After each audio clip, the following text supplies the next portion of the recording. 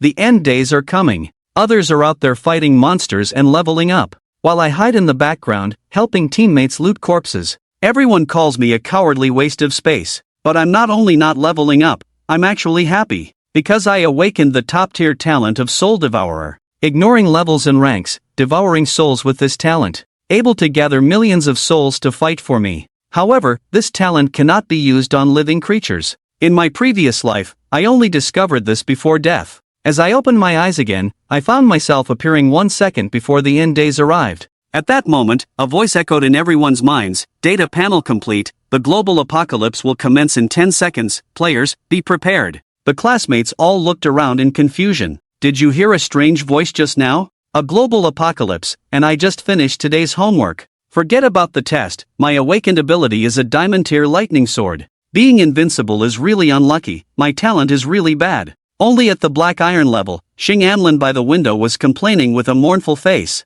At that moment, the window suddenly shattered, and a mantis-like monster rushed into the classroom. With a swift slash, Xing Anlin was cut in half. Watching the chaos of my classmates, all scrambling towards the classroom door. Instead of retreating, I moved closer to the mantis monster, knowing as a reborn player that its weak spot was at the neck. As I picked up a stool to attack, a lightning sword struck the mantis's face before I could. "Get the hell out of the way, watch me with my lightning sword." Zhao Hui's sneak attack succeeded, the sound of the attack echoed. The fear in my eyes vanished in an instant, turning into extreme arrogance, but the lightning sword he threw not only failed to kill the monster but instead completely enraged it. As the mantis viciously lunged, Zhao Wei could only continuously throw lightning swords to block it. I took the opportunity to approach Xing Anlin's corpse, placing my hand on it to activate the ability to devour players' souls. 1 soul point gained, plundering the black iron ability of reconnaissance. Whether to retain the soul consciousness, I hesitated slightly and chose to devour human souls, with the option of retaining consciousness appearing. When my soul is strong enough, perhaps I can train it into a soul rank and make it my assistant. Up to this point, I turned my gaze to Xiao Wei not far away, even though he never hit the mantis's weak spot once. But under his relentless bombardment, with a final cry, the mantis met its end, truly living up to the diamond-stitched ability. As the battle ended, I immediately approached the corpses, devouring the soul of a level 1 monster. My soul points increased by 2, and I obtained the ability to plunder the bronze blade arm. Unlike humans, monster souls usually do not retain consciousness. Just as I withdrew my hand from the corpse of the blade-armed mantis, I heard a displeasing voice from behind. "Luli, what are you doing?" When Yen Xiao Wei also looked at me, his expression changing constantly.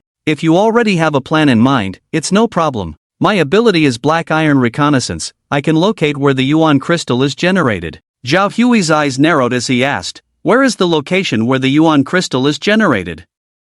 I spoke up, while taking a step back. Zhao Hui raised his chin towards Yin Zian, instructing him to take out the Yuan crystal. Yin Zian's awakened ability is the Standing Palm, a silver-tier ability. In the early stages, the combat power is low, but surprisingly suitable for opening up enemies. Yin Zian quickly handed the black round crystal to Zhao Wei, who is a first-tier round whale. Players can level up by absorbing round whales. A first-tier round whale provides 1 experience point, while a second-tier round whale provides 10 experience points, and so on. However, players can only absorb 10 round whales per week, but there is no restriction on the tier of round whales they can absorb. The mystery behind this is currently known only to me. Without hesitation, Zhao Wei absorbed the reinforcements, adopting a superior posture. "We need to find a way to get more reinforcements, only then can we become stronger quickly." Yin Zian immediately agreed, instructing everyone to split up and hand over the reinforcements to Zhao Gu. Hearing this, dissatisfied voices arose from the crowd. Why should we risk our lives to obtain reinforcements, only to give them to Zhao Wei for nothing?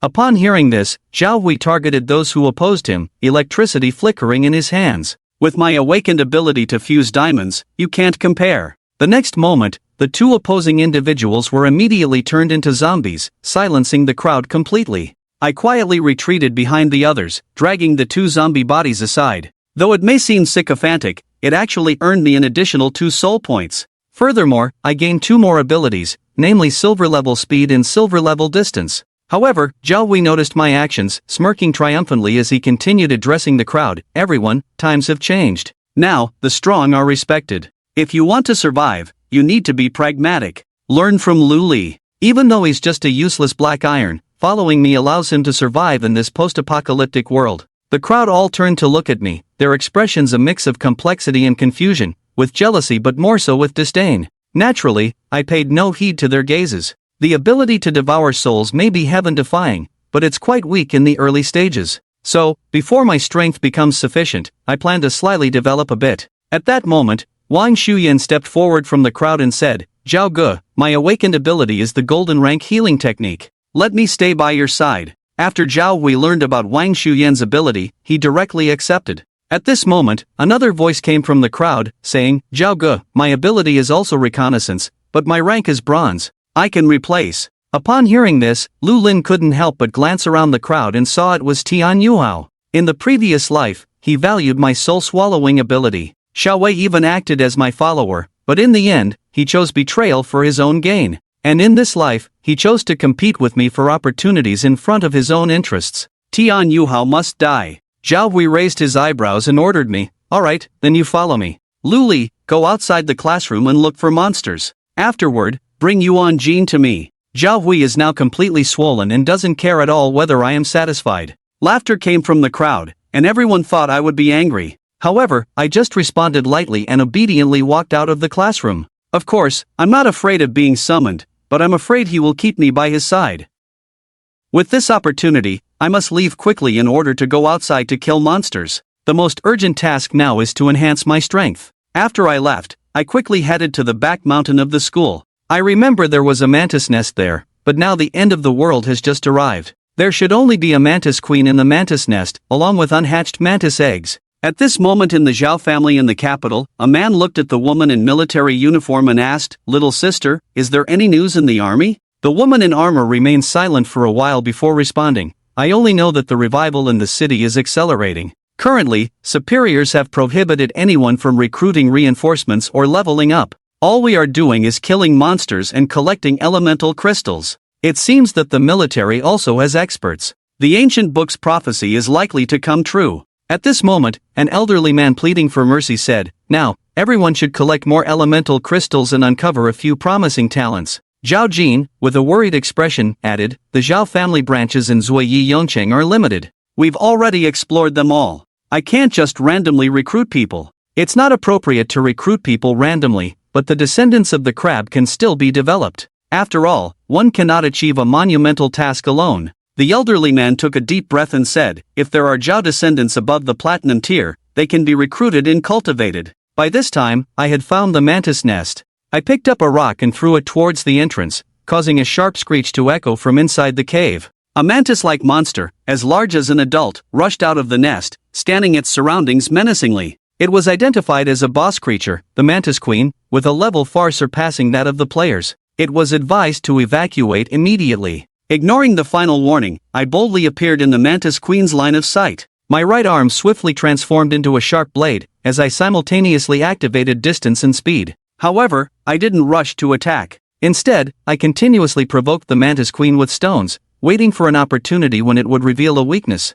Finally, unable to tolerate it any longer, the mantis queen lunged towards me. I shifted my steps, swiftly lunged towards the ground, the wind blade formed by my right arm piercing straight into the mother insect's abdomen, creating a gash with the momentum and intense force. The defeated mantis mother insect immediately turned around, attempting to escape back to its nest. I accelerated forward, swiftly striking down the mother insect's head with my blade, detecting the departure of players, becoming the first player in the world to kill both a lord and a creature. Should I immediately make a global announcement? By adding a note to the global announcement, I could obtain a hand-kill treasure chest, but I decisively chose to set aside the reward. My own strength is not yet formidable, standing out will only lead to trouble. Subsequently, I extracted a second-order elemental crystal from the mother insect's head, yet I did not absorb it, instead placing it in my pocket. Immediately after, I launched Soul Devour on the mother insect's corpse, devouring the soul of a level 5 monster, bolstering my divine soul points. Plunder ability Silver Blade Execution, Plunder ability Golden Insect Swarm Intimidation. Detected the possibility of upgrading the ability Blade Coin, triggering the advancement task. I raised an eyebrow and directly chose to trigger the task. Without relying on items, the rank of abilities cannot be promoted. However, I can devour the same abilities, triggering the advancement task, allowing the abilities to smoothly advance upon task completion. Failure in the task only results in the disappearance of abilities, with no impact on myself. However, the advancement of blade coins requires killing 100 mantis within 24 hours. Seeing this impossible task, I could only shake my head helplessly. Now, I need to clean up the nest. Each egg can provide me with a small amount of divine soul points. Accumulating them together will also be a considerable wealth. Just as I was about to enter the cave, a praying mantis mother suddenly rushed out from the entrance. As I was preparing to kill the mother insect in front of me again, a cry came from behind, "Luoli, run over here quickly." Hearing this, I hesitated for a moment and immediately retreated. 3 figures quickly appeared in my sight, and one of them was Sushia. In the previous life, I had little interaction with Sushia. After leaving school at the beginning of the apocalypse, I never saw this girl again. "Luoli, why are you here alone?" Sushia quickly asked, pressing down with both palms, and a faint light appeared around her. Seeing the power amplification ability, my pupils constricted. The power amplification ability can temporarily enhance the abilities of all players within range, making it extremely valuable after the apocalypse. Seeing the mantis mother, Sushia immediately shouted, "Wang Chao, Meihan, quickly block that monster." Soon, a fat and a thin boy displayed their abilities. The fat boy Wang Chao's skin hardened all over, resembling armor. The thin boy Meihan pulled back his arms, forming a flaming longbow. Although the two were still somewhat uncoordinated, teamwork was essential, with Sushia naturally taking the lead. I calmly asked, "Why did you come to the back mountain? Isn't it obvious?" "I was worried you might get into trouble," he said.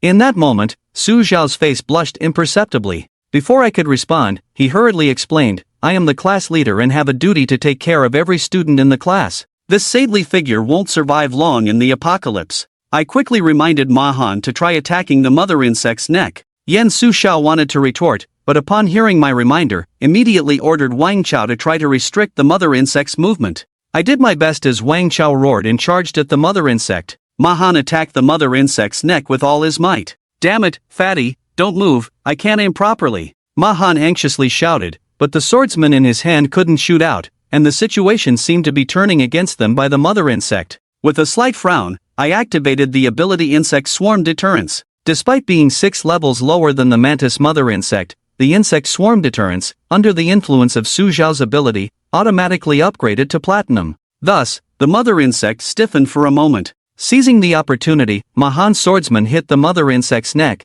causing the ferocious mother insect's head to unexpectedly fall to the ground and die instantly. At this moment, both Wang Chao and Mahan were dumbfounded. They couldn't believe that they had managed to kill a level 6 lord creature. Ignoring the stunned trio, I approached the mother insect's corpse and activated Soul Devour, absorbing the soul of the level 6 monster, gaining 15 soul points. Plundering ability, Golden Blade Arm. Plundering ability, Golden Insect Swarm Deterrence. Detecting the ability Blade Arm, it can be upgraded a second time. After completing the upgrade task, it will automatically advance to Platinum. Detected the intimidation of the ability Worm Swarm, can advance the advanced mission. Within 24 hours, surpassingly kill a player. The mission rewards 3 challengers' chests, and the intimidation of the ability Worm Swarm advances to the Platinum tier. At this moment, Wang Chao had already taken out an orange round crystal. It turned out to be a 3 realms yuan crystal. After fully absorbing this crystal, it might increase by 100 points, experience points, right?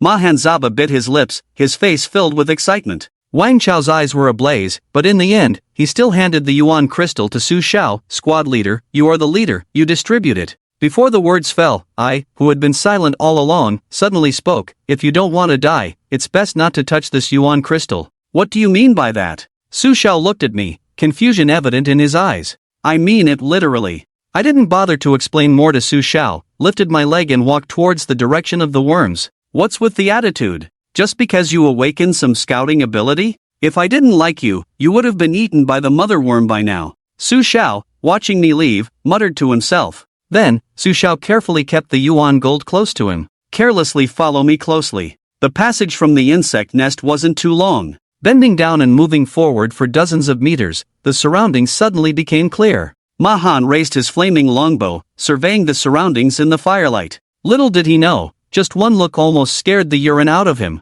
Within the vast underground space, it was filled with densely packed insect eggs, slowly wriggling in the reflection of the firelight. "With so many insect eggs, if they all hatch," Sushia murmured, unable to think further. "Once these insect eggs hatch, they will pose a huge threat to the school. Let us help you clean them up.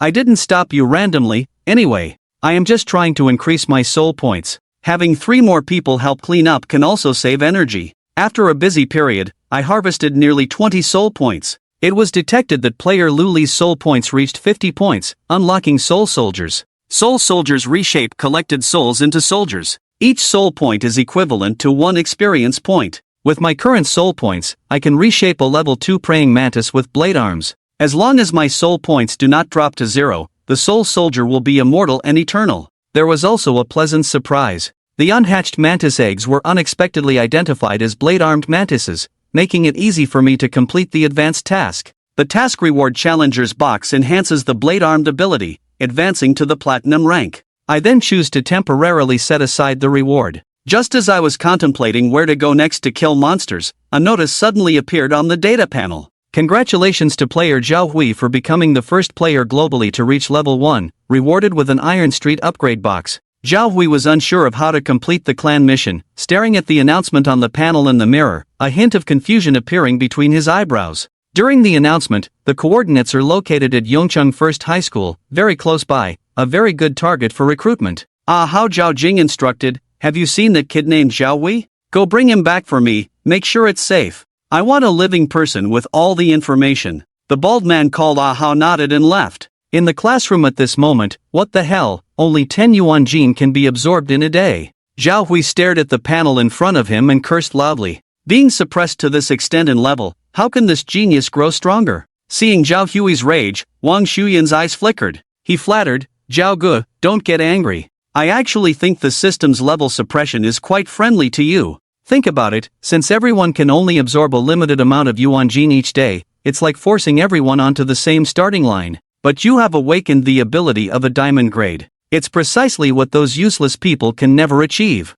Under the same level conditions, you always stay ahead. Indeed, in this case, the level restrictions are actually beneficial to me. After listening to Wang Shuyan's explanation, Zhao Hui's face showed a hint of joy. Throwing the yuan crystals in his hand forward, you can absorb these 3 yuan crystals. Follow me, I won't let you lose out. Wang Shuyan hurriedly caught the yuan crystals, her smile becoming even more charming. Thank you, Zhao Gu. Seeing this scene, Yin Ziyan seemed to be ingratiating. Zhao Gu, you are now the world's first level 1 player. I saw in the announcement that there's an upgrade chest. How about opening it to show everyone? Zhao Hui in a half-smile, half-serious manner, you should open your eyes. Yin Ziyan immediately realized he misspoke. Zhao Gu, I didn't mean that. But before he finished speaking, he was struck by a lightning bolt, sending him flying backwards, crashing into a large table. Wang Shuyan could only say, don't let my brother die like this, as Zhao Wei coldly gave the order. The next moment, a green light fell on Yin Ziyan, healing the wounds caused by the lightning sword, but the pain didn't dissipate as quickly. Zhao Gu, I was wrong. The now recovered Yin Ziyan knelt before Zhao Wei. If you act like a dog, be aware of it. Don't try to be clever. Zhao Hui's words were filled with arrogance, showing he didn't regard Yin Ziyan highly as a person. Guard the door. I don't want to see your miserable face right now. Hearing this, Yin Ziyan hurriedly left the classroom. Zhao Wei opened the treasure chest, emitting a dazzling red light, revealing a blood-red spherical crystal inside. It's actually a second-order spherical crystal. Tian Yuhao spoke first, having prepared to investigate before the chest opened, eager to show his usefulness and flatter Zhao Wei. I thought spherical crystals only came in black and gray, didn't expect to see a red one. Zhao Gu really broadened our horizons, Wang Shuyan quickly added, a hint of greed flashing in his eyes. As Zhao Wei gazed at the second-order circular crystal, a graceful figure appeared in his mind. If he could use this second-order circular crystal to recruit Sushia, it should work out well. That woman's abilities are very useful. It's a pity that she misunderstood his initial aggressive approach, but it's okay. With women, just flatter them with gifts, and you can definitely easily win them over. Thinking about this, a smile involuntarily appeared on Zhao Hui's face. A successful man like him must have a few beautiful women by his side. Just as Zhao Wei was envisioning a bright future. On the corridor outside the classroom, Yin Ziyan's voice suddenly rang out. Brother Zhao, Luli is back. How did this useless Luli come back? Let him in quickly. Yin Ziyan and I then walked in one after the other. However, after I entered the classroom, I didn't speak. Instead, Yin Ziyan eagerly said, Brother Zhao, Luli has brought something good. Hearing this, Zhao Wei furrowed his brow. What good thing? Yin Ziyan approached Zhao Wei and said. The latter was completely unprepared, his attention entirely focused on Yin Ziyan's hand. It was a circular crystal, a vivid blood-red color. At that moment, the second-order circular crystal left Zhao Wei somewhat stunned, making him instinctively glance at the one in his own hand. However, Zian did not reply. Instead, he suddenly extended his claws. As Xiao Wei was completely unprepared, Zian's claws effortlessly pierced his neck. Zian, stop! Wang Shuyan was extremely terrified and instinctively wanted to use his abilities to heal Xiao Wei. Zian didn't give him a chance at all, pulling out his claws and stabbing repeatedly, almost crushing Xiao Wei's neck. Whoever helps him, I'll kill them. Zian laughed wildly, treating me like a dog? You're not worthy. Tian Yuhua shouted in alarm, Zian, you killed Xiao Wei, who will protect us? Zian turned abruptly and said, do you really expect him to protect you? He's just using you, then indulging in pleasure. I can kill those monsters too. With that, Zian threw Xiao Wei's body forward, let out a defiant roar. Is there anyone else willing to stand up for this dead man? The classroom was extremely quiet at this moment, everyone silent. I, who had been in the background, suddenly stepped forward, reaching out to touch Xiao Wei's face. Lu Chen, stop pretending. Don't think I don't know what you're planning in your heart. Zian wiped his face with claws covered in blood, not showing any signs of weakness. What else do you know? Speak up, let's cooperate and make a name for ourselves in this apocalyptic world. Upon hearing Zian's words, everyone in the classroom looked at Lu Chen with some surprise. So, all these changes were orchestrated by this black iron waste? Lu Chen sighed and calmly replied, nothing much. I just happened to be lucky enough to come across this second-tier elemental crystal. If you don't believe me, you can ask Sushia. Before the words could settle, Sushia entered with Wang Chao and Mahan. The squad leader first glanced at the body on the ground, then furrowed his brows and said, that's right. It was a monster internal conflict. A level 6 mother insect killed a level 5 mother insect, and the second-tier elemental crystal came from that level 5.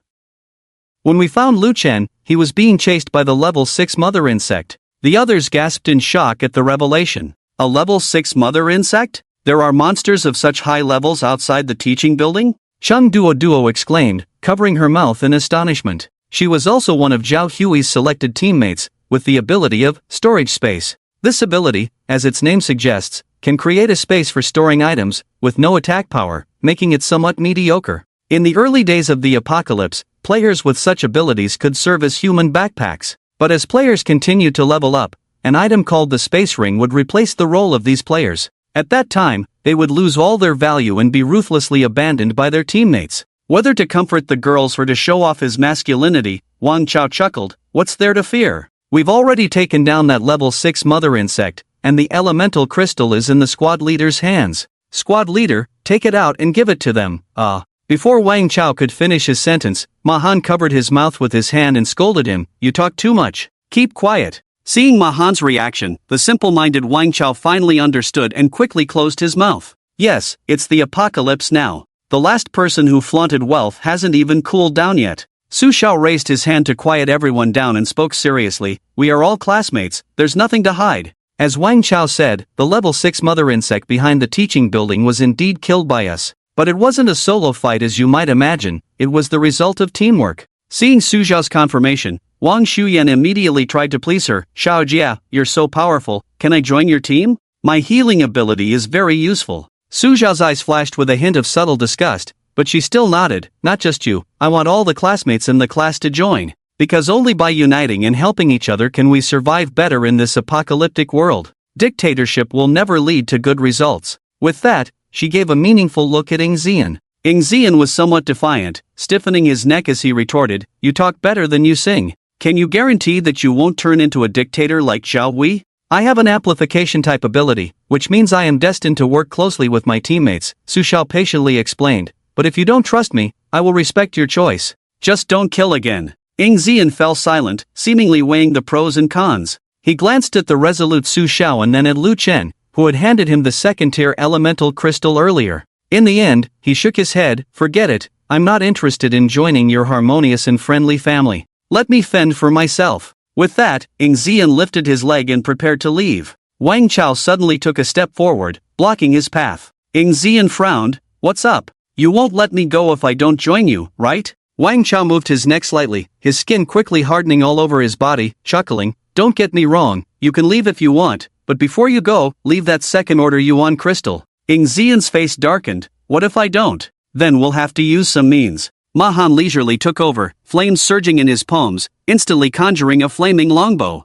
The tension rose once again. But this time, they didn't start fighting. After a brief standoff, Zian snorted coldly and threw the yuan crystal on the ground. Here, take it, don't stop me anymore. With that, she left the classroom without looking back. Sushia picked up the yuan crystal, casting a complex look at Lu Chen, who was keeping his distance. This guy, did he plan everything in advance? Taking the yuan crystal handed by Wang Chao, Sushia walked towards Lu Chen, extending an invitation. Lu Chen, do you want to join us? Lu Chen, who was reading about abilities, was taken aback, then shook his head decisively. No, I've told you, you're too self-righteous. Being your teammate might not end well. Sushia blushed, suppressing her anger and retorted, we are classmates, we should help each other. Besides, do you think you can live longer by fighting alone than with us? Lu Chen nodded without denying. Unreasonable. Sushia thrust the second-order yuan crystal into Lu Chen's hand, then turned and walked towards the crowd. On her way back, she found Wang Shuyan squatting next to a body, struggling to pry open Zhao Hui's clenched fist.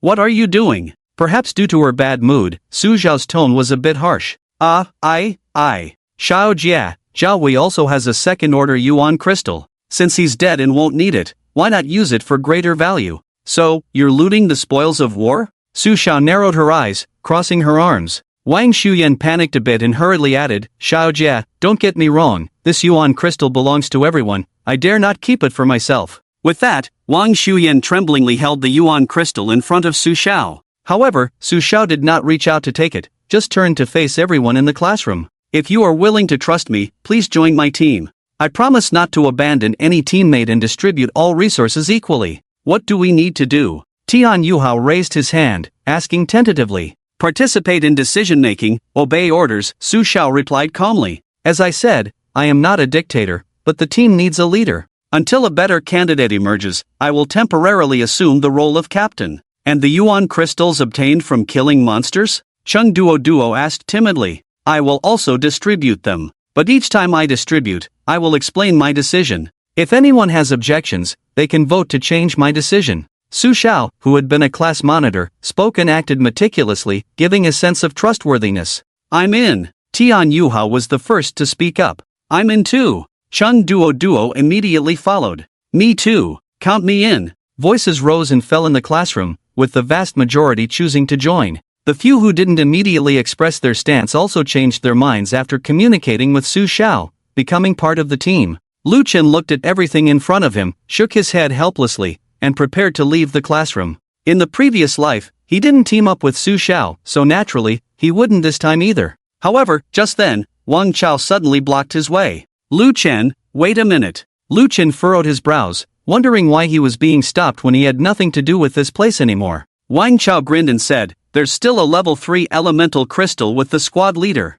It's fine if you don't join us, but how do we divide that thing if you don't stay to discuss it? Lu Chen was somewhat surprised. In his previous life during the apocalypse, he had been struggling and scheming with others almost every minute. The despicable deceitfulness had almost made him forget about the qualities of honesty and trustworthiness in human nature. Phew! Lu Chen let out a sigh and replied, I didn't contribute much in the battle, so you guys can keep the elemental crystal. Upon hearing this, Wang Chao became a bit anxious. Don't. Without the weaknesses you provided, how could we have defeated that mother mantis in one go? Even if we are brothers, we still need to settle things clearly, don't you agree? Lu Chen couldn't help but smile wryly. Alright then, you have Su Xiao give me that level 2 elemental crystal, and we'll call it even. Wang Chao nodded and immediately ran towards Su Xiao. A level 3 elemental crystal contained 100 experience points, while a level 2 elemental crystal contained 20 points. In terms of merit, Lu Chen was actually at a disadvantage, but then again, if Wang Chao hadn't suggested sharing,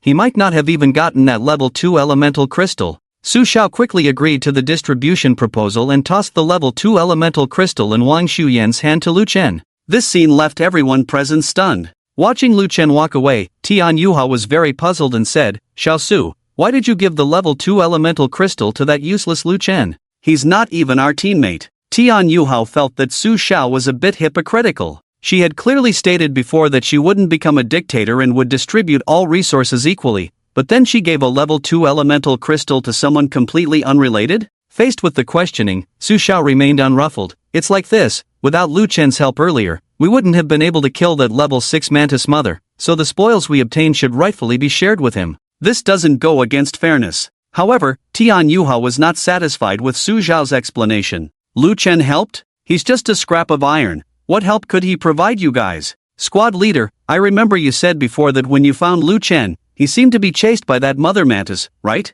You're not trying to win his favor by using the team's resources, are you? Tian Yuhao's words carried a strong sense of bitterness. Sushia furrowed her eyebrows, seriously looked at her classmates in front of her, and then somewhat impatiently said, "The Black Iron Tears, Scout, is not useless. Lu Chen knew the weakness of the mantis mother, which is why we were able to kill it smoothly. Tian Yuhao, your awakened ability is also, Scout, don't you know this?" What? Tian Yuhao momentarily doubted his own ears. His own awakened ability was, Scout, and he knew that besides sensing the location of elemental crystals in corpses, the main function was to increase his own vigilance. Checking item information and such was an extended function only available to his bronze tier, Scout. And this scrap Lu Chen could actually discern the weakness of monsters through the Black Iron tier, Scout? How was that possible? Seeing Tian Yuhao's shocked expression, Sushia was puzzled and asked, "What's with that expression? You seem very surprised?" "Of course," Tian Yuhao muttered, still trying to process it, the Scout ability can't possibly reveal the weakness of monsters.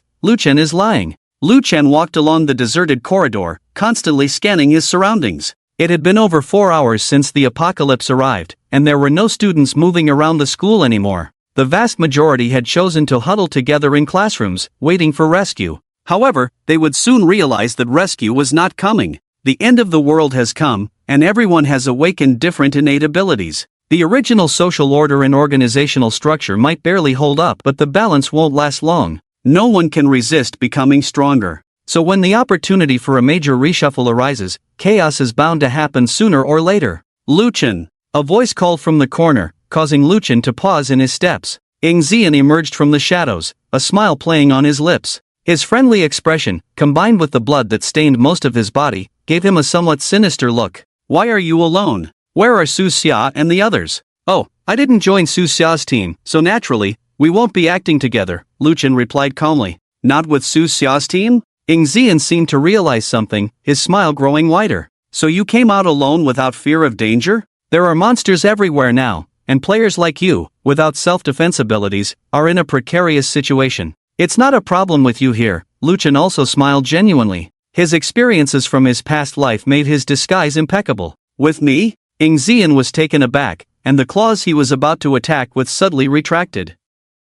"Right. I came out to find you because you said you wanted to cooperate with me." Lu Chen nodded. "I see," Ying Zian chuckled lightly, extending his hand towards Lu Chen. "Cooperation is fine, but you have to show some sincerity. A second-order elemental crystal?" Lu Chen pretended to look troubled. "I don't have it anymore. Don't play dumb." Ying Zian suddenly dropped his smile, his demeanor turning fierce. He grabbed Lu Chen's collar, threatening, "Don't think I don't know that Sushia gave you both elemental crystals. Hand them over now, or I'll kill you." Okay, I'll get it out now." Lu Chen feigned fear, trembling as he took out the elemental crystal he had prepared in advance. Seeing this, Ying Zian was delighted, snatching the crystal and absorbing it completely. The addition of 40 experience points caused Ying Zian to instantly level up twice, becoming a level 2 player. Player Ying Zian has become the first player globally to reach level 2. Should a global announcement be made immediately? Yes/no. Announce immediately. 2 jet black treasure chests appeared out of thin air. Feeling the growth of his own attributes, Ying Zian couldn't contain his smile. His speculation was correct. The tier of awakened innate talents didn't mean much. Only by absorbing high-tier elemental crystals and leveling up could one truly progress. By maintaining the top level, continuously obtaining upgrade chests, his strength would grow like a snowball. Lu Chen calmly watched Ying Zian's maniacal laughter, then glanced at the watch on his wrist. It was 11:50. 10 more minutes. At midnight on the first day of the apocalypse, the level rankings would be revealed. At that time, the top 100 players on the level rankings would be completely exposed to everyone's view. Simultaneously, the mechanism for challenging higher-level players would also appear. Anyone who could kill a player on the level rankings would receive a slaughter chest. In the early stages of the apocalypse, the slaughter chest was one of the few ways to obtain legendary items. Players like Ying Zian, without any faction background, would undoubtedly be seen as easy targets by those large factions. However, Ying Zian was oblivious to this. He simply ordered arrogantly, "Lu Chen, find a safe place. I'm going to open the chest." In Ying Zian's eyes, Lu Chen, who had awakened the ability to detect, was no different from an ant. This kind of weakling without combat power could be crushed with a finger anytime, anywhere. So Ing Zian didn't even bother to guard against Lu Chen. Lu Chen showed no resistance at all. He didn't even hesitate, a smile of approval spreading across his face. Let's go to the multimedia classroom, it's empty there, probably the safest. The two walked side by side towards the multimedia classroom, unaware of the gaze following them from behind. At the same time, a heavily reinforced Hummer crashed through the school gates with a loud bang. The huge noise startled the people hiding in the duty room. Laoli, what's happening outside? Has a monster come? A middle-aged woman in her 40s shrank in a corner, her eyes full of fear fixed on the duty room door. He Pei-chin, a Chinese teacher at Izhong. She had intended to wait at the door to catch late students, but the apocalypse arrived, trapping her in the duty room with a mantis monster.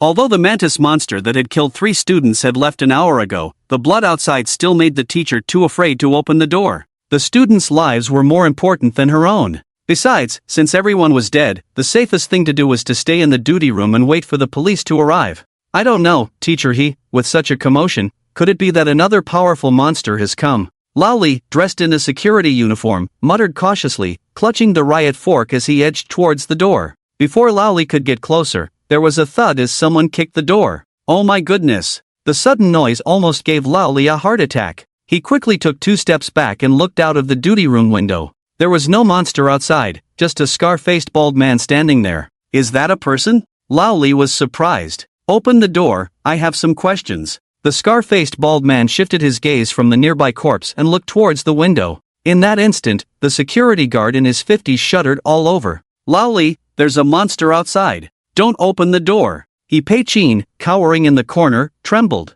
Another kick on the door was heard, indicating that the scar-faced man outside was losing patience.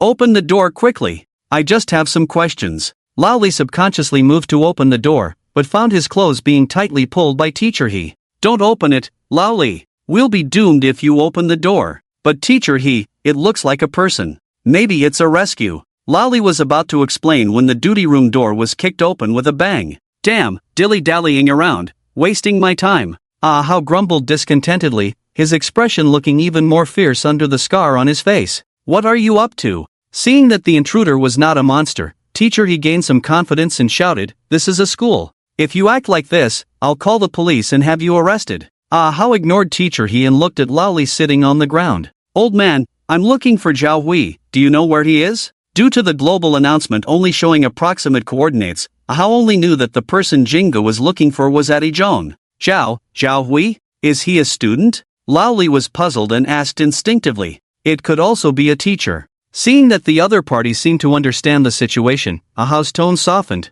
However, before he could continue, teacher he screamed again. Hey! I'm talking to you. You look like a troublemaker, so be smart and leave now. Don't regret it when the police come later. Ahao furrowed his brow and reached for his waist. Just as teacher he was about to continue yelling, she found herself facing a dark barrel. You're really noisy. Ahao had thought that pulling out his gun would shut the woman up, but what happened next took him by surprise. Only to see teacher he advancing instead of retreating, swiftly pulling out the handgun, her shouts growing louder. Who the hell do you think you are? Trying to intimidate me with a toy gun? Do you know how long guns have been banned in Huaxia? Do you really think this is the land of the free and brave like America? If you have the guts, then shoot. Come on, shoot. Ahao was a bit puzzled. He never expected the woman in front of him to be so oblivious to the situation. But since she had made a demand, he had no reason to hesitate. Just as he was about to pull the trigger, Ahao suddenly remembered something and tapped his own head. Then, he reached for a black metal tube about the length of a finger from his waist and twisted it onto the gun barrel at a steady pace.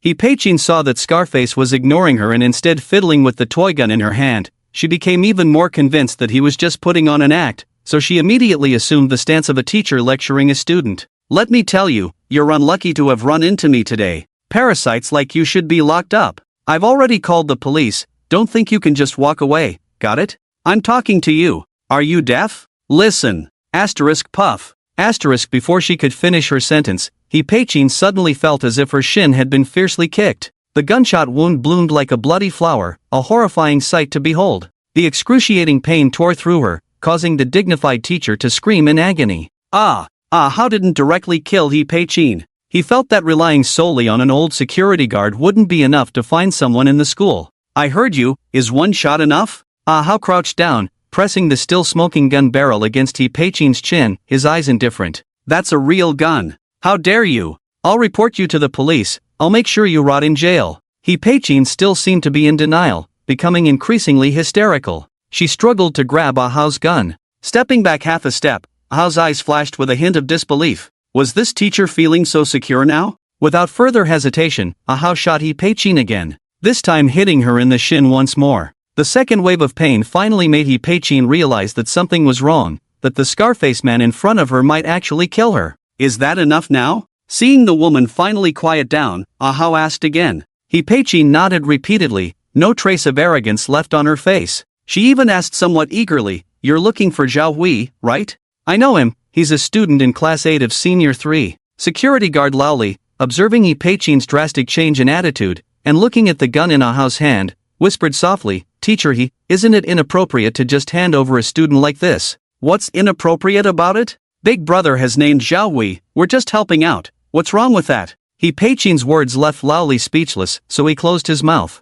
Ah Hao nodded in satisfaction, then lead the way to find him. He Peichin, her face covered in cold sweat, forced a smile, "But big brother, my leg is injured, I can't walk."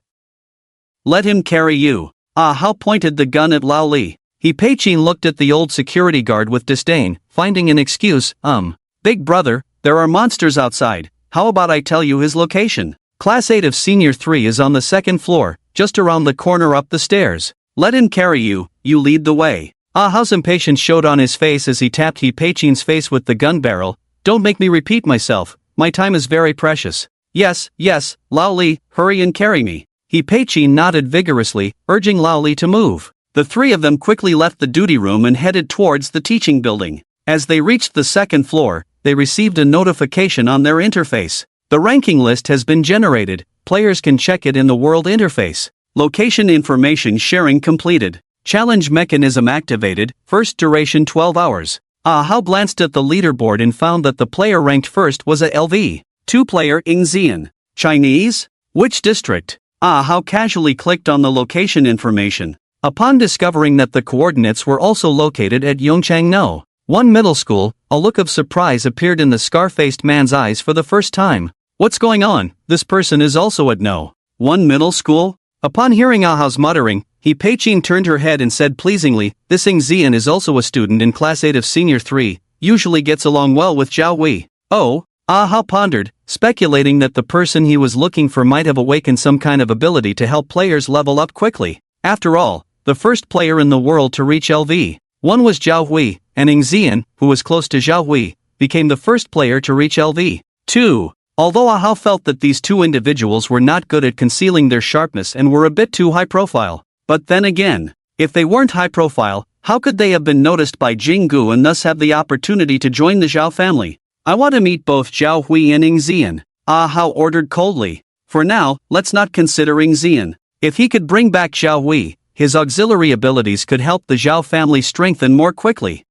Maybe his ability is similar to Sister Hong's." The Sister Hong in Ah Hao's mouth was Zhao Jing's wife, Luo Hong. At the beginning of the apocalypse, she awakened a very special ability, corpse crystallization. This emerald tier ability allowed Luo Hong to crystallize all the corpses she touched into elemental crystals. The same monster, when killed by an ordinary player, would only yield one elemental crystal. But under Luo Hong's ability, the corpse itself could also crystallize into an elemental crystal, greatly increasing the speed of obtaining elemental crystals. Just as Ah Hao was envisioning a beautiful future where the Zhao family would progress quickly and steadily, He Peichin's pleasing voice interrupted. Big brother, we're here." Ah Hao glanced at the class sign at the door and stepped in. There was a strange smell in the classroom, as if pieces of bloody meat had been fried on a pan. The desks, chairs, and stools were scattered around, piled up in a corner. The dozen or so students nearby seemed to be discussing something, but when someone entered, they all closed their mouths and looked over. "Is there anyone named Xiao Wei here?" Ah Hao brandished his gun and asked a student not far away. The students all shrank back in fear, except for a pretty girl who walked out. "Are you Xiao Hui's family?" Before Ah Hao could speak further, He Peichin shouted again in a hoarse voice, "Sushia, just because you're the class monitor doesn't mean you can talk so much nonsense, quickly get Xiao Wei out." Sushia furrowed her brows, didn't ask any more questions, and instead pointed to the corpse piled in another corner of the classroom. "Xiao Wei is already dead." "Dead?" He Peichin screeched like a rooster being strangled. Ah Hao's face darkened, and he quickly walked towards the corpse in the corner. After a glance, he checked the leaderboard carefully. Indeed, Zhao Hui's name had disappeared. It wasn't that he had been pushed out of the top 100 by the leaderboard, but that he had completely and utterly disappeared. How did he die? Looking at the pitiful sight of Xiao Wei on the ground, Ah Hao's tone was somewhat cold. Not because his sense of justice was outraged and he wanted to avenge Xiao Wei, but because Zhao Hui's death directly spelled failure for Ah Hao's mission. This was the task entrusted to him by Zhao Jing. There should have been no mishaps. Su Xiao, seeing the unfriendly expression on the scar-faced man, hesitated and asked, "Who are you exactly? Are you Zhao Hui's family?" Ma Han tugged at Su Xiao's sleeve and whispered, "Monitor, this person has a gun in his hand and doesn't seem like a good guy. Shouldn't we just tell him the truth directly?" Su Xiao responded softly, "I see it too, that's exactly why I can't tell him. Young lady, I'll ask you again. Who killed Zhao Hui?" Ah Hao stepped forward slowly, aiming the gun at Su Xiao's head. Su Xiao trembled slightly, but there was no trace of fear in her eyes. "I won't tell you unless you reveal your identity," she said. Ah Hao smirked, showing a sinister smile. "No, then prepare to die." Just as Ah Hao's finger was about to pull the trigger, someone suddenly ran in from outside. "Su Xiao, Tian Yuhao's words came to a sudden halt as he stared in surprise at the scar-faced man in front of him. "Uncle, what are you doing here?" "Ha?" Ah Hao turned his head, also taken aback by Tian Yuhao at the door. "Xiao Hao, what are you doing here?" "I'm studying here. It's been a while since I last saw you, uncle." Tian Yuhao stood at the door, looking very composed. "Oh, I came to find someone, but it turns out the person is dead." Ah Hao didn't hide it from his nephew, pointing his gun at the body on the ground. "Xiao Hao, do you know who killed Xiao Wei?" Tian Yuhao was stunned, and the answer blurted out, "I know, it was Ying Xian." Tian Yuhao. Su Xiao wanted to stop him, but it was too late. "Ying Xian did it?" Ah Hao's brow relaxed, asking further, "The Ying Xian who ranks first on the leaderboard?" "Yes." Tian Yuhao glanced at Su Xiao, his previous hesitation instantly disappearing. "It was him, I saw it with my own eyes." Tian Yuhao was not stupid, he could see the situation clearly at a glance. In the apocalypse, might makes right. Ah Hao's gun was the strongest force in this school, and as Ah Hao's nephew, Tian Yuhao's status naturally rose. What teamwork! What resource sharing! Under Uncle's gun, Tian Yuhao's words were law. Su Xiao, just a good-looking hypocrite. Well done. Ah Hao nodded approvingly at Tian Yuhao. "Do you know where this Ying Xian is now? I need to find him." Hearing this, Su Xiao breathed a sigh of relief. Fortunately, Ying Xian had already left, and no one knew his whereabouts. Otherwise, revealing it to the scar-faced man would likely result in being shot dead. Before Su Xiao could relax completely, Tian Yuhao's confident voice rang out, "I know. Ying Xian and Lu Chen went to the multimedia classroom, seems like they're getting ready to open the treasure chest. Uncle, let's hurry and go, we'll definitely get some good stuff." "Very well, lead the way." Ah Hao's face lit up with satisfaction. Su Xiao stepped forward quickly, trying to stop them. "Tian Yuhao, with the outbreak of disaster, we should unite instead of killing each other." Tian Yuhao sneered. "Su Xiao, put away your overflowing saintly heart. You should be glad that my uncle is looking for Ying Xian, not you." "Xiao Hao, let's go," Ah Hao urged at the door. Tian Yuhao followed the scar-faced man quickly, leaving Su Xiao standing there with a complex expression. "Monitor." Ma Han spoke up, "If someone seeks revenge, Ying Xian brought it upon himself.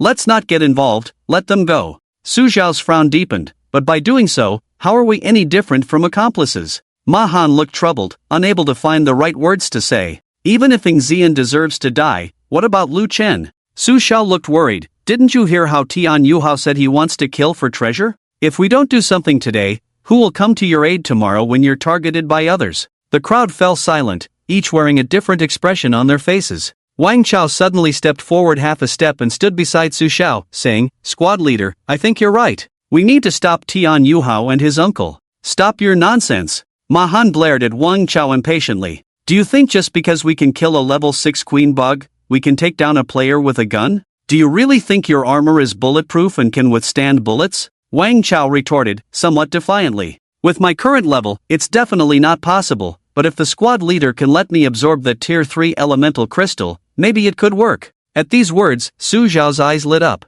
"Wang Chao, are you serious?" "Of course." Wang Chao nodded earnestly. "My armor can increase defense attributes as my level rises, and with your amplification, blocking bullets shouldn't be a problem." "Alright, then absorb it quickly." Sushia didn't hesitate and took out the elemental crystal to give it to Wang Chao. At this moment, Wang Shuyan, who had been silent all along, suddenly spoke up. Wait a minute, Xiao Jia. Didn't you say that resources within the team should be distributed evenly? The Tier 3 elemental crystal is so precious, how can you just give it away like that? I think the priority should not be meddling in others' affairs but improving our own strength. If our team is strong, then we will only be the ones taking from others in the future. How could others possibly take from us? Wang Shuyan's words resonated with the crowd, and many who had already disagreed with Su Zhao's actions began to speak up in agreement. Yeah, why bother with that useless Lu Chen? It's too wasteful to give the Tier 3 elemental crystal to just one person. Wang Chao's defense talent doesn't really boost the team's strength much at level 3. I think the elemental crystal should go to the healer, so we don't have to worry about dying next time we get injured. Exactly, squad leader, let's not get involved in this mess. Seeing the public opinion swaying in her favor, Wang Shuyan's face revealed a smug smile. Joining Su Zhao's team was only for that Tier 3 elemental crystal. As long as she could successfully absorb it, her LV3 healer status would be highly sought after wherever she went. Su Zhao remained silent, simply waiting for the crowd to discuss. On the other hand, He Pei-chin, who had been quiet, suddenly exclaimed happily, Healer, Wang Shuyan, is your ability to heal injuries? Come and help me. Wang Shuyan was taken aback but realized this was a good opportunity to showcase her skills, so she immediately stepped forward to use her ability. In order to ensure she could obtain the Tier 3 elemental crystal, she intentionally reduced the intensity of her ability release. Seeing the wound still not healing, He Pei-chin became a bit anxious. Wang Shuyan, your ability isn't working, my wound still hurts. Wang Shuyan pretended to feel guilty. Teacher up to now, I'm still LV0, haven't leveled up, so my ability strength isn't enough.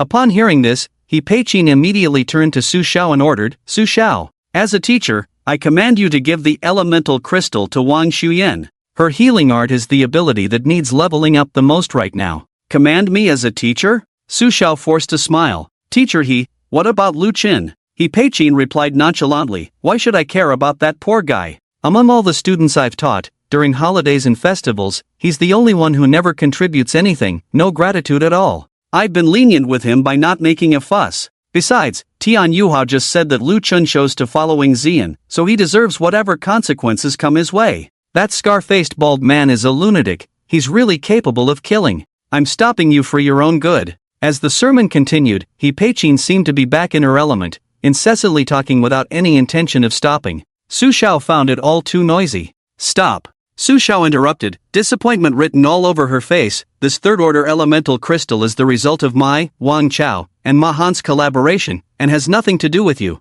It's not up to you to decide who it should be allocated to. Wang Chao, let's go. With that, she stuffed the elemental crystal into Wang Chao's hand and walked towards the door without looking back. Hey, squad leader. Ma Han, seeing Su Xiao really intended to leave, hurriedly caught up. Wait, fatty. I'm going with you guys. He Pei-chin cursed angrily, Su Xiao. You little bitch, come back to me. What are you fools standing there for? Go stop her and snatch back the elemental crystal. The crowd fell silent, no one moved. Although everyone felt that Su Zhao's decision was biased, in the end, that third-order elemental crystal belonged to someone else. Even if they wanted to snatch it, their abilities were no match for Wang Chao and Ma Han. Chung Duo shrank in the crowd and cautiously said, shouldn't we go with Sister Xiao as well? If there are more people, maybe we can really. Shut the hell up. Wang Shuyan furrowed her brows, looking ferociously at Cheng Duo. If you want to go to your death, go by yourself, don't drag everyone down with you. Cheng Duo shrank like a frightened little fish and disappeared into the crowd once again.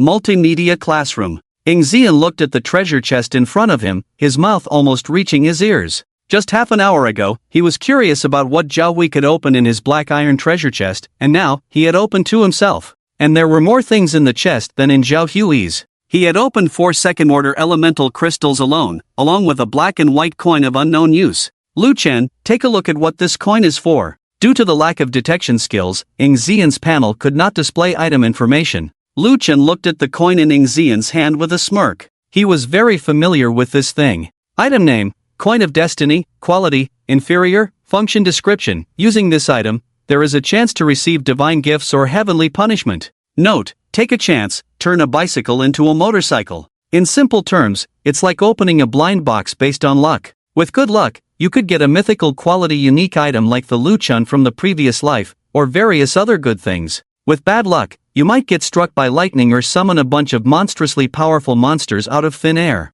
The Coin of Destiny, a magical item that gambling enthusiasts both love and hate. The Luchun from the previous life didn't like gambling, but he still carried one as a talisman. Unexpectedly, this unintentional act gave him a chance to start over at the last moment. Lu Chen withdrew his gaze and calmly said, "This thing is called the Coin of Destiny. It's very luck-based. I suggest you not use it blindly." The Coin of Destiny was inspected and its contents appeared on the panel. Ying Zian completely ignored Lu Chen's advice, his eyes fixed greedily on the words divine gifts in the description. Divine gifts.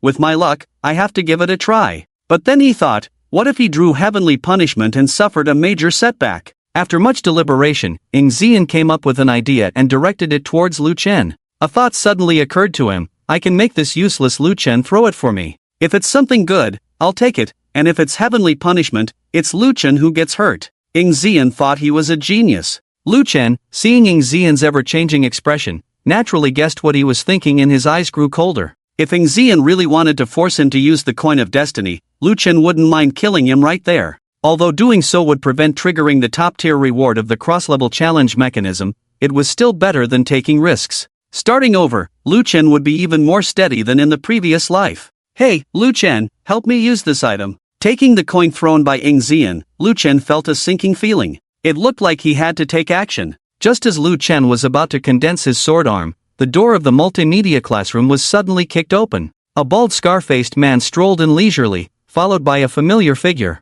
Tian Yu Hao? What are you doing here? Ying Zian, sensing trouble, spoke up. His hands turned into sharp claws simultaneously, exuding a strong killing intent. Tian Yu Hao squinted at Ying Zian, then shrugged and said, "Nothing much, someone is looking for you." "Let me introduce, this is my cousin-in-law." Hao casually glanced at Ying Zian and asked, "I heard you killed Xiao Wei, is it true? So what if it is?" Ying Zian retorted, "But what about the stuff on his body?" Hao pretended to sigh with regret. "Naturally, I took it." "What? Do you want to avenge him?" Ying Zian, though arrogant, was unsure of the opponent's strength and refrained from acting recklessly. "No, I have no relation to him. Why would I avenge him?" Hao swayed his body, looking relaxed. "But my boss specifically wanted to find him. Now that he's dead, I can't go back empty-handed." Ying Zian looked puzzled. "So what do you want?" Hao smiled, and the scar on his face seemed to come alive, resembling a twisted crawling centipede. "Simple, hand over your valuables, or leave your head." "What? Am I hearing this right?" Ying Zian widened his eyes, feigning surprise. "Do you know who is currently ranked first on the leaderboard?" "Oh, who is it?" the bald man teased. "It's me, Ying Zian." As soon as the word Z left his mouth, Ying Zian charged fiercely towards Hao. Ying Zian was well aware that despite his superior ranking among the others present, his abilities were close combat-oriented. His earlier posturing and sudden attack were a combination to mask his own shortcomings. His plan was simple, as long as he could quickly close the distance between them, regardless of any extraordinary abilities Hao might possess, he was confident he could take him down. After all, Xiao Wei had met his end at Ying Zian's hands. As for Tian Yu Hao, a waste with a similar awakened ability in reconnaissance, he was not a concern at all. However, just when Ying Zian thought his plan would succeed, the bald man's face twisted into a sneer, and he swiftly raised his right hand. Pew pew! Gunshots rang out. 2 bullets hit Ying Zian's chest, while another pierced through his head. "Idiot!" Hao looked at Ying Zian convulsing on the ground, disdainfully saying, "Claws, silver tier. Rising 2 levels made you think you were invincible? Naive." A blood-red treasure chest materialized out of thin air, landing at Hao's feet. Lu Chen knew this was the reward for killing a higher-ranked player. During the time the system for killing higher-ranked players was active, players outside the leaderboard who killed those on the leaderboard could obtain a kill loot chest. Similarly, lower-ranked players on the leaderboard who killed higher-ranked players could also get a kill loot chest. Tian Yu Hao looked excitedly at the chest by his feet and praised Hao. "Truly my uncle, 3 shots and the top player on the leaderboard is done for." Hao checked the magazine, saying, "Mozambique shooting technique, designed for swiftly moving targets. 3 bullets left. Should be enough." He then reloaded the magazine and aimed at Lu Chen not far away. Watching everything unfold before him, Tian Yu Hao's eyes revealed a sickening anticipation. "Lu Chen, if you hand over all your valuables now, kneel down and kowtow to us 3 times, my uncle might consider sparing your life." Upon hearing this, Hao cast a complex look at his nephew. On the way here, Tian Yuhao had warned him about Lu Chen's peculiar abilities, advising caution. Why did he suddenly become so fearless? Could it be because he saw himself kill someone? When Lu Chen heard Tian Yuhao shouting, his face darkened, and a murderous intent gradually appeared in his eyes. Tian Yuhao, what makes you think you can kill me? What makes me think so? Tian Yuhao felt as if he had heard a huge joke. Ha ha ha, Lu Chen, are you scared silly? Do you really think that by using props to find out the monster's weakness, you can be invincible? Your awakened ability is only at the Black Iron rank in detection. Do you think you can withstand 3 shots from my uncle? Props? Lu Chen was slightly stunned, then he guessed that Tian Yuhao might have misunderstood something. He could only know the weaknesses of various monsters by reliving once, but in Tian Yuhao's eyes, it turned into a fortunate coincidence, obtaining some special props. Lu Chen naturally couldn't be bothered to explain. He just narrowed his eyes and provocatively said to the scar-faced man, "Give it a try." As soon as he finished speaking, the gun in the scar-faced man's hand went off. 3 consecutive shots, bullets whistling, like a scythe of the Grim Reaper sweeping through. However, this scythe failed to hit its target. More precisely, it didn't hit Lu Chen. The bullets hit a monster that appeared out of thin air. Praying mantis with knife arms? Tian Yuhao's eyes widened in disbelief as he stared at the scene not far away. Right in front of Lu Chen, a pitch-black praying mantis with knife arms appeared out of nowhere. The 3 bullets shot directly hit the mantis's body. Tian Yuhao, you're dead. In the blink of an eye, the gray-black mantis and Lu Chen moved, one left and one right, each charging towards Tian Yuhao along different paths. Uncle, save me! Tian Yuhao, not expecting the situation to reverse instantly, was scared out of his wits and tried to escape. Compared to his nephew's panic, Uncle Aha was noticeably calmer. He was surrounded by a red mist, and his speed suddenly increased. In Ahao's view, the praying mantis with knife arms that appeared out of nowhere was clearly 100 times more dangerous than Lu Chen barehanded. So he chose to block the praying mantis with knife arms first. What Aha didn't know was that Lu Chen had already anticipated his intentions. As Ahao's figure was about to collide with the praying mantis with knife arms, Lu Chen's mind flashed.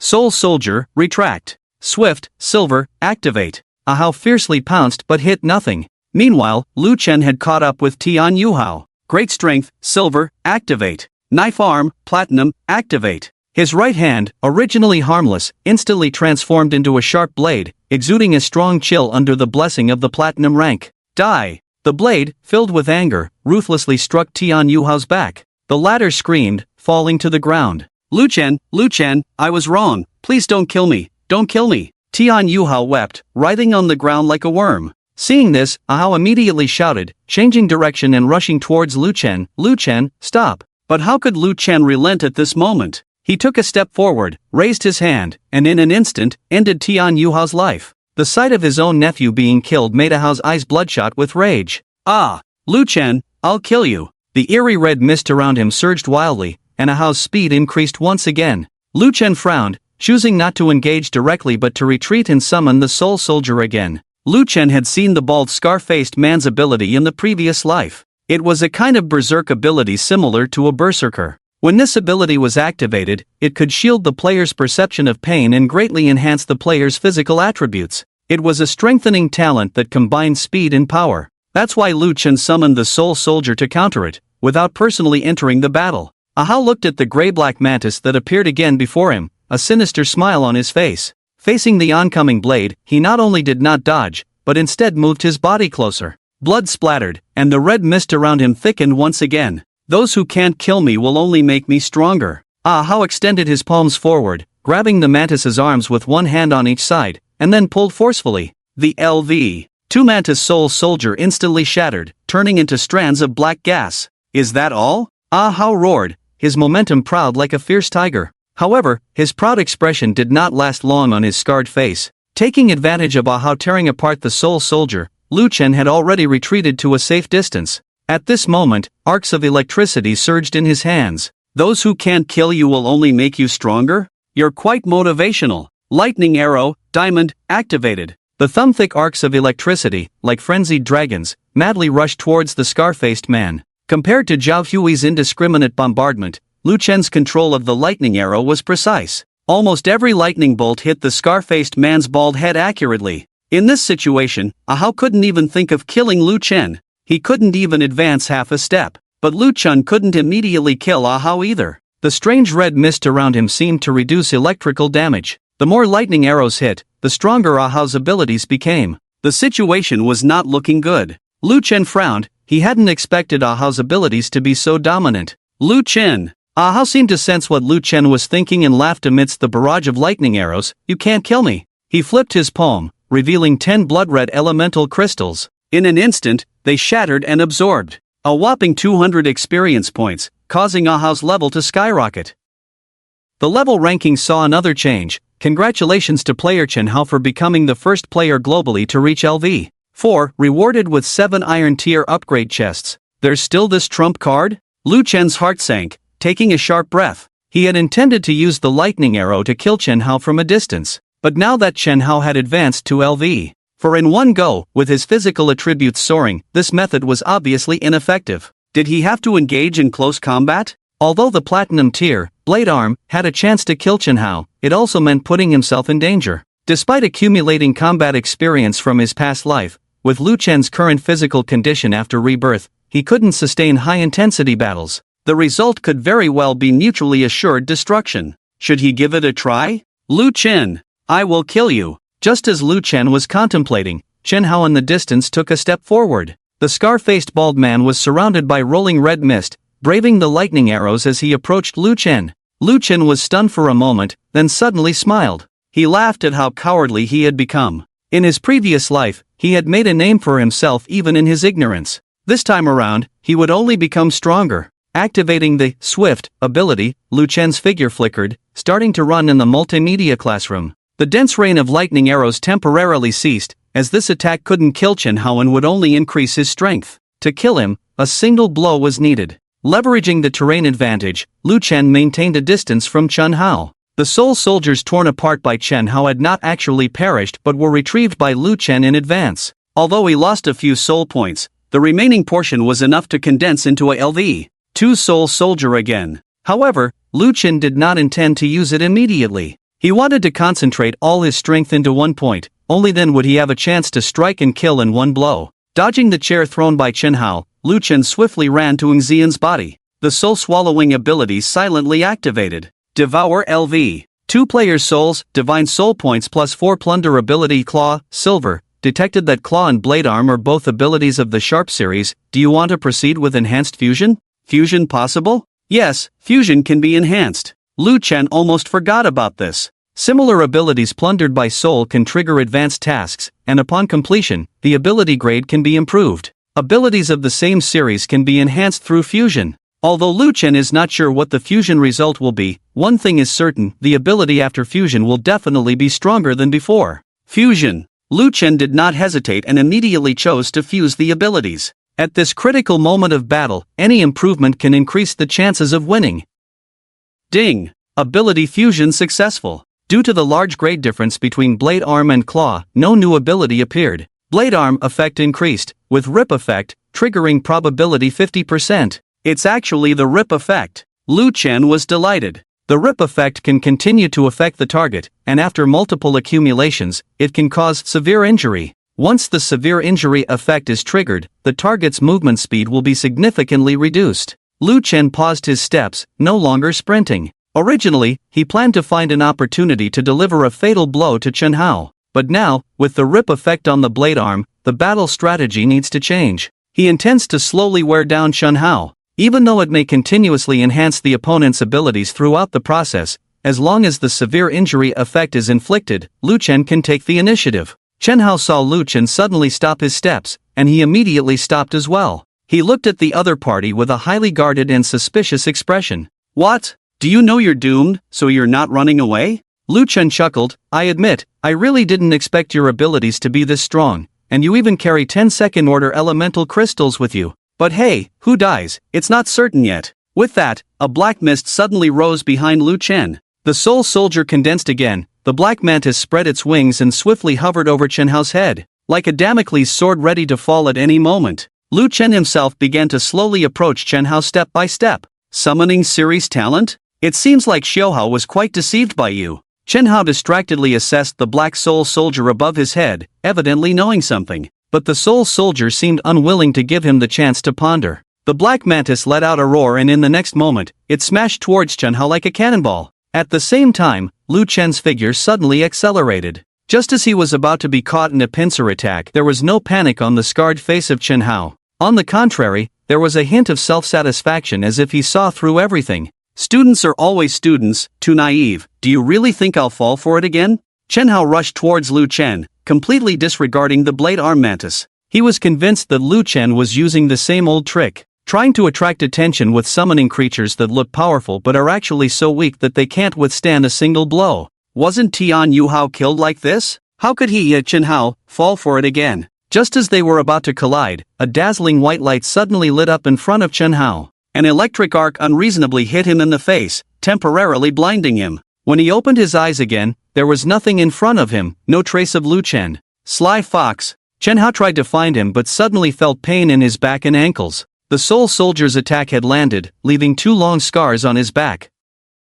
And Lu Chen was a slick move, using the blade formed by his right hand to lightly cut his ankle. Summoning the main attack? No problem. These are all insignificant injuries. Chen Hao understood that under the effect of the ability Bloody Slaughter, all non-lethal injuries would only turn into a source of strength for him. He had his eyes set on Lu Chen, knowing that as long as he could kill the opponent, the summoned creature would automatically dissipate. However, Lu Chen was slippery like an eel, slipping away from his grasp every time he was about to catch him. On the contrary, Chen Hao himself had been cut by Lu Chen a dozen times. Although these injuries felt like mosquito bites to him, why was Lu Chen getting faster and faster? No, it wasn't that Lu Chen was faster, but that he himself was slower. Chen Hao suddenly realized this and glanced at the data panel. In the status column, the effect of serious injury was prominently displayed. You little trickster! Lu Chen raised his hand and threw a lightning arrow, retreating once again. At the same time, he diverted his attention to control the Soul Soldier, planning to deliver a heavy blow to Chen Hao. Chen Hao, who was expected to be on high alert against the Soul Soldier due to his slowed speed, unexpectedly went completely berserk. He was enveloped in a red mist all over his body, and in an instant, his eyes turned blood red like a demon from hell. The serious injury effect was removed. Chen Hao's speed skyrocketed, and he lunged fiercely towards Lu Chen. Die! It's over! Most of Lu Chen's attention was focused on controlling the Soul Soldier, and at this moment, it was too late for him to accelerate his escape. The Soul Soldier's heavy blow couldn't immediately kill Chen Hao. In a desperate situation, in an instant, Lu Chen even prepared himself for a fight to the death. However, at that moment, a flaming arrow suddenly appeared in his field of vision, accurately hitting Chen Hao's shoulder. The sudden attack caused Chen Hao's movements to momentarily falter. Seizing the opportunity, Lu Chen advanced instead of retreating. Since he couldn't avoid it, they would fight it out. His right arm instantly turned into a blade, striking out simultaneously with the Mantis Soul Soldier's attack.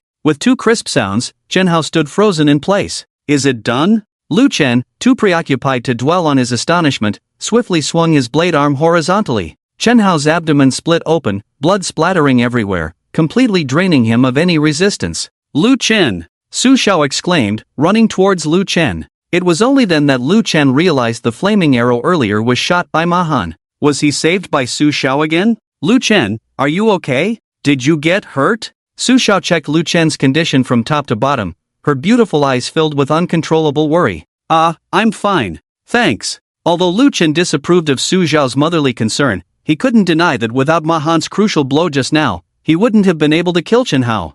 Thanks for what? I've said it before, I'm the class monitor, and it's my duty to take care of my classmates. Su Zhao's face blushed slightly. Yeah, the class monitor cares for every classmate, it's just that Lu Chen's weight is much heavier. Mahan leaned over with a teasing expression, hands behind his head.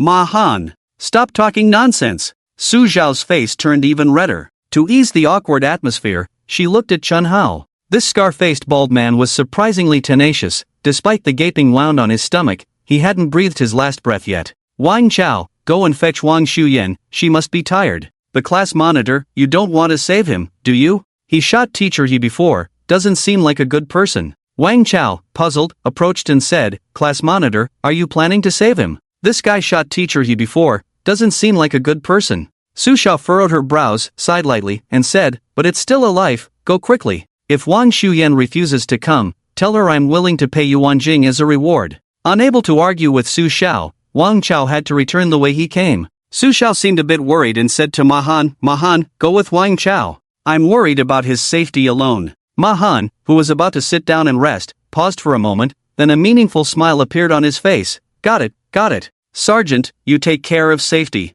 Fatty and I might take a while, how about an hour? Should be enough, right? After speaking, he chuckled at Lu Chen twice. Go to hell, hurry up. I'm afraid he won't be saved if we're late, Sushia punched Ma Han. After pushing both of them away, Sushia finally looked at Lu Chen. Her eyes were somewhat strange. Lu Chen, did you kill Ling Zian and Tian Yuhao? Lu Chen shook his head and squatted down beside Chen Hao. The man was covered in blood, exhaling more than inhaling. But when he saw Lu Chen approaching, he still stared fiercely, his face full of anger and unwillingness. It seemed like he had used up all his strength. Chen Hao threatened, Lu Chen. Ha! If I die, the Zhao family will kill you. Cough. Zhao family? Lu Chen blinked, his face instantly turning cold. Seeing this, Chen Hao thought the other party was scared, looking smug. That's right, the Zhao family. Players like you are not worth mentioning in front of the Zhao family's vast power. I advise you. Before Chen Hao could finish his words, Lu Chen's knife decisively stabbed into his mouth. Lu Chen, you!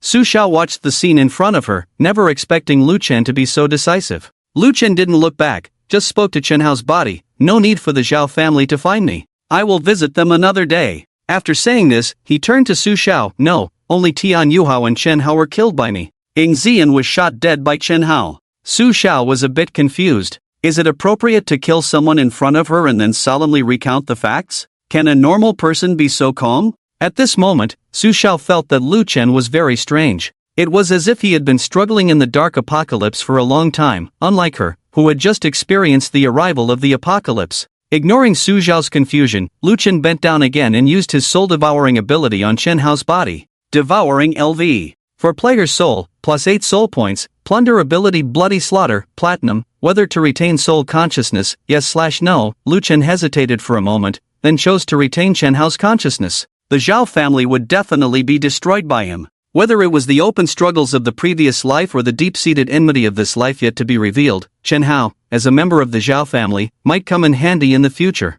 Even if Chen Hao refused to cooperate later, there would still be time to erase his consciousness. Next, Lu Chen devoured Tian Yuhao's soul. This time, there was no option to retain consciousness, and it only brought him 1 soul point. After looting the spoils from the 3 bodies, Lu Chen approached the treasure chest. 2 blood-red slaughter chests and 7 all-black upgrade chests. Rubbing his hands, regardless of Sushia watching, Lu Chen directly opened the chests. The 7 upgrade chests brought Lu Chen a total of 14 second-order elemental crystals.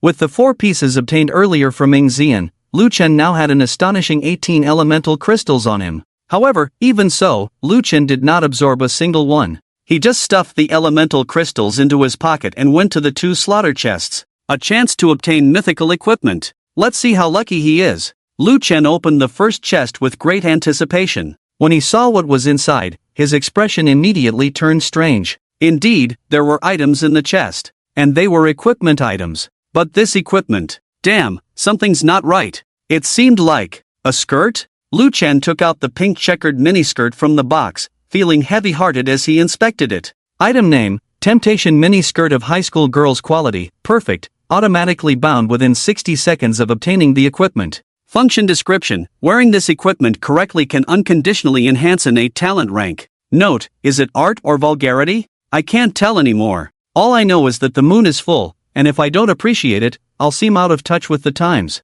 Totally inappropriate. Setting aside the fact that this item is a mini skirt bursting with girlish charm, even if Lu Chen is a pervert with a cross-dressing hobby, this equipment is completely useless to him. After all, his talent ability Soul Devour has no rank. How can it be enhanced without a rank? And what's with this automatic binding within 60 seconds? Lu Chen frowned, unconsciously casting a glance at Sushia. Sushia, come over here for a moment. Lu Chen beckoned to Sushia. The latter looked wary, hesitating for a while before slowly moving closer. What's up? Are you going to kill me to silence me? After watching Lu Chen skillfully search corpses and collect loot, Sushia was far from relaxed at this moment. She felt that Lu Chen had completely changed. The Lu Chen she used to like was just quiet and reserved, with behavior that still fit the identity of a high school student. How did he change so much now that the apocalypse has arrived? Kill you to silence you? Lu Chen was taken aback, crying and laughing. Why would I kill you? You saved my life, so I'm giving you something as a token of gratitude.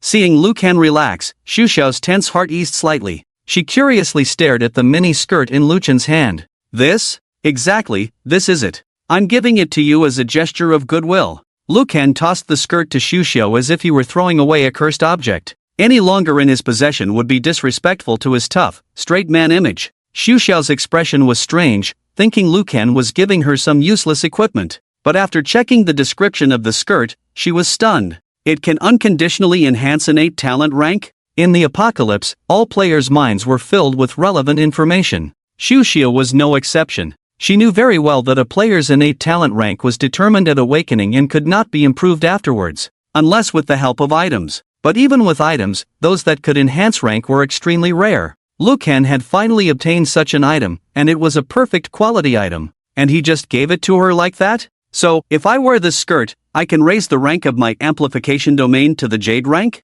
Lu Can walked towards another slaughter loot box while tossing a reconnaissance glance at the skirt. When the item information displayed a successful binding, he breathed a sigh of relief. That's right, it should suit you well, both in terms of the item's effect and appearance. Hearing this, Sushia blushed again. Did Lu Can mean for her to change into it right away? Sushia looked around and thought Wang Chao and Ma Han wouldn't be back for a while, then turned and walked towards the platform curtain at the front of the classroom. It could serve as a temporary dressing room. I'll change into the skirt now, Lu Can, you mustn't peek. Lu Can didn't even look back. Don't worry, I'm opening the loot box. Before reaching the last slaughter loot box, Lu Can pursed his lips, silently praying, please, don't let me open something weird this time. He raised his hand to open the box, and a golden light flashed. Lu Can's eyes widened, his expression gradually becoming excited. He had actually obtained this item. Item name, Elemental Crystal Dissolving Agent Quality, Mythical Function Description. This solvent can dissolve elemental crystals of any level, absorb and store their experience points.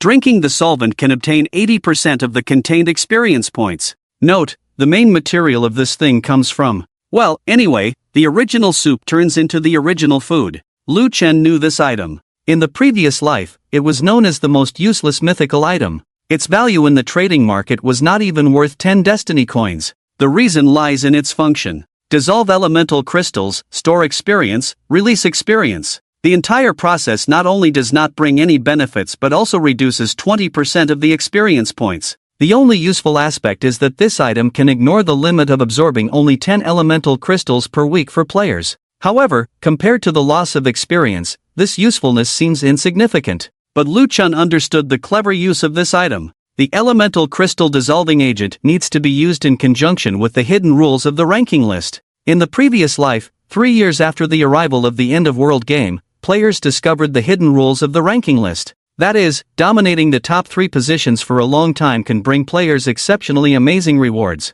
To dominate the rankings, players need to meet 2 conditions. Firstly, survive under the challenges of many challengers, and secondly, absorb more experience than other players and reach higher levels within the same time frame.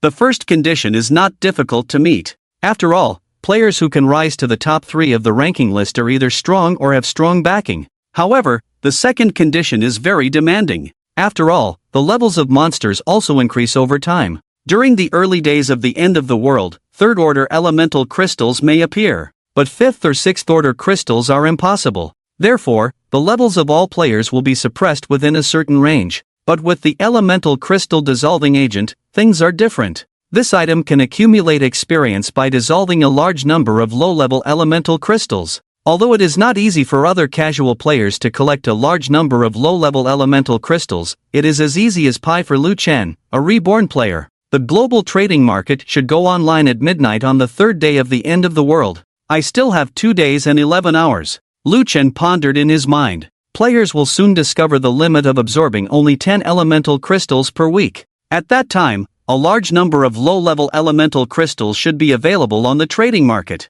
And high-level elemental crystals will be very expensive. Lu Can only needs to exchange a large number of low-level elemental crystals with high-level ones to create a massive experience super crystal in a short time. Dominating the top of the ranking list will be no problem. I need to figure out how to get more high-level elemental crystals in the next 11 hours. Lu Can muttered to himself, suddenly realizing someone approaching. He looked up. It turned out to be Sushia, who had already changed into a skirt. It must be said that the pink JK plaid skirt really suited this beauty, making her exude a youthful vibe.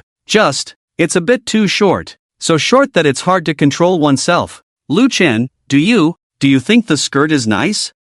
It's nice. Lu Chen nodded and shifted his gaze elsewhere. The atmosphere became extremely awkward for a moment. To ease the tension, Lu Chen spoke up, by the way, you should still have a third-order elemental crystal on you, right? I want to exchange 5 second-order crystals with you. 1 second-order elemental crystal is worth 20 experience points, so 5 would be exactly 100 points. Sushia glanced at Lu Chen's bulging pockets, thinking that he wanted to carry them conveniently, and agreed directly, sure, but the crystals are with Wang Chao. You'll have to wait for him to come back. Oh, okay. The awkward atmosphere continued. Fortunately, not long after, the footsteps of Mahan and Wang Chao were heard at the door. They were followed by a group led by Wang Shuyan. Seeing 3 bodies lying in the classroom, Lu Chen stood there calmly. Wang Shuyan's eyes flickered, and a flattering smile immediately appeared on her face. She hurried towards Su Xiao, looking very concerned as she asked, "Oh, Xiao Jia, are you okay? Wang Chao said you wanted me to come and help someone, is it because of Lu Chen's injury?"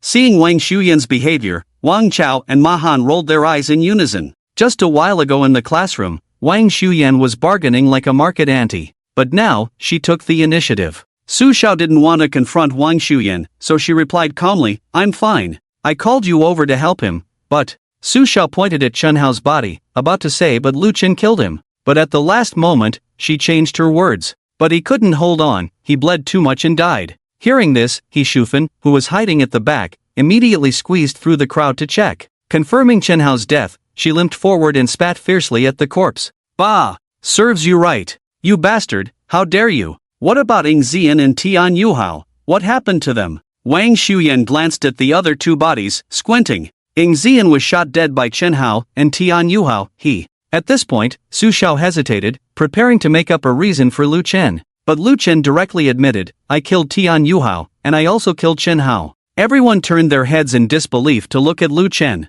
A waste who had just awakened the investigation ability, could actually kill people? And he killed 2 in a row. Chung Duo peeked out from the crowd and whispered, "But Chen Hao was ranked first on the leaderboard just a few minutes ago. How could you, a LV0 player, kill him?" Realizing she shouldn't have spoken at that moment, she shrunk back, afraid. "He was careless, he didn't dodge," Lu Chen said seriously. While everyone was still puzzled, he quickly approached Wang Chao and exchanged 5 second-order elemental crystals for 3 third-order ones. "If there's nothing else, I'll take my leave. If there's anything, we'll talk next time. Farewell, everyone, until we meet again in this vast world." With that, Lu Chen strode towards the door. It wasn't until his figure completely disappeared from view that everyone reacted. Wait! Lu Chen awakened the investigation ability, had no weapons on him. How did he kill Chen Hao and Tian Yuhao? Just as Su Xiao was about to ask for clarification, the class monitor lowered her head sadly. "Let's bury these 3 bodies behind the mountain. After all, Tian Yuhao and Ing Zian were our classmates."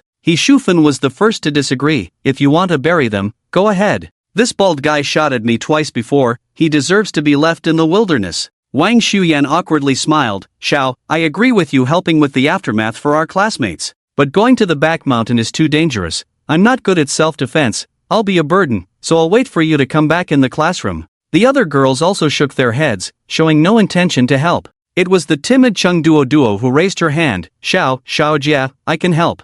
My ability is storage space, I should be able to assist in moving the bodies." Leaving the classroom building, Lu Chen walked straight outside. When he searched Chen Hao's body earlier, he found a set of car keys. Speculating that the other party might have driven to the school, he came out to look for it. Soon, he found the Hummer that had crashed through the gate at the school entrance. Although the current Lu Chen was just a high school student without a driver's license, in his previous life, he had done a lot of driving without a license. All kinds of luxury cars were at his disposal. The Hummer in front of him was no exception. He closed the door, started the vehicle, stepped on the gas, and left the school, heading towards Tianyi Square. As the commercial square with the highest density of people in Ning City, Tianyi Square had the most monsters appearing after the arrival of the apocalypse. It was Lu Chen's preferred place for monster hunting. On the way to Tianyi Square, there were constant cases of humans being chased by monsters. Lu Chen would release his soul soldier, the praying mantis, to kill them. When encountering a larger number, he would personally get off the car to deal with them.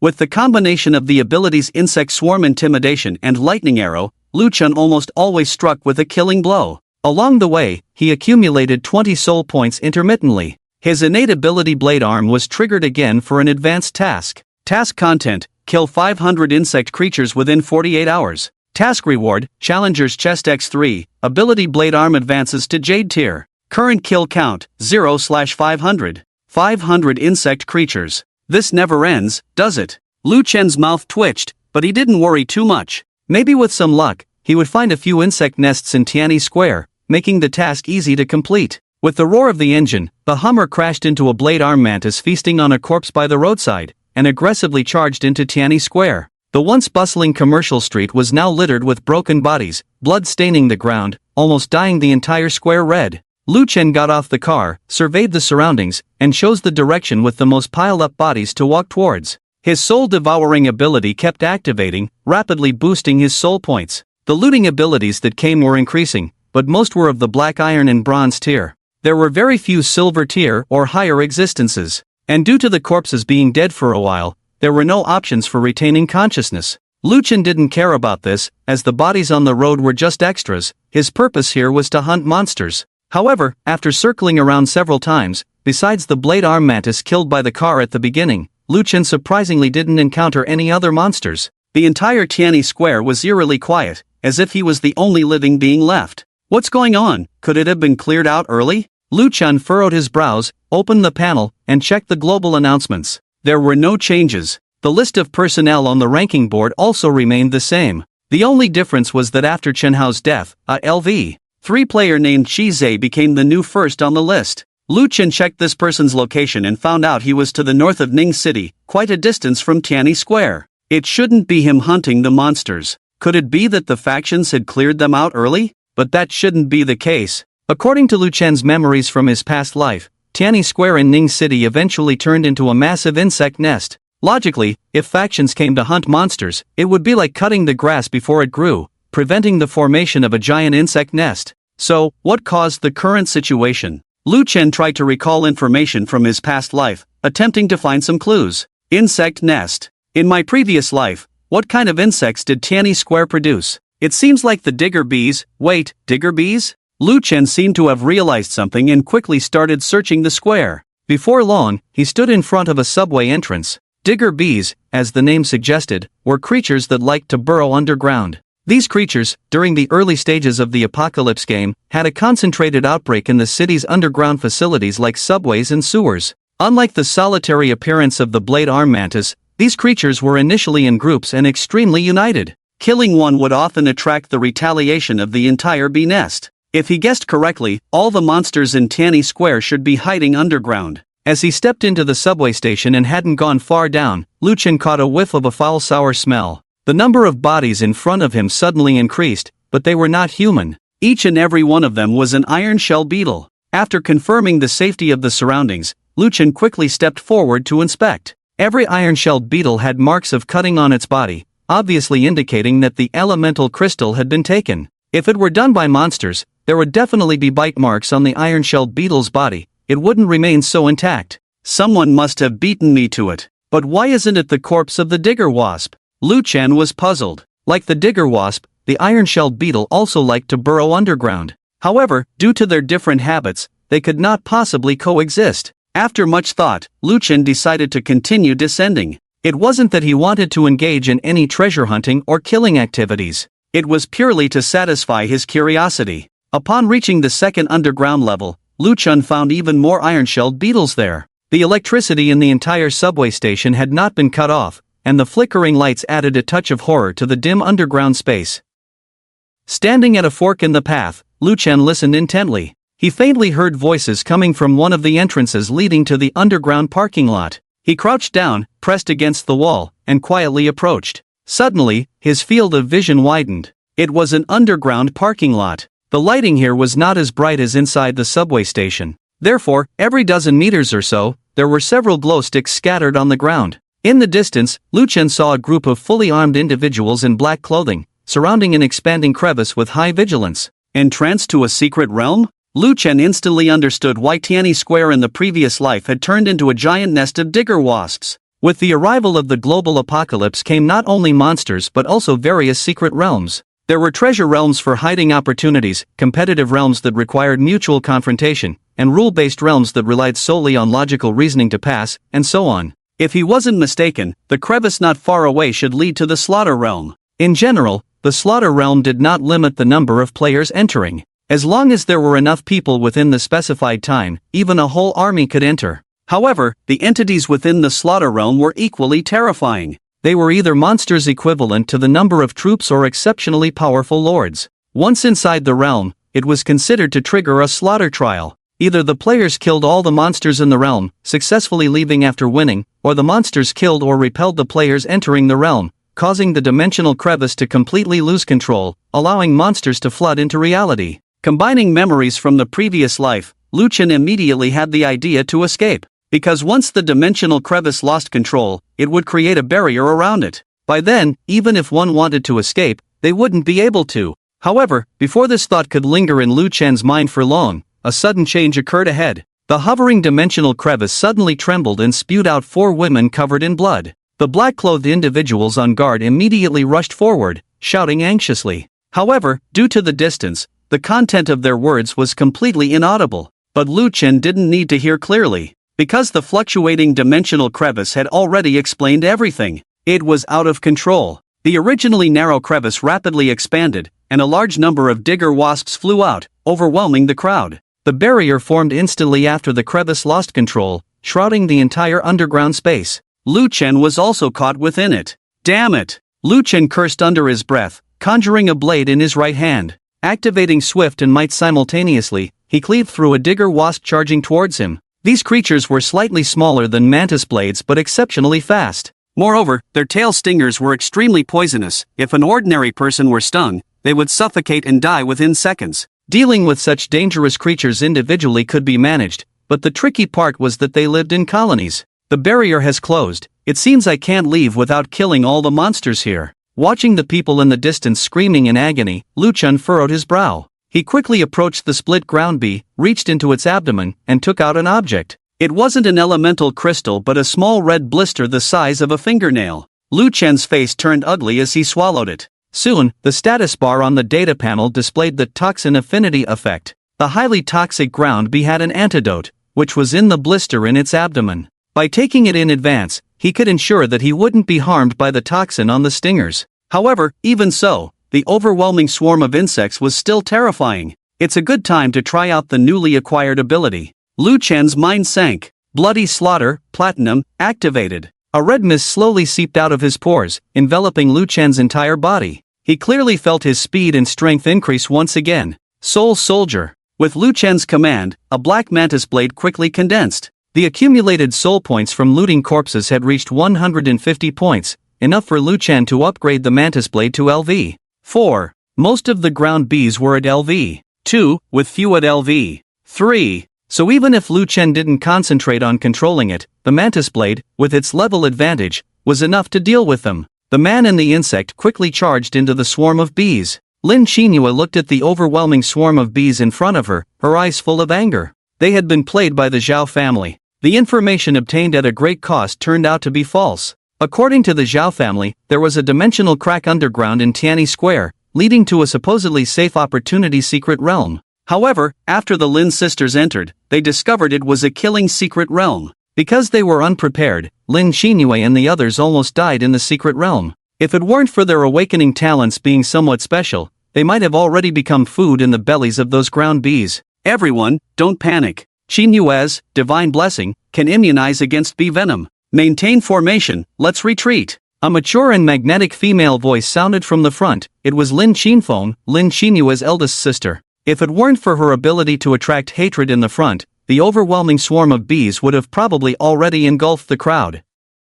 Elder sister, the third sister's bleeding won't stop at all. What should we do? Lin Xinhua, with a tearful voice, was calling out while using her ability to heal the woman in her arms. Lin Xinshua's face was pale, with a horrifying wound on her chest, blood continuously oozing out, staining her clothes red. The wound seemed to be under a curse effect. No matter how hard Lin Xinhua tried, there was no sign of it healing. Second sister. Cough, don't worry about me. Hurry and go. Lin Xinshua struggled to speak. Third sister, what are you saying? We will never leave you behind. Zhao Jin, you bastard, I'll definitely kill you when I get out. Lin Xinyue encouraged Lin Xinshua while gritting her teeth. But in just that one distracted moment, the divine blessing effect began to weaken. The light on the elder sister Lin Xinfeng dimmed, and she was caught off guard by a few ground bees, stung fiercely. Her fair skin quickly turned purple, the wound rapidly expanding and festering before their eyes. The already shaky defense line collapsed and disintegrated in an instant. Lin Xinxue watched her sister being knocked down by the swarm of bees, closing her eyes in despair. However, just as she thought she was about to face the painful death of being stung by countless bees, the buzzing sound of the swarm suddenly diminished significantly. As if attracted by something, they were rapidly moving away from them. Is it an illusion? Lin Xinxue was astonished and opened her eyes. It wasn't an illusion. The previously densely packed swarm of bees had indeed decreased significantly. Apart from a few sporadic ones still entangled, the rest surged towards another direction. There, a man shrouded in red mist was fighting fiercely. He seemed completely unafraid of the ground bees' toxins, like a god descending to earth.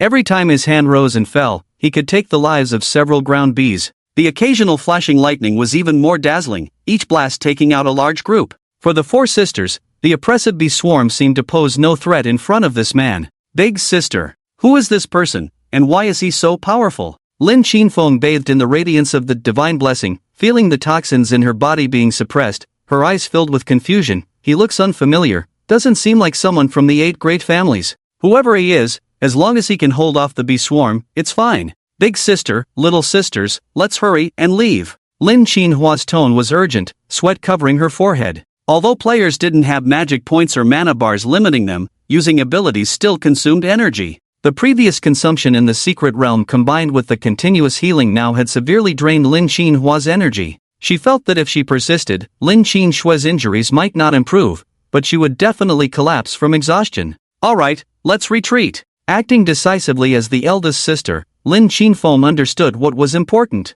She led the team to retreat. However, she soon discovered that the entire underground space was enveloped in a transparent barrier. No matter how they rammed or shot at it, they couldn't break through this restriction. What's going on? Lin Xinyu pounded the barrier with all her might, her voice filled with despair. We can't get out? We're trapped here. The killing ground. It's either you die or I perish. Lin Xinhua's voice trembled, and she sank to the ground weakly. Only the eldest sister, Lin Xinfeng, remained relatively calm. Seeing that they truly couldn't leave, she looked into the distance again. Everyone, don't panic. According to the rules of the killing ground, if all the monsters inside are killed, players can leave. Although the 4 of us were repelled by the Bee King, causing the dimensional rift to go out of control. But if that person can slaughter all the monsters here, maybe the barrier will open. There's still hope for us. Hearing her elder sister's words, Lin Xinhua and Lin Xinyu exchanged a glance. Kill all the monsters here? How is that possible? Remember, the other end of the dimensional rift connects to the entire giant beehive. The sisters had only managed to reach the depths of the hive by virtue of their awakened talents. But with just one strike, the Bee King had severely injured the main damage dealer, Lin Xinxue. Even if the mysterious man in the distance could exterminate all the digger bees, faced with the terrifying Bee King, what could he do? That's a level 10 monster. The gap was too wide. Seeing her 2 sisters looking despondent, Lin Xinfeng furrowed her brow.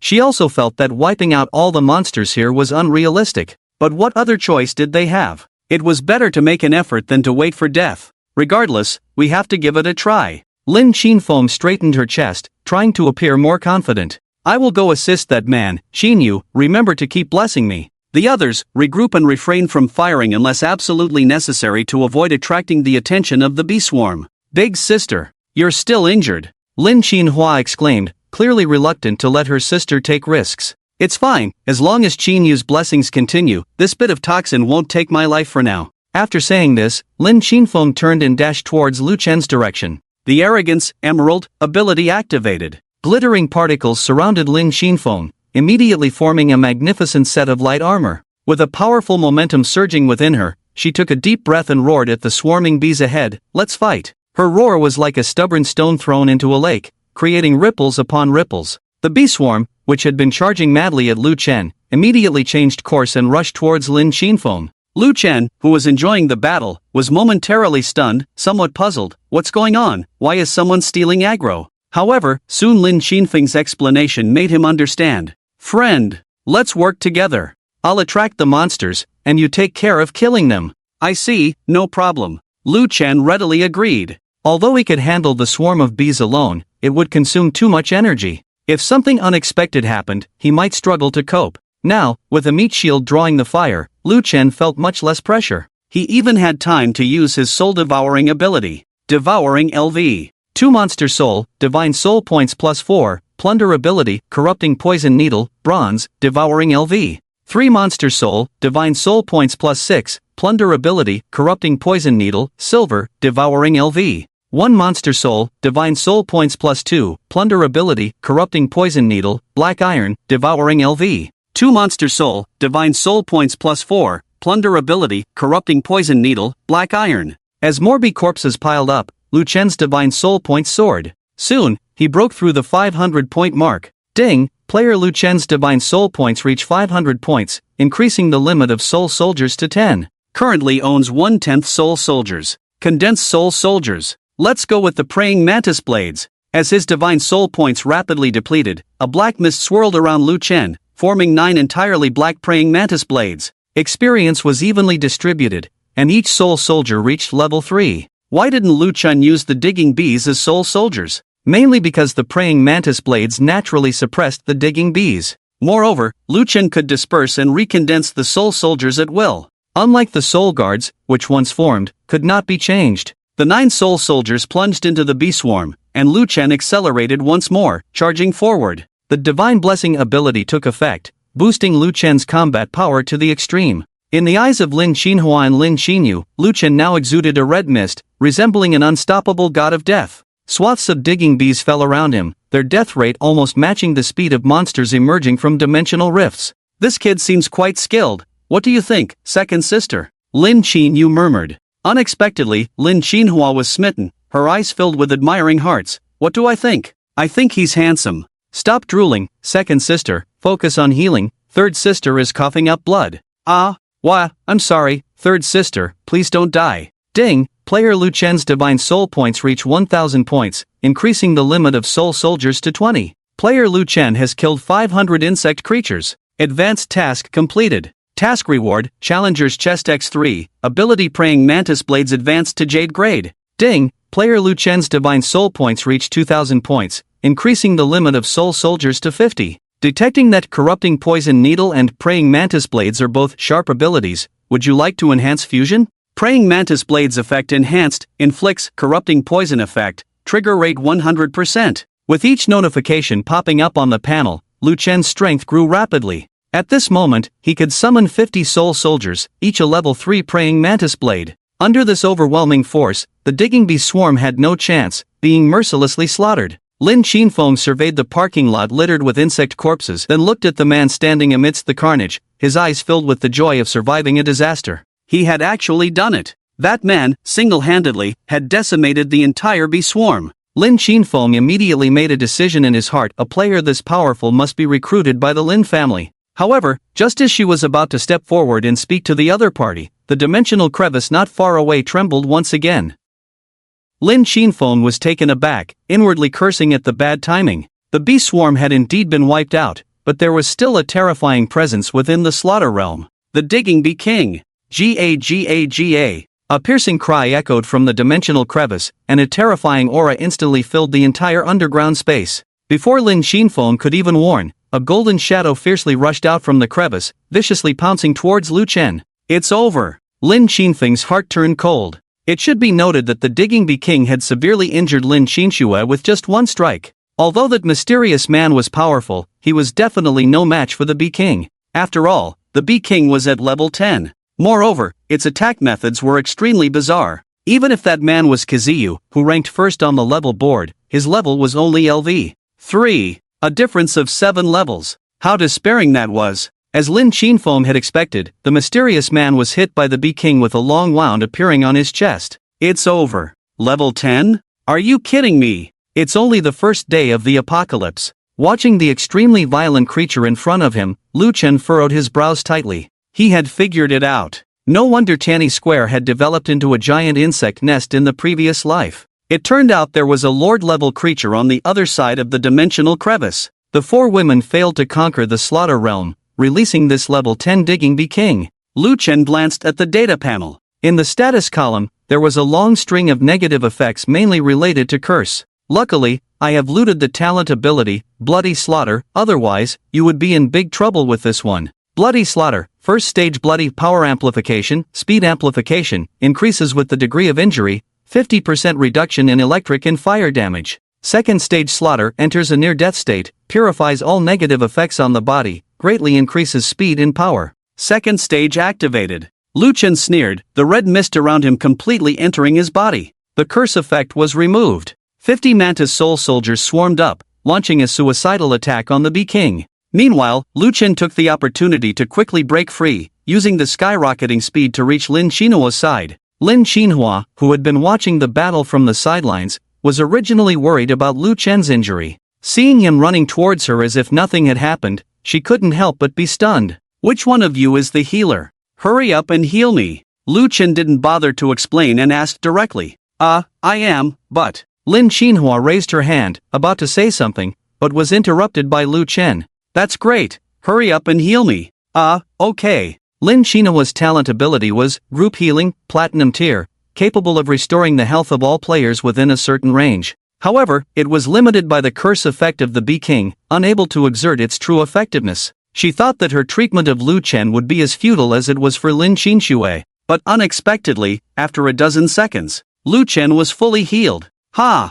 Thanks a lot. Feeling the surging vitality in his body, Lu Chen turned around and once again attacked the Bee King. Lin Xinhua stared blankly at Lu Chen's back, then looked down at Lin Xinshui, who was still bleeding. Did the treatment work? Why wasn't this man affected by the curse effect? In the distance, although the Bee King was surrounded by the Mantis Soul Soldiers, it still held its ground. The 7-level gap in levels made it confident, and apart from a few insignificant scratches, it was not greatly damaged. On the contrary, the number of Mantis Soul Soldiers kept decreasing, and in the blink of an eye, there were less than 30 left. Lu Chen naturally sensed this, and with a thought, he recalled the remaining Soul Soldiers. Soul Soldiers were originally used to buy time. The Queen Bee had to be killed by him personally. Alright, leave the rest to me, you go rest. Lu Chen patted Lin Qinfeng's shoulder, pulling the woman back from her fear. Leave it to you? Lin Qinfeng widened her eyes, looking at Lu Chen as if he were crazy. Your tactic isn't group fighting? It's one-on-one? Even group fighting wouldn't work.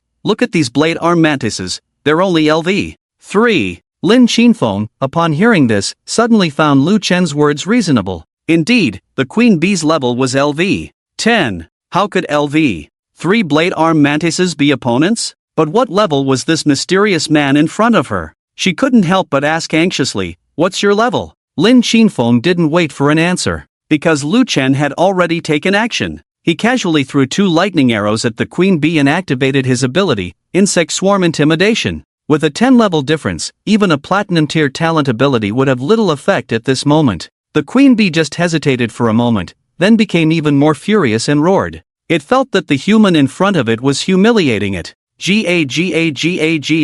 The raging momentum emanated from the Queen Bee, sweeping through the entire underground space. Lin Qinfeng, who was watching from the side, felt her legs trembling and her chest tight, unable to breathe. Could such a powerful monster really be killed? Lu Chen stood still as if he were a sturdy pine tree in a storm. The oppressive aura of the Queen Bee was akin to a mental impact, a special suppression that only occurred when there was a significant level difference. But this suppression had no effect on Lu Chen, because Lu Chen's soul points had already reached 2,000. In his eyes, the Queen Bee's terrifying roar was just a bit loud, sounding somewhat noisy. Done screaming? If you're done, then hurry up and attack. Lu Chen scratched his ear, then sent another, Insect Swarm Intimidation, at the Queen Bee. The successive provocations drove the Queen Bee into madness, and it immediately charged at Lu Chen recklessly. For ordinary players, a Queen Bee in a frenzied state was extremely dangerous. But for Lu Chen, it meant victory was within reach. Although the Queen Bee's attacks were swift, it had a fatal weakness: extremely poor stamina. In a previous life, Lu Chen had single-handedly conquered an entire beehive, deliberately leaving the Queen Bee as a whetstone. He had expected this lord-level creature to be more troublesome, only to find out that its stamina was ridiculously low. In the end, it wanted to escape but was caught up and killed by Lu Chen. The current situation was similar to the previous life. The only difference was that Lu Chen was still a LV 0 player, facing a significant level gap with the Queen Bee. It was precisely because of this that Lu Chen had to work hard to provoke the Queen Bee, making it forget its glaring weakness in stamina. As expected, after several desperate charges, the queen bee's speed noticeably decreased by half. Seizing the opportunity, Lu Chen conjured a sharp blade in his right hand and slashed at the queen bee. The emerald tier blade arm was extremely sharp, not delivering a fatal blow but leaving a deep gash on the queen bee. Lu Chen was lucky. With just one strike, he triggered the tear effect of the blade arm. The decay toxin also took effect, slowly eroding the queen bee's vitality. After repeating this process several times, the queen bee was too exhausted to fly, only able to crawl on the ground in a frenzy. Seeing the moment was ripe, Lu Chen wasted no time, accelerated forward, and decisively split open the queen bee's head. Victory! A pleasant notification sounded in his mind, detected player Lu Chen's significant level difference with the queen bee, unlocking hidden title overlevel kill. Lu Chen was stunned and checked his panel. Title, overlevel kill condition, in ALV. 0 situation, kill a LV. 10 or higher monster. Title effect, there is a 1% chance of triggering an absolute critical hit with each attack. Note, this child is so terrifying, must not be left alive. There are even hidden titles. Lu Chen was somewhat surprised. In the end-time game, obtaining a title is very difficult, not to mention the extremely harsh conditions it requires to achieve. Just the irregular triggering method alone has made many players hesitate. Being able to obtain a title now can be considered a pleasant surprise. Nonchalantly adding the title to his name, Lu Chen used the skill Soul Devour on the queen bee's corpse. A level 10 lord creature, adding 100 soul points to him, plus a golden tier talent ability, Curse Poison Needle. Similar to the effect of Decay Poison Needle, Curse Poison Needle can apply a continuous debuff effect on the target. However, the Curse Poison Needle does not simply reduce the target's health with poison, but also carries a curse that ignores healing effects. If Lu Chen hadn't used the second ability of Bloody Slaughter, the queen bee's Curse Poison Needle might have really taken his life. Detected that Curse Poison Needle and Blade Arm are both sharp abilities. Would you like to enhance fusion? The fusion prompt came as expected. Fusion. Since the grade of Blade Arm has reached Emerald, the golden tier Curse Poison Needle directly became an additional effect. Blade Arm effect increased, adds Curse Poison effect, trigger probability 100%. With the previous two, there are now a total of 3 additional effects on the Blade Arm. Rend, trigger probability 50%, Decay Poison, trigger probability 100%, Curse Poison, trigger probability 100%. If combined with the title of Overkill, Lu Chen's strike could possibly produce 4 effects. Satisfied, Lu Chen nodded and turned his gaze to the queen bee's corpse. A small treasure chest appeared above it. There's something to loot from this kill. Excitedly, Lu Chen opened the treasure chest. But as soon as he saw what was inside, the smile on his face instantly faded. He thought he would get something good, but it turned out to be just a bottle of purification potion. Item name, Purification Potion. Quality, excellent. Function description, drinking purifies all negative effects. Note, let the flames purify everything. Oops, sorry, got carried away. Better than nothing. Fortunately, there was a third-order elemental crystal inside the queen bee's body, which slightly comforted Lu Chen's wounded heart. But soon, he began to worry again. The entire underground parking lot was filled with the corpses of the digger bees. Each body contained an elemental crystal. If he had to dig up each one, when would he finish? Just then, Lin Qinfeng walked over and bowed slightly to Lu Chen. Friend, thank you for helping out. Our Lin family will not forget this kindness. Lin family? Lu Chen looked up and scrutinized the woman in front of him. In his previous life, he had not heard of this family, presumably because they had been wiped out for various reasons. What's your name? Lu Chen asked casually. I am Lin Qinfeng, the eldest daughter of the Lin family. Lin Qinfeng replied openly. Friend, you are powerful.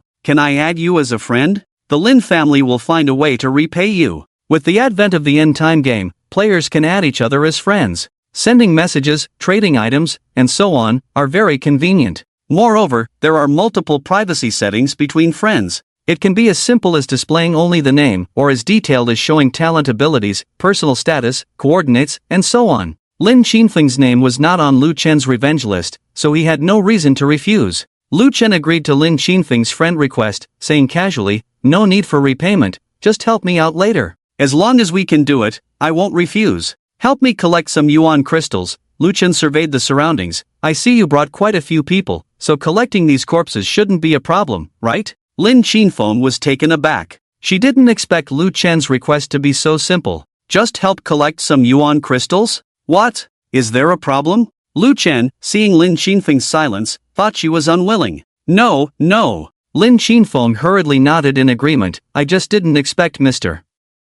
Lu's request to be so simple. Lu Chen waved his hand. I have other matters to attend to, so I'll leave first. Collect the yuan crystals and send them to me through a friend transaction. With that, he prepared to leave the parking lot. Lin Qinfeng was once again surprised and couldn't help but speak up. Mr. Lu, aren't you afraid I might embezzle these yuan crystals? Lu Chen didn't even turn his head. If you were that kind of person, you wouldn't have wanted to add me as a friend. Lin Qinfeng smiled. This young man named Lu Chen seemed easy to get along with, and she was sure she would have a good chance of winning him over in the future. However, just then, Lin Qinhua's anxious voice came from afar. Big sister, come quickly, Sanmei is in critical condition. Xiao Wei. Upon hearing the call, Lin Qinfeng rushed past Lu Chen towards her sisters. Before she could get close, she saw Lin Qinhua vomit a large amount of black blood. Lin Qinhua's healing abilities had no purifying effect, and the fact that Lin Qinhua had held on until now was a testament to her strong will. What should we do, big sister? If we don't remove the curse effect on Sanjia, she will really die. Lin Qinyu was in a panic, pulling at her hair. If they could have hurried back to the Lin family earlier to find a solution, they had no choice now. If Lin Qinhua's injuries dragged on any longer, she would die on the way. Just as everyone was at a loss, Lin Qinhua suddenly saw Lu Chen approaching and seized upon him as a lifeline. Big sister, he must have a way to save Sanmei. Lu Chen? Lin Qinfeng was surprised and hurriedly asked, Qinhua, what do you mean by that? When he was fighting with the queen bee just now, he suffered the same injuries as Sanmei, but my group healing didn't fail on him. Lin Qinfeng turned back to look closely and indeed found what Qinhua said to be true. Lu Chen's clothes were still torn on his chest, but his skin underneath was as smooth as new, showing no signs of injury. He must have a way to remove the curse. Mr. Lu, please save my Sanmei. Anxious, Lin Qinfeng was about to kneel down to Lu Chen. However, before Lu Chen could speak, the impatient Lin Qinyu came up and grabbed Lin Qinfeng.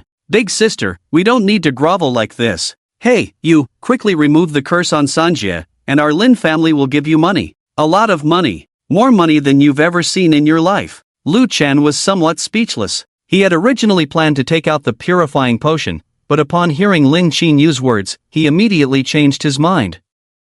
Lu Chen smiled and asked, money? What do I need money for? Of course, to buy things. Lin Qinyu stood with her hands on her hips, acting like a spoiled princess. I can see that you're dressed from head to toe in cheap clothes, clearly a poor boy. With money, you can buy anything you want. Lu Chen shook his head, not wanting to continue the argument. Keep your money to save your Sanjia's life. I'm not interested. With that, he turned to leave. However, Lin Qinyu directly blocked Lu Chen's path. No. If you don't save my Sanjia, I will make sure your life stays here, to accompany her in death. With that said, the black-clothed people around them immediately raised their guns, all pointing at Lu Chen. It seemed that as soon as Lin Qinyu gave the order, Lu Chen would be riddled with bullets on the spot. Qinyu, what are you doing? Lin Qinfeng wanted to step forward to stop her, but she was pushed away by Lin Qinyu. Elder sister, don't worry, today I will make sure this guy saves my third sister. If my third sister dies, he won't need to live either. Staring at the dark muzzles surrounding them, Lu Chen's eyes turned icy.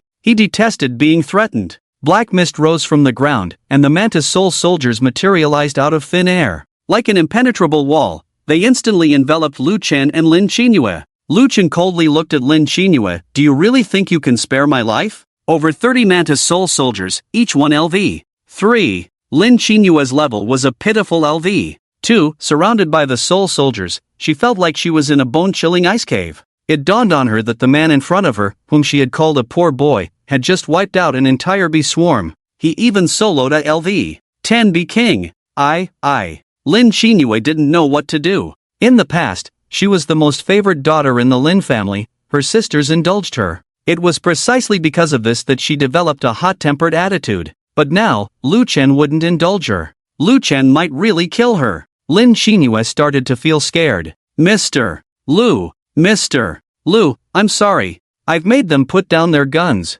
Lin Qinfeng's voice suddenly rang outside the soul soldiers. Lu Chen had a thought and opened up a gap. After Lin Qinfeng rushed in, she unhesitatingly gave her younger sister 2 slaps. The force was so strong, it made a cracking sound. After slapping Lin Qinyu, she knelt in front of Lu Chen with a thud, pleading, Mr. Lu, please save my third sister. The Lin family is willing to pay any price. Lu Chen looked at the beauty kneeling at his feet and said in a flat tone, who has the final say in your Lin family? Is it you or her? As he spoke, Lu Chen's right hand had already formed into a blade, slowly pointing at Lin Xinyue. Lin Xinfeng quickly got up from the ground, pulled Lin Xinyue over, and gave her 2 slaps. It's me, in the Lin family, I have the final say. If my younger sister has offended you, please, Mr. Lu, forgive her, don't take it to heart. All right. Lu Chen nodded, but the coldness in his eyes didn't fade at all. I can indeed save your third sister. Upon hearing this, Lin Xinfeng's tear-streaked face broke into a smile. However, her smile froze at Lu Chen's next words. But I have a condition, your entire Lin family must obey me, what do you say? What? Lin Xinfeng's eyes were filled with bitterness. Was the Lin family really facing a dead end? First, they were tricked and harmed by other families, and now the entire family had to obey this stranger. If you don't agree, forget it, I'm busy, don't stop me again. Lu Chen withdrew the soul soldiers, speaking lightly. I agree. Lin Xinfeng almost gritted her teeth as she answered. What about the end of the Lin family? What about the entire family obeying someone else? None of it was as important as her sister's life. Lu Chen looked at Lin Xinfeng with some surprise, chuckled lightly, and tossed a purification potion to Lin Xinhua. Let her drink it. Once the curse effect wears off, your healing will take effect. Lin Xinhua looked at the purification potion with some doubt, and found that its function indeed worked as Lu Chen had said. She quickly fed it to Lin Xinyue. As soon as the liquid entered her mouth, the wound on Lin Xinyue's chest stopped worsening. With the recovery effect of the group healing, the wound gradually healed, returning to normal. Cough, cough. Lin Xinyue, who had been unconscious, woke up and saw Lin Xinhua, who was crying tears of joy. Wah, younger sister, you're fine, I thought you were really going to die. Lin Xinfeng immediately went forward to carefully check Lin Xinyue's injuries. Seeing that she was indeed unharmed, she breathed a long sigh of relief. Lin Xinyue stood behind her elder sister, staring blankly at her recovering third sister, then touched her own swollen cheek that had been slapped, and finally burst into tears. Wow, big sister, you actually hit me. That old man never hit me from childhood to adulthood, and you actually hit me. Lin Xinfeng, who had finally cleared up his mood a bit, heard the crying and couldn't help but furrow his brows. His little sister had really been spoiled. If it weren't for him just now, Lin Xinyue's life would have been in real danger. Lin Xinfeng was about to say a few more words to teach his little sister a lesson and make amends properly. However, when he looked around, he found that the man had already disappeared from the scene. All that was left was a string of information lying lonely in the friends list. Name, Lu Chen, level, LV.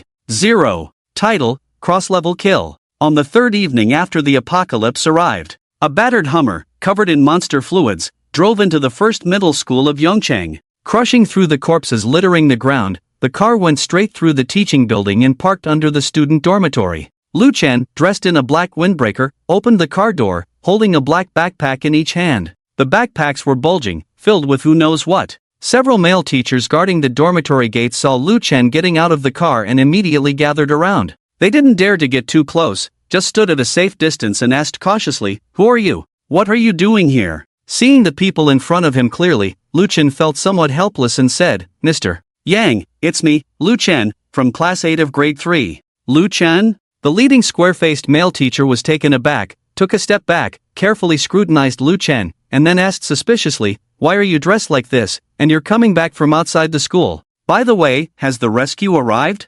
"Rescue?" Lu Chen shook his head, ignoring the first 2 questions. "I didn't see any rescue." "Mr. Yang, can I go back to the dormitory to get something?" Hearing that there was no rescue, a clear disappointment appeared on Mr. Yang's face. "Go ahead, but the situation is special now, your dormitory might have been taken by someone else." Lu Chen furrowed his brows. In the previous apocalypse, he stayed in the school dormitory for a whole month before leaving, so there was no situation of someone taking over the dormitory. He didn't expect that after his rebirth, he only went out to hunt monsters for 2 days and his bed was taken. Moreover, Mr. Yang's expression was a bit strange, but Lu Chen didn't mind. After all, he was only returning to school today to get something and didn't plan to stay long. If someone took the empty bed, so be it. Lu Chen's dormitory was on the 3rd floor, the 3rd room on the right after going up the stairs. Passing through the corridor filled with garbage, Lu Chen pushed open the dormitory door. Before he even entered, a foul smell of smoke hit him. A lazy voice came from inside the dormitory. "Who's there? Why are you knocking on my door?" Lu Chen followed the voice and saw a skinny monkey lying on the bed with his legs crossed, smoking. The things in the dormitory were in a mess, looking no different from a garbage dump. "Huang Bin?" Lu Chen quickly recognized the skinny monkey in front of him as Huang Bin from class 6. This person was usually idle, not interested in studying, and often mingled with people from outside the school, calling them brothers. Before the apocalypse broke out, Lu Chen didn't have much interaction with Huang Bin. The only impression he had was being cornered by this person's boss brother knife for 100 yuan. Hey, who do we have here? Turns out it's my buddy Lu Chen. I haven't seen you in the past few days. I thought you were eaten by monsters and turned into manure. Huang Bin spat out the smoke, squinting his eyes mischievously. Nice clothes you got there, did you go shopping? Lu Chen didn't respond, just searched on his desk with a blank expression. He was looking for a photo, a group photo. It was the last remembrance left by his deceased parents. However, the photo was not on the table. Instead, it appeared in Huang Bin's ashtray. Are you deaf? I'm talking to you. Lying diagonally on the bed, Huang Bin saw Lu Chen silent and took a puff of smoke.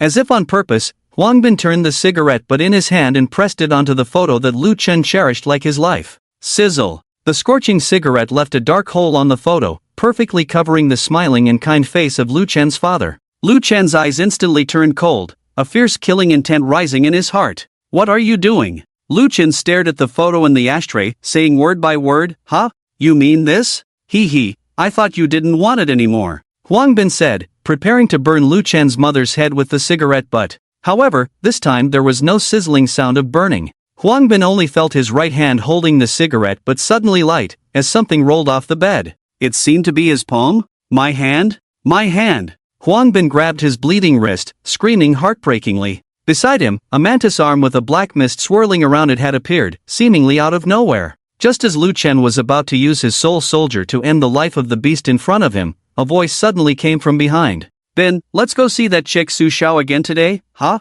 Who the hell are you? Lu Chen turned to see that standing at the door was none other than the gangster who had once extorted him, Dao Gu. Dao Gu also immediately recognized Lu Chen and subconsciously took a step back. Lu Chen? Hee, long time no see, brother Lu Chen. Lu Chen remained silent, responding to Dao Gu with the sound of blades cutting through flesh and bone. Just a moment ago, Huang Bin, who was wailing and shouting to have Dao Gu kill Lu Chen, had now turned into a headless corpse. Indeed, it's been a while. A cold smile appeared on Lu Chen's expressionless face as two mantis arms materialized by his side once again. This time, do you still want protection money? The only group photo was destroyed, leaving Lu Chen in a very bad mood, so he didn't mind killing the street thug who had bullied him before. However, to Lu Chen's surprise, Dao Gu, with a fierce expression, did not respond as aggressively as usual upon hearing his question. Instead, he knelt down with a thud on the ground. Dao Gu had a smile on his face as he said, Brother Lu Chen, what are you saying? It was my fault before, you are a big-hearted person, don't lower yourself to my level. Lu Chen frowned, completely caught off guard by Dao Ji's reaction. I killed your little brother in front of you, don't you want to seek justice for him? Dao Gu, who was kneeling on the ground, shook his head repeatedly, seek justice? It's all that kid Huang Bin's fault, he brought this upon himself. Brother Lu Chen, I'm grateful that you took care of him, I owe you one. I didn't know this dorm was where brother Lu Chen lived at first. If I had known, I would have cleaned it 3 times a day for you. I would never have let that kid Huang Bin move in. Are you in charge here now? Lu Chen caught a glimpse of something and asked, in charge? It's all thanks to everyone's support. Brother Lu Chen, if you don't want to stay in this dorm, I'll find you another room. Dao Gu smiled ingratiatingly, still lying on the ground without any intention of getting up. In front of Lu Chen, he seemed like a humble dog. Without the owner's command, he would never make any presumptuous moves. The street thug who used to extort him had suddenly turned into a begging dog? Lu Chen couldn't figure out the logic behind this for a moment. He could only assume that the other party was afraid of the soul soldier he had unleashed. There's no need to change rooms, I won't be staying here tonight. Lu Chen put away his soul soldier and picked up his backpack from the ground. But I heard you say you were going to see that chick Sushia, what does that mean? Upon hearing this, Dao Ji's expression visibly stiffened. He saw his eyes darting around quickly and said with a forced smile, it's just the literal meaning. Sushia and another group of students live in the opposite female dormitory, and we don't get along. When I said I was going to meet her, I meant to discuss tomorrow's plan to go out and search for food with her. Is that so? Lu Chen obviously didn't believe it, looking at Dao Gu with suspicion in his eyes. Absolutely true, brother Lu Chen. I definitely can't deceive you. If you don't believe me, you can go ask Sushia. Dao Gu patted his chest, looking very sincere. Alright, then please take me over there. Thinking that there was still some time before midnight, Lu Chen lifted his leg and walked outside. Dao Ge quickly got up from the ground and ordered his followers behind him. What are you all standing around for? Brother Lu Chen is here. Inform everyone who needs to know. One of the followers with dyed yellow hair nodded and ran past Lu Chen towards the outside. What's he doing? Lu Chen looked at the back of the thug leaving, wary. Oh, I asked him to go call that girl Sushia down first, so you don't have to wait, Brother Lu Chen. However, behind Lu Chen's back, a follower with white dyed hair was using his data panel to send a message to a friend. On the other side, Zhao Jin, who was assigning tasks to his subordinates, suddenly paused and opened his data panel. There was only one lonely message on it. Lu Chen has been found, coordinates at Yongcheng No. 1 middle school dormitory building. Zhao Jin's expression quickly turned fierce, muttering to himself, thought we couldn't find him, but he finally showed up. What's wrong? Have you found the one who killed Ah Hao? A cold female voice came from beside Zhao Jin. Exactly. Hong, you take care of the rest, I'm going to take care of that kid and give Ah Hao an explanation. With that, Zhao Jin was about to get up and leave. Let me go. Luo Hong held Zhao Jin's arm, shaking her head. The patriarch specifically instructed that tonight is crucial, and the Lin family may come looking for trouble at any time. You need to stay here to oversee things. But that kid is not easy to deal with, even Ah Hao couldn't handle him. Zhao Jin hesitated, clearly disagreeing with his wife's suggestion. It's fine, I'll bring more people and just level that place. Luo Hong said indifferently, her eyes devoid of any humanity, and we can also clear out the survivors there. After the corpse condensing crystal transformation, we can gain a lot of elemental crystals. After pondering for a moment, Zhao Jin sat back in his chair. Good, those bodies do need to be harvested. If you go, you can take care of it all at once, so there's no need for a second trip. Watching Luo Hong leave, Zhao Jin turned his gaze back to the people in the meeting room. Does anyone have any questions about tonight's mission? Now is the time to ask. Someone in the meeting room raised their hand. Brother Jin, if that trading channel really goes online, are we only going to accept high-level elemental crystals? Do we not need to pay attention to anything else? Zhao Jin nodded, that's right, for now, we'll only accept high-level elemental crystals. Until the market stabilizes, all we need to do is accumulate our initial capital. Level is the most important thing. Another person asked, but Brother Jin, other families are likely to also buy high-level elemental crystals. If they start competing and raising prices, we might end up losing.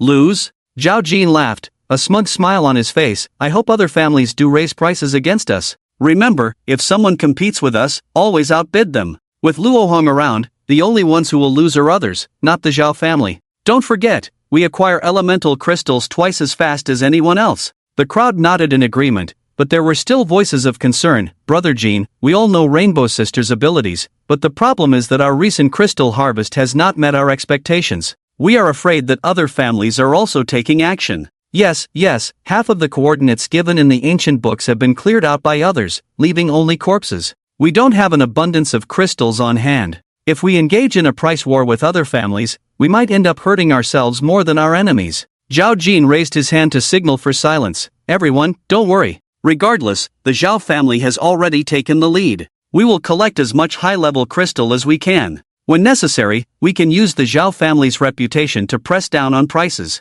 Can you do me a favor? Lu Chen placed 2 backpacks on the ground and looked at Sushia with a sincere expression. He unzipped one of the backpacks slightly, revealing a shining red second-level crystal inside. Where did you get so many second-level crystals from? Sushia was astonished and couldn't help rubbing her eyes. Don't worry about that. As long as you're willing to help me, this third-level crystal will be yours. With that, Lu Chen pulled out an orange crystal from another backpack. Sushia was currently at level 3 and hadn't absorbed 10 crystals yet. With this third-level crystal, she could advance to level 4 in one go. Lu Chen's reward was very attractive to her. However, Sushia didn't immediately agree. Instead, she jokingly replied, "Don't you still owe me a favor? Why not repay it with the third-level crystal? That was a life-saving favor." Are you sure, Captain? Lu Chen also smiled mischievously, as if he was about to stuff the entire backpack into Sushia's hands. Humph, I won't let you off that easily. So, what do you need my help with?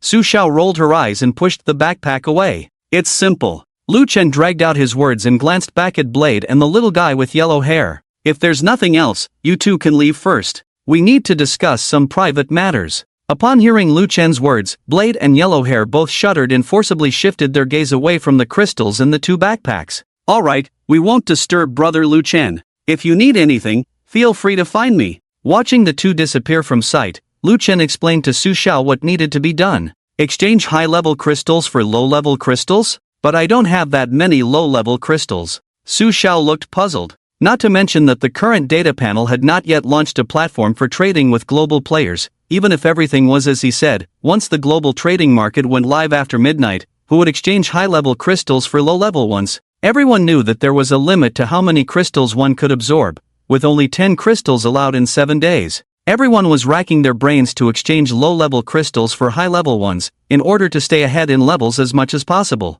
Could Lu Chen really compete with others? Lu Chen was confident. Don't worry, unless something unexpected happens, you won't even be able to buy a single high-level crystal. Sushia was dumbfounded, even questioning if she had misheard. I won't be able to buy any? Then what do you want me to do? Act as a market influencer in the trading market? Exactly. Sushia's mouth fell open, and after a brief moment of contemplation, she finally understood Lu Chen's intention. You want me to drive up the prices of high-level crystals? Lu Chen nodded, a satisfied smile on his face. But what's the point of doing that? You can clearly use high-level crystals to level up. Why go against the grain and exchange them for low-level crystals? Sushia was getting anxious. She felt that perhaps the level 0 Lu Chen didn't understand that players could only absorb 10 crystals every 7 days. Don't worry about that. The more first-level crystals you can exchange for, the better. Also, there's something else I want to ask you. Lu Chen suddenly turned to look at the boys' dormitory, his expression serious as he said,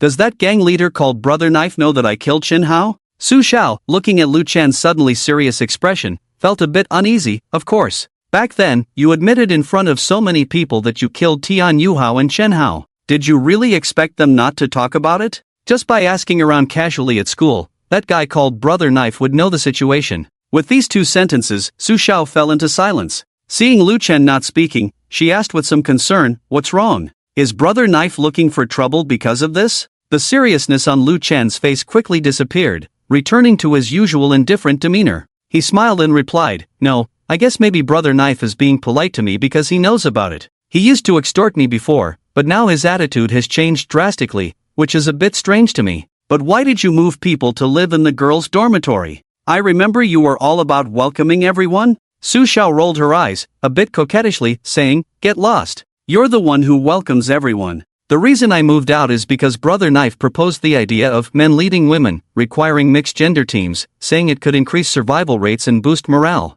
Lu Chen pretended to suddenly understand. Well, the idea is not wrong.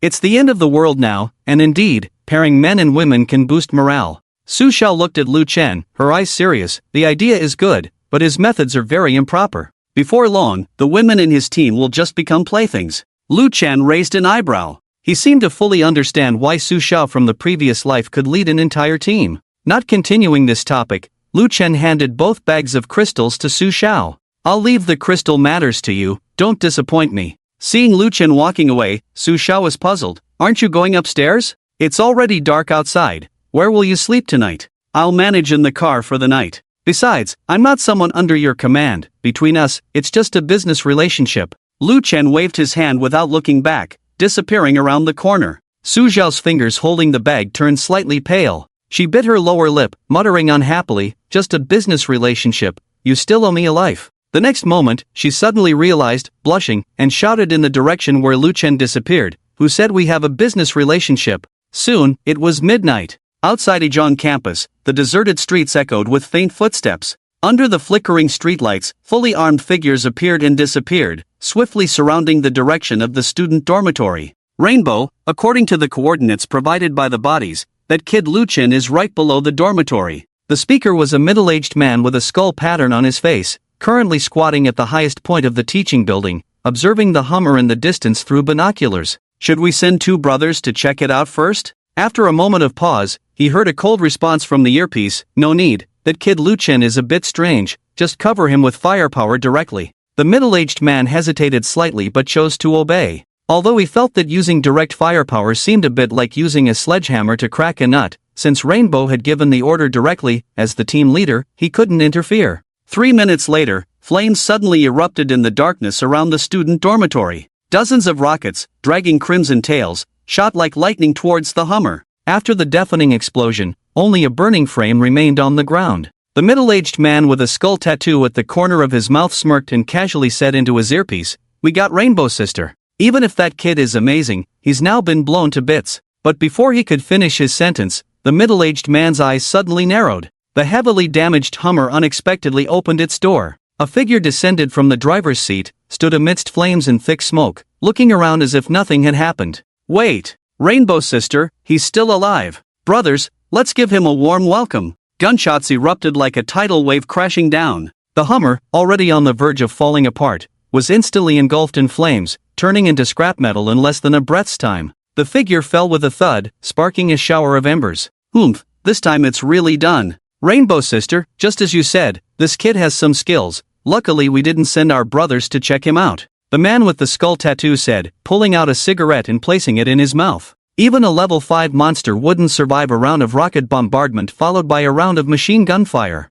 let alone someone only at level 0 like Lu Chen. So, after completing the mission, having a smoke was the most relaxing choice. However, he didn't get to smoke that cigarette. The icy blade had already been placed against the man's neck, effortlessly slicing through the not-so-resilient major artery. A voice sounded behind the middle-aged man, like a ghostly whisper from the depths of the underworld. "Indeed, it's done. Hello? Hello? What's happening?" The earpiece kept crackling with electric sounds, furrowing Luo Hong's brow. Wasn't it supposed to be done? Why was there silence instead? Something seemed off. Luo Hong tried switching to other channels. Without exception, all she heard was the silent crackling. "Check the signal." Luo Hong ordered her subordinate beside her. "Rainbow Sister, the communication signal is full. There's no sound because they're not speaking on the other end." "Not speaking." Luo Hong repeated those 3 words in her mouth, then suddenly chuckled. "He's probably dead, can't speak anymore." Her subordinate was taken aback and instinctively argued, "No way, Rainbow Sister, there were 50 people infiltrating the school, all of them skilled." But the more he spoke, the more anxious he felt. The communication signal was full. If someone was alive, they would respond. So they really were dead. Lu Chen had wiped out 50 people in the blink of an eye. Was he even human? Could he be a monster in human form? Luo Hong nodded, her smiling face turning serious. "I underestimated that kid. Well, it's almost midnight, the rest of you, retreat quickly. We need to rethink our strategy on this matter." Sparse responses came through the earpiece, and the teams scattered around the school perimeter began converging towards Luo Hong's location. Taking a short breath, Luo Hong pinched her brow, murmuring to the air, "Even if it's 50 pigs, it wouldn't be that quick to kill them all. How did Lu Chen manage to do it? Rainbow Sister, maybe it's because of his strange talent. Should we send in more people?" Her subordinate suggested in a low voice. "According to the information we received, that kid seems to be able to summon praying mantis blades out of thin air. Maybe he used these summoned monsters to take out our brothers?" Luo Hong let out a cold laugh, then asked her seemingly clever but actually somewhat foolish subordinate, "Even if this speculation is true, how many praying mantis blades do you think it would take to take down Lao Zhu?" Lao Zhu, the man with the skull tattoo on his face, had a flawless record of single-handedly defeating 3 praying mantis blades without getting hurt. Even if he was ambushed or plotted against, 1 praying mantis blade per person. Lu Chen instantly took down 50 people, at least summoning 49 praying mantis with knife-like arms. What a terrifying number. If Lu Chen truly possessed such horrifying power, with the small group of people gathered outside the school, it was truly insufficient. As his subordinates realized this, they suddenly felt the pressure all over their bodies increase, even their breathing became obstructed. Just then, a urgent warning came through Luo Hong's earpiece. "Hong Jia, I see several monsters flying towards your direction." "What?" Luo Hong furrowed her brows, hastily asking, "What kind of monsters? Knife-armed mantises?" An uncertain response came through the earpiece. No, they look like oversized hornets, never seen them before, but definitely not knife-armed mantises." "Oh, as long as they're not knife-armed mantises." Luo Hong unconsciously breathed a sigh of relief. Even she didn't realize that in this brief hunting process, the roles of hunter and prey had quietly switched. "Hurry up and gather around me. Once everyone is together, we'll retreat." Before she could finish speaking, there were suddenly a few abrupt screams through the earpiece. Luo Hong was taken aback, cold sweat starting to form on her forehead. She tried calling out the names of a few team leaders, but received no response. Why did everything suddenly go wrong? Is it Lu Chen? No. It shouldn't be Lu Chen, it might be another monster ambushing. Luo Hong's voice trembled, fear slowly filling her eyes. She suddenly remembered something. The monsters near Rizhong seemed to have been cleared out by the survivors in the school long ago. Then what was harvesting lives in the darkness of the night? Luo Hong suddenly looked out of the car window. It was pitch black outside. Not the kind of darkness where with a little effort you could make out the outlines of things.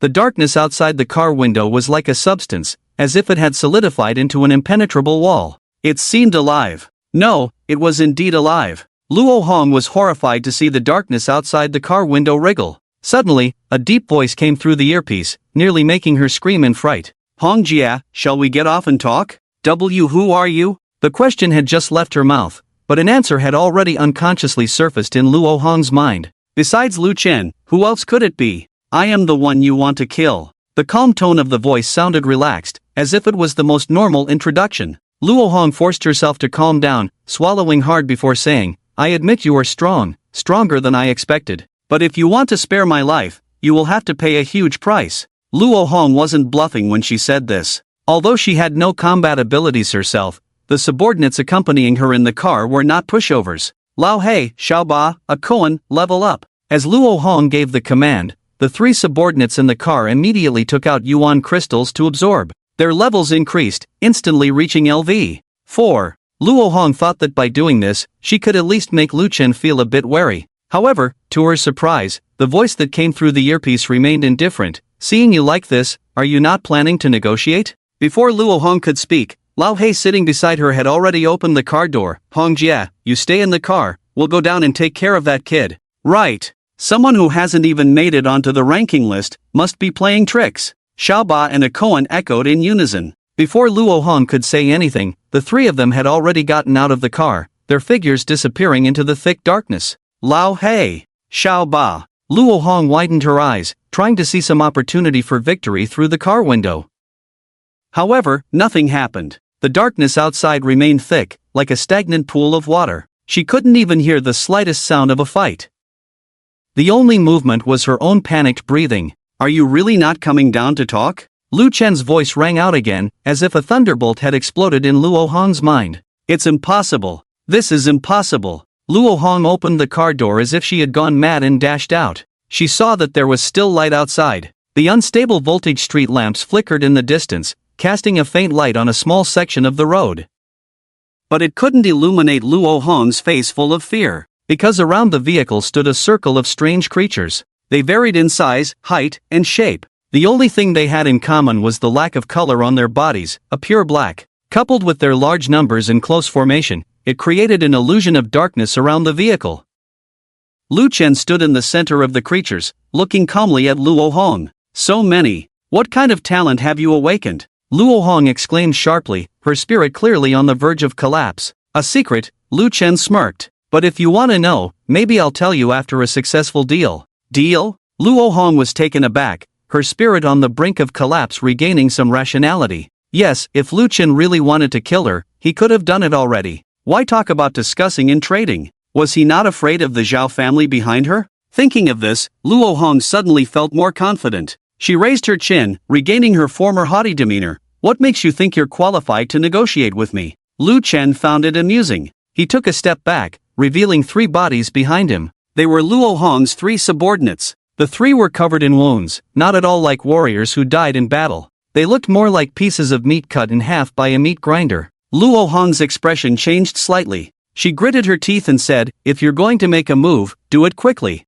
But don't blame me for not warning you. If you kill me, you'll have offended the entire Zhao family. By then, you will never have peace under the pursuit of the Zhao family. Lu Chen shrugged. I never said I wanted to kill you from the beginning, just wanted to make a deal with you. Seeing no killing intent in Lu Chen's eyes, a hint of joy flashed in Luo Hong's eyes. It worked. This person in front of her truly feared the Zhao family. Once she confirmed this, Luo Hong could take the lead in the upcoming negotiations. What deal? Luo Hong pretended to be indifferent but was actually all ears. Elemental crystals, Lu Chen smiled. 86 second-order elemental crystals, 28 third-order elemental crystals. When Luo Hong heard these two numbers, she was stunned. Because the amount of elemental crystals Lu Chen mentioned happened to be the entire inventory that Zhao Jin had collected in the past 3 days. Of course, there were also a large number of first-order elemental crystals. But since Lu Chen didn't mention them, Luo Hong wouldn't be foolish enough to expose herself. I can't produce that many, at most 32nd-order elemental crystals, Luo Hong frowned, pretending to be hesitant. The elemental crystal inventory was confidential, and even Zhao Jin's subordinates didn't know the exact quantity, so she assumed Lu Chen was just making an outrageous demand, perhaps lucky to have guessed right. But Lu Chen's smile remained unchanged. He didn't repeat himself but instead brought up a data panel, quickly edited a message, and sent it out. A few seconds later, Zhao Jin's message popped up on Luo Hong's panel. "Hong, is Lu Chen controlling you?" Luo Hong's face twisted in bitterness. She replied helplessly, "Yes." She thought Zhao Jin would at least show some concern for her, but he directly asked, "How did Lu Chen know the specific quantity of the crystal inventory? Did you tell him?" Luo Hong felt wronged, but still calmly replied, "How could that be possible? I don't know how he found out the exact quantity, probably just lucky. Give him 30 elemental crystals, and that's it." Thought the problem could be solved, but Zhao Jin's next message made Luo Hong's heart half cold. But he said, "Not a single piece of Yuan Jing can be missing, otherwise he will kill you immediately. What should we do, Hong? Can you escape?"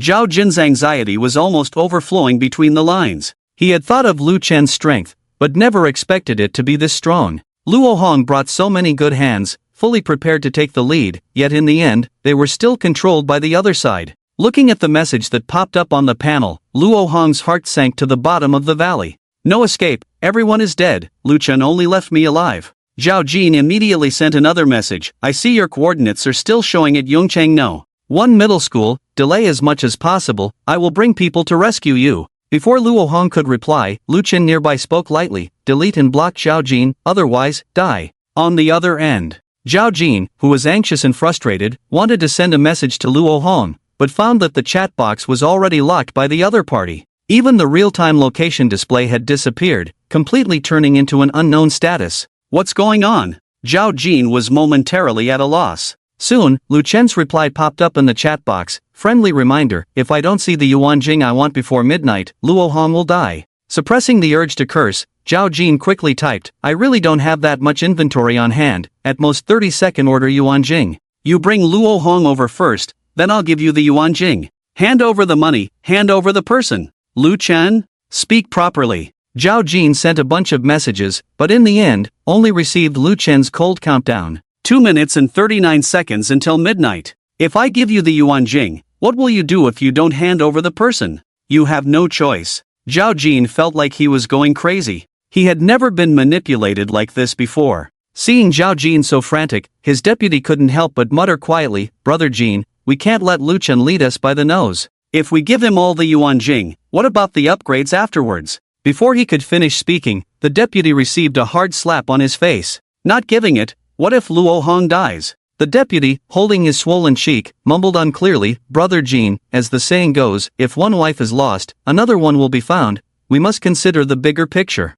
Get lost." Zhao Jin kicked the deputy in the face, feeling unsatisfied, then grabbed his collar and slapped him twice. "Do you know what Luo Hong's ability is? It's corpse crystallization. If she dies, the clan leader will kick me out of the Zhao family. Hurry up and prepare the Yuan Jing. I want to exchange Luo Hong back." Sitting in the car, Luo Hong watched the scenery outside rapidly retreat. After turning off the location, Lu Chen took her for a ride in the city. Obviously, this move was to prevent Zhao Jin from locking their position. The high school student named Lu Chen in front of her was cautious to a terrifying degree. Time passed by waiting second by second, and finally, at the moment close to midnight, a trade request from Zhao Jin popped up on Lu Chen's panel. Player Zhao Jin requests a trade content, 86 second order Yuan Jing, 28 third order Yuan Jing. Payment required, none. Lu Chen's lips curled up, agreeing to the trade. Orange and red Yuan Jing appeared out of thin air, piling up into 2 small mountains on the seat. Luo Hong watched the scene before her, feeling a slight relief. "The trade is completed now, can you let me go?" Lu Chen still had that indifferent look. "Don't rush, if I let you go now, can you guarantee your safe return to the Zhao family?" Luo Hong was startled, realizing the truth. Although her corpse crystallization was of the jadeite grade, it had no combat power. Without protection, any monster could easily take her life. How did Lu Chen know all this? A loud alarm bell rang in Luo Hong's mind. Some details she had previously ignored resurfaced, connecting into a terrifying question: how does Lu Chen know so much about himself, even about the Zhao family's situation? As if hearing Luo Hong's thoughts, Lu Chen smiled faintly and continued, "You want to know about my talent ability, right? Now that the deal is done, I'll tell you." As soon as he finished speaking, black mist rose from the passenger seat next to Lu Chen, forming a figure. He looked young, about the same age as Lu Chen, but his expression lacked Lu Chen's coldness, giving off a sense of impending misfortune. "Hello, beautiful lady, I'm Xing Anlin." The disheveled figure extended his hand and shook hands with the bewildered Luo Hong. Without waiting for her to say anything, Xing Anlin continued, "Your people attacked the Hummer earlier, actually taking out the target and doing so twice. However, the target wasn't Lu Chen, it was me." "Me?" Luo Hong's eyes widened, but the information I received clearly stated that Lu Chen entered the car and didn't leave. "Did they deceive me?" Xing Anlin explained, "The Blade brothers didn't deceive you. The ability to switch identities is due to the special nature of the Soul Guards." After saying this, Xing Anlin's face began to distort, transforming into Lu Chen's appearance. Conversely, the driver turned into Xing Anlin. "I can switch positions with the Soul Guards." As Lu Chen spoke, he grabbed a Yuan crystal next to him and opened the data panel. The global trading market had gone online, and he needed to hurry to trade all the Yuan crystals to Su Xiao. Upon receiving the Yuan crystals, Su Xiao became worried about Lu Chen's safety. After all, she heard the explosion of the Hummer. It wasn't until Lu Chen repeatedly assured her of his safety that Su Xiao relaxed slightly. "I'll trade you another batch of high-level Yuan crystals, help me exchange these for first-level Yuan crystals."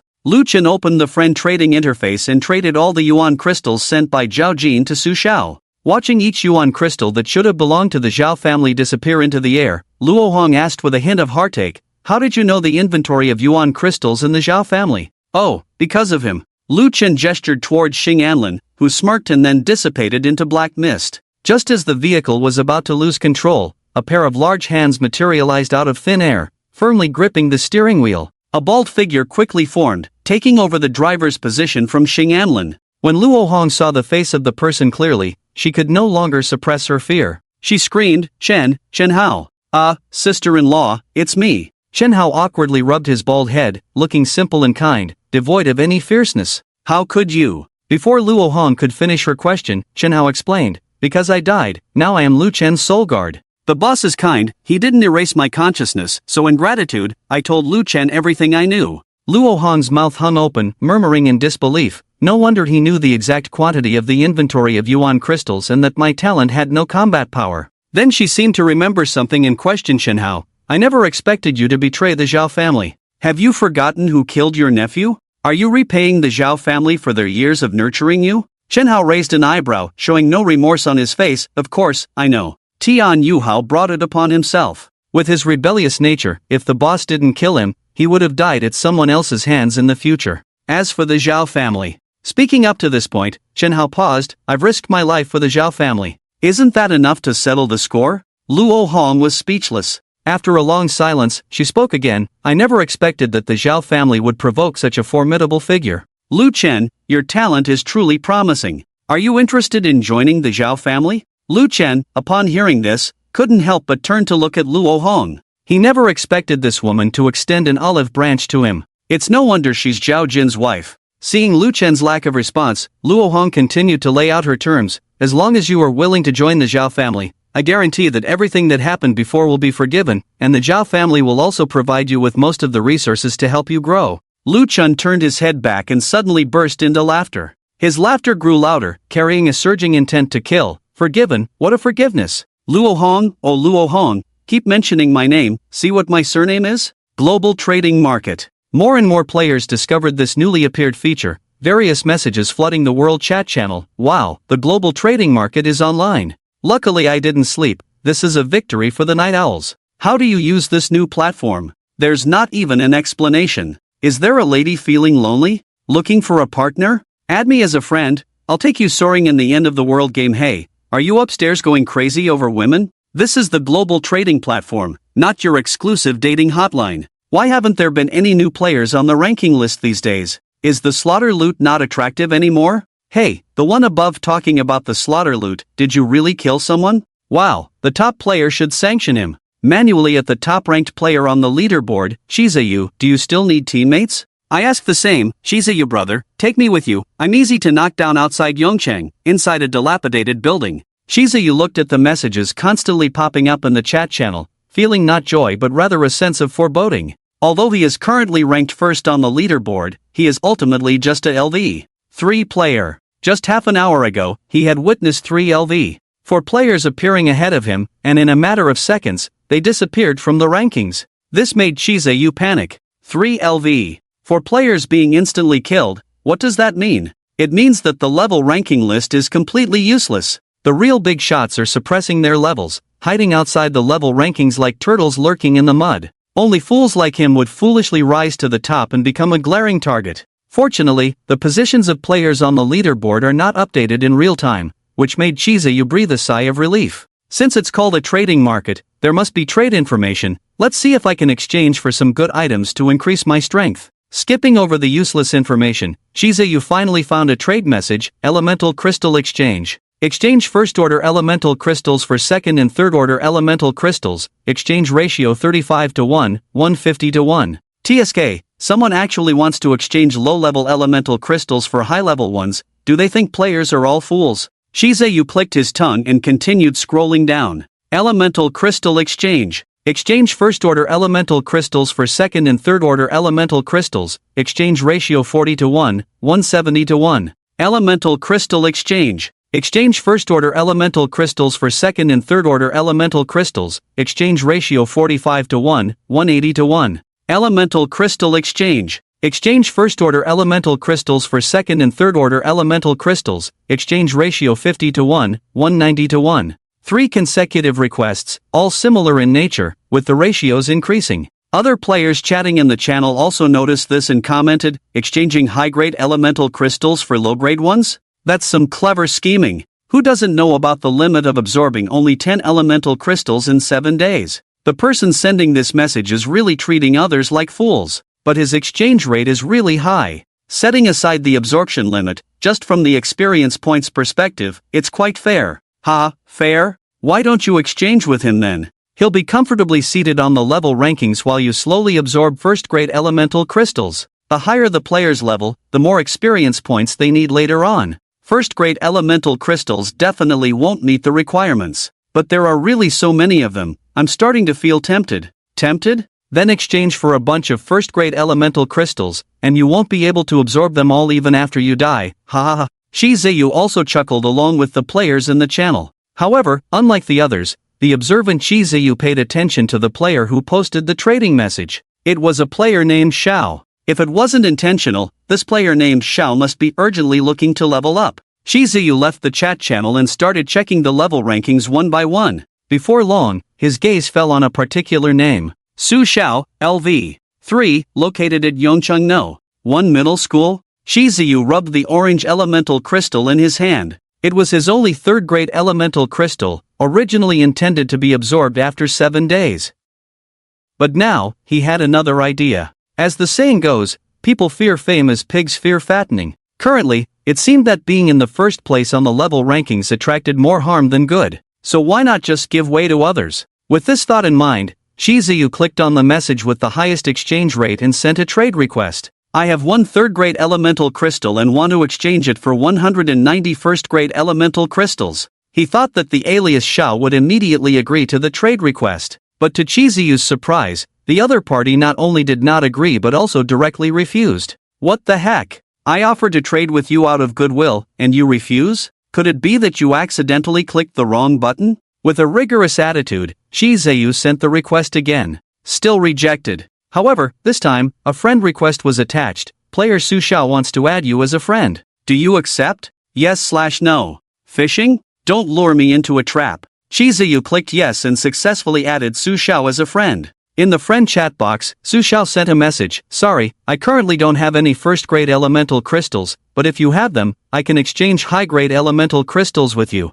Xiao was puzzled. He carefully read Sushia's message several times to confirm that the other party indeed wanted to exchange high-grade for low-grade. What's going on? Is this Sushia just bored and fooling around for no reason in the middle of the night on the global trading market? Ignoring Sushia's inquiry, Xiao turned his attention back to the world chat channel. Several elemental crystal exchange messages appeared, all exchanging low-grade for high-grade, and at higher rates than Sushia's offer. The players who sent the messages had different names, but all had Xiao at the end. Oh, competition has emerged. Xiao watched with interest as the exchange rates continued to rise. Perhaps due to being tricked just now, he even looked forward to Sushia's failure. although he still couldn't figure out whether Sushia wanted first-grade elemental crystals or high-grade ones. Soon, the exchange rates on the trading platform stabilized. The ratio of exchanging first-grade elemental crystals for second-grade ones was 60-1. The ratio for exchanging third-grade elemental crystals reached an astonishing 250-1.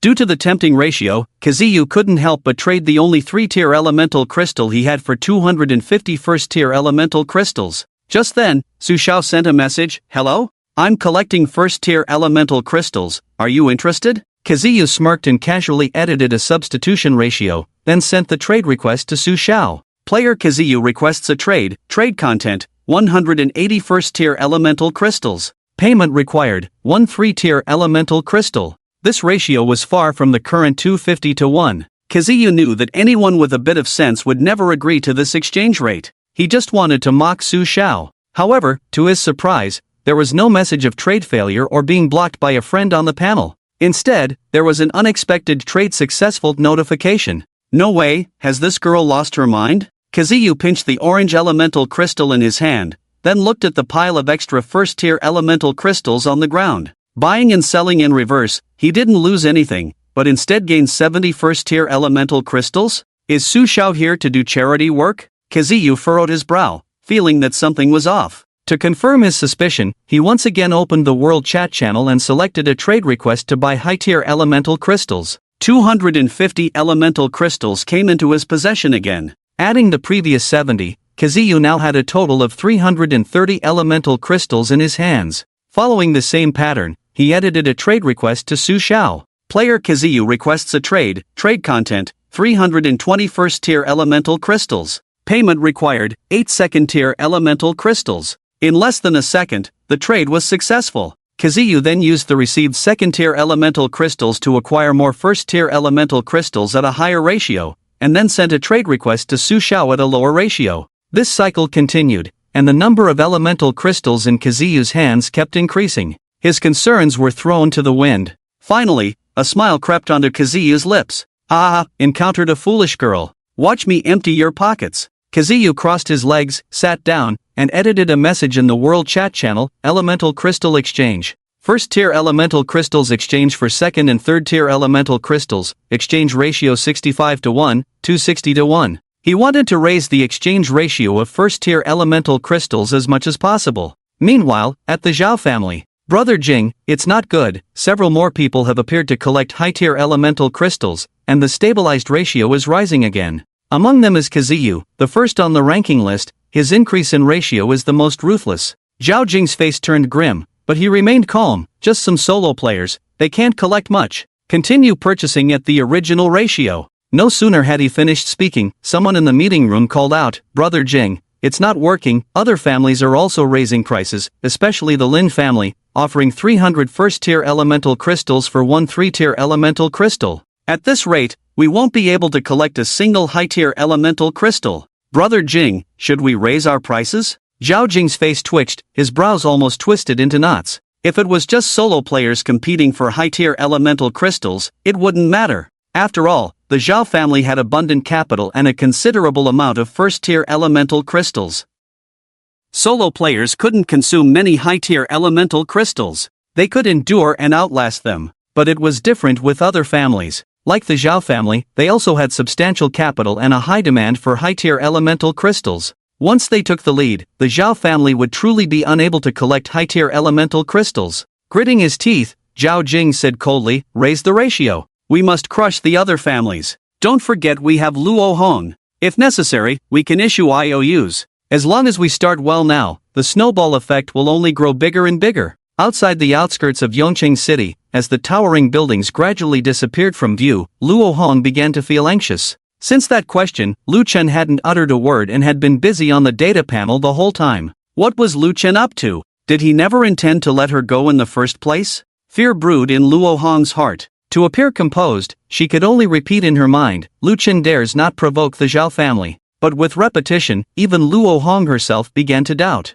Did Lu Chen really dare not provoke the Xiao family? He was surnamed Lu after all. If he truly was the orphan of that family. No, it couldn't be that coincidental. Even if Lu Chen was indeed the orphan of that family, he would be unaware of the truth behind it. The Zhao family had covered all their tracks cleanly, nothing unexpected would happen. Just as Luo Hong comforted herself in this manner, a speeding vehicle suddenly braked sharply. Under the force of inertia, her entire face slammed into the front seat's backrest. The stinging sensation made tears stream down Luo Hong's face, and she instinctively wanted to curse out loud. However, when Luo Hong saw where they were outside the car window, the foul language she was about to utter immediately swallowed back down. Her body began to tremble slightly. The place they stopped at was a desolate villa. The grand architectural style and spacious courtyard once showcased its former luxury. The overgrown yard and the cacophony of insects now spoke of its decay. Luo Hong was familiar with this place, extremely familiar. Yet, she still had to feign surprise and asked Lu Chen in puzzlement, "Where is this?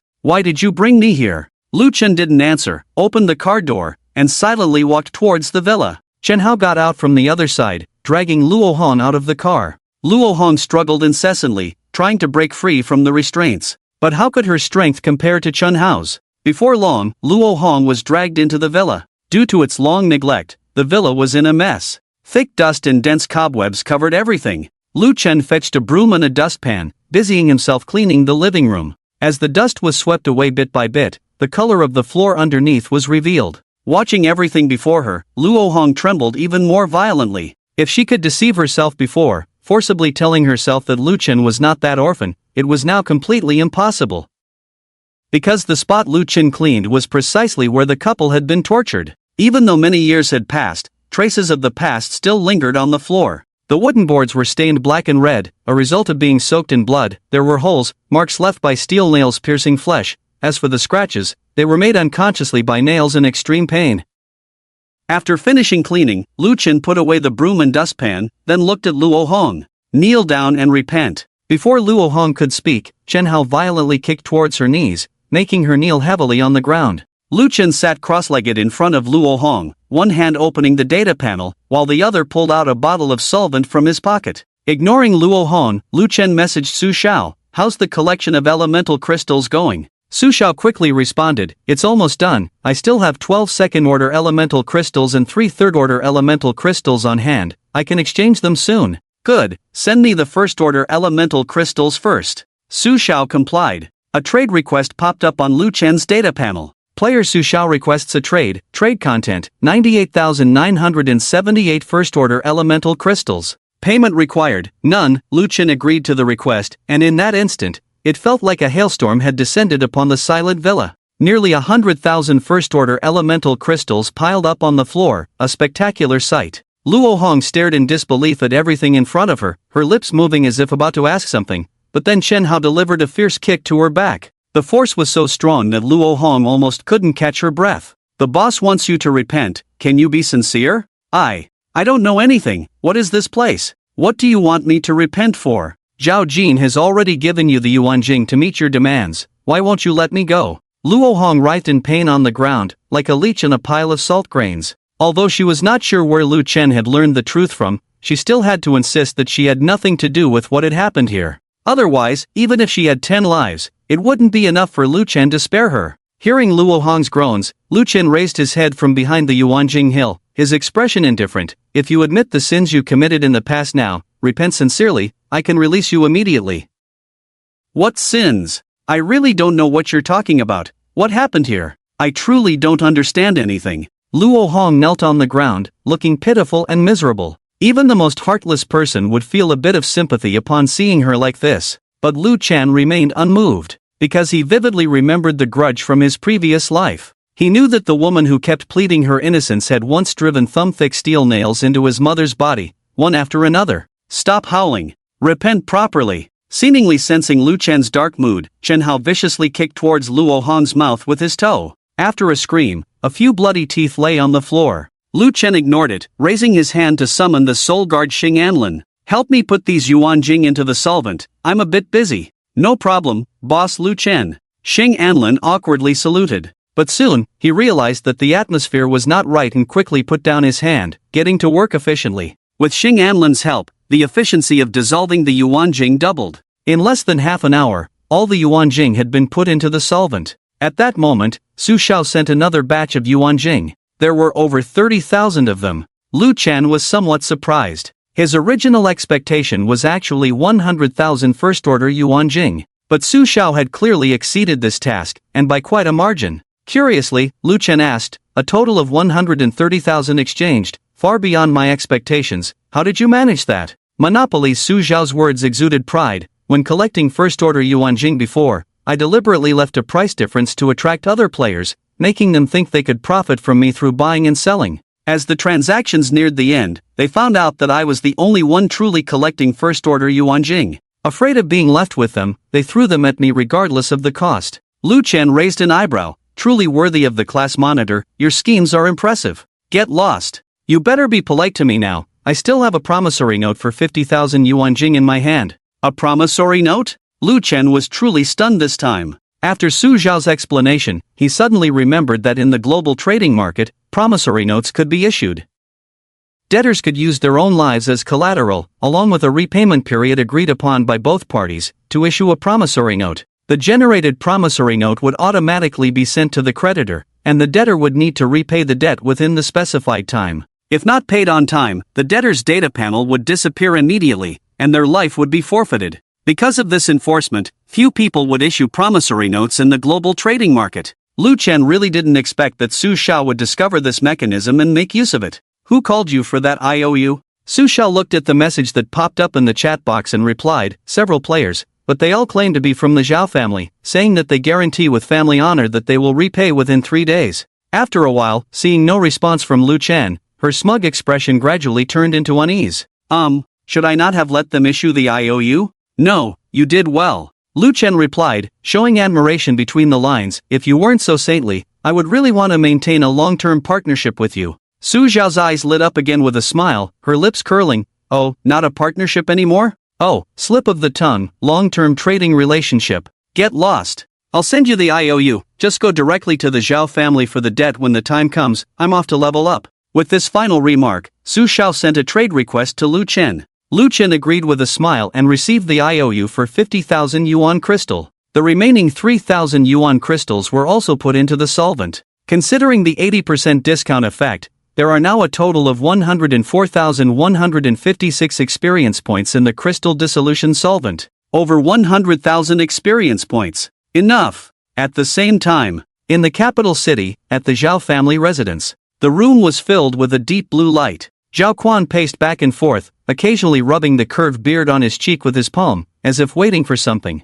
Finally, the holographic projection flickered several times, and Zhao Jin's figure appeared. Zhao Quan frowned slightly and asked, what's going on? Why is it so slow? How is the collection of high-grade yuan crystals going? Zhao Jin's expression was not good either, his tone somewhat harsh. There was an accident, Patriarch. Luo Hong was captured, and to redeem her, I used the stock of high-grade yuan crystals. What? Luo Hong was captured? Which family did it? Zhao Quan's face changed drastically, asking sternly. It's not a family. It's an independent player named Lu Chen. Lu Chen? Zhao Quan took a deep breath, a look of fear on his face. His surname is Lu. Could it be from the Lu family?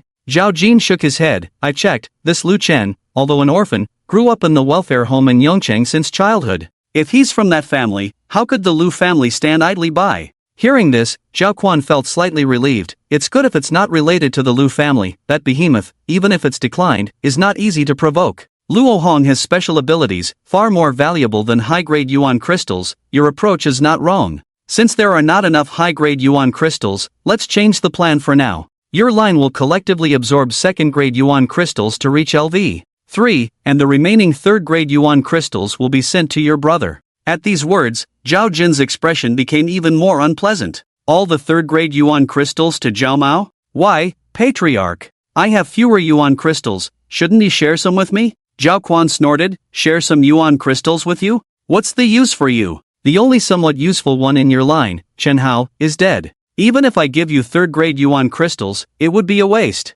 It's better to give them all to Zhao Mao. He has dug up quite a few potential seeds in Hangcheng, and with a boost tonight, it will surely greatly enhance the strength of the Zhao family. But, Zhao Jin wanted to say more, but Zhao Quan waved his hand to interrupt. Enough, you have Luo Hong's corpse condensation crystal, so there's no need to worry about not being able to level up. This matter is settled. Quickly let your people absorb the yuan crystals. Outside Yongcheng, in a dilapidated building. Nearly an hour had passed since the last transaction. Shizuyu held the only second-grade yuan crystal, still feeling a tightness in his chest. He never expected that within the entire trading market, the only one accepting first-grade yuan crystals was Sushia. Others all wanted to exchange low-grade elemental crystals for high-grade ones. This led to Kazuyu having to exchange all the low-grade elemental crystals he earned for Sushia. And the price was set by Sushia too. Although Kazuyu also considered whether to keep some of those low-grade elemental crystals for himself. But this thought only lasted a moment before he immediately dismissed it. How could he keep them? With so many low-grade elemental crystals, it was simply inconvenient to carry them around. So in the end, Kazuyu's gain was exchanging a third-grade elemental crystal for a second-grade one. Not only did he not profit, but he also suffered a loss. Selling your mother's rotten pineapple, Sushia, I'll remember you. Kazuyu mechanically scrolled through the world chat channel, trying to ease his frustration in this way. Ding! There has been a change in the ranking. The notification from the ranking caught his attention. As if it had been agreed upon, a large number of players saw their levels increase and entered the ranking list. And that Sushia, who Kazuyu saw as a thorn in his side, smoothly advanced from LV 3 to LV 4. As expected. Absorbed my third-grade elemental crystal. Kazuyu refreshed the ranking list frantically. Although many players had now reached LV 3, since Kazuyu had leveled up earlier than them, he still held the second position on the list without being pushed down. This was not what Kazuyu had expected. At the same time, he made another dreadful discovery. That is, among the top 100 players on the list, besides Sushia and Kazuyu himself, the rest were all LV 3. It's over, can this level drop? I don't want to stay in second place. Kazuyu was on the verge of tears. Originally, when Sushia replaced him as the first, Kazuyu was quite happy. After all, those chat channel trash talkers loved to provoke. They would often demand him, as the top player on the ranking list, to punish this person or eliminate that person. Calling him a big shot left him feeling really anxious. But now, all the players on the list were LV 3. Since everyone's level was the same, those ranked lower naturally thought about killing those ranked higher to obtain the challenge mechanism rewards. It's not clear if Kazuyu's prayers had any effect. The ranking list changed again. A large number of LV 4 players surged in, pushing Kazuyu's ranking to beyond 95. Among them were also many foreign names. Wow! Foreign friends, give me a break, bring a few more, and I'll be pushed out of the list. Kazuyu stared fixedly at the list, rambling on. But in the end, his ranking settled at 100th place. The first 99 players were LV 4. Only Kazuyu remained at LV 3. And he was at the very bottom. Now it wasn't just dangerous, it was embarrassing too. Wow, don't do this to me. Kazuyu sat on the ground, starting to figure out what to do next. Just then, the ranking list suddenly shook. Kazuyu's name was pushed out of the top 100, disappearing from the list. The heavens favor me. Let me see who reached LV 4 and pushed me out of the list. I should add them as a friend to thank them. Kazuyu searched through the list, but after looking through all the LV 4 players, he still didn't find any new names.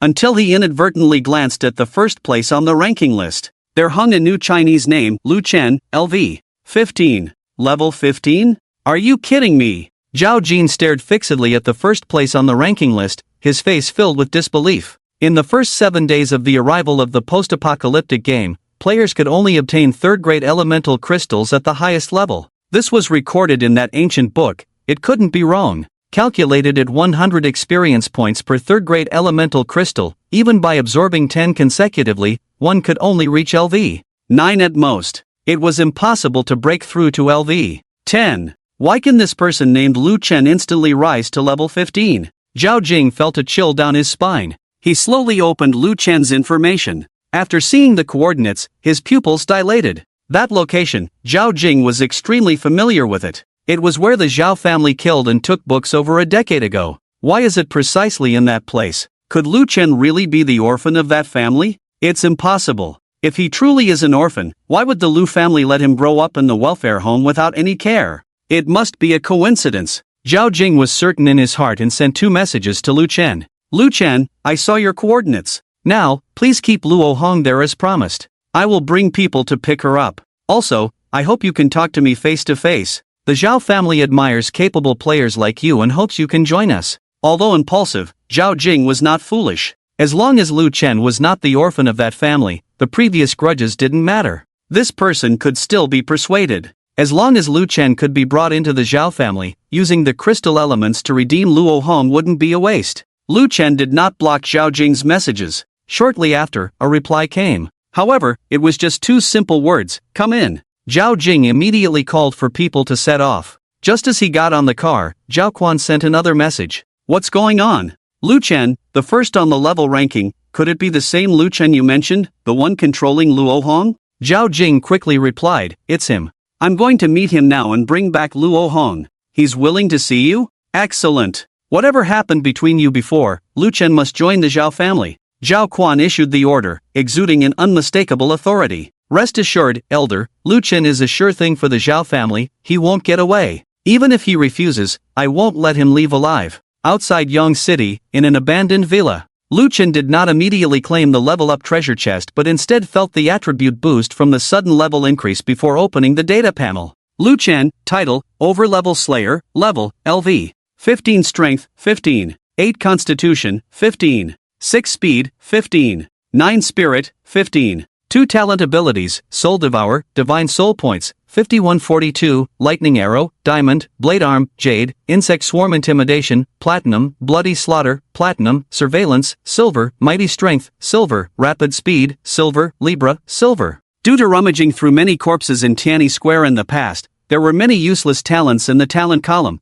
so Lu Chen didn't bother checking further. He opened the attribute allocation interface. In the post-apocalyptic game, for every level a player ascended, all 4 attributes would automatically increase by 1 point. Additionally, they would receive 1 freely assignable attribute point. Rising 15 levels at once, Lu Chen now had a total of 15 free attribute points. However, he didn't allocate them immediately but instead took out something from his pocket. It was a golden candy bean. It was a good item he obtained from the Challenger's treasure chest, 2 in total. Item name, Useless Candy Bean Quality, Excellent Function Description. Ingesting this item reveals hidden attributes, lasting for 1 minute. Note, this thing definitely isn't as useless as it seems. Lu Chen tossed the candy bean into his mouth and checked the attribute allocation interface again. A 5th attribute appeared on the panel that originally only had Strength, Constitution, Speed, and Spirit. Luck, 0. 8. The useless candy bean was not truly useless. On the contrary, its use was quite mysterious. Because the useless candy beans are the only items that can permanently increase luck value. Of course, the premise is to understand how to use them. In the previous life, Lu Chen had swallowed useless candy beans several times. However, by the time he knew the exact usage, he had very few free attribute points left, so the increase in luck was not significant. Now, in this new life, Lu Chen plans to allocate all his free attribute points to luck. After all, the other 4 attributes can be supplemented later through equipment items, with many ways to enhance them. Seizing the opportunity when the luck attribute appeared, Lu Chen allocated all his free attribute points to luck. As expected, the luck value increased to 15. 8. Lu Chen nodded in satisfaction and closed the data panel. With his strength improved, it was time for revenge. He turned to look at Luo Hong, who was still kneeling on the ground. Luo Hong had always been secretly watching Lu Chen. When she saw him approaching, she immediately put on a pitiful look. "Lu Chen, you." Before she could finish, Chen Hao, who was standing nearby, kicked her fiercely twice. "Shut up! Why can't you understand to repent?" Lu Chen raised his hand to stop Chen Hao, stood in front of Luo Hong, and asked, "So, do you admit the sins you committed in the past?" Luo Hong's face was full of innocence and grievance.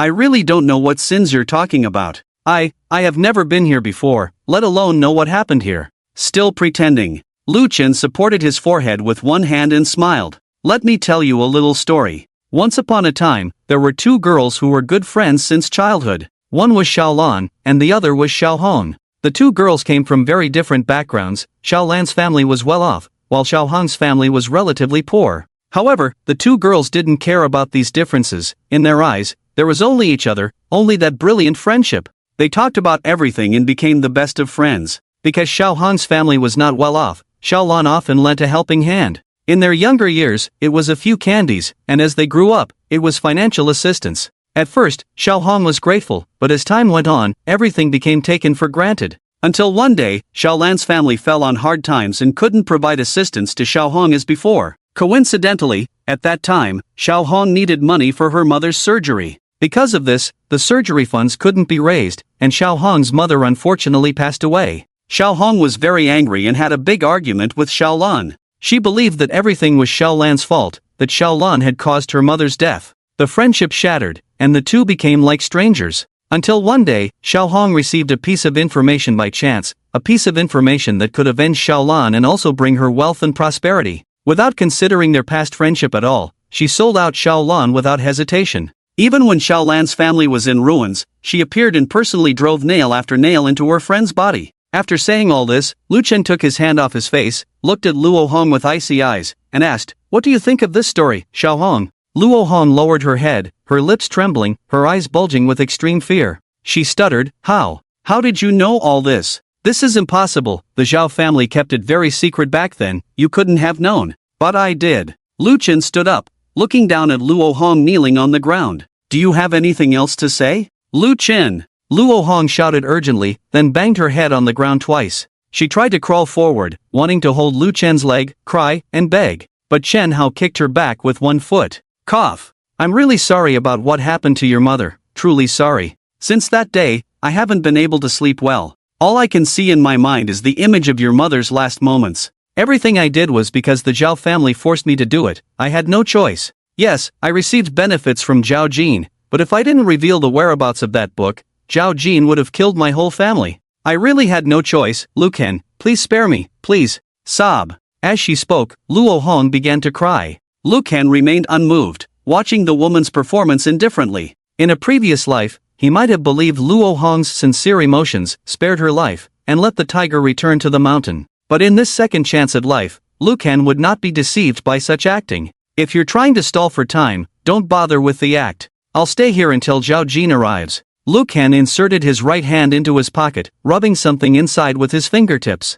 It was a thin ticket. Something good he had obtained from the challenger's treasure chest. Upon hearing Lu Chen's words, Luo Hong's sobbing abruptly stopped. After a moment, she slowly lifted her head. Her tear-streaked face showed no remorse, only filled with gloom and resentment. "Lu Ken, you still have a choice. If you insist on killing me, Zhao Jin will surely seek revenge on you. At that time, the entire Zhao family will come after you relentlessly. Your awakened talent is so outstanding, a great life awaits you. Are you really willing to risk everything for two people who died over a decade ago?" Lu Ken smiled, a cold smile. The howling night wind entered the villa, bringing the sound of car engines roaring. Zhao Jin had arrived. Luo Hong also heard the commotion outside, a sinister smile appearing on her gloomy face. She unsteadily got up from the ground and arrogantly addressed Lu Ken. "Did you hear that? Lu Ken, Zhao Jin has come, he's here to save me. Do you know the strength of the Zhao family? Do you know how long they've been preparing for the resurgence war? If I die, you won't be able to leave here alive." At that moment, Luo Hong felt a sense of reversal, incredibly pleased. Meanwhile, Lu Ken, standing opposite her, sighed quietly, silently lamenting the depravity of human nature. Ignoring the frantic Luo Hong, Lu Ken walked towards the villa. The scattered headlights illuminated the villa, and the dark crowd blocked every exit. A stern-looking man stood at the main gate, expressionless as he looked at Lu Ken. "Where is Luo Hong?" Zhao Jin got straight to the point. "She's in the villa." Lu Chen's response was devoid of emotion, as casual as greeting an acquaintance. Seeing Lu Ken so composed, Zhao Jin couldn't help but feel uneasy. Having experienced life and death struggles, he knew that when faced with a threat, the body often uncontrollably reacts, showing signs of emotional agitation, trembling, or raising one's voice involuntarily. But Lu Ken remained calm, indicating that he must have something to rely on. It seems the patriarch's judgment was correct. This person must be used by the Zhao family, or there will be endless trouble. Zhao Jin's tone softened slightly as he said, "Lu Ken, you are indeed talented enough to join the Zhao family. As long as you agree, I can overlook everything that happened before. Moreover, after you join, the Zhao family will allocate most resources to you, nurturing you as a core force. But if you remain stubborn, my men will ensure you stay here forever." When it came to recruitment, Zhao Jin was extremely confident. With threats and temptations, ordinary people had no way to refuse. But to Zhao Jin's surprise, after hearing the conditions he laid out, Lu Chen's face showed no sign of interest, but instead a mocking smile. "The two of you really think alike." Before he could finish his sentence, Chen Hao dragged Luo Hong out of the villa like a dead dog. Before Zhao Jin could react, Chen Hao's fingers clawed at Luo Hong's throat. With a sharp sound, half of her windpipe was violently torn out. Blood gushed out like a fountain. "You, Lu Chen, what do you mean?" Zhao Jin's eyes were about to burst. "Just answering your question. Lu Chen took out his right hand from his pocket and tore off the stub on the ticket. Not only will I not join the Xiao family, but I will also destroy it. Luo Hong's death is just the beginning. The ticket burst into flames in Lu Chen's hand. Kill him. Zhao Jin sensed something was wrong and immediately gave the order. But it was too late. The flames on the ticket instantly expanded, completely engulfing Lu Chen. Welcome to the Nexus Arena. You have been transported to the waiting area, where a suitable opponent will be matched for you. Estimated wait time is 10 minutes. A cheerful voice sounded in Lu Chen's ears as he stepped out of the flames. Zhao Jin and the villa had disappeared, and he found himself in a 50 square meter space. Everything was milky white, as if the entire space was cast in one piece. Seeing no one around, Lu Chen calmly brought up the data panel and sent a message to Su Xiao and Lin Qinfeng. The message to Su Xiao reminded him to beware of Zhao Jin. After all, he had just provoked the Xiao family, and if Zhao Jin went crazy seeking revenge, it wouldn't be good for the innocent. The other message asked Lin Qinfeng how the collection of items was going. As soon as the messages were sent out, Su Xiao had no reaction, but Lin Qinfeng quickly replied, "Time is tight, and with the original reserves of the Lin family, we have only collected 700 kilograms of gold.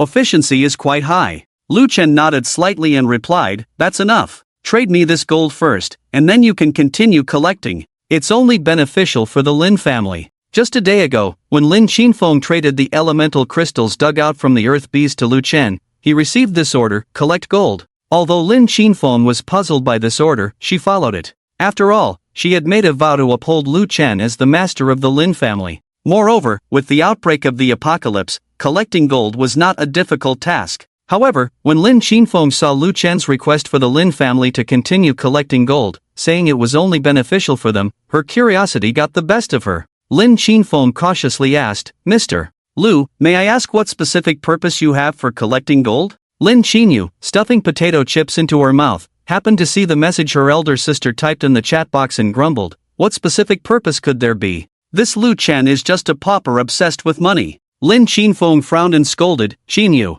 Mr. Lu is the benefactor of the Lin family. If you continue to be disrespectful, don't blame me for taking action." Lin Qinyu shrank at the words, stopped talking, and just grabbed a handful of potato chips, stuffing them into her mouth in frustration. Lu Chen replied, "I can't tell you the specific purpose for now, just focus on collecting, no need to worry. Also, keep an eye on Zhao Jin these days. If there are any major movements, remember to inform me promptly." "Alright, but unfortunately, the Lin family's power is weak now, and we can only scratch the surface. Mr. Lu, please don't rush." After sending this message, Lin Qinfeng felt a sudden regret. Although the Lin family now nominally recognized Lu Chen as their master, and Lu Chen had promised to help solve the family's troubles, but in the end, the Lin family's grudge should be avenged by the Lin family. Lu Chen is strong, but ultimately he is just one person. Is it too much to ask him to bear the feud between families? However, Lu Chen's response surprised Lin Qinfeng. "Have a little faith in your master.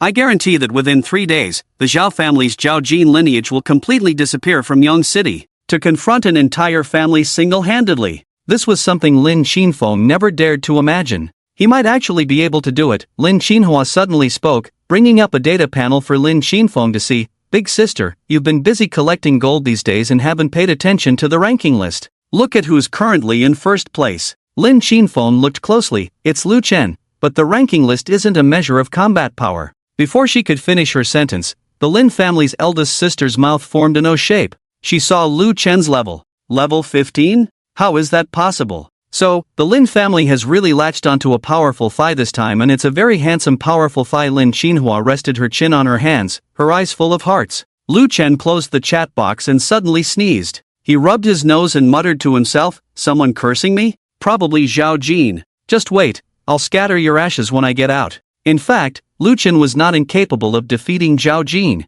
With his current soul points, he could summon 100 LV, 3 soul soldiers and 2 LV, 5 soul guards. Combined with various talents he had acquired through devouring, Lu Chen's combat power could only be described as formidable. The reason he was holding back was due to Zhao Jin mobilizing all his forces. If they were to fight to the death, Zhao Jin could kill him, but Lu Chen also faced the risk of death. For Lu Chen, there was simply no need for that. Time in the early stages was precious, and he needed to seize the opportunity to grow. After all, on Lu Chen's revenge list, it wasn't just the Xiao family. There were even more powerful forces and terrifying entities to deal with. He had to proceed cautiously, step by step. Just as Lu Chen was muttering to himself, flames erupted once again in the enclosed space he was in. A ragged figure covered in soot fell out, landing on the ground with a painful cry. Lu Chen's gaze fell on the person's beast ears, feeling somewhat surprised. A Paro person has actually come. It seems the hub arena rates my combat power quite highly. The hub arena, as the name suggests, was the central hub connecting various star domains. Players from different planets could use arena tickets to teleport to this area. Arena tickets were divided into two types. The first type, blue tickets, would directly transport the user to the spectator stands. The process was completely safe, allowing players to watch battles, exchange information, or even trade items within the arena. The second type, red tickets, was the one Lu Chen had used before. However, Lu Chen's ticket was obtained from a challenge treasure chest and had a golden border. This ticket would transport the player to a waiting room to match them with opponents of similar strength for a battle. Battles in the arena were divided into 3 modes: solo combat, cooperative duels, and team battles of 5. The specific mode could be determined by the color of the waiting room: black for solo, white for duos, and gray for teams of 5. Fighters using the ticket for the first time would be randomly assigned a mode by the hub arena. This time, Lu Chen happened to be in the cooperative duels mode. Before the disheveled Paro person could get up from the ground, the entire milky white space suddenly trembled. 3 rules appeared prominently. Hub Arena Battle Rules, Duo 1. There are no restrictions on battles. Once in the waiting area, you must participate in the battle. Unless a winner is determined, the battle cannot end. 2. Once the duel begins, the player's data panel will be temporarily locked, and players cannot use the panel for chatting, trading, or allocating attribute points. 3. During the duel, bribery and attacking the referee are not allowed.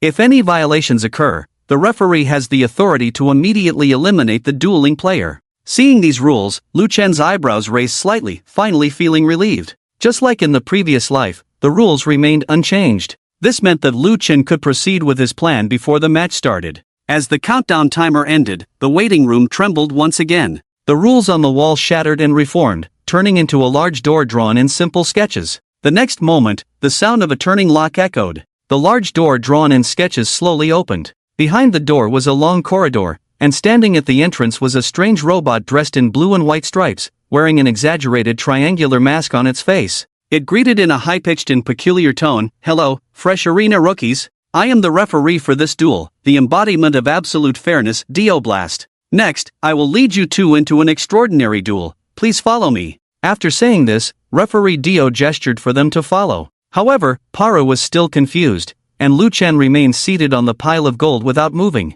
The robot cleared its throat awkwardly, bringing its hands to its mouth, and said, "Ahem. 2 of you, dawdling is of no use. Once you use the arena ticket, you must engage in the duel to determine the winner. That's the rule. Must determine the winner." Paru murmured softly, her voice gentle, sounding like a girl, "Can we just surrender directly?" This statement startled Lu Chen, causing him to fall from the pile of gold to the ground. Referee Dio straightened up, elongating his tone as he asked, "Are you sure you want to surrender directly?" No, we will participate in the match," Lu Chen hurriedly replied. If they were to surrender directly, the consequences would be severe. The hub arena valued dueling above all else, and if a duelist who used a ticket chose to surrender before the match began, the referee would be furious. And the consequence of anger would be the immediate elimination of both players. "Oh, it seems that you two did not discuss before making a decision. How about this? I'll give you 30 seconds to discuss. Please decide whether to participate in the match or surrender directly."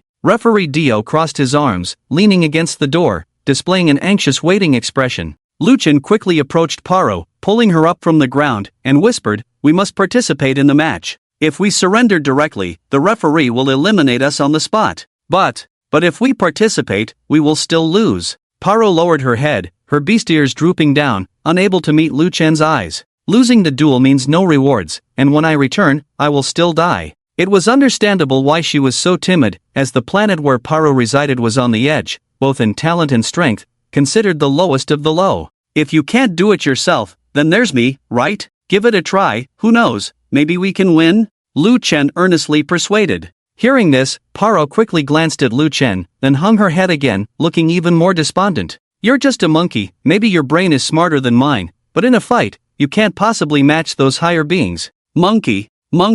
Lu Chen's eye twitched. It seemed the other party mistook him for a Paro, directly considering him as a low-powered fellow. Anyway, surrendering means death, participating in the match means death, so why not participate? Every second alive counts. Lu Chen didn't bother explaining further, simply brainwashing her forcefully. Anyway, as long as the Paru people agree to participate in the competition, the rest can proceed as planned. Whatever. The Paru person muttered in despair, finally easing the burden in Lu Chen's heart. Referee, we will participate in the competition. Upon hearing this, Referee Dio's previous anxious demeanor changed, and he spoke again with a high tone. That's great. Please follow me, let us step into the spectacular. Wait, referee. Before Dio could finish speaking, Lu Chen interrupted. He picked up a gold brick from the ground and handed it to the referee. Referee, before the competition starts, I would like to ask for your help. Oh? Referee Dio exaggeratedly leaned back, looking at Lu Chen and then at the gold brick in his hand, openly bribing the referee.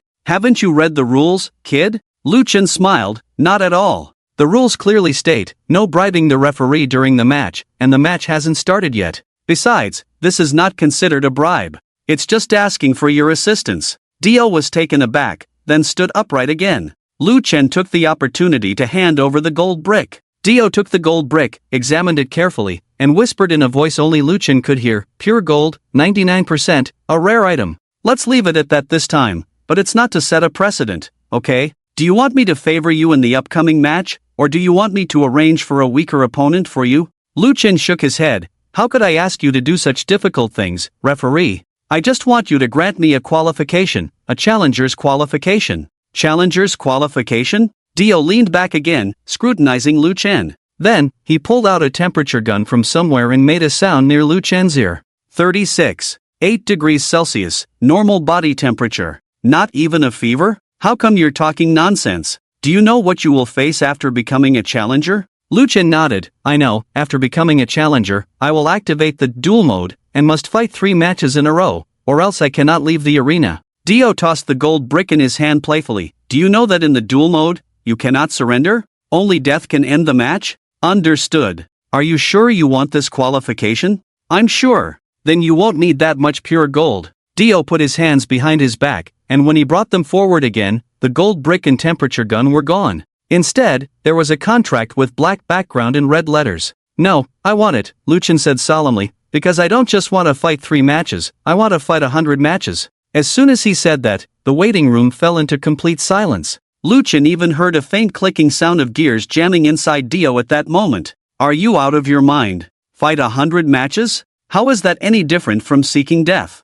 Dio's head popped out suddenly, connected to his body by a spring as thick as an arm. And one last small request, please don't remove the bodies from the arena until the duel is over. Lu Chen took a step back, pointing to the pile of gold in the center of the waiting room. 700 kilograms of pure gold in total, please, referee Dio. Dio hurriedly put his head back in place and took small steps to the gold. Don't remove the bodies from the arena. I never expected to encounter such a hardcore lunatic right after starting work. But for the sake of the pure gold, if you want to fight 100 matches, then fight 100 matches. As he spoke, the gold disappeared. Dio pulled out a contract with black background in gold letters and handed it to Lu Chen. After he signed it, he announced loudly, Room 666, duel mode changed. Gladiator Lu Chen, Gladiator Alicia Barkey are ready for the challenge. The 100 battles of life and death are about to begin. Upon hearing Dio's announcement, Alicia, leaning against the wall, was almost stunned. Judging by the monkey man's recent actions, he must have bribed the referee.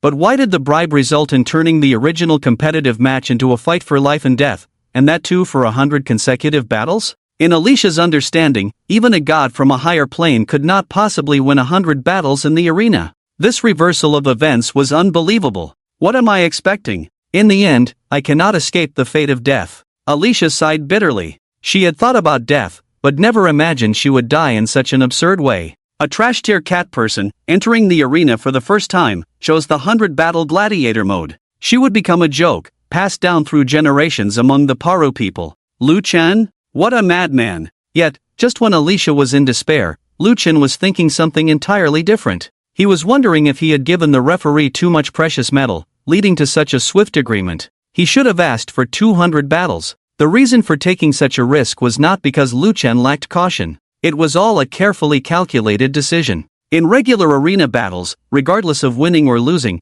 participants would not truly die. Even if killed on the spot, they would only be temporarily kicked out of the hub arena. 7 days later, if they used their ticket again, they could come back to continue battling. Because it wasn't a real death, Lu Chen's ability, Soul Devour, couldn't be utilized. Winning only brought small rewards and a few hub points from the arena, barely enhancing one's strength. But the gladiator mode was different. Players would truly die during the battles, and the rewards provided by the arena after victory would be more substantial. And there was one crucial point. Those daring to participate in gladiator battles were players confident in their own abilities. In other words, they were geniuses. Lu Chen could only plunder their talents to rapidly advance his own strength in a short period. As for safety, Lu Chen had also taken it into account. Since it was his first time competing, even if the hub arena rated his strength highly, he still carried the title of a newbie.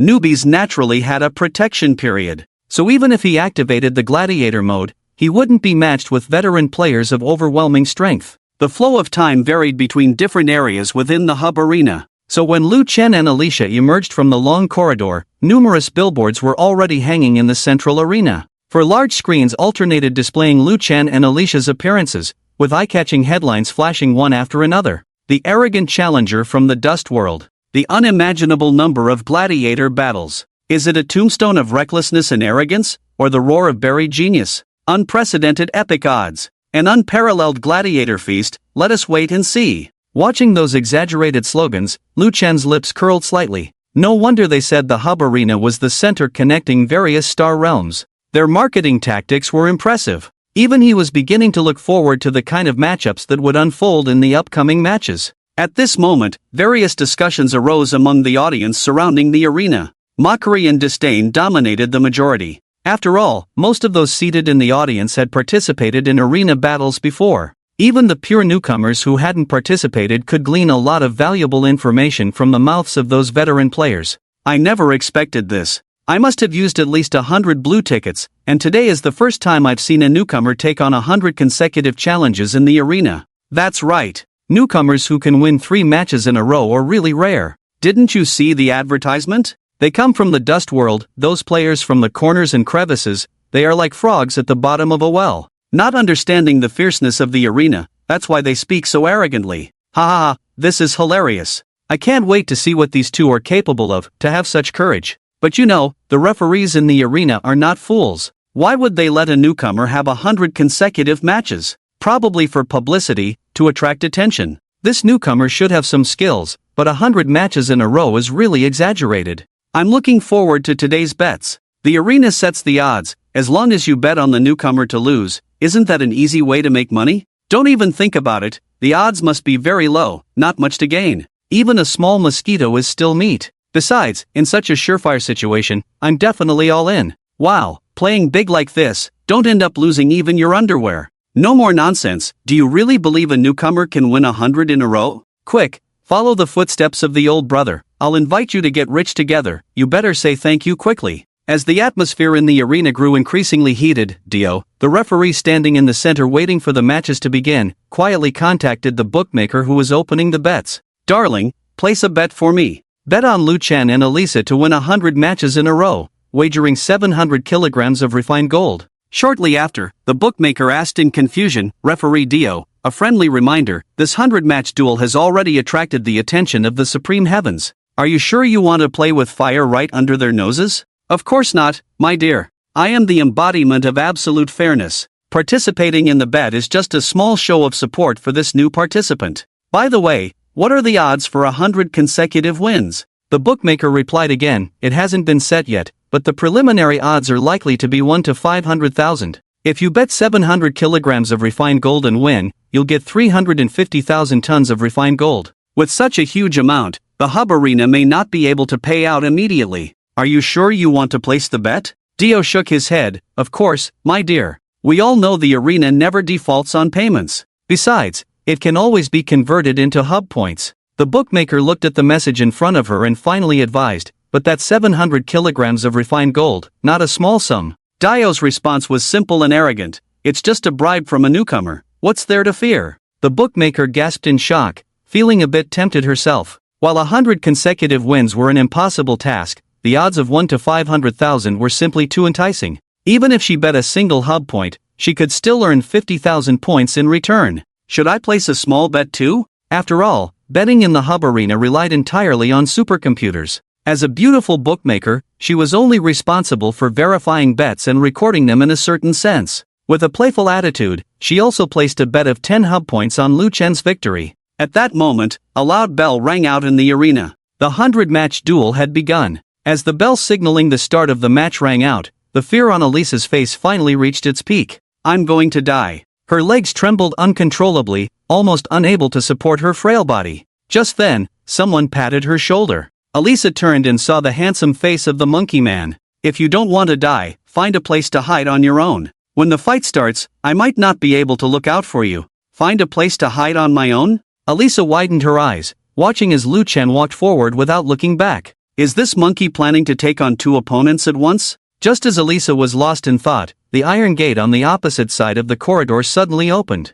Two burly men covered in brown rock emerged from inside. Elisa's heart clenched tightly. She was all too familiar with the attributes of the Stonekin. As one of the many races enslaved by the Paro, the Stonekin made up a significant portion. While their intelligence was generally low, they possessed astonishing physical strength. Their strength and physique far surpassed the Paro. The brown rock covering their bodies acted as a natural armor, providing them with considerable defense. A single Stonekin could easily overpower dozens of Paro with bare hands. How could Lu Chen, a monkey, possibly win against two of them? Gulong! Gulong! The Stonekin quickly spotted Lu Chen on the field, its ugly mouth gaping open, emitting a strange roar. The two bulky bodies leaned forward, charging like out-of-control locomotives. Elisa gasped in fear, covering her eyes. However, the expected screams did not come in the next moment. Instead, there were two dull thuds of heavy bodies hitting the ground. Elisa slowly opened her eyes and saw two bodies lying not far away. They were the Stonekin. The Stonekin had been defeated. How was this possible? The arena fell silent at that moment, and half a second later, the audience erupted into cheers. Wait, did I see that right? Did that skinny guy just take down two Stonekin in one go? Hey, did you see his moves clearly? So fast. It seems this newcomer named Lu Chen excels in speed. His weapon seems to transform directly from his right hand. I thought it was a prop at first. His talent is shapeshifting? That blade that appeared from his right hand is quite sharp. I think this kid has some real skills. He might even win 100 matches in a row. Oh, come on, it's just the beginning. Maybe he just got lucky and happened to hit the Stonekin's weak spots. True, look at the wounds on the Stonekin, all in the areas without rock protection. Amid the rising waves of voices around him, Lu Chen's expression remained unchanged. Wiping the blood off the blade, he quietly used his soul-devouring ability on the two Stonekin corpses. Devouring LV. 6 Stonekin souls times 2, soul points plus 30, plunder ability, Mountain Crusher, gold, times 2, detected ability Mountain Crusher can be upgraded, trigger upgrade mission? Yes/no. Detected that Mountain Crusher and Giant Strength are both strength abilities, proceed with strengthening fusion? Lu Chen raised an eyebrow slightly, choosing not to strengthen fusion but to trigger the upgrade mission. There were still 99 matches to go, and he might just complete the mission along the way. Ding! Ability upgrade mission triggered. Mission content, achieve 20 kills using strength abilities only. Mission reward, Challenger's Chest times 5, ability Mountain Crusher upgraded to Platinum tier. Kills completed 0/20. In a luxurious box above the stands, a woman dressed in exquisite attire lazily leaned on the sofa, watching Lu Chen in the arena with interest. After a while, she picked up a berry from the fruit plate and casually asked, "How many matches do you think this newcomer below can win?" "Madam, this servant believes he won't last 5 matches. "Oh no, I mean 3 matches. A young man with a clear complexion and fair skin emerged from behind the sofa, respectfully kneeling on the ground as he spoke. His body was mostly bare, with only a simple loincloth covering his private parts. "Give me your reasons," the woman said as she handed the berries to the young man, who immediately took them and put them in his mouth. Then, mouth to mouth, he fed the woman the berries. Judging from the new guy's first kill, he seems to be a close combat player skilled in speed. While those two stone-skinned guys excel in strength and endurance, they lack speed. The kid won because he played to his strengths and their weaknesses, just got lucky. The woman listened to the analysis of the fair-skinned young man and merely nodded in response, seemingly not entirely agreeing. Soon, another man, also dressed provocatively, knelt down and respectfully said, "Madam, I think that new guy might just achieve a 10-win streak." "Oh, tell me your reasons," the woman said, picking up another berry and offering it to the fair-haired man. He took it in his mouth and teasingly licked the woman's fingertip with his tongue. This small gesture seemed to please the woman, making her giggle. Seizing the opportunity, the fair-haired man crawled closer and fed the berry from his mouth to the woman's. He even sucked on it a few times. Madam, if that new guy is only good at speed, he wouldn't have been able to take down 2 stone-skinned guys in such a short time. Although the stone-skinned guys lack speed, they have above-average defense. For the new guy to kill in one strike, he must be incredibly strong. As soon as the fair-haired man finished speaking, a disdainful voice suddenly came from the darkness behind the woman.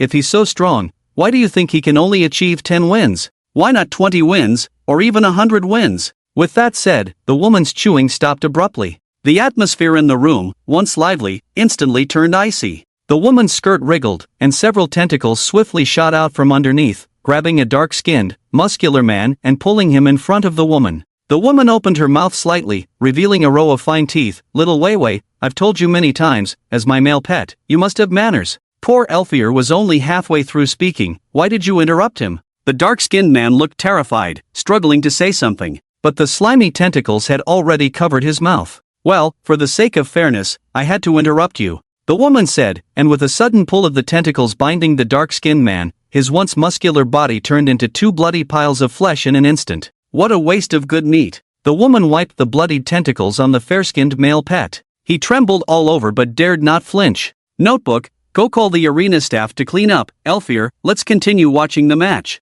The 2 named individuals immediately complied. The fair-skinned man shakily got up from the ground and quickly walked out of the room. The fair-haired man crawled to the woman's side, obediently squatting on the ground like a dog. The match below continued. Dio saw Liu Kang easily win his first victory and hurriedly ran to the center of the arena, not only as a referee but also as the host of the duel. After confirming that the 2 stone-skinned men were beyond revival, Dio announced dramatically, "Congratulations to our challenger for his first victory. Let's welcome the 2 defending champions to the stage." Without any intention of letting Liu Kang rest, another iron gate slowly opened. As the figure inside appeared in the arena, the discussions in the audience seats grew louder. Wow, it's the Talon Zerg. Well, even though they are just the lowest rank of swift insect people, their speed is famously fast. The arena is really stirring things up this time. Knowing that Liu Chen excels in speed, they specifically arranged the second opponent to be a swift insect person. Are they trying to see who's faster? What's there to compare? Swift insect people excel at ambushes.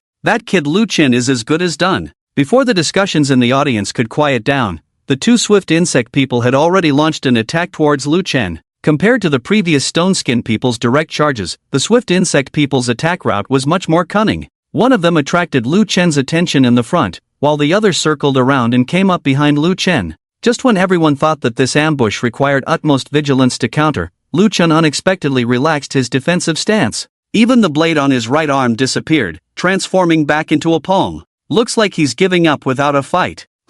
Knowing he can't win, did he just give up struggling altogether? I told you earlier, this newcomer is only faster, but against swift insect people who excel in ambushes, he stands no chance. Cold sneers and taunts echoed from the audience, with hardly anyone believing that Liu Chen could survive this attack. Seeing Liu Chen let down his guard, the 2 swift insect people attacking him were pleased, and their movements sped up once again. But just as they were about to succeed, Liu Chen's figure suddenly dropped low. Then, the audience saw one of the swift insect people being thrown into the air. More precisely, Liu Chen had grabbed one by the leg and swung it into the air. No one could react to what had just happened. Even the usually sharp referee Dio was frozen in place at that moment. With a dull thud, the swift insect person caught by Liu Chen and used as a makeshift hammer, crashed heavily onto the other companion. The immense force shattered their insect armor, splattering green insect blood all over the ground. Before the 2 insect people could even react, they had already met their end. The whole arena fell silent. After a while, buzzing discussions started to rise. Did I see that right?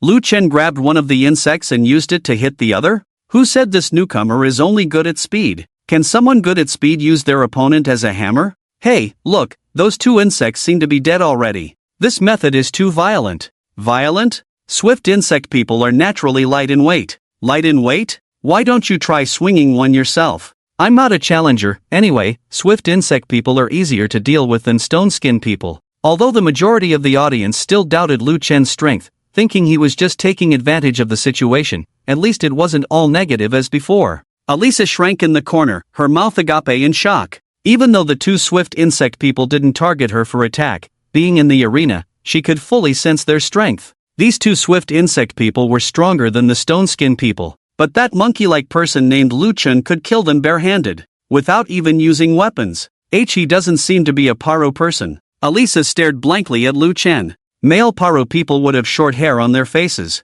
Only females like her, paro people, would have smooth hairless skin. Lu Chen didn't have short hair on his face, so he wasn't a paro person at all, let alone a monkey among the paro people. Who is he really? Elisa's doubts grew deeper. Dio's exaggerated voice rang out again, 2 wins in a row. Let's welcome the next 2 challengers. Next was the monotonous time of Lu Chen defeating opponents one after another. The challengers coming up were all peculiar, and Lu Chen faced them in different ways each time. Some were knocked away with a punch, some were kicked to death, and there were even more exaggerated cases, like the one where Lu Chen slapped someone so hard their head flew far away. There were all kinds of ways to die. The only thing in common was that Lu Chen never used a weapon. It was all barehanded, reaching the peak of violence. This thrilled the audience, who admired strength, and they even started rooting for Lu Chen, cheering for him. In a certain box, a woman dressed in gorgeous attire stood up from the sofa and looked down at the arena below through the glass. Her face, with layers of fat folds, was already filled with intense interest. Such violent fighting style. Golden-haired Xiao Wei lay beside her, kissing the hem of the woman's dress, meekly saying, "Madam, if you want him, the servant will go and negotiate with the Almighty for you." The woman chuckled, pointing at Xiao Wei's forehead with her finger. "How attentive. Why, aren't you afraid that if I get Lu Chen, I might neglect you?" Xiao Wei caressed the back of the woman's hand with his face, obediently responding, "My purpose is to make Madam happy. As long as Madam likes it." Xiao Wei was willing to do anything. The woman laughed even more joyfully, her bulky body trembling incessantly, like a huge and disgusting jelly. "Among my male pets, you are the most clever. Go greet the Almighty for me. I want this Lu Chen." Inside the arena, Lu Chen activated the Soul Devour skill, increasing his soul points once again. With the accumulated amount from before, his soul points had reached 5476. Absorbing another 30 points will increase the limit of soul soldiers by 50 again. Although he won each of the 11 battles easily, they were still consecutive fights. In addition to using the strength talent to complete the ability advancement task, Lu Chen only used barehanded combat throughout, which took a toll on his physical stamina. Therefore, for the upcoming battles, he planned to use soul soldiers to assist himself. This way, he could recover his stamina and also understand the newly acquired talent abilities better. However, it seemed that the ability advancement task was intentionally targeting Lu Chen. Several consecutive tasks required him to personally kill his opponents. Furthermore, some tasks demanded that Lu Chen exchange injuries to break through his own limits. To avoid losing the new abilities, he needed to sacrifice his physical stamina. He even had to risk his life. Underground in the arena, at the central control console, screens of all sizes filled the entire space, with people coming and going, busy maintaining the operation of the arena. In the center of the space, in front of a huge screen, the Almighty sat on a massive chair, supporting his chin with a fist, his 6 eyes slightly squinted, fixedly staring at the screen.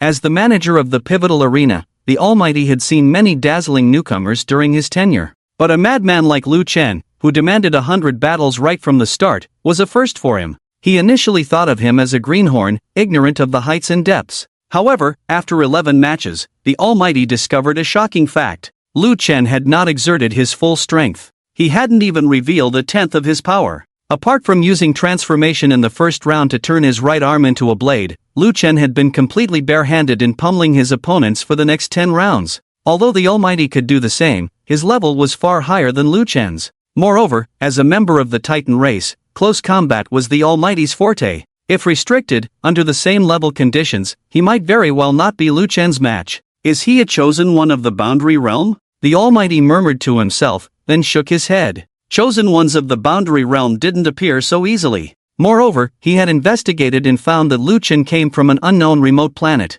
How could such a backwater place produce a golden phoenix? It must have involved some secret means. 100 battles, since you like to pretend, I'll indulge you. The 12th match, let's reveal all your cards first. On the arena. With Dio's exaggerated announcement, the iron gate of the corridor opened once again. However, this time, 2 women dressed in black and white, each wielding a sickle, emerged from inside. Sharp-eyed spectators immediately recognized them and exclaimed in surprise, "It's the black and white duo. I never thought they would appear in the 12th match. It's over, Lu Chen is done for." 11 consecutive victories, it seems to have come to an end. Too bad, I quite liked his violent style of fighting. Dio looked at Lu Chen sympathetically and whispered, "Kid, you better be on high alert, your opponent this time is not easy to deal with. Liu Kang nodded, but there was not much seriousness on his face. He could sense what the arena was up to. Sending out 2 powerful veteran players in advance was just to see what tricks he had yet to reveal. Since you want to see my cards, I'll show you a few.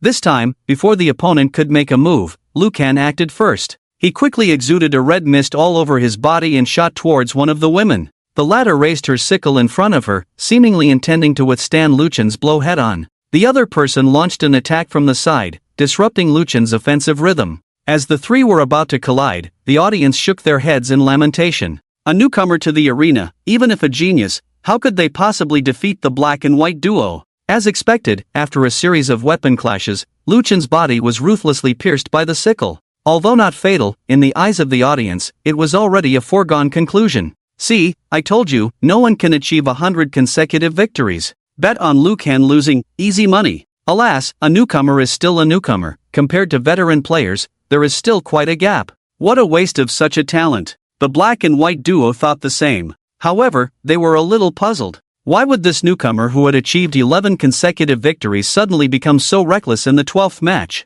Even if he had to lose, he shouldn't lose so quickly. To the 2 of them, Liu Kang seemed to be deliberately running into the blade. But strange as it was, the sickle still pierced the opponent's body. White Shaj exerted force on her arm, trying to pull the weapon out of Liu Kang's body. But at that moment, the seriously injured Liu Kang suddenly raised his head and revealed a sinister smile to her. In a situation that caught everyone off guard, Liu Kang forcefully grabbed the sickle in front of his chest with both hands and slowly pushed the blade into his own body. You're crazy? Xiao, the white killer with numerous murders, couldn't help but exclaim at Liu Kang's bizarre behavior. But what answered her was a dazzling white light. Close up. The thunderous roar of lightning arrows echoed throughout the arena. Liu Kang was directly shaken by the explosion, while White Shaj paid the price with her head exploding. Black Shaj on the side hadn't even reacted to what had happened. Another extremely fast black shadow appeared out of thin air and cleanly chopped off her head. In the 12th match, Liu Kang wins again. The whole arena was in an uproar. Liu Kang calmly got up from the ground, took off his clothes, and simply wrapped the wound on his stomach. As early as the 7th match, Liu Kang had plundered the healing talent from his opponent. The platinum tier skill, Extreme Healing. However, Liu Kang did not intend to heal his injuries immediately. With the continuous effect of bloody slaughter, all damage to him was a gain. Moreover, an injured challenger was more likely to make those defending the arena complacent. In the audience seats, discussions arose once again. Am I seeing things right? Did Liu Kang take down the black and white duo? What was that white light that appeared in Liu Kang's hand just now? It seems like an attack method only seen in the elemental category. Elemental? Wasn't Liu Kang's talent shapeshifting? The white light just now should be a prepared prop of his. Don't just focus on the white duo. How did the black duo die? Can anyone tell me? Was it killed by that Paru person? How is that possible? That Paru person has been hiding in the corner the whole time, not moving at all. Sigh, if Liu Kang fought 15 matches, he might really achieve consecutive victories, but it's a pity this fool demanded 100 matches and got seriously injured so early. Yeah, the remaining defenders don't even need to lift a finger, just standing there to drag time could make Liu Kang bleed to death. Newcomers are still newcomers, lacking experience, they die due to their arrogance. The Supreme Heaven obviously realized this. Therefore, the defenders dispatched were no longer outstanding newcomers but rather more balanced contestants in terms of strength. They no longer rushed to attack but instead adopted a defensive stance to delay time. However, what he didn't expect was that this played right into Liu Kang's hands. In the subsequent battles, because the opponents didn't actively attack, it allowed Liu Kang to unleash his full potential. Several times, he made clean and swift kills, shocking the audience around the arena. And Liu Kang himself not only completed several advancement tasks but also continuously increased his soul points, advancing towards the 10,000 point mark. Clearly suffering from serious injuries, he gave off a feeling of growing stronger as he fought. By the time the Supreme Heaven realized something was amiss, Liu Kang had already secured his 50th victory. Suffering from serious injuries yet growing stronger in battle, could it be that this newcomer's physique is even stronger than that of the stone-skinned people? The Supreme Heaven furrowed his brows, pondered for a while, and could only come to this conclusion. Just then, a skull embedded with numerous mechanical structures slowly flew over and hovered beside the Supreme Heaven. Master, Lady Octavia's lover, Elfir, requests an audience, saying he has important matters to discuss with you.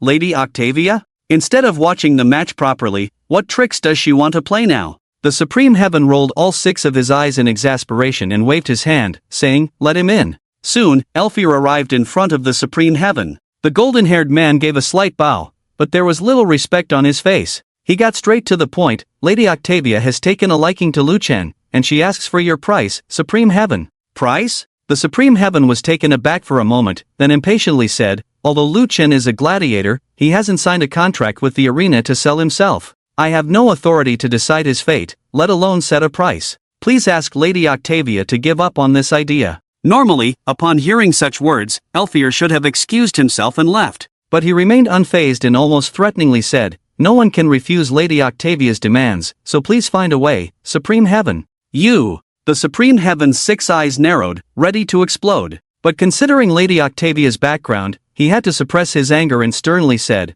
"I am just the manager of the hub arena, acting in accordance with the rules. Although Lady Octavia is the ruler of a star domain, she can't go against the rules, right?" Elfir nodded slightly. "Indeed, but Lady Octavia's request must be fulfilled, so please find a way, Supreme Heaven." Looking at the man's face before him, the Supreme Heaven really wanted to punch him into a pulp. After a moment of contemplation, the Supreme Heaven spoke, "All right, I'll try to see if I can trick him into signing a contract to sell himself. If successful, Lady Octavia's request can naturally be met." Xiao Erfu still refused to give in. What if it fails? Lady Octopus must have Lu Chen, there can be no room for failure. The Supreme God was also getting impatient. Failure is not an option. If Lu Chen refuses to sign the contract to sell himself, I will arrange an opponent he cannot defeat to enter the arena. Sign the contract or die in battle, even a fool knows how to choose. After 50 consecutive victories, Lu Chen's opponent once again displayed a high level of aggression. Although both were talented newcomers, Lu Chen did not see them as a real threat.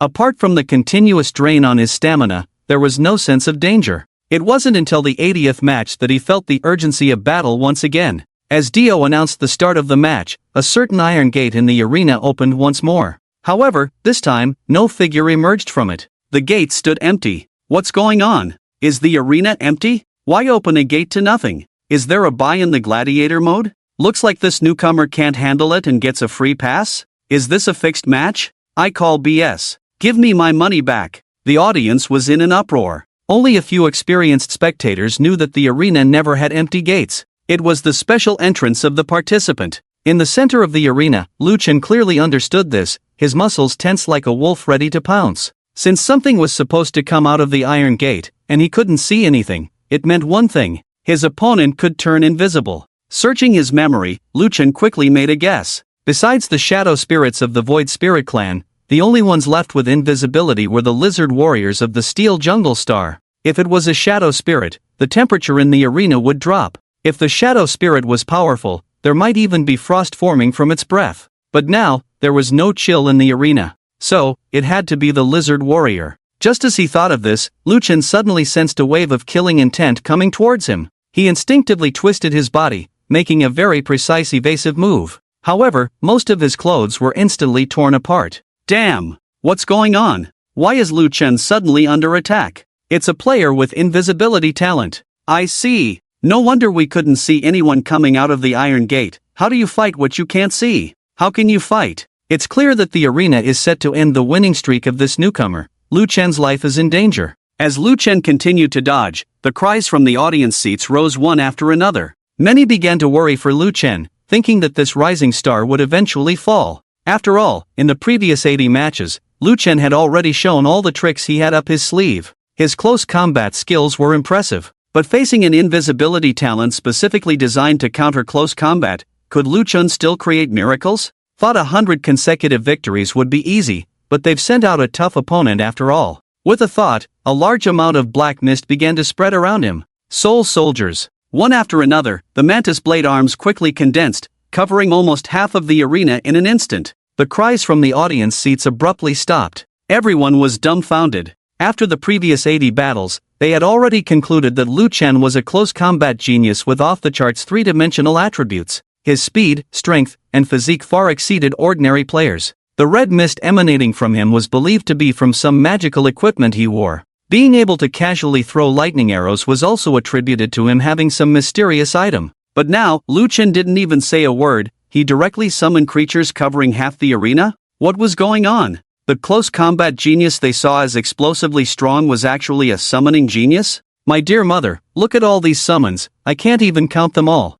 Instant summons, does Lu Chen not even need to perform a summoning ritual? Hidden so well. It's a pity that the opponent has the invisibility talent. Oomph, that's right, even if Lu Chen has more summons, it's useless if he can't see the opponent. And the level of the summons is low, if it comes to a fight, they probably won't be very effective. Although the audience was shocked, they still held a pessimistic view of Lu Chen. Unless one possesses the perception talent of diamond rank, it is impossible to detect invisible enemies. Lu Chen naturally does not have such a high-level perception talent, but he still has his own way of catching the opponent. With Lu Chen at the center, all soul soldiers stood in tight formation. Because the soul soldiers have physical bodies, when they collide with the invisible lizard warriors, gaps will appear in the formation. By using this screening method, he quickly found the two invisible lizard warriors. Before long, Lu Chen found a gap in the formation of soul soldiers. Got you! Killing intent flashed in Lu Chen's eyes as he raised his hand and shot several lightning arrows. Before hitting the target, the speed talent was fully activated. Lu Chen's figure suddenly accelerated. Like a bullet leaving the barrel, he fiercely collided with one of the gaps. The invisible lizard warrior, busy dealing with the lightning arrows, didn't even notice Lu Chen charging towards him. When he came to his senses, a sharp blade had already cut across his body. Ah! The injured lizard warrior howled in pain. Just as he was about to counterattack, he found that his movements had inexplicably slowed down. What's going on? The blade is poisoned. The lizard warrior glanced at the data panel and was shocked to see a long list of debuffs next to his name. Curse toxin, corrosive toxin, rend, severe injury, continuous bleeding, wound corruption, weakness, armor break, confusion. All this from just one slash. The lizard warrior was horrified, and as he struggled to retreat, he tried to take out a potion from his spatial pouch to cleanse the debuffs. But Lu Chen wouldn't give him the chance. With a swift turn, his blade arm pierced through the lizard warrior's chest like a spear, instantly killing him. The other lizard warrior, seeing his companion killed, howled in anger and tried to rush towards Lu Chen. However, surrounded by numerous soul soldiers, despite their low level, they still posed a significant obstacle to the lizard warrior. Lu Chen didn't even need to charge again, he simply used several lightning arrows to turn the lizard warrior into charcoal. The battle ended once more. The audience seats were quiet, and after a long time, thunderous cheers erupted. Oh my goodness, Lu Chen is amazing. Using a large number of trash summons to find and trap invisible opponents, why didn't I think of this brilliant method? His combat reactions are smooth as flowing water. Lu Chen is definitely a first-class genius. Who else is there? I'm asking, who else can defeat this newcomer? Steady, steady, he can even take down opponents with invisibility talent. 100 consecutive victories are within reach.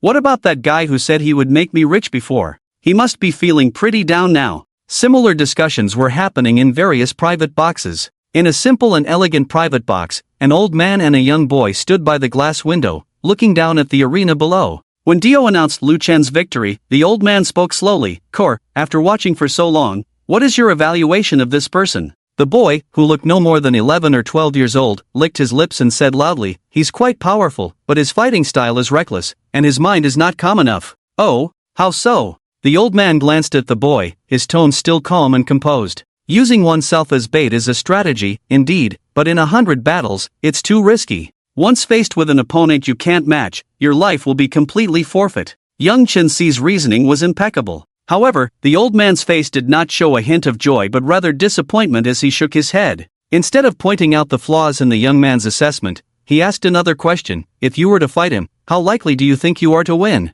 The young man, feeling insulted, his youthful face turning slightly red, replied, if I were to fight him, not only do I have a 100% chance of winning, but he wouldn't even be my match at 99%. Setting aside the difference in levels, I would outshine him in talent by miles. Grandfather, are you getting senile, to ask such a question? Faced with the young man's discontent, the old man remained calm, chuckling, youthful exuberance. Confidence is good, but arrogance is not. The young man retorted, the Chens have always wielded the mad blade, and our awakened talent is in sync with the blade's fury.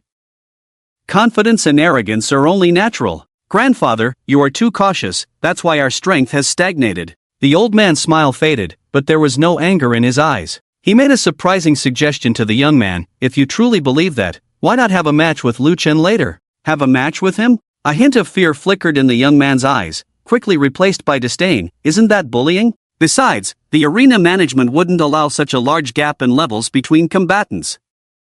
To ensure fairness in combat, the pivotal arena had a hidden rule: the level difference between opponents must not exceed 10 levels. Young Chen was already at LV 30, with a 15-level difference from Lu Chen, far beyond the allowed limit. The old man pretended to suddenly remember, patting his head with a laugh. I almost forgot about this restriction. To ensure fairness, let's send a blade slave in your place. In another lavishly decorated private box, Xiao Wei withdrew his gaze from the arena, a hint of worry in his voice. Madam, should I go again? The high heavens might be underestimating Lu Chen's strength at this rate. Lady Octavia raised her hand, speaking softly. No rush, there are 20 more matches. This opponent is just a test. Lu Chen is strong, but he has played all his cards. If I'm not mistaken, the high heavens will soon send someone to sign a contract with him. As expected, before Lady Octavia could finish speaking, Dio, who had been at the edge of the arena, suddenly ran towards Lu Chen. It seemed he had received some instructions. Seeing the robot referee approaching him,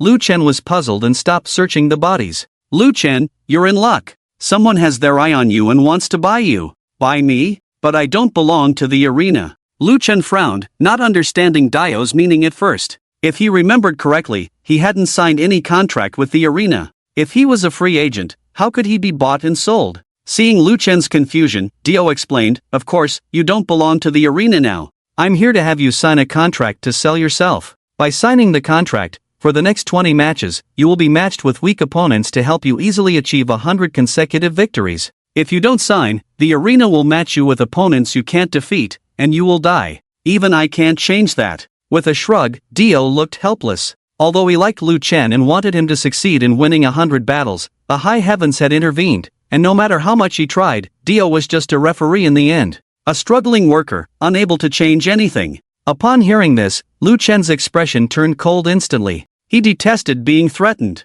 Reincarnated, he sought stability but would never bow down. Forget about the selling contract, let the match continue. You really won't consider signing the selling contract? Dio couldn't bear to see a genius fall and continued persuading. Actually, being bought isn't a bad thing. The one interested in you is a dominator of a star domain. By signing the contract, you can gain resources you could never obtain in your lifetime. In the universe, strength is respected. Being a servant to the strong, isn't it better than dying as a free man? Despite Dio's persuasion, Lu Chen remained unmoved, so he sat down to rest. Knowing the next 20 matches would be perilous, he needed to recover his strength. Dio, seeing Lu Chen unmoved, sighed, well, I admire your integrity. In appreciation of the 700 kilograms of fine gold you gave me, I'll burn paper for you on holidays in the future. The battle resumed. As Dio predicted, the defending challenger's strength significantly increased. None were below level 20. Lu Chen no longer concealed his abilities, using each plundered power.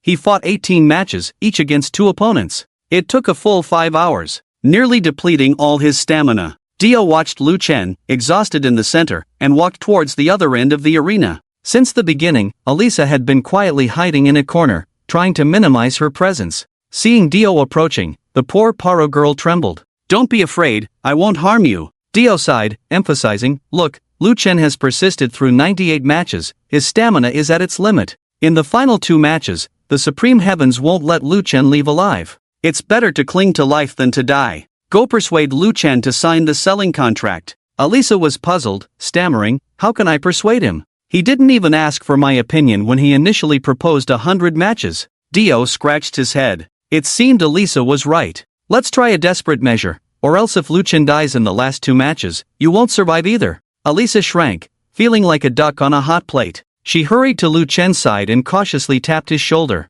Before she could speak, Lu Chen asked a question, Elisa, what is your innate ability? Ha! Elisa was stunned, instinctively replying, my innate ability is, blessing of the lucky goddess, diamond tier. Lu Chen turned his head, staring in disbelief at the Para girl who had survived 98 matches. A diamond tier innate ability? Elisa's face stiffened, seemingly realizing something bad, waving her hands, my ability is actually useless, I don't know why it's diamond tier. Please don't be angry. Seeing Lu Chen's changing expression, Elisa thought he was blaming her for concealing the truth, becoming more flustered. She indeed found her ability useless. Despite being named, Blessing of the Lucky Goddess, it didn't bring her luck after using it. Instead, it brought more misfortune. So when Elisa entered the pivotal arena, she felt utterly hopeless. But Lu Chen didn't see it that way. Because he understood the significance of the favor of the goddess of luck after living a second life, it was undoubtedly a divine-level talent. Similar to Su Xiao's amplification ability, the favor of the goddess of luck could increase the luck value of players within its range.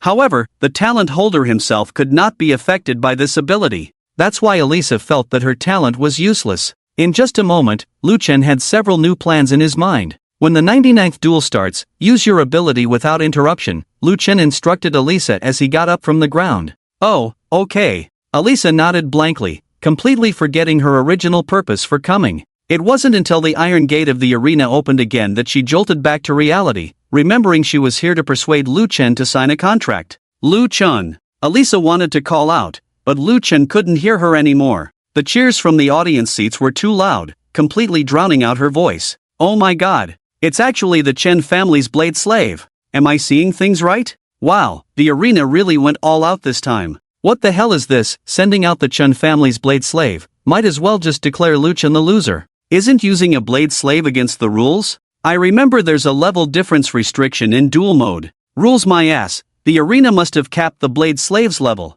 Just don't know which Chen family descendant this blade slave is replicating. Hey, I see the character Ko written on his face. Could it be Chen Ko, the most talented recent member of the Chen family? Damn, the blade slave is already tough to deal with, and now it's replicating Chen Ko's tactics. Looks like Lu Chen is destined to stop at 99 wins. Not necessarily, I see only one blade slave, but Lu Chen has two people on his side, maybe he can win. Ha, buddy, are you new here? Let me tell you, in the previous 98 duels, that Paru person didn't even move, just a decoration. Inside the Chen family's private box. Young Chinko listened to the amazed voices coming from outside, a slight smile playing on his lips. The blade slave entering the arena this time had its level restricted to 25. Originally, Chinko thought a level 15 blade slave would suffice. After all, it replicated his tactics, and as a genius, Chinko naturally had his pride. He believed that a LV 15 blade slave could easily kill Lu Chen. However, to give his grandfather some face, the blade slave's level was ultimately raised to 25. This is simply a slaughter, Chinko sneered, but it's good. By taking down Lu Chen in this match, the little secret of the highest heavens won't be exposed so soon. The old man glanced at his grandson but didn't respond, just smiling as he watched the arena below. Lu Chen squinted as he watched a figure approaching not far away. He hadn't expected to face the blade slave of the Mad Blade Chen family, and it was replicating the tactics of hidden Wrathblade Chinko. But that didn't mean he was powerless in this fight. With a thought, dark mist surged beside Lu Chen. Soul guards. Xing Anlin and Chen Hao emerged from the black mist and without a word, immediately headed towards the sides of the arena. Meanwhile, Lu Chen materialized a blade arm, activating the second stage ability of Bloody Slaughter. In an instant, the red mist around Lu Chen entered his body, removing all negative effects. Extreme healing activated. His body, already in a near-death state, gradually recovered, and all wounds quickly healed. Chen family's blade slave, come and fight. The blade slave without facial features slightly tilted its head, flipping the long knife in its hand and immediately charging towards Lu Chen. The Chen family's mad blade was renowned for its frenzy. The blade techniques were sharp, like a torrential summer rain, crashing down on Lu Chen. The chaotic attacks carried a tremendous sense of oppression. If it were an ordinary person, by now, they would probably have frozen in fear, unable to move an inch. But Lu Chen was no ordinary person. Faced with this overwhelming attack, he showed no fear at all. Instead, a fierce fighting spirit ignited in his eyes. In a previous life, he had accidentally obtained a tattered sword manual that contained some basic knowledge of sword techniques. Lu Chen found it useful and decided to learn from it. Later, he discovered that the tattered manual was actually the foundation of the Chen family's mad blade technique. The Chen family's mad blade always felt incomplete without this foundational technique, like a rootless floating duckweed, unable to reach perfection. Upon learning that Lu Chen possessed a fragment of the manual, they schemed to deceive and steal it from him.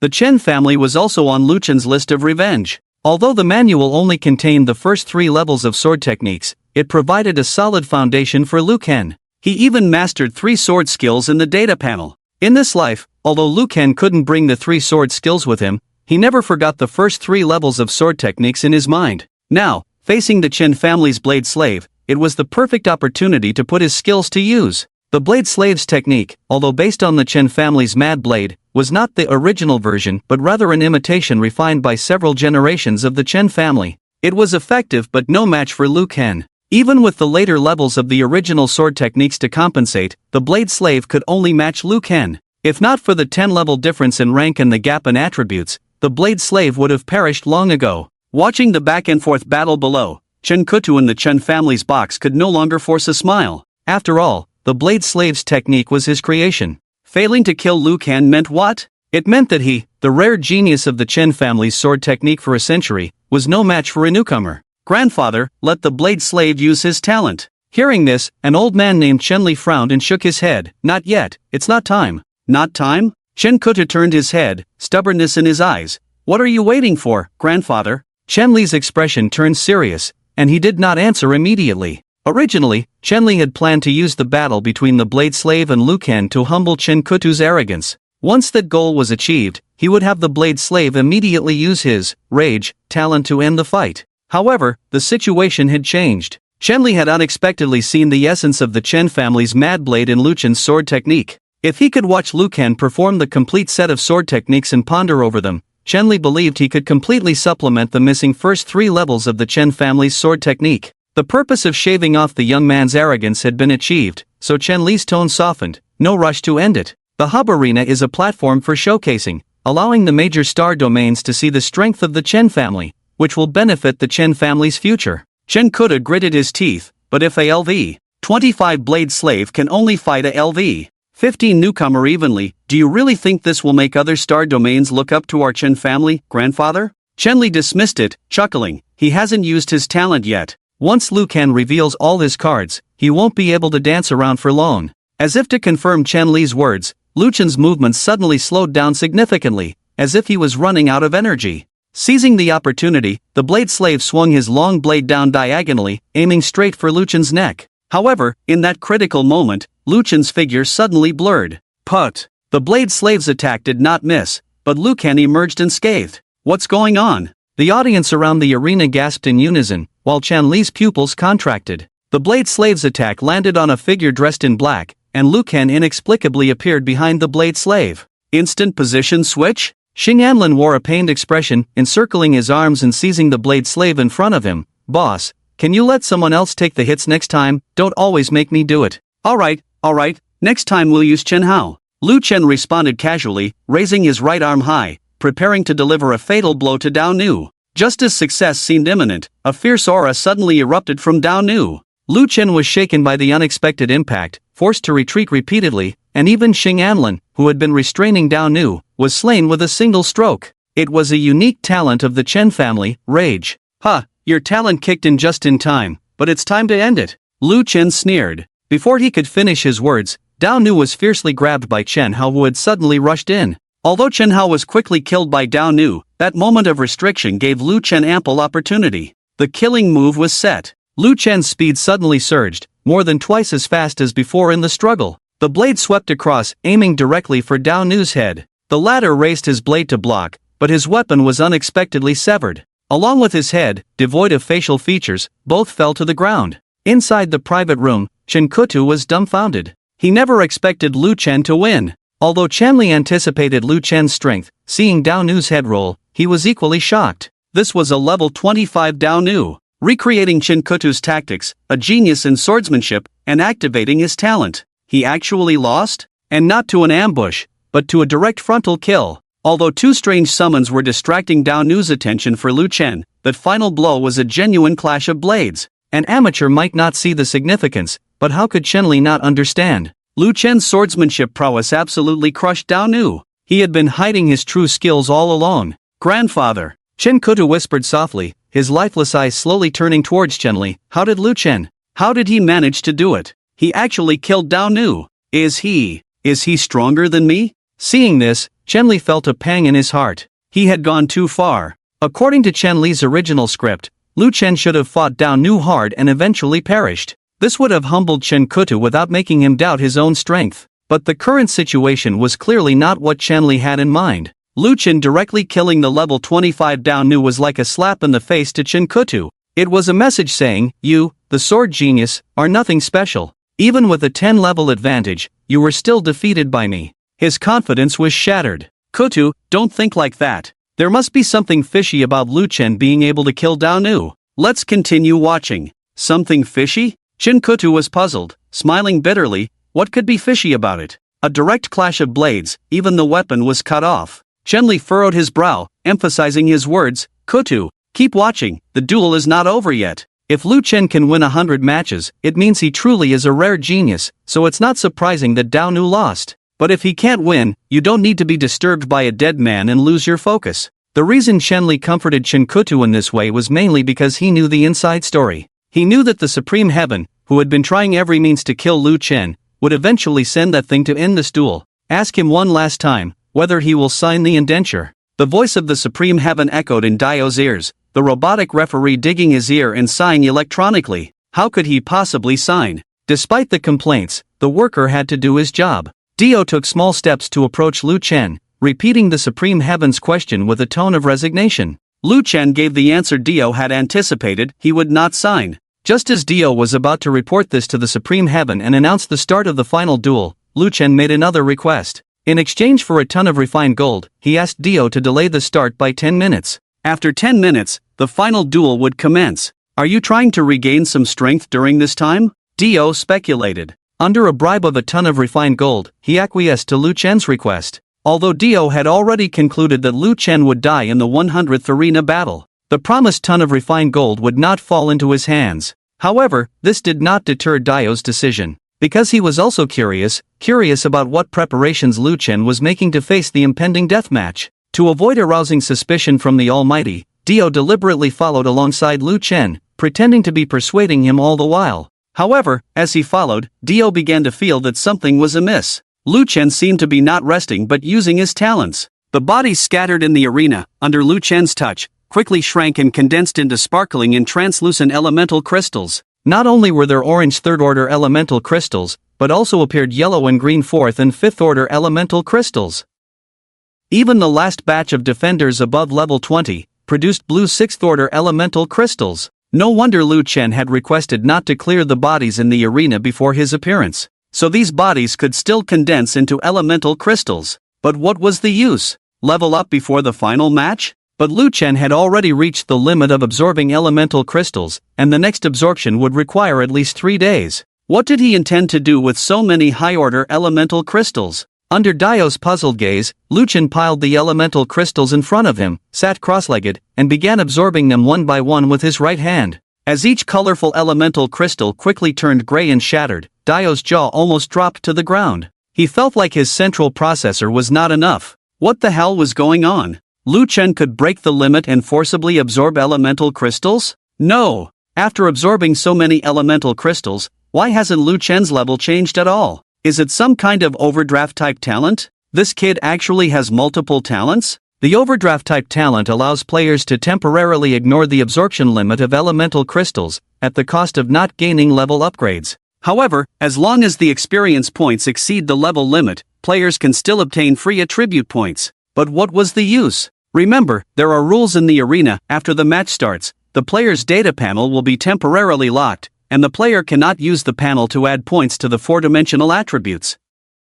Even if he gained free attribute points, Lu Chen's strength would not improve in the slightest. What did he intend to do? At this point, Dio had completely forgotten his role as a referee. He just wanted to know quickly what Lu Chen was going to do next. After absorbing all the elemental crystals, Lu Chen took out an item from his pocket and quickly threw it into his mouth. Then, to Dio's extremely shocked gaze, he opened the data panel and started adding points. I never expected that Huang Bin's mediocre talent could help me at a critical moment. After absorbing so many elemental crystals, it actually brought me 10 free attribute points. Silently marveling at his own fate, Lu Chen allocated all the free attribute points to luck. At this moment, his base luck value had already reached 25. 8. Coupled with Elisa's blessing of the lucky goddess, the total luck value had risen to an astonishing 85. 8. We can start the match now. Stretching lazily with satisfaction, Lu Chen got up from the ground and spoke.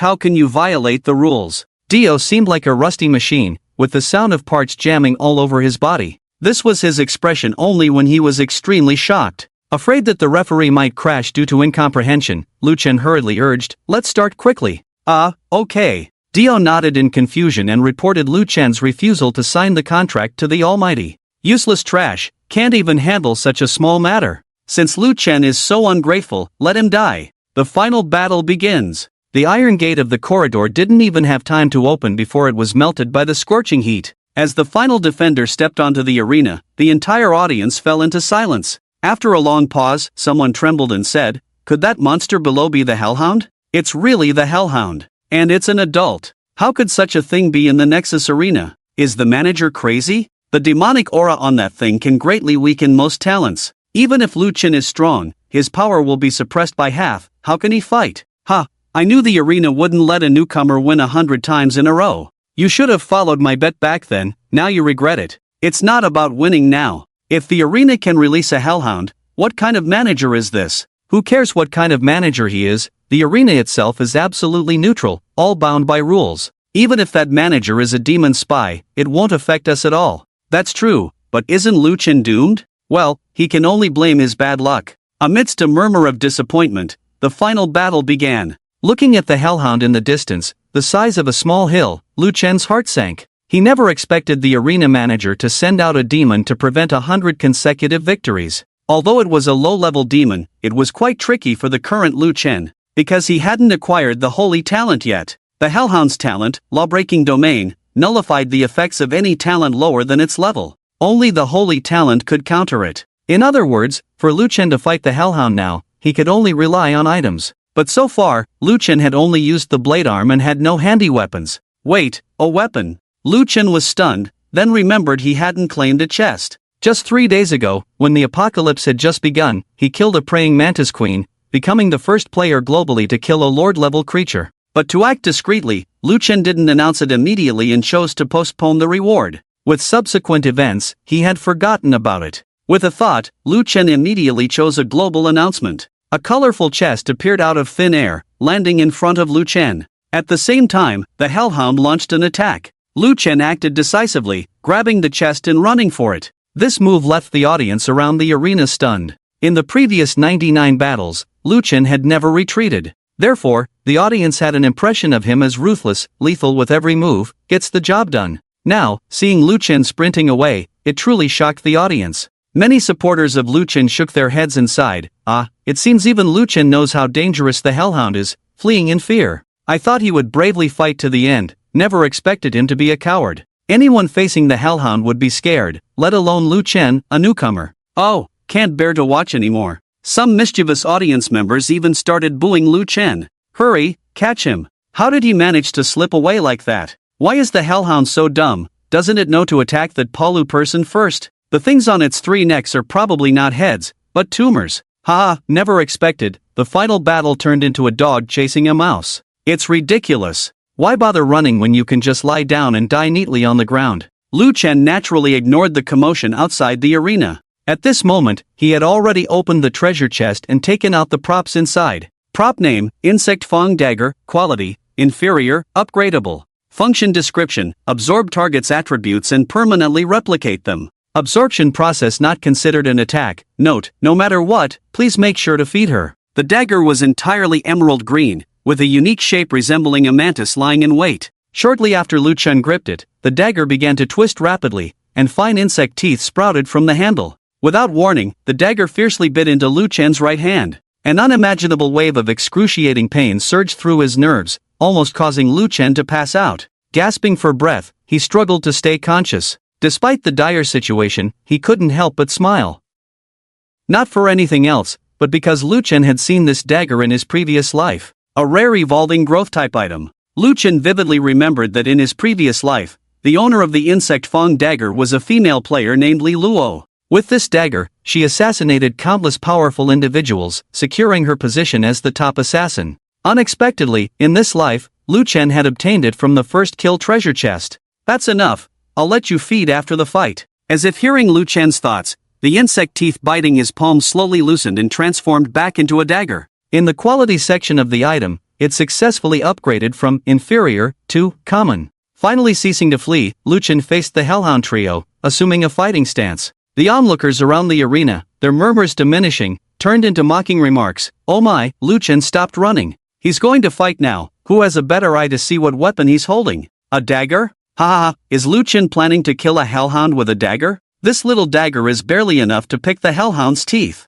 Elisa, who had been on the brink of being out of bounds, saw Lu Chen facing the hellhound with the dagger, and the flicker of hope in her heart was extinguished. It was no different from serving food to the hellhound. Anyway, Lu Chen has kept me alive for so long, now that he's in trouble, I should help him. If someone has to die, let the hellhound eat me first. Once it's full, maybe Lu Chen can survive. With her decision made, Elisa hesitantly opened her mouth, preparing to attract the hellhound's attention with a loud shout. However, before she could speak, the man had already rushed forward. Without the blessing of innate abilities, Lu Chen's movement speed was not particularly fast. But with the combat experience accumulated from his previous life and his understanding of the Hellhound trio, he did not fall behind in the initial rounds of battle. However, the pitifully short attack range of the insect Fong dagger forced him to stay uncomfortably close to the Hellhound trio. After several clashes, the flames burning on the creatures had torn Lu Chen's clothes to shreds. Lu Chen, annoyed by the hindrance of his torn clothes, simply tore them off. Little did he know, this small action had stirred up someone's desires in a private box. A masterpiece. This is definitely a masterpiece. I really want to press Lu Chen down and ravish him right now. Madame Octavia's entire face was pressed against the glass. Crystal clear drool dripped from her mouth, falling onto the floor of the box with a patter. But, madam, Lu Chen is so unappreciative. Erfu lay on the ground, his face full of jealousy. What do you know? He has personality. The more I look at him, the more I like him. Madame Octavia scolded, her eyes never leaving Lu Chen. All right. But the Supreme Heaven has already released the Hellhound. Lu Chen cannot survive. How about I contact the puppet master from the Void Spirit domain, and after the match, we can turn Lu Chen's body into a puppet doll? What do you think? Lady Octopus paused for a moment, a look of regret quickly appearing on her face full of redundant flesh folds. It seems that's the only way. I really wish he could win the match. Inside the arena. Because the Fong worm initially absorbed Lu Chen's blood, the blade now carried all the characteristics of the blade arm, including a series of effects like cursed venom, rending, weakness, and more.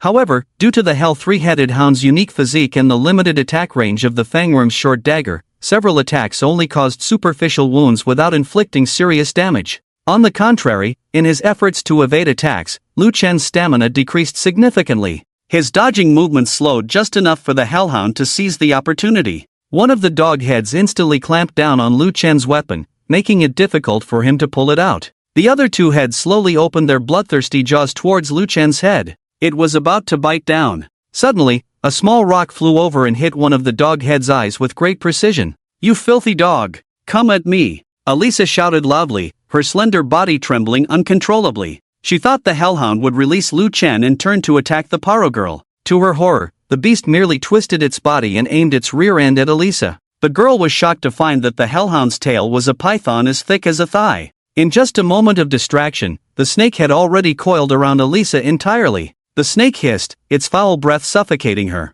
She couldn't break free at all. Elisa closed her eyes in despair. However, after waiting for a while, the anticipated death did not come. Instead, a thunderous crash echoed through the arena. Ha! Elisa slowly opened her eyes and witnessed the most unforgettable scene of her life. Lu Chen, his body soaked in blood, was using one arm to tightly grip the python's tail. Seeing Elisa open her eyes, he roared, I can't hold on much longer, come help me. Help! Help! Elisa looked puzzled. What was going on? Wasn't Lu Chen just immobilized by the hellhound a moment ago? How did he break free and deal with the snake tail in the blink of an eye? Since when were those three dog heads so cooperative? Elisa turned her head in a daze and saw the shattered dog heads not far away. Oh, so the three dog heads were already done for. It seemed like they were smashed by a punch. Stop daydreaming. Hurry up. Lu Chen's voice rang out again, snapping Elisa back from her reverie. Oh, sorry. I'm coming to help right away. Elisa quickly responded, struggling to break free. With the snake head under control, the girl soon freed herself from the restraint. Following Lu Chen's instructions, she found the fongworm short dagger in one of the dog's mouths. Clumsily, she struck several times, finally killing the python. They won. Elisa sat on the ground, staring in disbelief at the massive corpse in front of her. The deafening cheers in her ears felt like a dream. They had really won. The man named Lu Chen had led her to victory in 100 battles. Dio took excited little steps, announcing the match results with a resounding voice. Congratulations to Lu Chen and Elisa Barkey for winning 100 battles. The match is over, please exit the arena in an orderly manner to the central hall and enjoy complimentary drinks, pastries, and delicacies. The two gladiators, please follow me to the rest area for a short break. There are also talent recruitment and contract negotiations at the back. If you are interested, you can. Dio paused mid-sentence, suddenly realizing that someone was missing from the arena. Lu Chen was gone. After searching around, he finally found him squatting next to the corpse of the hellhound,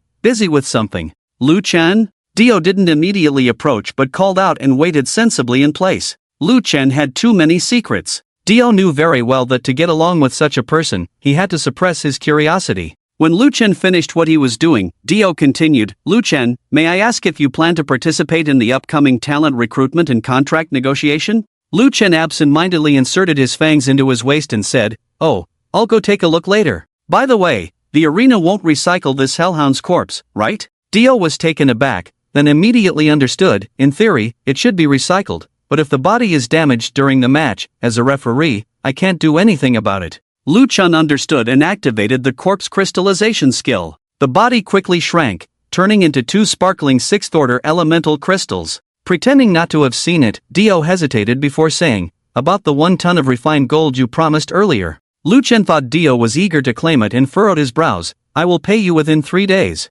Oh no, that's not what I meant. Dio waved his hands repeatedly, his mechanical face showing an extremely friendly expression. What I mean is, you don't have to pay me that 1 ton of refined gold.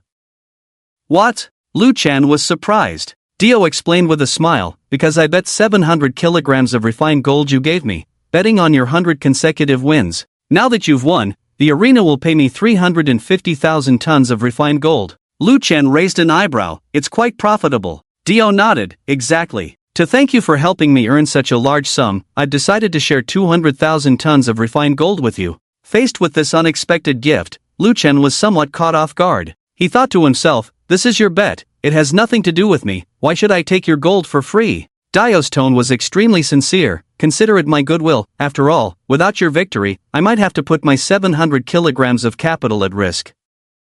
After some thought, Lu Chen felt the other party's attitude was genuine and did not refuse. The 3 of them left the arena and entered the rest area. Before Lu Chen and Elisa could sit down to rest, a commotion was heard outside the rest area. The service robot responsible for guiding and receiving guests was split in 2, smashing open the door to the rest area with a bang. Lu Chen instantly became alert, discreetly placing his hand on the fangs at his waist. You useless junk with IQs not much higher than a microwave, how dare you stop me? Get out of the way. After a series of curses, 2 men with handsome faces and bare upper bodies appeared at the door of the rest area. They worked together to unroll a red carpet all the way into the rest area. After completing this task, the 2 men stepped aside and knelt respectfully. Not long after, a luxuriously dressed woman appeared at the door of the rest area. She was very tall and also very bulky. As she walked, there was a sticky, slippery sound coming from under her skirt. Seeing Lu Chen, the woman's ugly face revealed a chilling smile. Without many words, the woman handed a pure gold business card to Lu Chen.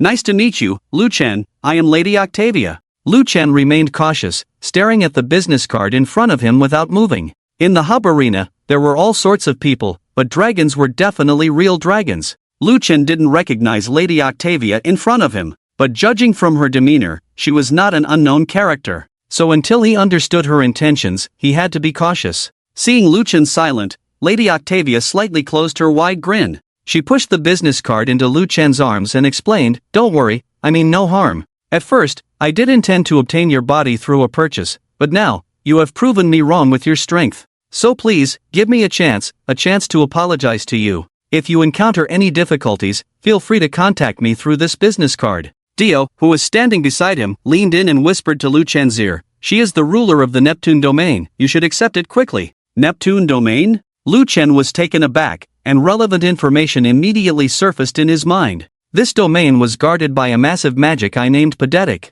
In the previous life, during the outbreak of the magical tide, the Neptune domain was hit first and corrupted by the tide. The 8-armed lady in front of him must have perished in the magical tide at that time, which was why Lu Chen was not familiar with her. After all, in the previous life, when Lu Chen first entered the hub arena, it was already the 3rd year after the apocalypse on Earth. If one could enter the Pedetic magic eye before the outbreak of the magical tide, perhaps it would be easier to obtain that item. That item that can elevate the skill of soul devouring to the next level. Thinking of this, Lu Chen no longer hesitated and accepted the business card from the 8-armed lady. Seeing Lu Chen take the card, the 8-armed lady did not say much more. She just left a meaningful sentence, looking forward to our next meeting. and then left the lounge with her male companions. Dio looked at the golden business card in Lu Chen's hand with envy and said softly, "It's truly enviable." Lu Chen was puzzled. "It's just a business card, what's there to envy?" Dio immediately explained, "With this card, you can not only freely enter the Neptune domain but also be treated by all residents of that domain as the most honored guest.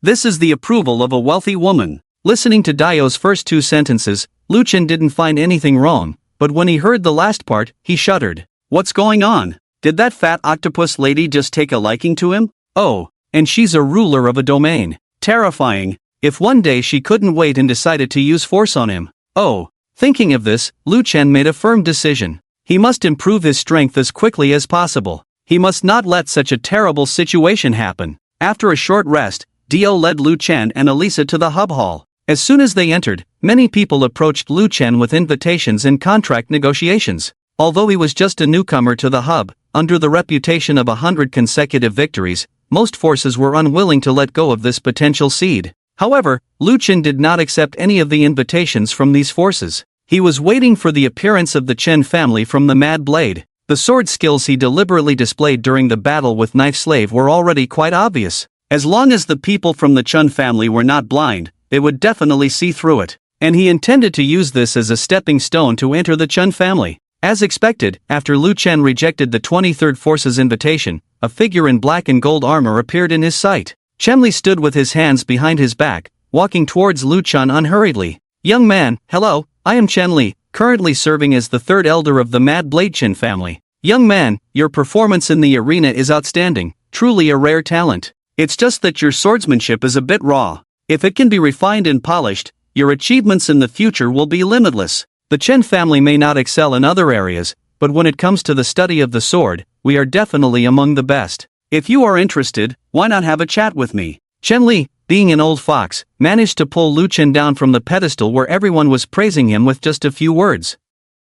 "You are strong, but your swordsmanship needs improvement. If you want to enhance your sword skills and become stronger, only the Chen family can help you." If Lu Chen was truly a young and inexperienced lad, he would have likely fallen into Chen Li's trap by now. But he wasn't.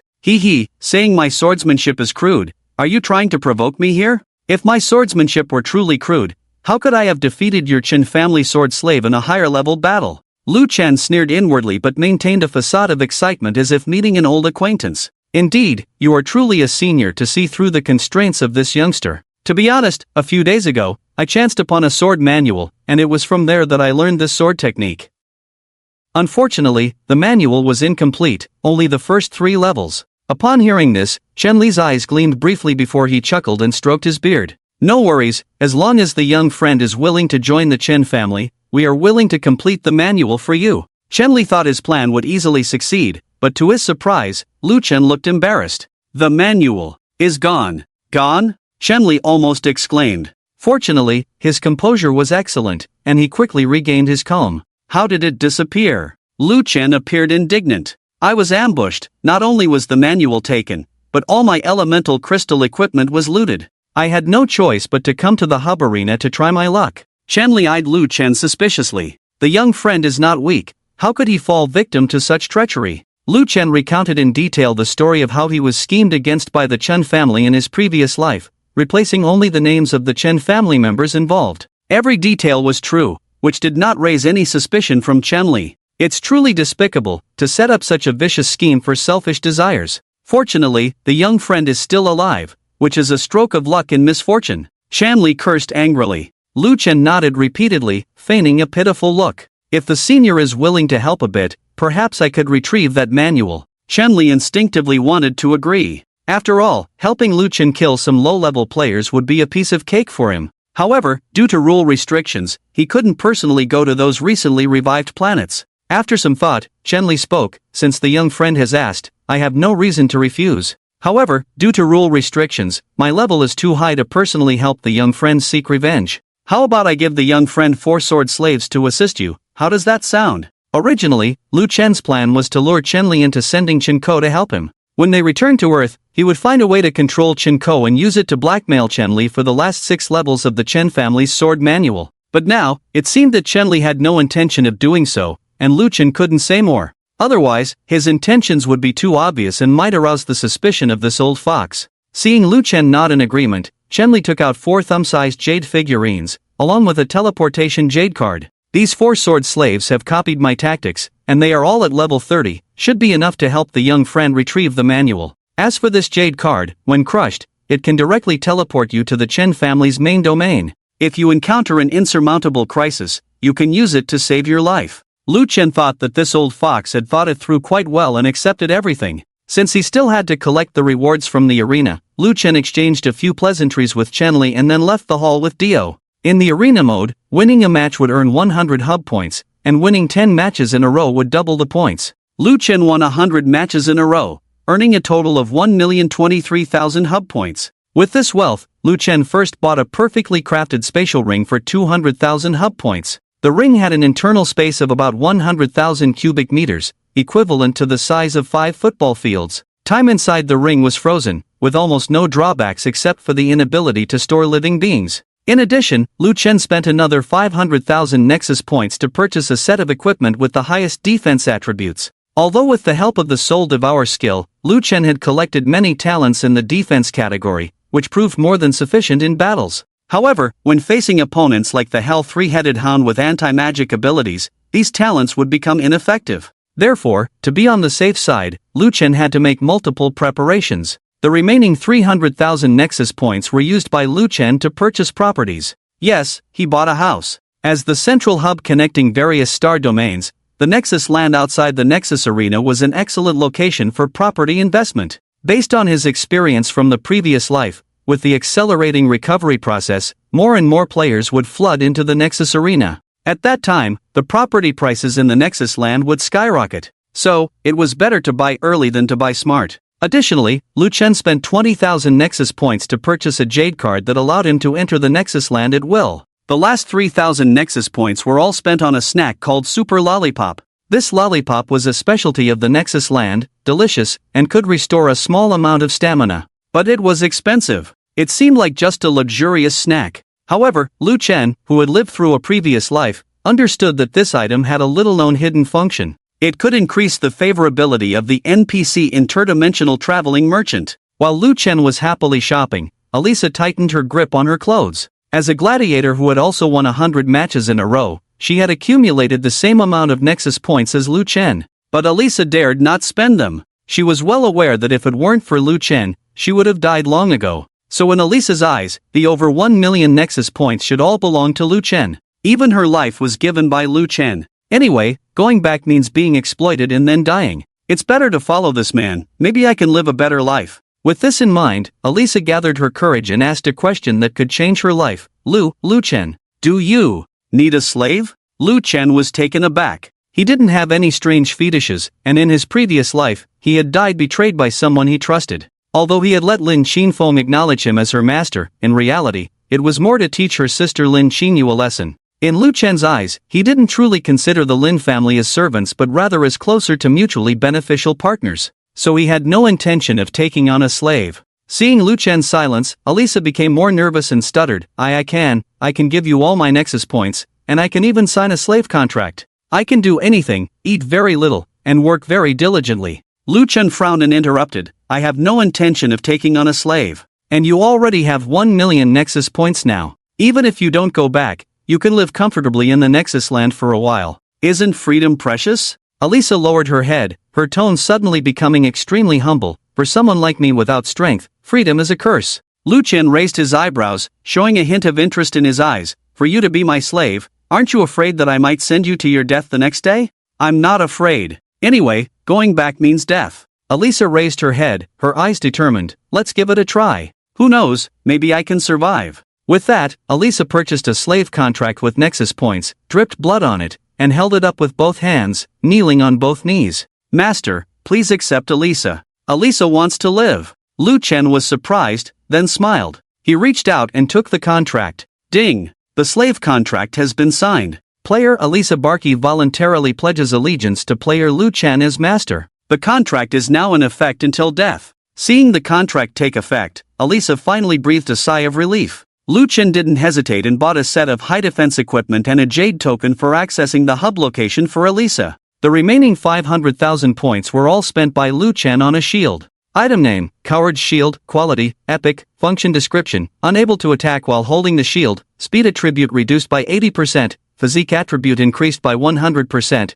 all types of damage reduced by 65%, resistance to all negative effects increased by 5%, when attacked, there is a 50% chance of triggering a perfect block. After a perfect block, the holder will maintain invisibility for 1 minute.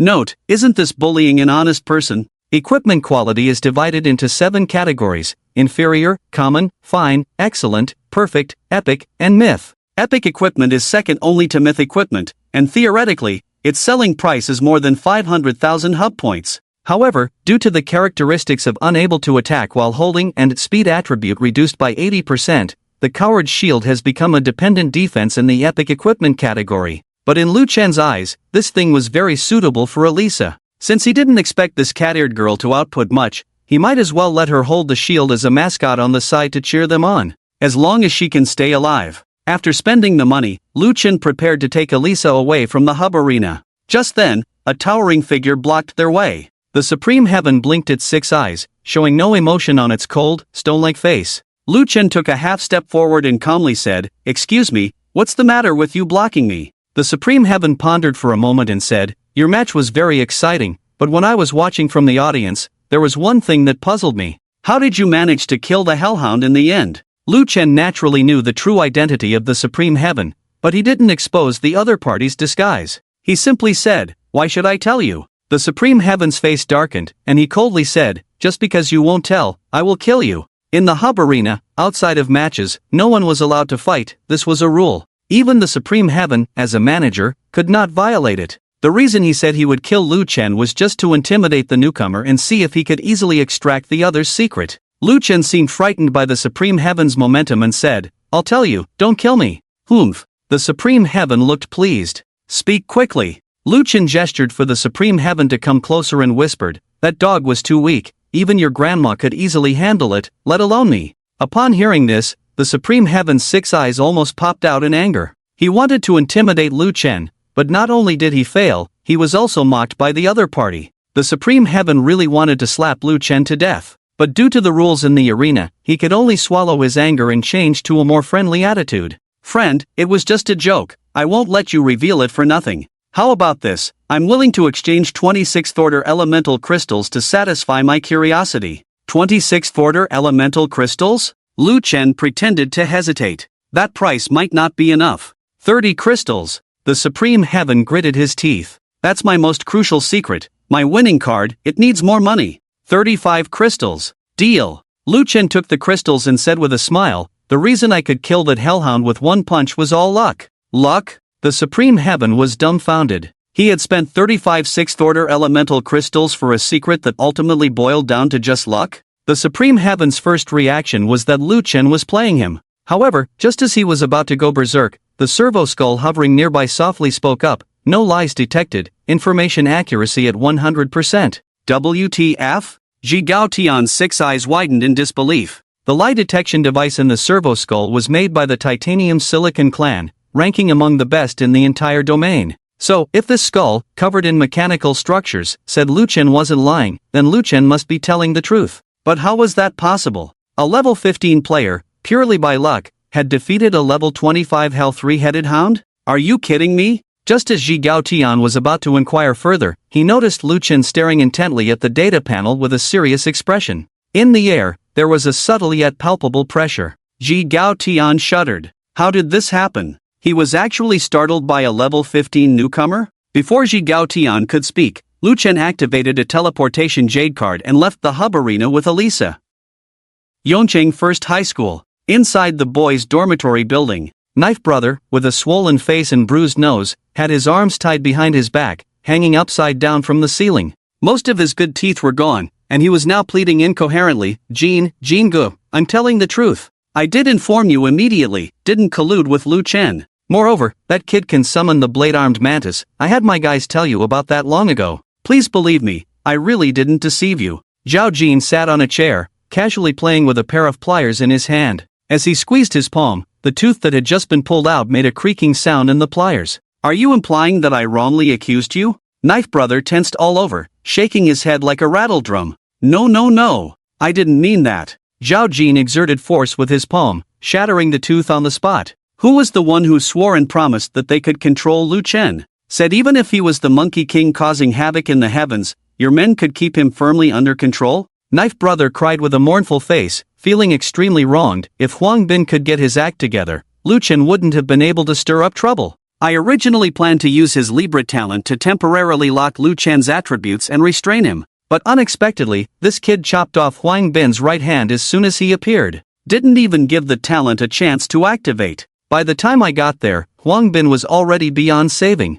Zhao Jin stood up, slowly cleaning the tooth fragments from the pliers, his tone devoid of warmth. So, you decided to collude with Lu Chen, to turn against me, right? With that, Zhao Jin crouched down, the pliers slowly approaching Knife Brother's face. No, I didn't. Knife Brother struggled incessantly, like a pig about to be slaughtered. Just as the pliers were about to clamp down on the tooth in his mouth, a light bulb went off in Knife Brother's mind, and he urgently exclaimed, "Wait! I know how to find Lu Chen." Oh? Zhao Jin's hand paused, tilting his head urging, "Quick, speak." Su Xiao. Lu Chen is close to a girl named Su Xiao. As long as we find her, we can definitely find out Lu Chen's whereabouts. Zhao Jin's eyes narrowed, continuing to inquire, "Where is Su Xiao?" I don't know. She should have been in the opposite girl's dormitory." Ah! Before Knife Brother could finish his sentence, another tooth left his mouth forever. Throwing the tooth along with the pliers to the ground, Zhao Jin stood up straight. "Butcher him." Knife Brother thrashed wildly, hysterically shouting, Wait!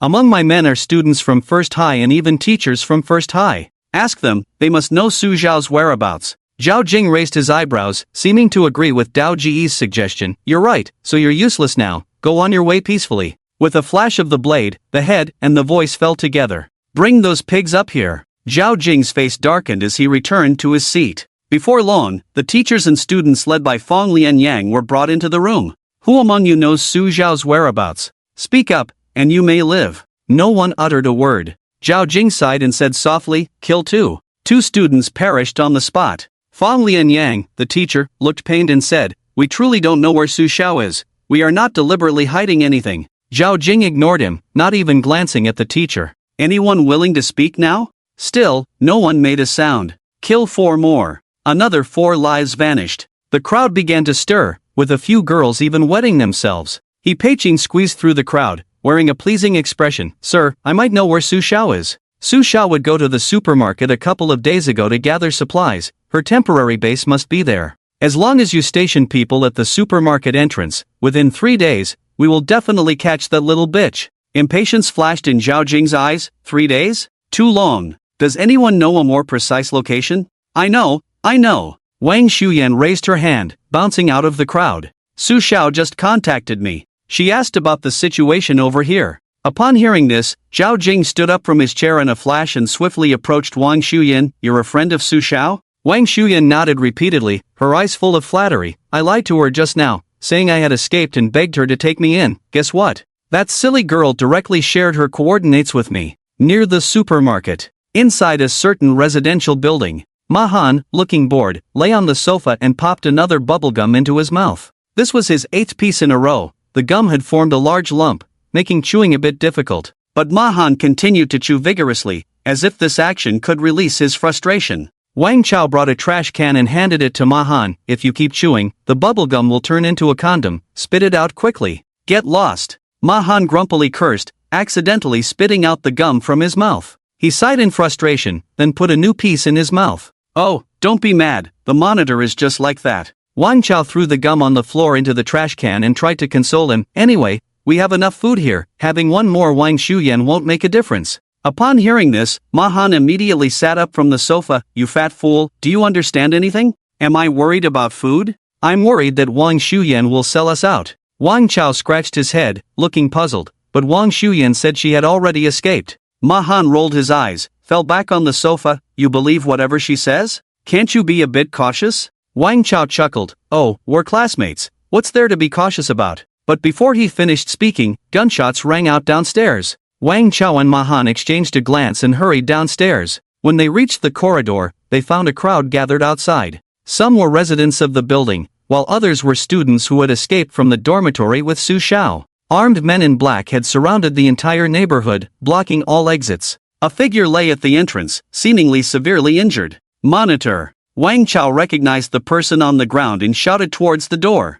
Mahan, after the initial surprise, immediately followed. When the two got closer, they discovered another familiar face among the black-clothed individuals not far away. Wang Shuyan? Wang Chao and Mahan exclaimed simultaneously. Mahan reacted faster and quickly understood the situation. Wang Shuyan, you really sold us out. Are you even human? Upon hearing the voices, Wang Shuyan instinctively shrank her head. But soon, she realized she had switched sides and stopped hiding, walking out confidently. Damn skinny monkey, why do you have to be so harsh? We were just here to ask a few questions. Who knew this bitch Sushia wouldn't cooperate? Who's to blame? She brought it upon herself. Sushia was helped up by Wang Chao, her face as pale as paper. She had been shot in the abdomen, blood soaking her skirt red. They are here looking for Lu Chen. Sushia explained the situation to Wang Chao with difficulty. The latter looked anxious. Then tell them, Lu Chen is not here, ask them to look elsewhere. Zhao Jin pushed Wang Shuyan aside and walked slowly forward. Of course,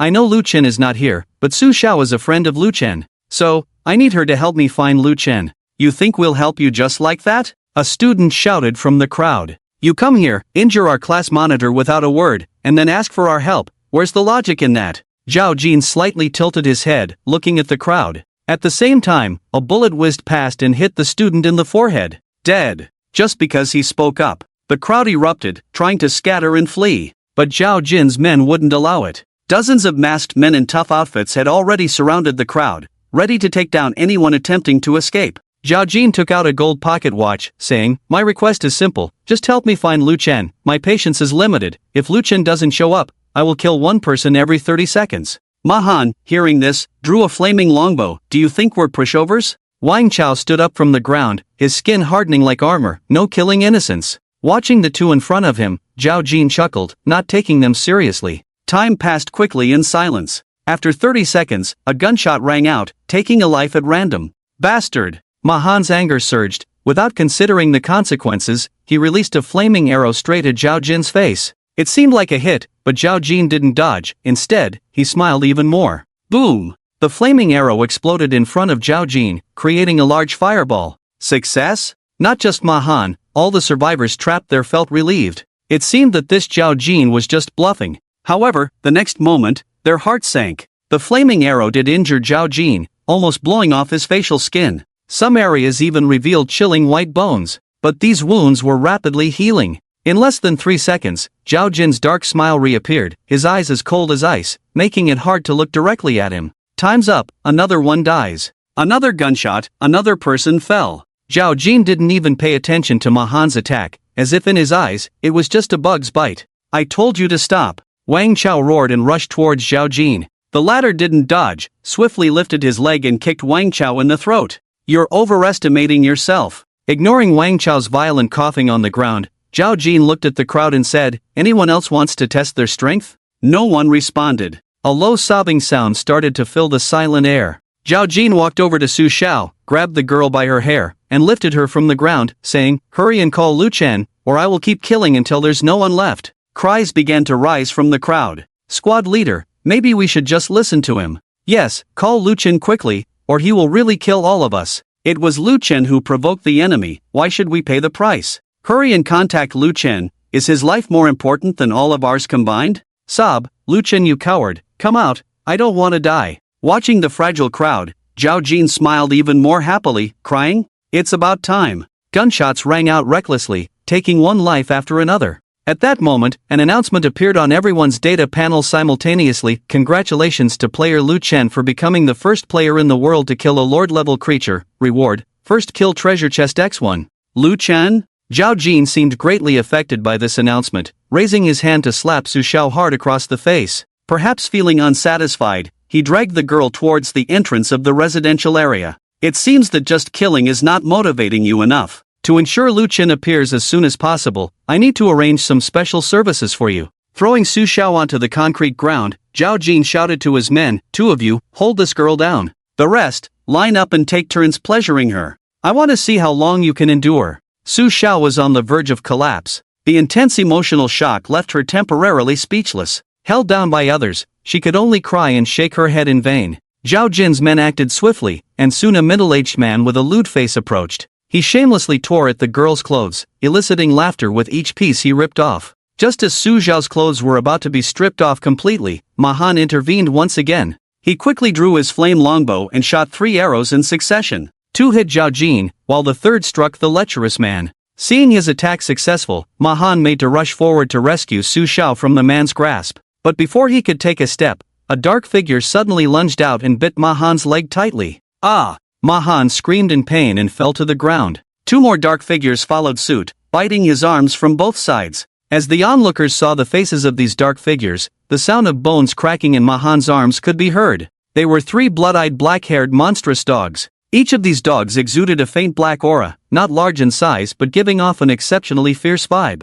Zhao Jin, that damn skinny guy has been hitting you all along. It must be uncomfortable for you. A short-haired woman with smoky makeup on her face stepped forward, her voice alluring, and stepped on Ma Han's head. Do you want my children to eat him, piece by piece? The woman spoke with a strange accent, not sounding like a native of Huaxia. Zhao Jin wiped the blood off his face, unconcerned, and said, Jiquan, these attacks pose no threat to me. But if you want to play, feel free. Okay. Jiquan nodded, controlling the monstrous dogs, preparing to tear Ma Han apart. However, before she could give the order, the 3 monstrous dogs suddenly turned their heads together, looking towards a certain direction. It seemed like something was attracting them in the darkness. Lu Chen? Wang Chao, who had just recovered, also sensed something and exclaimed excitedly. But the next moment, his expression froze. Indeed, a figure emerged from the darkness. It was not Lu Chen, but a tall woman. She was shining with light, wearing a gorgeous set of light armor. Although her face was kind, Wang Chao always felt a strange impulse around her. I don't even know her. Why do I feel like attacking her? Before Wang Chao could figure out the reason, the tall woman in the distance suddenly shouted, Zhao Jin, the Lynn family is here to collect your debt. The Lynn family? Debt collection? They were here to trouble Zhao Jin. Wang Chao was delighted. Although he couldn't figure out the visitor's intentions, as the saying goes, the enemy of my enemy is my friend. The tall woman in the distance seemed quite powerful. With her presence, Zhao Jin would surely be restrained. Jichuan squinted at Lin Qinfeng in the distance and jokingly said to Zhao Jin, debt collection? Zhao Jin, could it be a debt of romantic affairs? Zhao Jin's face darkened, frowning, just a stepping stone for the Zhao family. For some reason, it hasn't died out and has been buzzing around like a fly these days. Buzzing? Jichuan chuckled, slightly madly, if she's a fly, then aren't you? He. Zhao Jin's face grew darker, a hint of murderous intent in his eyes. Due to Jichuan's special status, he couldn't confront him directly, so he vented his anger on Lin Qinfeng. Looking at the woman in the distance, Zhao Jin smirked,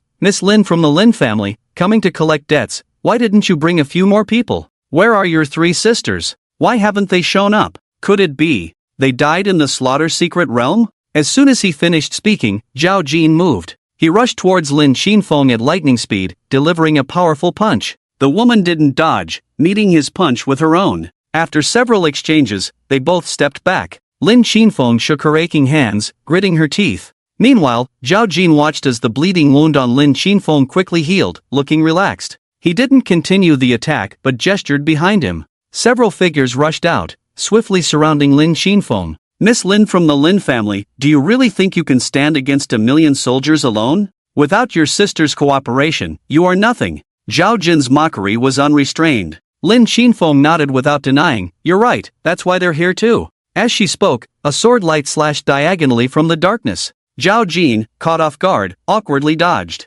Although he avoided a fatal blow, a large gash was left on his shoulder. At the same time, the radiance of group healing and divine blessing descended, enveloping Lin Qinfeng. The eldest Miss Lin, fully restored, faced multiple opponents alone. Lin Qinshua's thin lips tightened as she had been pressing Zhao Jin since her appearance. Her frosty sword danced repeatedly, leaving deep or shallow wounds with each strike. At that moment, Zhao Jin was gradually retreating, showing signs of being overwhelmed. The onlookers trapped in the situation felt a spark of hope rising within them. It seemed that Zhao Jin was no match for these 4 women. Don't just stand there, take this opportunity to resist together. Wang Chao shouted at the crowd. If everyone united at this moment, along with the combat power of the 4 Lin family women, they might be able to turn the tide. However, no one responded to Wang Chao. The survivors remained silent, their eyes avoiding his gaze. They dared not even look into Wang Chao's eyes, let alone resist. Jichuan laughed heartily, seemingly amused by Wang Chao's call to action.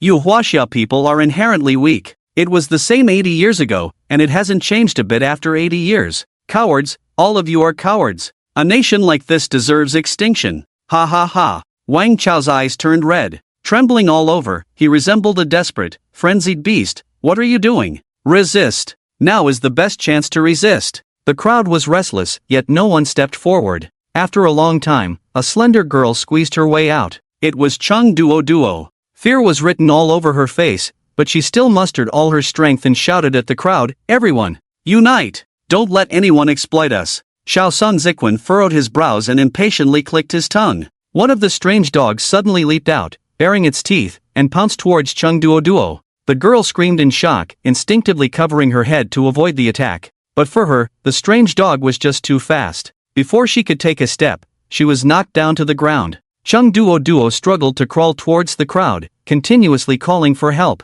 But no one was willing to lend a hand. In their eyes, this slender girl knocked down by the strange dog was already dead. Wang Chao roared and staggered towards Chung Duo Duo, trying to save her. However, soon, two other strange dogs blocked his path. They didn't attack, just obstructed Wang Chao from rescuing her. It seemed as if they deliberately wanted him to watch the girl being bitten to death bit by bit. Wang Chao realized that to catch the thief, he needed to catch the king first, so he turned around and charged at Xiao Ziquan. The woman revealed a sly smile and didn't call the strange dogs to stop him, but instead took out a handgun. Wang Chao's heart skipped a beat, then he reassured himself, "I'm already LV3 now, my talent armor cover should be able to withstand the bullets." With this belief in mind, Wang Chao's speed increased. The short-haired woman's talent was summoning, so she probably had no close combat abilities. As long as he took her down, Chung Duo Duo could be saved. The distance between Wang Chao and Xiao Ziquan quickly shortened. Just as success seemed imminent, suddenly, the gun went off.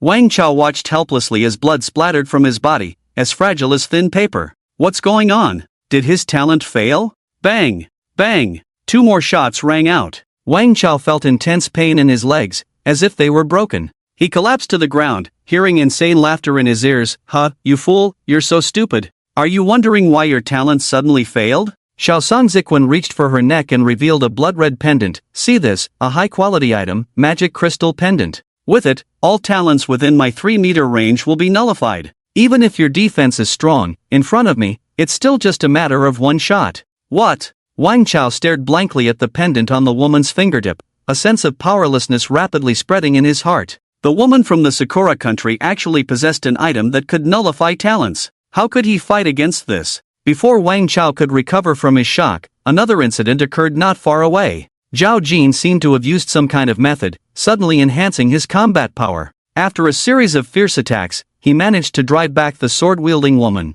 Not to mention the four of you, even if Lin Tianxia, that old guy, joins in, he's still no match for me. Zhao Jin laughed wildly, his fists like the wind. After repelling Lin Qinfeng who had been struggling, he taunted, "Oh, I almost forgot, Lin Tianxia has long been poisoned to death. Ha!" The four daughters of the Lin family were stunned, shock evident in their eyes. The cause of death of Lin Tianxia, the head of the Lin family, was still a mystery. Why did Zhao Jin claim he died of poisoning? "Did you kill the old man?" Lin Qinyu's eyes widened, her voice trembling with extreme anger. "Bastard, I'll kill you. Qinyue." Lin Qinfeng grabbed his sister, lowering his voice anxiously. "Don't be impulsive, we are no match for him. Wait for the master, he's almost here." "Big sister." Lin Qinyu's voice was hoarse. "Didn't you hear? It's Zhao Jin. He killed the old man. Revenge, big sister. Let me go, I want revenge." Lin Qinfeng was already injured, and with Lin Qinyue struggling hard, she unexpectedly lost her grip for a moment. Lin Qinyue, who had no fighting ability, was no match for Zhao Jin. It was like hitting a dog with a meat bun. Lin Qinyue didn't even get a chance to touch anyone before being tackled by Zhao Jin's men and firmly controlled. This scene happened to be seen by Wang Chao. The last hope was completely shattered. Xiao Sanchuakuan lifted his leg, stepping on Wang Chao's shoulder, his face full of mockery. "Stupid fatty, in recognition of your courage, I'll give you a way out. Kowtow to me twice, then shout 3 times that the people of Huaxia will forever be dogs of the cherry blossoms, and I will spare your life. Otherwise, you will be next to die." With that, Xiao Sanchuakuan looked towards Chung Duo Duo not far away. The girl was covered in wounds from being bitten, and she had fainted from the pain. But the 3 strange dogs still didn't stop feasting, their voracious appearance chilling. Wang Chao trembled, his body slowly leaning forward. Xiao Sanchuakuan's smile on his face grew stronger, ready to enjoy the coming plea for mercy. His head was about to knock on the ground. Suddenly, Wang Chao's face turned fierce, roaring as he lunged forward. I'll *CK your grandma. Xiao Sanchuakuan was caught off guard and was actually tackled to the ground. Seeing his success, Wang Chao hurriedly reached out to grab the magic crystal pendant. However, due to his severe injuries, his snatching action was ultimately a bit too slow. Xiao Sanchuakuan delivered a knee strike, breaking free from the restraint. You ignorant fool! Since you are in such a hurry to die, I'll grant your wish. The woman drew her gun and pulled the trigger. Bullets rained down, emptying the magazine. But Wang Chao didn't die. Not only did he not die, not even a single bullet hit him. All the attacks were blocked by a half-height giant shield. Two furry cat ears peeked out from behind the shield, trembling nervously before quickly drooping down. It seems like I blocked something. Ha! I'm sorry, I didn't mean to. My master told me to do this. Where is my master? Alisa looked timidly at Xiao Sanchuakuan across from her, like a startled rabbit. Xiao Sanchuakuan was dumbfounded, apparently not yet realizing what had happened. However, the imminent killing intent made her body instinctively react. Xiao Sanchuakuan dodged a blade that came slashing diagonally just in time. A man in thin armor appeared out of thin air, his eyes filled with coldness. Wang Chao recognized the man, tears finally streaming down his face. Lu Chen! What happened? Why did you make yourself look so miserable? Lu Chen glanced at Wang Chao behind the shield and activated extreme healing with a wave of his hand. His injuries quickly healed, and in just a few breaths, he had regained his mobility. Seeing Wang Chao getting up from the ground, Xiao Sanchuakuan's expression turned even more shocked. This mysterious man who suddenly appeared seemed to have used healing talents. But how was that possible? He was still within the range of the magic crystal pendant's effect. The talent should have been nullified. Who are you? You don't look like a local. Lu Chen frowned as he assessed Xiao Sanchuakuan.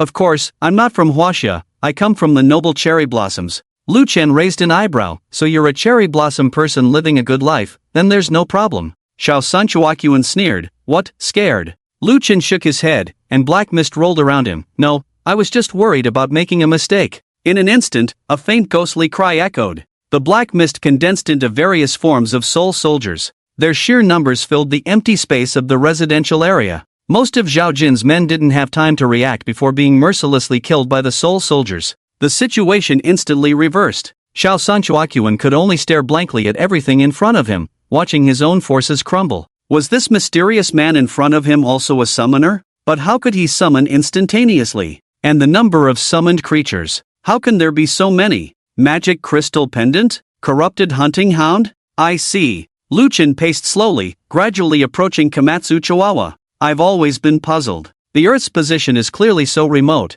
so why was it still affected by the first wave of the demonic tide when it erupted? Now I understand. It was you, the people of Sakura, who were up to something. As soon as the words fell, Lu Chen's figure suddenly accelerated. The blade cut through the air, the killing intent sharp. Komatsu Chihuahua tried to dodge, but the next second, she was horrified to find that Lu Chen had disappeared. She couldn't track the trajectory of the attack at all. Before the second syllable could roll out of her throat, a gush of blood blocked it back. Komatsu Chihuahua felt a gaping wound in her neck, her head uncontrollably tilting backward. TSK, thought you were tough. Lu Chen flicked the blade and instinctively activated Soul Devour. But this time, there was no familiar prompt sound. Not dead yet? Lu Chen frowned slightly and approached to check. Unexpectedly, Komatsu Chihuahua's body suddenly convulsed, rising up in an extremely eerie and disjointed posture. With only half of her flesh and skin connected, her head swayed back and forth, emitting incomprehensible sounds from her throat. Lu Chun, you forced me to use that item. Today you will die here for sure. A large amount of crimson blood threads gushed out from the neck wound, enveloping Komatsu Chihuahua's body entirely. 3 strange dogs leaped into the blood threads one after another, disappearing from sight. Like a wriggling cocoon. The sounds of bones shattering and muscles tearing constantly emanated from it, exuding a chilling sense of oppression. Demonic cocoon. Lu Chen's pupils contracted, immediately shouting to Wang Chao, "Get out of here!" But it was already too late. The pulsating demonic cocoon suddenly contracted, then rapidly expanded. In just a moment, it exploded with a bang. The raging demonic aura swept through the entire neighborhood, causing everyone present to suffer varying degrees of contamination. Even Lu Chen, who was prepared, was afflicted with the negative effect of demonic aura erosion. Careless. Lu Chen furrowed his brow, staring intently ahead. After the demonic cocoon burst open, there was a black-red mass inside. It was writhing incessantly, as if searching for something. Parasitic demon. Relevant information popped into Lu Chen's mind. When contaminated by demonic aura, not only would players be afflicted with the negative effect of demonic aura erosion. Once the erosion reached a certain level, the contaminated target would transform into a demonic cocoon, hatching into various demonic creatures. The parasitic demon was one of them. However, what puzzled Lu Chen was that the Sakura woman had clearly been killed, so why could she still transform into a demonic cocoon? She seemed to have mentioned using an item. Could it be the corrupt essence? Thinking of this, Lu Chen's vigilance heightened. If it was a parasitic demon catalyzed by the corrupt essence, it would be much more difficult to deal with than ordinary demons, not because of its formidable combat power, but because these creatures inherently carried a powerful contaminating aura. It was like a toad touching someone and causing a rash. Without the assistance of the holy talent, engaging recklessly could likely lead to deep erosion, irreversibly transforming into a demonic cocoon. And not only Lu Chen himself, even those soul soldiers would be affected. Once demonic aura erosion reached a certain level, they would break free from control, becoming independent entities similar to shadow monsters. In his past life, Lu Chen had suffered losses in this regard, losing 100 advanced soul soldiers because of it. In this second life, having accumulated some wealth, he didn't want to lose it all. Soul soldier, retrieval. Although the second stage of slaughter, from bloody slaughter, could purify the negative effects of demonic aura erosion, it hadn't reached the 24-hour cooldown period, so Lu Chen couldn't activate it. The only way now is Lin Qinyua's sacred talent, sacred blessing. But that rude Miss Lin from the Lin family seems to have become a hostage of Zhao Jing. She really knows how to help. Lu Chen sighed lightly, activating lightning arrow. Anyway, the parasitic demon must be dealt with first. The electric arcs, like dragons, fiercely struck the black-red mass. When dealing with demons, especially those transformed from Sakura people into demons, Lu Chen never held back. The parasitic demon writhed desperately and, after being hit several times, let out a woman's scream, "Zhao Jing, save me!" Seeing Zhao Jing unmoved, the parasitic demon shouted again, "Zhao Jing, if I die, the Shangang clan and the Zhao family will no longer be friendly. Your hopes of entering the land-level family will be completely shattered." Hearing these two sentences, Zhao Jing, who had intended to retreat, stopped in his tracks. "Damn it, despicable woman!" He cursed under his breath and turned around with determination. By now, he had already realized Lu Chen's strength. Not to mention being the first on the ranking list, just the fact that his summons could instantly fill the entire neighborhood was proof enough. You see, the renowned Shangang clan's summoning department prodigy, Komatsu Chihuahua,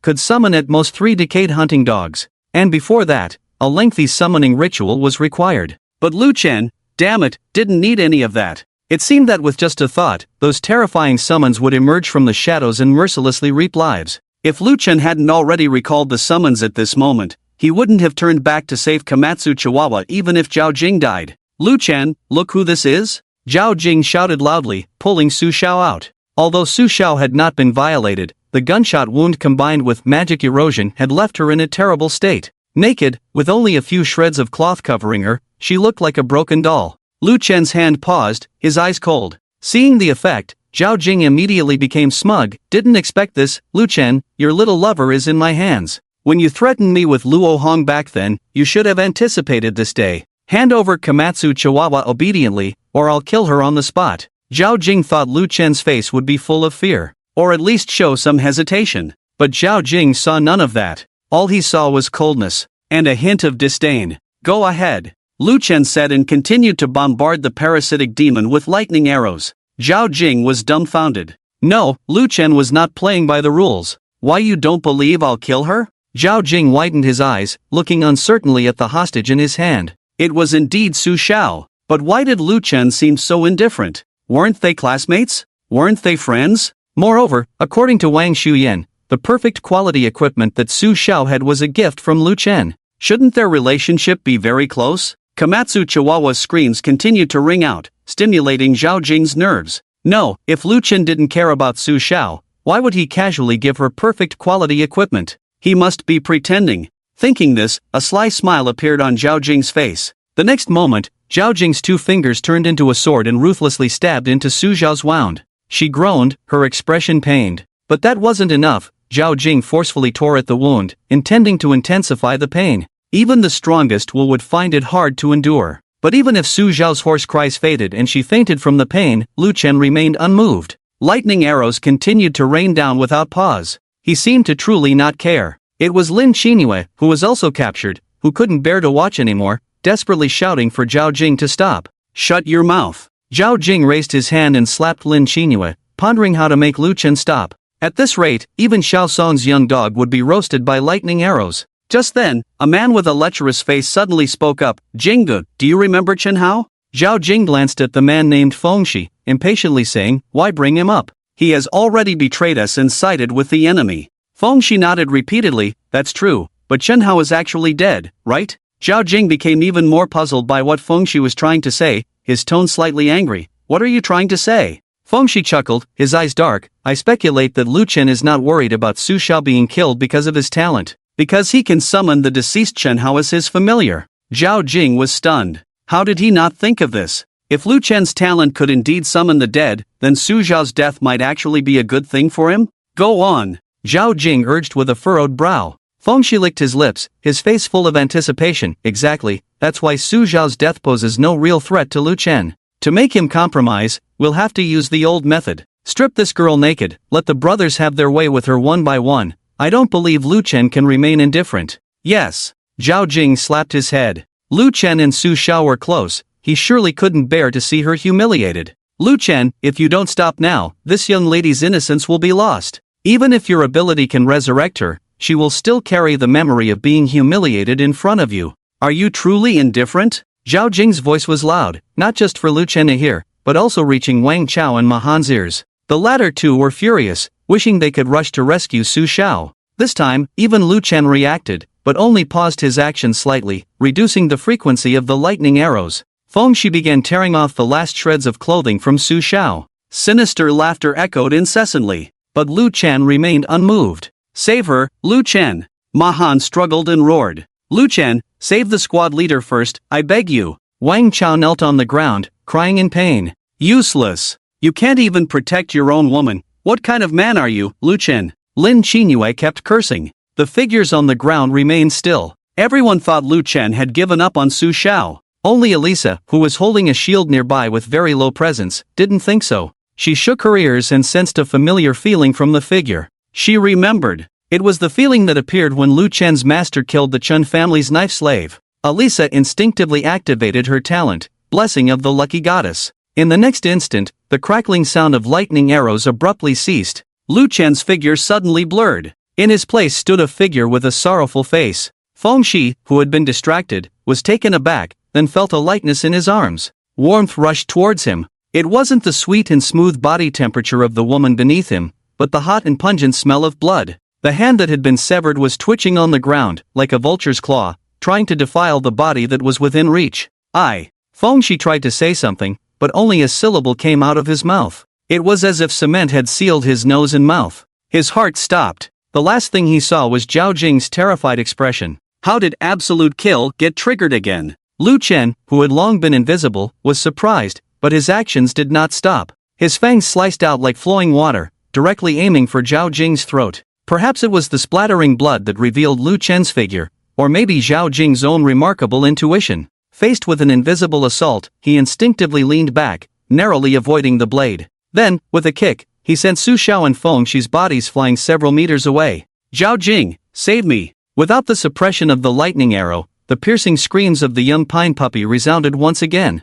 "Stop shouting, I have to kill Lu Chen first, otherwise neither of us will survive." Zhao Jing shouted impatiently. "Save me first, I have a way to break the invisibility and help you see him." "Really? What benefit do I have in lying to you?" Seeing that the young pine puppy was so insistent, Zhao Jing no longer hesitated, reached out, grabbed the hostage Lin Qingyue, and strode swiftly towards the dark red flesh mass. Behind him, there were cries of agony. Without the hostage, Zhao Jing's men were all killed by Lu Chen. Wang Shuyan and He Peiqin saw the situation was not good. They retreated repeatedly, quietly blending in with the survivors. "With your current appearance, how can you help me?" Zhao Jing took a few steps to the flesh mass, keeping an eye on his surroundings, and asked, "Reach out your hand." The dark red flesh mass trembled, emitting a seductive sound. Zhao Jing hesitantly reached out his arm. In the next instant, a sudden change occurred. The dark red flesh mass suddenly shrank, protruding numerous flesh tendrils, eagerly drilling towards Zhao Jing's arm. Completely caught off guard by this change, he exclaimed in shock and retreated repeatedly. What are you doing, you vile woman? Don't be afraid, Zhao Jing, it will be over soon. The voice of the young pine puppy echoed softly. However, this time, the source of the voice was not the rapidly shriveling dark red flesh mass. Instead, it directly emanated from Zhao Jing's throat. The flesh tendrils pierced through Zhao Jing's flesh and blood, rapidly strengthening his physical body. Sinister bone spurs broke through the skin, bulging muscles swelled. When a fist-sized, skinless crimson head emerged from his neck, all fear on Zhao Jing's face had completely disappeared. In its place was a nearly manic realization. So that's how it is. Zhao Jing looked up and down at his transformed body, a satisfied smile twisting his face. Now, I can see the targets corrupted by demonic energy. As he spoke, Zhao Jing suddenly raised his arm to block in front of him. The swollen muscles inexplicably split open, but Zhao Jing did not retreat, instead fiercely clawing at the air with his other deformed arm. The burst of blood mist exploded in his palm. Injured, Lu Chen quickly retreated, completely exposed. TCH. Lu Chen spat out a mouthful of blood, activating his talent, Extreme Healing. Although Zhao Jing's blow was not too damaging, after merging with the parasitic demon, he also carried a contaminated aura.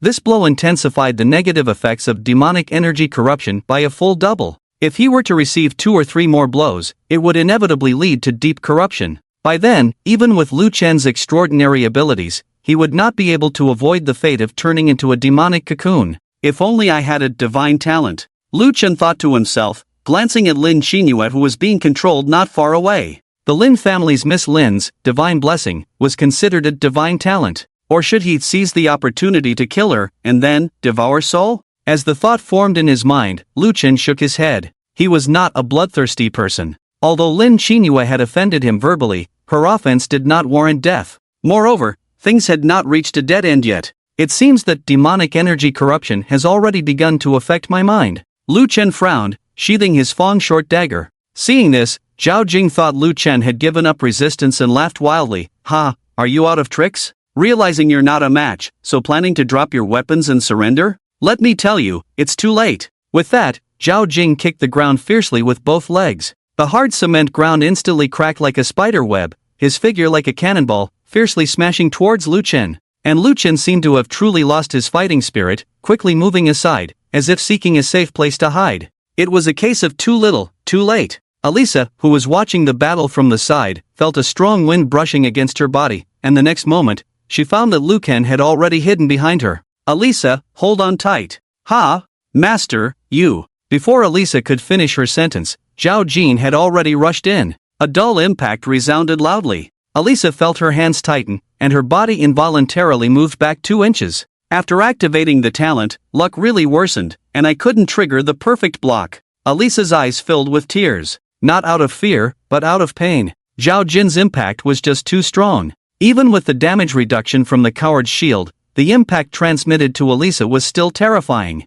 After combining with the parasitic demon, Zhao Jin's 4-dimensional attributes had greatly increased. Can't hold on. But she must. Because this was Master Lu Chen's command. Alisa's eyes were firm, her whole body tensed, ready to face the subsequent attacks. But just then, suddenly a hand reached out from behind her, crossed over the shield, and pressed onto Zhao Jing. Master? Alisa turned her head and found that Lu Chen's expression was no longer as serious as before. You blocked well, leave the rest to me. Lu Chen gently pushed Alisa aside and activated the talent, Libra. Libra, Overdraft. When the talent is activated, the self-crystal absorption limit is lifted, but no level upgrades can be obtained, only corresponding level-free attribute points can be gained. After the talent ends, the additional attribute points disappear, and will be automatically allocated after the level truly upgrades. Fairness. Under the premise of Overdraft, the target touched by the right hand will be unable to absorb crystal elements and will be forced to equalize the 4-dimensional attribute values of both sides. Duration, 5 minutes.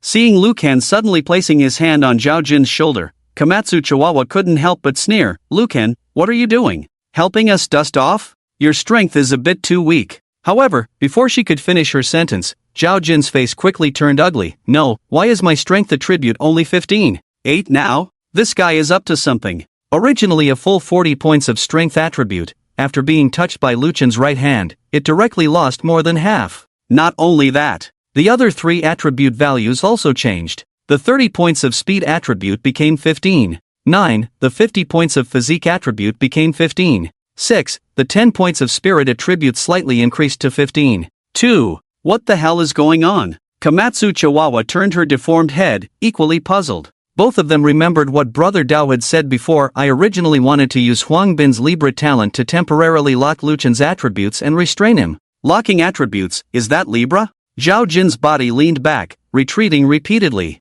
How could Lucan have Huang Bin's talent? Could it be that, like Chen Hao, he had turned the deceased Huang Bin into a summoned creature? But there was no summoned creature appearing just now, and the one touching him was just Lucan. Could it be that Luchan's talent was not just simply turning the dead into summoned creatures, but more thoroughly plundering their abilities? Just a simple thought made Zhao Jin break out in a cold sweat. Truly worthy of the heavenly Lu Jia family. Even as an abandoned orphan, their strength was so formidable. No, we can't fight, he's too strong.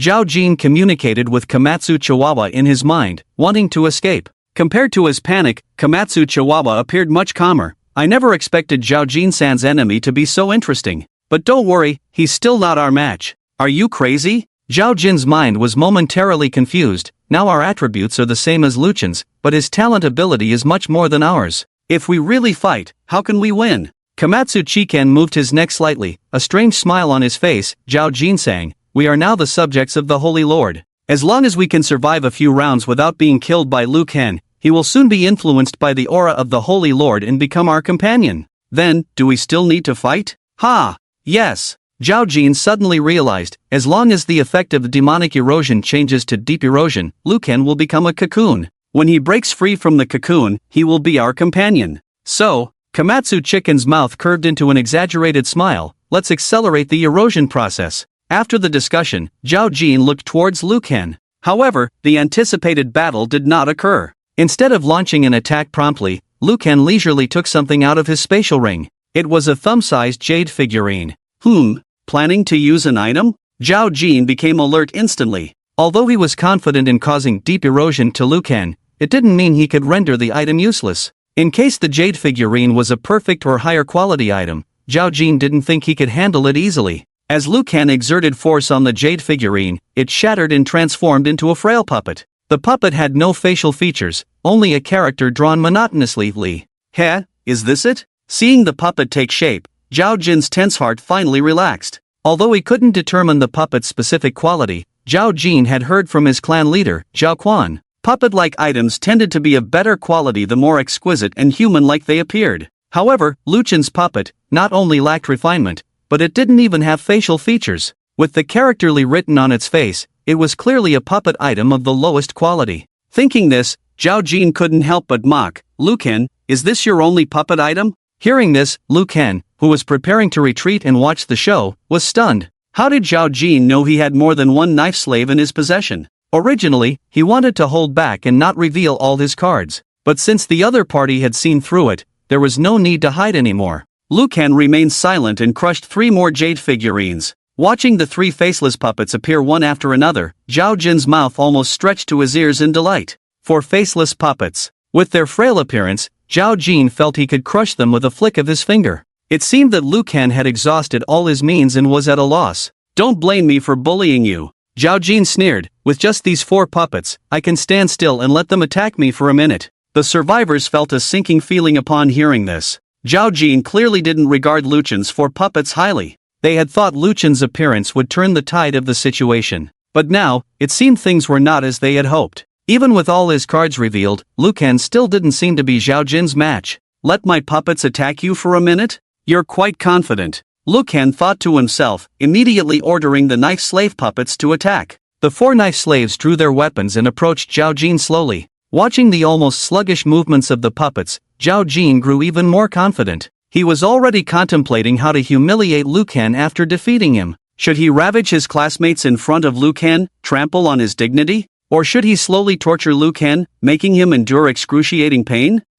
Only children make choices. Let's give Lu Ken the whole package. Just as Zhao Jin was lost in his fantasies, Komatsu Chicken's scream suddenly startled him. You! Zhao Jin was about to curse, but then he noticed something was amiss around him. Wait! Where are those 4 slow-faced puppets? In the moment Zhao Jin realized it, 4 sharp attacks came from 4 directions at the same time. Nowhere to hide. Zhao Jin awkwardly defended, trying to tough it out. but those 4 seemingly weak and limp puppets unleashed unparalleled power at this moment. 4 strikes. Each hit Zhao Jin's limbs, taking away most of his flesh and blood. In the blink of an eye, Zhao Jin, who had well-developed limbs, instantly turned into a matchstick man with thin arms and legs. Just as the blades were about to strike at vital points, Komatsu Chihuahua hurriedly reminded, "Zhao Jin, use your talent quickly." The blades swiftly moved, like thunder and lightning. In an instant, it seemed like Zhao Jin didn't even have time to react. Swish, swish, swish. The sound of flesh being torn open rang out continuously.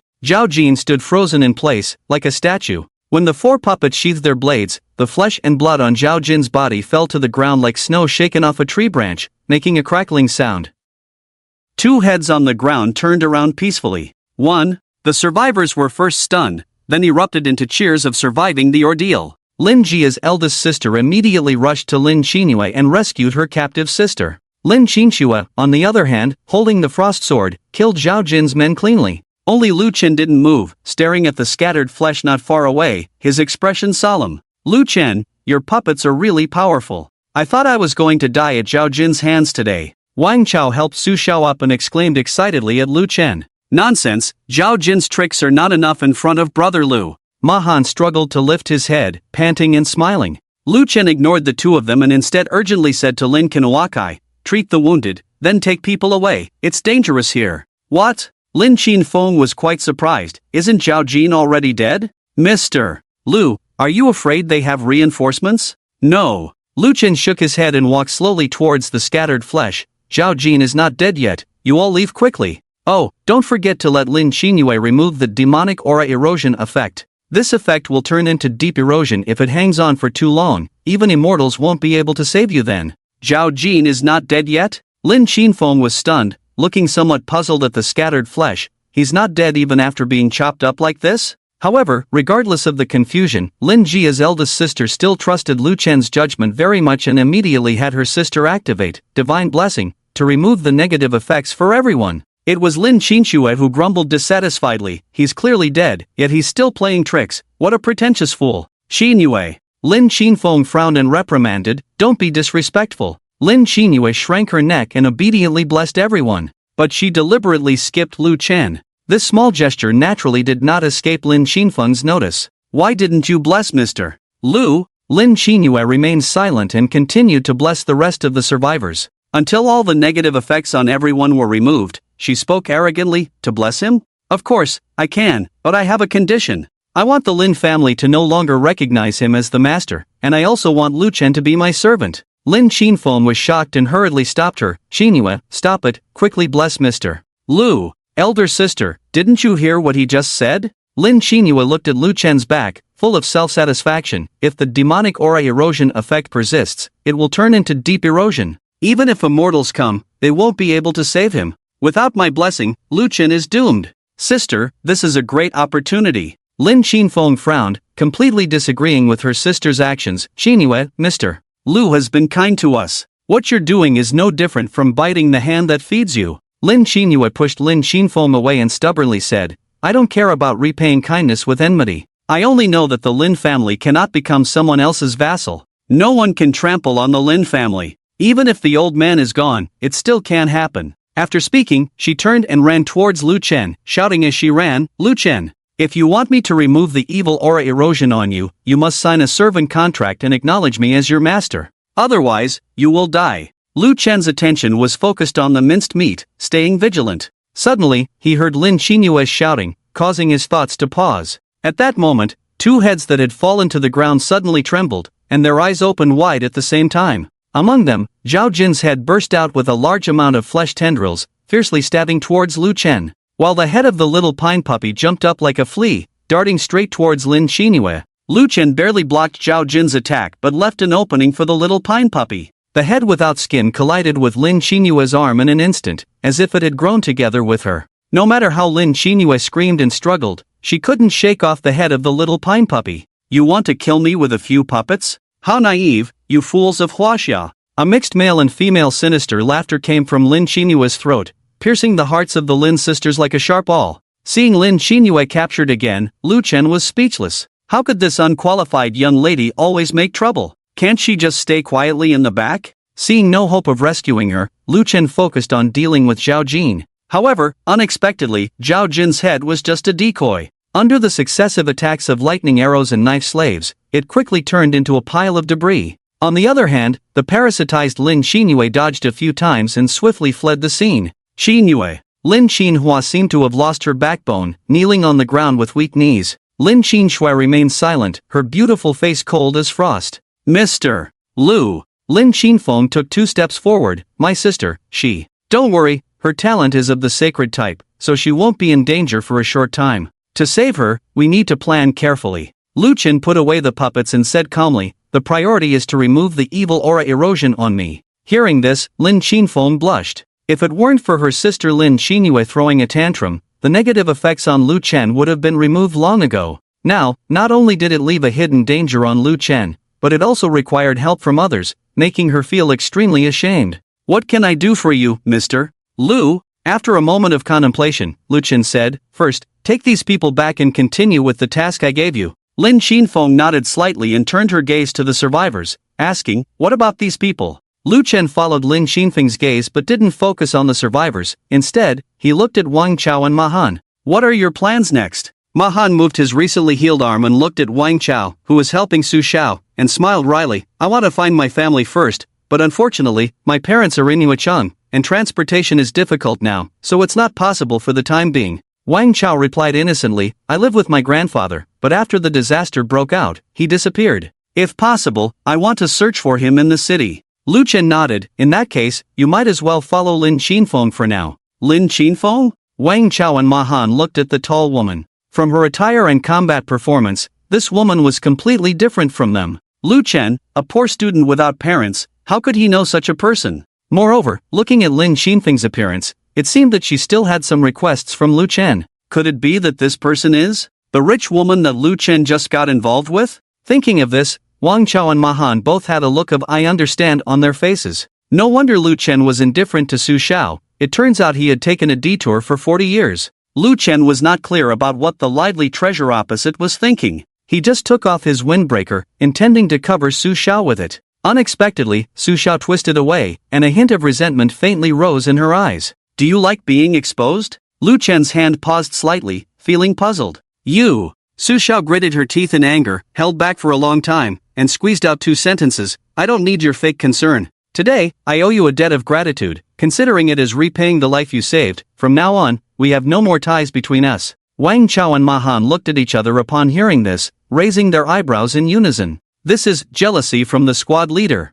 Lu Chen furrowed his brows slightly, not understanding why Su Xiao was throwing a tantrum. But since they both said they owed each other nothing, Lu Chen was happy to be free. He nodded and looked at Lin Xinfeng, saying, please take care of these 3 for now. No need. Su Xiao stepped forward half a step, cutting in. I said, from now on, there's no connection between you, Lu Chen, and me. I won't go with you, so you don't need to worry about my safety. I will continue to stay here and face difficulties together with the survivors. Before Lu Chen could respond, dissatisfied voices arose from the surrounding survivors. What nonsense about facing difficulties together, we don't need you here. That's right, if it weren't for you, our neighbors wouldn't have died for no reason. You bring disaster upon us. We thought you were strong and a reliable partner, but you're just a useless vase. Get lost, Sunshine Community doesn't welcome you. Before you leave the food behind, that's our property. The continuous insults buzzed in the air. Su Xiao heard them, tears welling up in her eyes. She covered her chest, pushed through the crowd, and ran outside.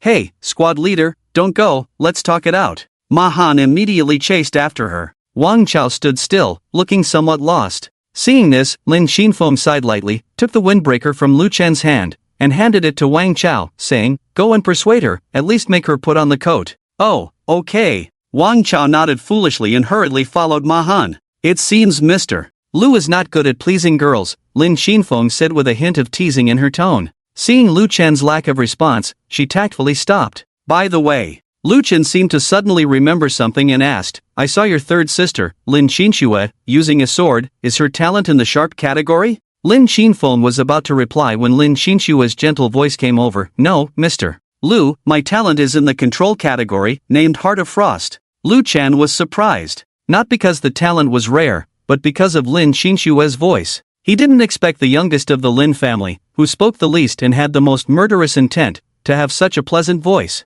Heart of Frost, I feel like I've heard it somewhere. Lu Chen muttered to himself, talent rank? Platinum. Platinum rank Heart of Frost. Frost Lord. Wait, are you the Frost Lord? Lin Qinshui looked puzzled. Mr. Lu, what are you talking about? Frost Lord? But at this moment, Lu Chen was completely immersed in his memories and did not immediately answer Lin Qinshui. No, the Frost Lord is a creepy old man, the gender alone doesn't match. Is it just a coincidence? Both having the same talent? The Xiao family wiped out the Lin family, and the Frost Lord is a subsidiary of the Xiao family. There must be something fishy going on here. Thinking of this, Lu Chen looked up and met Lin Qinshui's gentle eyes, realizing his slip of the tongue. He cleared his throat awkwardly and said, Ahem, it's nothing. Your talent is good. After the Xiao family is destroyed, you might be able to make further progress. Mentioning the Xiao family, hatred flashed in Lin Qinshui's eyes, but quickly disappeared as she nodded softly. Just as Lu Chen was about to leave with Elisa, Wang Chao came running back,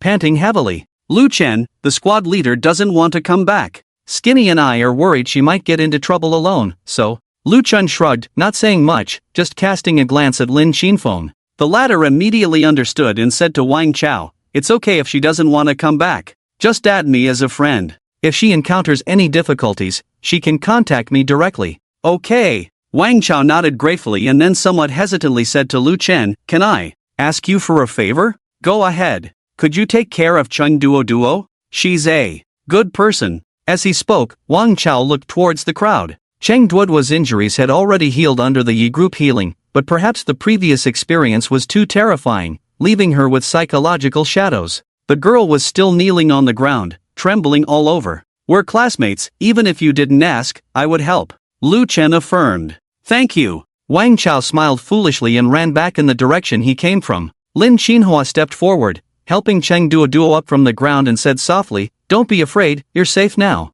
Lin Qinfeng sighed lightly and asked again, what about the remaining survivors? Lu Chen stared at the trembling Cheng Duo, his voice low but exceptionally clear, in my opinion, they should all be killed. What? Lin Qinfeng felt like there was something wrong with her ears. Although Lu Chen couldn't be described as helpful, he would never kill innocents indiscriminately. Otherwise, Lin Qinyu would have died 100 times over. Although the survivors of Sunshine Community acted like cowards at a critical moment, the fear of death was human nature after all. Is it too cruel to kill people for this reason? Lu Chen turned his head slowly, his eyes cold. Traitors should all die. But, Lu Chen dragged his tone, changing the subject, they didn't betray me, so it's not up to me to decide their life and death. I still need to eliminate the corruption of dark energy, I'll go first. With that, Lu Chen waved to Elisa and strode away. Watching the young man's back, Lin Qinfeng was speechless. It wasn't until Lu Chen disappeared from view that the head of the Lin family broke out in a cold sweat. Lu Chen's words were a self-reproach.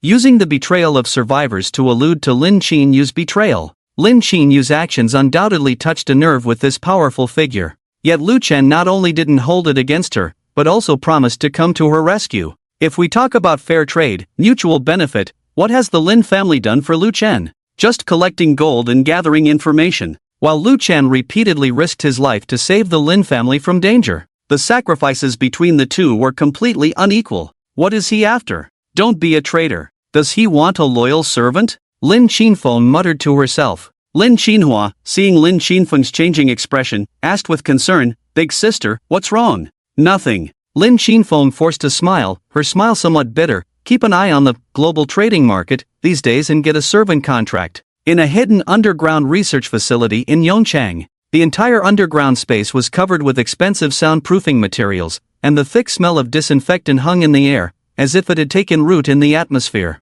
Jinaiha, with his neck shrunk, was sandwiched between two men in black, stumbling forward. Winding and twisting for who knows how long, the three finally came to a halt in front of a heavy metal door. One of the black-clad figures took 2 steps forward and whispered a few words to the monitor next to the door. After a moment, the metal door slowly creaked open. A gust of wind seeped out through the crack, causing Jinaiha to involuntarily take a breath. Suddenly, it felt as if a giant hand had clenched his stomach, waves of nausea crashing over him like the sea. The smell of blood. A scent so strong that not even the most potent disinfectant could mask it. Despite being a forensic doctor for decades, Jinaiha had never encountered such a thick smell of blood before. He retched violently, taking a while to straighten up. Shaking, he turned to the black-clad figure and asked, Gentlemen, where exactly are we? The black-clad figure did not answer Jinaiha's question but replied sternly, once you're inside, do your job well. Fail, and your life is forfeit. Do you understand? Yes, I understand. Jinaiha grimaced, his legs moving forward as if stepping on cotton. The space beyond the door was not small, resembling an operating room at first glance. Various unfamiliar instruments were scattered around, with a metal bed lying in the center. Bound to the bed was an elderly man. Despite his white hair, he appeared spirited, currently hurling insults non-stop. Surrounding the bed were individuals in white coats. Upon seeing Jinaiha enter, a middle-aged man with gold-rimmed glasses smiled and waved, Mr. Jinaiha, I am sure Jing Sanquan, pleased to meet you. He was a member of the Sakura clan. Jinaiha's unease quickly spread as Sir Jing Sanquan pointed to the elderly man on the bed and then to the neatly arranged surgical tools beside it. I've heard your anatomical skills are excellent, ranking among the top forensic doctors in Yong City. Therefore, I would like to ask you to dissect this old man. After speaking, Sir Jing Sanquan bowed slightly to Jinaiha. Jinaiha's head buzzed suddenly. You mean, you want me to dissect him? Exactly. But he's alive. I'm a forensic doctor, I only dissect corpses. Sir Jing Sanquan raised his head, a sickly smile on his face. I trust in your anatomical skills. There isn't much difference between a living person and a corpse. How can there not be a difference? Jinaiha felt suffocated, his stomach churning once again. You want me to kill him? No.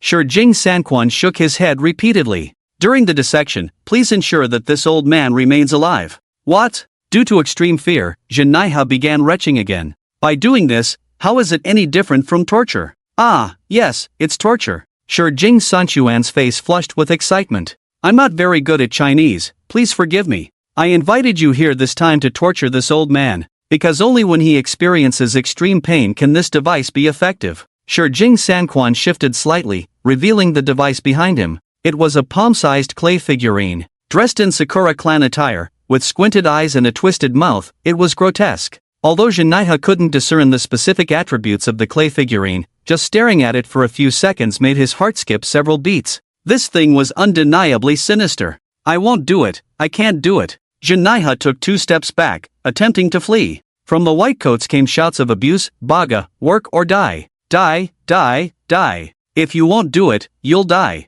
I refuse to commit such atrocities, I cannot harm my fellow countrymen. Jinaiha seemed to have been stirred by a surge of courage, roaring in response. Sir Jing Sanquan's eyes flashed with coldness as he sneered, You are truly brave, I admire you. But your excellency, do not forget, if I can bring you here, I can certainly bring your family as well. Li Luo, she must be your excellency's precious daughter, right? With that, Ishii Sanken took out a tablet. The live broadcast on it showed a mother and daughter tied up. Jinaiha's pupils contracted, and he trembled uncontrollably as if shocked. I have divorced Li Wuku. Li Luo was given to her mother, they have nothing to do with me. Oh, Ishii Sanken drawled, if that's the case, there's no need to keep them. Tojo, please kill them all. Seeing someone in a white coat about to leave, Jinaiha hurriedly shouted, Don't hurt them. I'll do it. Ishii Sanken's mouth curled into a smile, becoming polite again, then please start, your excellency. Jinaiha took 3 trembling steps towards the metal bed. Gears turned, and the bed began to change angles, lifting the old man bit by bit. Spare me, I have a grandson, don't associate with those beasts. The old man saw Jinaiha's face and pleaded mournfully. Jinaiha hesitated again, his hand reaching for the tools pausing in mid-air. Baga! A shout came from the white coat. Ishii Sanken pushed his glasses and said, Time is precious, think of your daughter. Jinaiha choked up. He felt like a complete coward. I'm sorry, they threatened me with my daughter, I had no choice. The surgical knife felt cold, isolating the old man's warmth. Jinaiha mechanically cut the skin, blood oozed, and screams filled the air. Ishii Sanken breathed heavily with excitement, as if everything happening before him could bring him to the peak of ecstasy. He kept praising Jinaiha's surgical skills. The old man's agonizing screams didn't stop. The ugly clay sculpture began to change. Faint black and red lines appeared on its surface, twisting like earthworms. The clay sculpture's volume subtly expanded, and the facial details became more refined. Kill me! Kill me! The old man, like a trapped animal, each syllable of his cry tearing at Jinaiha's soul. Jinaiha could only apologize repeatedly, then continue cutting. It seemed like he felt the progress was too slow. Ishii Sanken took 2 steps forward, grabbing Jinaiha's neck like a chick, urging, Not enough, not enough. Places like ears, nose, won't bleed much when cut off, try it quickly. Next, open his belly, take out his intestines. Be gentle, don't let him die, or your precious daughter won't survive, he. Yes, that's it, bring a mirror, put it in front of the old man. I want him to appreciate it. Appreciate how he's slowly being dissected. It lasted for who knows how long. Until Jinaiha could no longer hold the surgical knife, until the entire metal bed was soaked in blood. Ishii-sankan clapped his hands, satisfied like a toad that had eaten its fill of insects. Well done, Your Excellency Jinaiha, your excellent surgical skills have completed the task ahead of time for you. Jinaiha's legs gave way, collapsing like a pile of mud. He knew the old man was still alive, but he dared not look. He didn't even dare to look at his own right hand. He dared not think about what he had just done. Ishii-sankan returned to the table, greedily picking up the clay figure. At this moment, the surface of the clay figure was covered with intricate patterns, emitting a stable light. The prop is fully charged. You can bring that Zhao family member now. Yes. A response came from the white coat. The cherry blossom person referred to as Tojo by Ishii took 8 steps, walking out through the metal door. When he returned, there was a creepy old man behind him. If Lu Chen were here at this moment, he would surely be extremely surprised to see this old man, because he was none other than Lord Han Shuang, who possessed the heart of frost in the previous life. Zhao Erwo. Lady Ishii, I heard the props are fully charged? Zhao Erwo's face was full of flattery, almost bowing 90 degrees. Yes, thanks to the assistance of Lord Jinaiha, we were able to complete the charging so quickly. That's great. Zhao Erwo quickly glanced at Jinaiha on the ground, a hint of contempt appearing at the corner of his mouth. Then let's get started quickly. I believe that after the success, the friendship between the Shangang clan and the Zhao family will be even stronger. That's the intention. Ishii smiled as well, handing the clay figurine to Zhao Erwo. Don't worry, it will take away your talent, but it won't cause you any harm. Although Zhao Erwo knew there was no reason for Ishii to deceive him, his heart still skipped a beat when his hands touched the clay figurine. If something went wrong, he, Zhao Erwo, would become the world's first player without talent. Fortunately, nothing unexpected happened. The clay figurine silently took away Zhao Erwo's talent, and the surface patterns dimmed. To use it again, it would need to be recharged. It seems that the taking process is fine. Next, as long as the bestowal process is successful, the god-making plan can proceed smoothly. Zhao Erwo handed back the clay figurine with an even more flattering look on his face. Ishii nodded but deliberately showed a worried expression. Unfortunately, the charging method of this item is somewhat special. I'm afraid we won't be able to perform many ability exchanges. Lady Ishii is worried about the consumption of each charging? Zhao Erwo's eyes lit up, immediately guessing Ishii's thoughts. Yes, for each taking, it requires the suffering of 10 people to charge the item. If the amount of suffering required for bestowal is the same, then completing a full ability exchange would require 20 lives. Ishii rubbed the clay figurine. There aren't many materials left in the laboratory. Zhao Erwo chuckled twice, obsequiously saying, if Lady Ishii is worried about that, you can rest assured. China has plenty of people. If there's a shortage of materials, they can be replenished anytime, anywhere. But we don't have that many hands. His Majesty sent us here not just for the god-making project. Ishii placed the clay figurine back on the table, hands behind her back. There's no need to worry about manpower issues. My good nephew has already come up with a solution. Oh, Zhao Jinsang has a way? Zhao Erwo smirked. Now the whole Yong city is in turmoil because of the resurrection. We've spread the news that a shelter has been established in the center of Yong city, providing 3 meals a day and safe refuge. Before long, the survivors will come flocking in. By then, how many materials we want, we'll have them. Ishii finally smiled. Well, it seems wise for the Shangang clan to cooperate with the Zhao family. However, I heard that Zhao Jinsang seems to have encountered some trouble recently. I wonder if it's been resolved. Zhao Erwo waved his hand nonchalantly. What trouble? Just a jumping clown. But not long ago, I saw the announcement of Lu Chen's first kill of a lord-level creature. Ishii's tone was playful. Maybe he's had some stroke of luck again. Don't worry, Zhao Jin has a way to find and deal with Lu Chen. If you don't believe it, we can check the level rankings. Maybe that clown has already disappeared. As they spoke, Zhao Erwo had already opened the data panel. However, the moment the level rankings appeared, his expression froze. The first place remains unchanged, still held by LV. 15 Lu Chen. However, Zhao Jin, who was on the list, is nowhere to be found. What's going on? Hasn't Zhao Jin taken care of that kid yet? Zhao Erwo's forehead was slightly sweaty. He quickly opened the friend interface, trying to send a message to Zhao Jin. But Zhao Jin's name was nowhere to be found in the friend interface. Excluding the possibility of Zhao Jin blocking himself for no reason, the only remaining possibility was that Zhao Jin was dead. Zhao Erwo's eyes widened, feeling like a clown. Just then, Shi Jing beside him suddenly spoke up. Erwo, I just received a message from Jichuan, saying that Zhao Jin and she are together, heading towards the laboratory. Hearing this, Zhao Erwo couldn't help but breathe a sigh of relief. Ah, that's good, I thought something had happened to him. Unexpectedly, Shi Jing's expression turned grim. Something did happen, not only Zhao Jin, but even Jichuan was seriously injured. That guy named Lu Chen is not as easy to deal with as you said. Looking at Shi Jing's unfriendly expression, Zhao Erwo felt his face burning with embarrassment, wishing he could find a hole to hide in. Just when he thought he had everything under control, he was swiftly slapped in the face, which felt both sour and refreshing. But now was not the time to feel embarrassed. What puzzled Zhao Erwo the most at the moment was how Zhao Jin, who was fully prepared, couldn't even handle a casual player. Although Lu Chen had reached level 15, ranking first on the level list, but Zhao Jin also had Jichuan to assist. Especially with that woman's item, the magic crystal pendant, which could nullify the talents of all close-range players. It was like using an AK to shoot at cavemen. How could he lose? It couldn't be that Zhao Jin was treating the AK like a stick to make fire, could it? The more Zhao Erwo thought about it, the more his scalp tingled. Shi Jing snorted coldly. Erwo, the Zhao family's willingness to cooperate has been duly noted, but in terms of strength, it still needs to be considered. So let's temporarily set aside the god-making plan and wait for everyone to return before discussing it properly. Zhao Erwo's face showed bitterness, but he could only nod in agreement. Time passed slowly as they waited.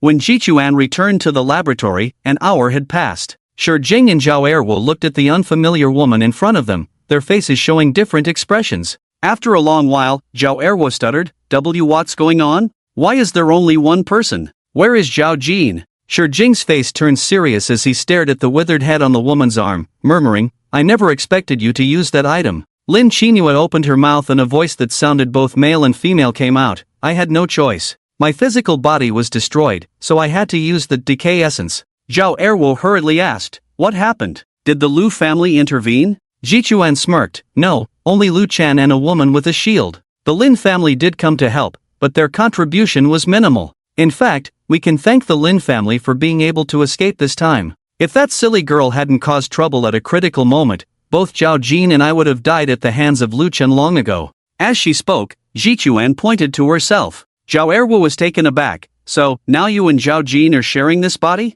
Jichuan raised an eyebrow, proudly saying, more or less. But in order to protect me, Zhao Jin lost some of his soul while escaping. So now he can only help suppress Lin Xinhua, but the main control of the body is still in my hands. So, in the future, the two of you will always share one body? Zhao Erwo asked worriedly, isn't that becoming a yin-yang person? Jichuan frowned at Zhao Erwo's slow reaction, feeling impatient. Isn't there the magic extension clay statue? Use that item, and find another body for Zhao Jin. Isn't that simple? You should know that it's not just the ability that can be transferred. Ishii nodded in agreement. That's right, both of you are now the subjects of the saint, so your affinity with the demon-engraved mud statue will be higher, and the resistance to transfer will be much lower. Chizuko, I happen to have a girl's body on hand with a very good talent. How about transferring it to you later? A girl? Could it be the one you just played with? Komatsu Chizuko's eyes showed disgust. How could it be? You know I only like girls under 14. That girl just turned 18, not to my taste.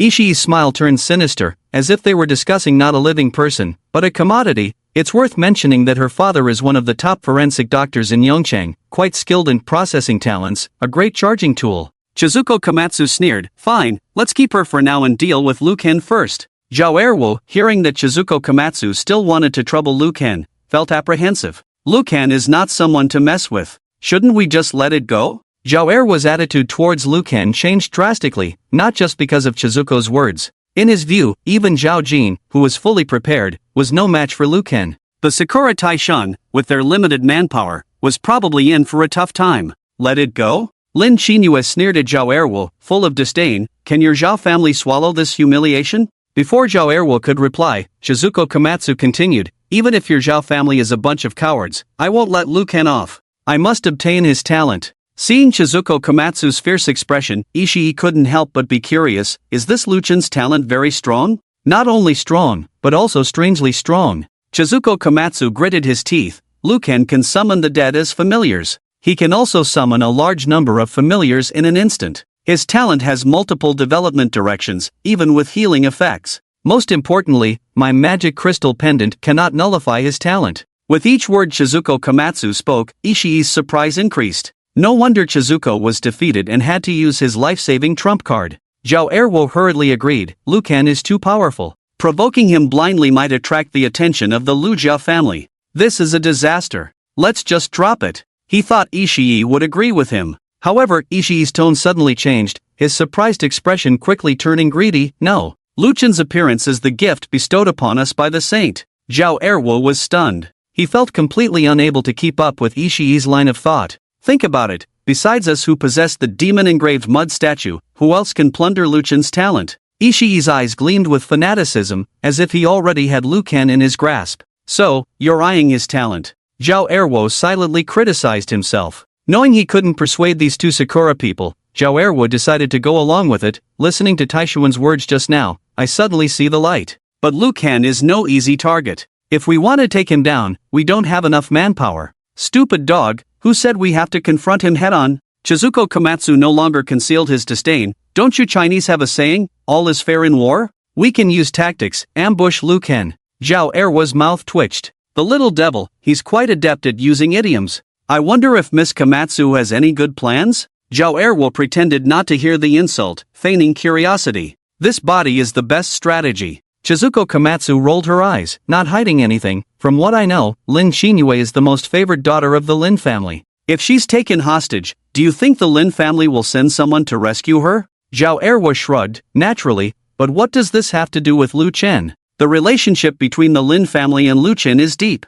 Lin Xinyue was captured because of him. Do you think Liu Chen will just stand by? Oh, so, Miss Xiaosong is planning to wait for the rabbit? Exactly. Xiao Wei appeared respectful, but his tone turned mocking. However, even Zhao Jin, who was fully prepared, couldn't defeat Liu Chen. How does Miss Xiaosong think that we, with so few people, can definitely catch this cunning rabbit? Even if we can't catch him, it doesn't matter. Xiaosong waved her hand confidently, because I have a backup plan. I won't leave this body temporarily, pretending to be Lin Xinyue and be detained by you. If we really can't beat Liu Chen by then, you can let him rescue Lin Xinyue. A Trojan horse that has passed through the city gates, to kill Liu Chen, will be a piece of cake. Xiao Wei suddenly realized. No wonder this woman was saying that all is fair in war. She actually wants to plot against Liu Chen. However, unable to bear the shame, Xiao Wei muttered quietly, pretending is not a problem, but with your current voice, won't you blow your cover? Stupid dog. Xiaosong scolded angrily, the reason for my current voice is because Zhao Jinsang is still in this body. Just use the magic transfiguration to separate him out. Yongchang, the comprehensive shopping center. Ah choo. Liu Chen rubbed his nose and his gaze shifted to the round and perky buttocks of the Paro people. The furry cat tail swayed back and forth, as if tempting someone to commit a crime.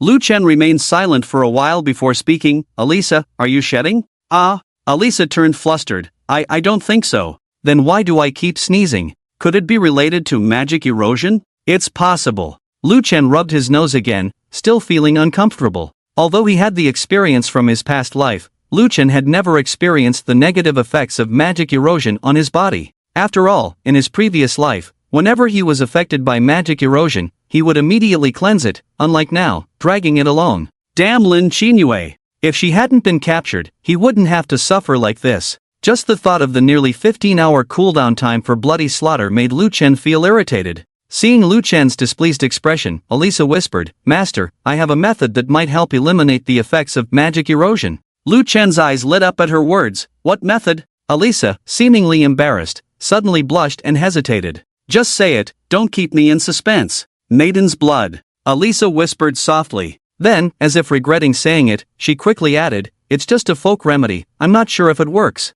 Liu Chen's eye twitched, feeling dejected, not to mention whether the method works or not. Just finding maiden's blood is already a challenge. Not to mention the current apocalypse with a sharp decline in the population. Even if there was no apocalypse, finding a virgin would still be difficult. Alisa's face turned even redder, her hands fidgeting with her clothes. I am intact, I can help the master. Liu Chen's breath hitched as he looked Alisa up and down. It wasn't until the girl blushed so much she wanted to disappear that Liu Chen shook his head strangely. Forget it, I'll just wait for the cooldown of bloody slaughter. Alisa was stunned, feeling a sense of loss welling up inside her. The pristine body she considered a treasure was actually worthless in the eyes of her master? Clearly, among the Paro people, her appearance and figure were top-notch. Why? Elisa couldn't help but voice her inner question.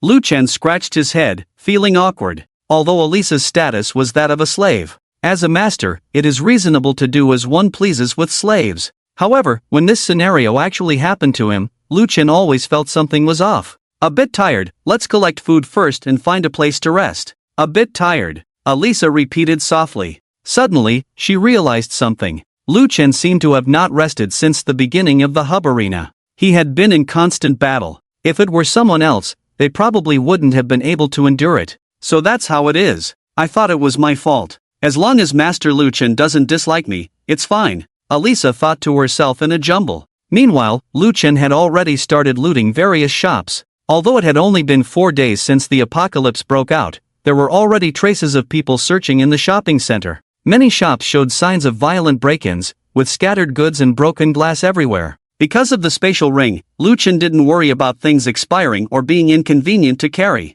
Whether it was food and drinks, clothing, or tools, anything useful was all stored in the ring by Lu Chen. Even the luxury cars parked in the shopping center were all taken by Lu Chen. Not for any other reason, just because the ring had a large space that needed to be filled. Elisa followed behind Lu Chen and also collected a lot of women's clothing. What puzzled Lu Chen was that Elisa's collection of clothes mostly used very little fabric, and even a large part of them had a touch of eroticism. Faced with Lu Chen's inquiry, Elisa explained that these clothes were light and easy to work in. Damn efficient work. Lu Chen felt that it was necessary to take some time to educate this alien servant on the dressing style on Earth. After looting the goods in the shops, Lu Chen and Elisa moved on to the underground warehouse. As the largest comprehensive shopping center in Young City, the inventory in the underground warehouse could almost be described as terrifying. However, it still couldn't fill up Lu Chen's spatial ring. After emptying the warehouse, there was still 3/5 of space left in Lu Chen's ring. Finally done, let's find a place to rest next. Lu Chen stretched lazily and left the shopping center with Elisa. However, as soon as they walked out of the door, they ran into a group of survivors dressed in various ways. It seemed they were here to search for supplies in the shopping center. A man in white-collar attire, with a gentle appearance, walked out from the crowd and extended his right hand towards Lu Chen, saying, "Hello, friend, I'm Song Siming, the leader of the survivors in this area." Lu Chen glanced at the outstretched hand in front of him but didn't shake it, saying lightly, "Hello, if there's nothing else, please step aside, thank you." With that, he walked with Elisa towards the side, trying to bypass the line of survivors. Song Siming looked embarrassed and took a half step to block Lu Chen, saying, "Friend, don't be afraid, we are not bad people. I'm not interested in making friends." Lu Chen frowned slightly. Right now, all he wanted was to find a place to rest well, regain his strength, and figure out how to rescue Lynn Chinua. He really didn't want to deal with survivors or anything like that. Probably sensing Lu Chen's indifferent attitude, Song Siming's smile disappeared from his face, and he said expressionlessly, "If that's the case, then please hand over the supplies. This comprehensive shopping center is our territory, and you have no right to take anything from inside." Lu Chen was taken aback and sneered, "The apocalypse has come, order has collapsed. Why do you think this is your territory?" Song Siming's neck stiffened, showing a fierce look, "Just based on the brothers behind me. Be smart and hand over the supplies." As soon as he finished speaking, the survivors took out their weapons, some even revealing their talents, exuding a murderous aura. "I don't want trouble." Lu Chen frowned and silently took a half step back. Elisa seemed to sense something and reached for the spatial ring. The small actions of the two were noticed by the survivors. Some with impatient temperaments even started shouting, "Ming, stop wasting time with them, let's get on with it. I see they have space rings on their hands, probably carrying a lot of good stuff on them. Let's all attack together. Kill the man directly, assault the woman first then kill her. He, this woman is a cosplayer, quite a good little slut, I'll be the first to have her." Listening to the clamor of the crowd, Song Siming seemed to have a hold on Lu Chen, grinning as he approached the two. "Looks like trouble has found you this time." Seeing the crowd quickly closing in front of him, Lu Chen reached for his space ring, preparing to summon his blade slave. Tension was high. However, at that moment, a crisp bell sound suddenly reached everyone's ears. The sound was not loud, but incredibly penetrating. Everyone was stunned and subconsciously looked towards the direction of the sound. At the end of the street, 2 huge bundles appeared. More precisely, it was a moose carrying 2 bundles several times its size. "It's the interdimensional traveling merchant." Lu Chen was shocked, instantly recognizing the emaciated moose. His gaze searched the moose and finally settled between the 2 bundles. There stood a figure in red. "Why is it the red-clothed traveling merchant?" Lu Chen furrowed his brow, unsure whether to feel incredibly lucky or incredibly unlucky. The interdimensional traveling merchant, the only NPC character to appear after the arrival of the End of the World game, comes in 3 clothing colors: red, yellow, and blue. The blue-clothed merchant is gentle and timid, the yellow-clothed one is cunning and unpredictable, the red-clothed one is fierce and loves battle. Their appearance is completely random, with no discernible pattern. The goods they carry are also entirely unpredictable. It could be junk or extremely rare equipment. In his previous life, Lu Chen had the fortune of encountering the interdimensional traveling merchant once, who was timidly dressed in blue. It was that trade that brought Lu Chen immense benefits, propelling him into the top 10 global rankings. Now that the merchant reappeared, Lu Chen couldn't miss this trading opportunity. The only variable was that this time it was the red-clothed traveling merchant. If Lu Chen were to engage in conflict with Song Siming and the others now, the battle-loving red-clothed merchant would surely join in. Then, forget about trading, just keeping his whole body intact would be a stroke of luck. I need to keep these survivors in check first. Thinking to himself, Lu Chen raised his hands above his head, forced a smile, and said, if you mess with me, you'll be squeezing a soft persimmon. Song Siming, brothers, get them. What did you say? Lu Chen innocently replied, I said we surrender. The bewildered survivors looked on with puzzled expressions. What's going on? Surrendering just like that? So timid? Song Siming, with a skeptical look, asked, so you're handing over all your supplies? Here you go. Lu Chen unhesitatingly took off his space ring and handed it to Song Siming. Song Siming was completely caught off guard by Lu Chen's sudden cooperation and hesitated to accept it. We also want to have fun with your woman. In a queue, shouted one of the survivors. You can have her. Have fun. Lu Chen pushed Elisa forward. Poor Elisa looked utterly confused. Did her master just sell her out? Clearly, the players in front of her were weak. Elisa even felt she could take them on. Why did her master suddenly surrender? Was he tired? Master, why don't you rest and let me handle them? Elisa turned back uncertainly. But as soon as Lu Chen heard that, he vigorously shook his head. No, absolutely do not resist. Do not engage in conflict with them. Elisa was completely baffled. However, she quickly noticed the look Lu Chen gave to the wandering merchant. Wandering merchant of the myriad realms? This mysterious NPC had also appeared on the Paro Star before. Wait, it's the belligerent red-clothed wandering merchant. Elisa instantly understood Lu Chen's intention. She immediately became obedient, cooperating with Lu Chen, saying, oh yes, I'll let you play to your heart's content. Please don't harm my master. The survivors were dumbfounded. Especially the man who had been shouting about queuing to play, now felt like he was dreaming. This twist was unbelievably real. Seeing everyone frozen in place, the atmosphere awkward, Lu Chen had to change the subject, saying, did you see the elk over there? Song Siming was taken aback, then realized, I see it. What formidable monster is that? It's the wandering merchant of the myriad realms. Lu Chen quickly explained, we can trade with him and get valuable items. The chance of the merchant appearing is very low. If we miss this opportunity, who knows when the next one will be?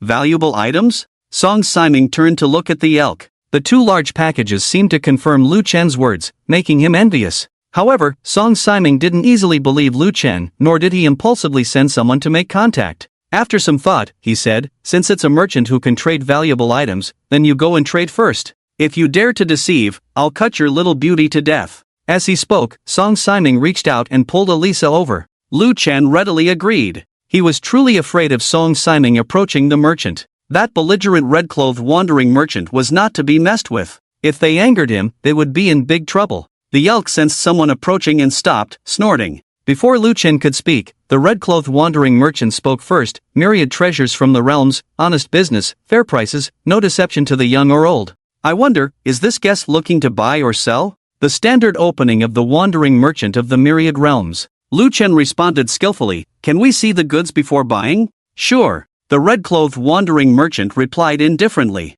With a flip of his body, he jumped down from the elk's back. The 2 large packages opened simultaneously, revealing the goods inside. From a distance, Song Siming took just one look, and his heart started pounding violently. Various weapons and armor, elemental crystals, medicinal herbs, skill books, tickets to secret realms. There was even a giant egg the size of a watermelon. Lu Chen hadn't lied. The merchant had all good stuff. Song Siming, not far away, saw it too. If I could buy all these good things, I would be the top combat power in Yong City. No, I might even become the top combat power globally. I just don't know what currency the wandering merchant of the myriad realms trades in. While fantasizing, Song Siming continued to look down. He saw Lu Chen exchange a few words with the merchant and then open the chat interface to operate. Soon, a large number of golden bricks appeared out of thin air, clattering to the ground. Trading with gold? Song Siming realized, but was still puzzled. In theory, with the apocalypse happening, gold, as a precious metal, should no longer hold value.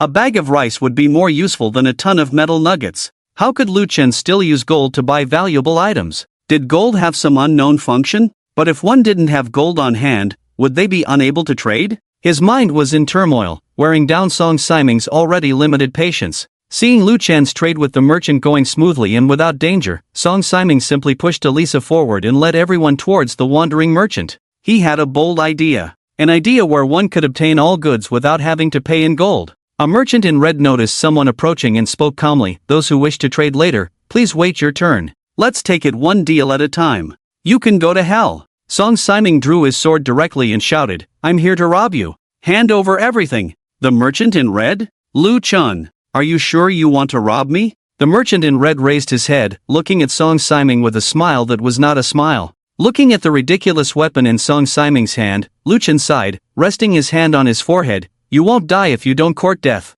Song Siming didn't even notice Lu Chen's change, just threatening fiercely, "Stop the nonsense, hand over everything quickly, you little dwarf." The merchant was indeed small in stature, less than a meter tall. It was precisely because of this that Song Siming felt the other party was a soft target with no fighting power, easy to manipulate. "Did you say I'm short?" The expression of the merchant in red became even more peculiar, looking at Song Siming as if he were watching a noisy monkey. Lu Chen silently took 2 steps back. "It's coming." Although he hadn't seen the merchant's attacking methods in the previous life, he had some understanding through other channels. In addition to the various props, the merchant also had a very buggy ability. Analogous to a player, the merchant's talent was probably in the space category. "It's been a long time since someone dared to call me short." The merchant spoke in a light tone, as if reminiscing about something. He casually made a gesture. Song Siming didn't even react before his line of sight suddenly dropped. The merchant in red, who had previously only needed to look down, suddenly needed to look up.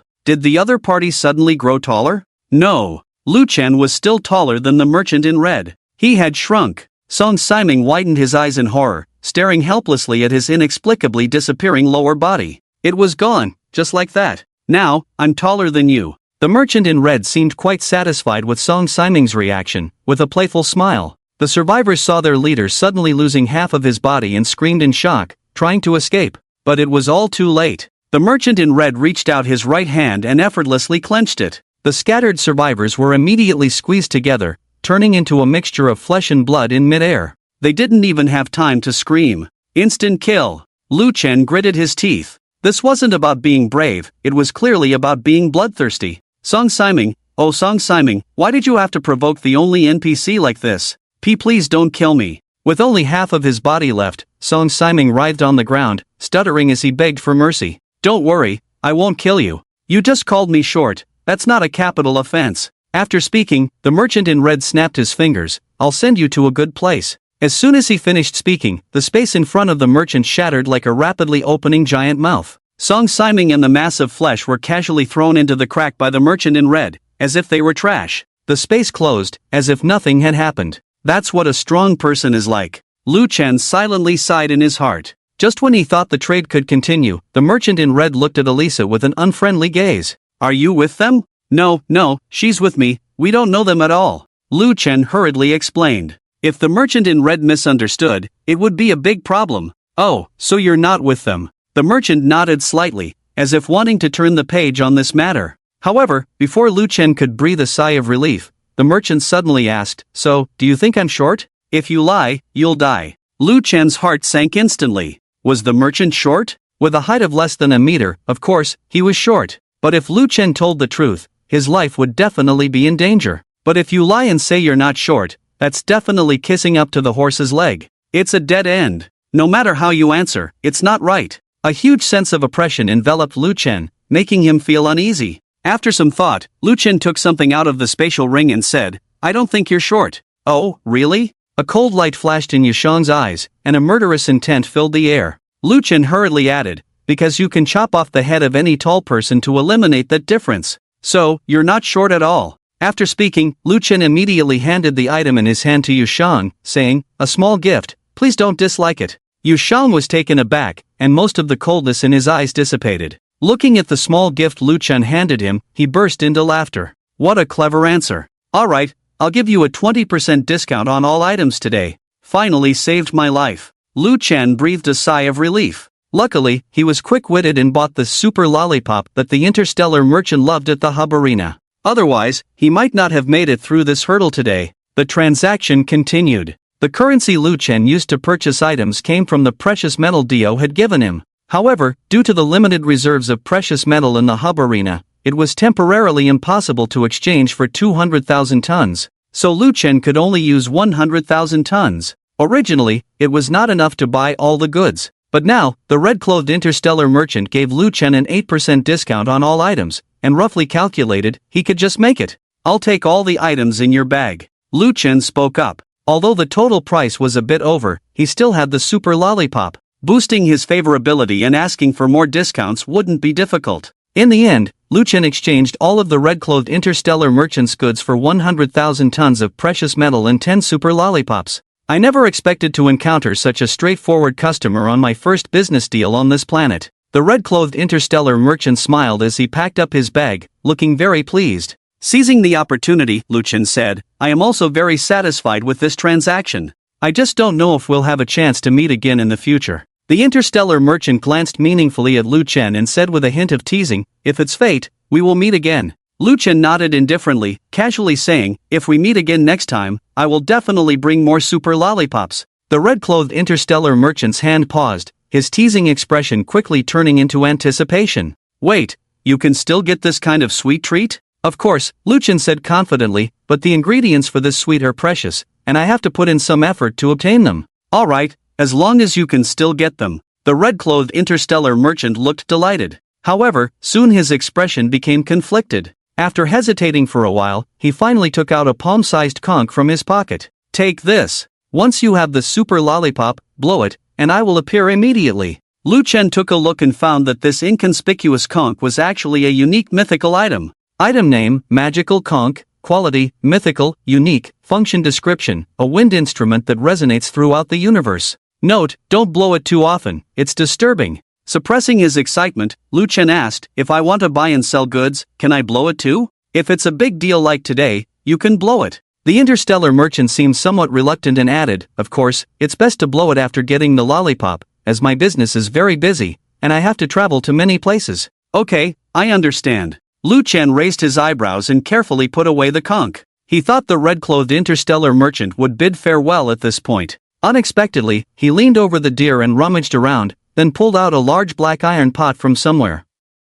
This is. Lu Chen looked at the iron pot the size of a millstone in front of him, somewhat puzzled. It's a mouth pot. The wandering merchant clapped the potash off his hands, then pulled out a huge pot shovel from his clothes. Since you wrapped up my goods, there's a set of herbs inside that strengthen the body. Using this pot and shovel together will enhance the effects. Lu Chen raised an eyebrow. Oh, I see. It's a pot for medicinal baths. No, the wandering merchant scrambled onto the back of a deer. Take a closer look at the instructions later, don't waste those herbs. It took me a long time to collect them, and I'm a bit reluctant to sell them to you. Lu Chen felt pleased, knowing that his favorability was at play. He quickly nodded in thanks. Thank you for the reminder. Watching the red-clothed wandering merchant disappear into the void, Lu Chen took Elisa to find a nearby hotel. Sweet Couple Hotel. Elisa slowly read the large characters on the sign, her face blushing. The owner was indeed one who said no with his mouth but was very obedient with his body. However, Elisa did not feel scared or resistant to this. On the contrary, she felt a joy of finally being accepted. Elisa had never experienced such a thing before and didn't know if she could satisfy Lu Chen. Lu Chen never expected Elisa to have so much inner turmoil. Right now, all he could think about was getting some sleep, the proper kind. This is the nearest hotel, let's just rest here for now. Yes, as the master says, Elisa obediently nodded, fully prepared to devote herself. The two entered the hotel side by side. Little did they know that this scene happened to be seen by a passing survivor. Unlike the ragtag group Lu Chen had encountered before, this group of survivors was almost all women, each heavily armed. The leading woman, though not wearing armor, exuded a capable aura from head to toe. And that's not all. Among the crowd were three classmates that Lu Chen was all too familiar with: Wang Chao, Mahan, and Sushia wrapped in a thick blanket. "Fatty, my eyesight is bad, can you see if Lu Chen is among those two people just now?" Mahan squinted and nudged Wang Chao beside him. "Looks like it, but didn't Lu Chen leave with that rich woman named Lynn Chinfo? How could he be here?" Wang Chao scratched his head in confusion. "Maybe they just look alike." Mahan, seeing that Wang Chao didn't understand his point, nudged him again. Sushia bit her lip, remaining silent and not joining their conversation. It was the leading woman who turned curiously and asked, "Do you know those two people?" Too far to see clearly, Wang Chao and Mahan quickly glanced at Sushia, then said in unison. The leading woman narrowed her eyes and looked at Sushia. "Xiao Su, do you know those two people? Are they your friends?" Sushia bit her lip even tighter, remained silent for a moment, then shook her head. "Wu Jia, I didn't see clearly either. They are probably just strangers who look alike. So you don't know them?" Wu Jia, the leading woman, nodded. Seemingly understanding something, she turned to those behind her and said, "I plan to investigate the background of those two survivors." A reminder immediately came from the crowd. "Wu Jia, this is Song Siming's territory. It's not safe to stay here for long." Before the person could finish speaking, someone interrupted. "What's there to fear? We have so many people. Are we afraid of that scum Song Siming causing trouble for us? I saw that kid taking the girl into a couple's hotel. Doesn't seem like a good thing. Could he be one of Song Siming's men? Shouldn't we go up and ask? Maybe we can save the girl's life." "What's there to ask? That girl must have been forced. Didn't you see her face all red? If you ask me, we should just go in and kill that man. But, what if we kill someone on Song Siming's turf, and he comes after us? Don't worry, our next stop is the shelter in the center of Yangchang. By the time Song Siming figures it out, he won't be able to find us." The women chattered incessantly. In their words, Lu Chen had already been sentenced to death. Wu Jia raised her hand, signaling for silence. "We're just going to check things out. If that man is really not a good person, I'll bring the girl back." With just that sentence, everyone's opinions were completely unified. Mahan grinned and stepped forward. "Wu Jia, it's too dangerous for you to go alone. Let Fatty and me accompany you." Wang Chao looked puzzled. "Huh? Should I go too?" "Yes, Xiao Su will come along too." Wu Jia nodded, giving Su Xiao a meaningful look. Su Xiao opened her mouth to say something but ultimately held back. The four-person team set off immediately, sneaking into the Sweet Love Hotel. It was quite a coincidence. Wu Siyuan, also known as Wu Jia by everyone, her innate ability was the platinum-tier skill of tracking. This was a very suitable perception-type talent for finding people. It was precisely because of this that Mahan and the others chose to join Wu Siyuan's team. After all, their primary goal was to reunite with their families. The entire hotel was empty, so Wu Siyuan had almost no trouble finding the room where Lu Chen was. She paused for a moment, intending to knock on the door directly. However, before her hand could reach the door, a sound came from inside, interrupting her action.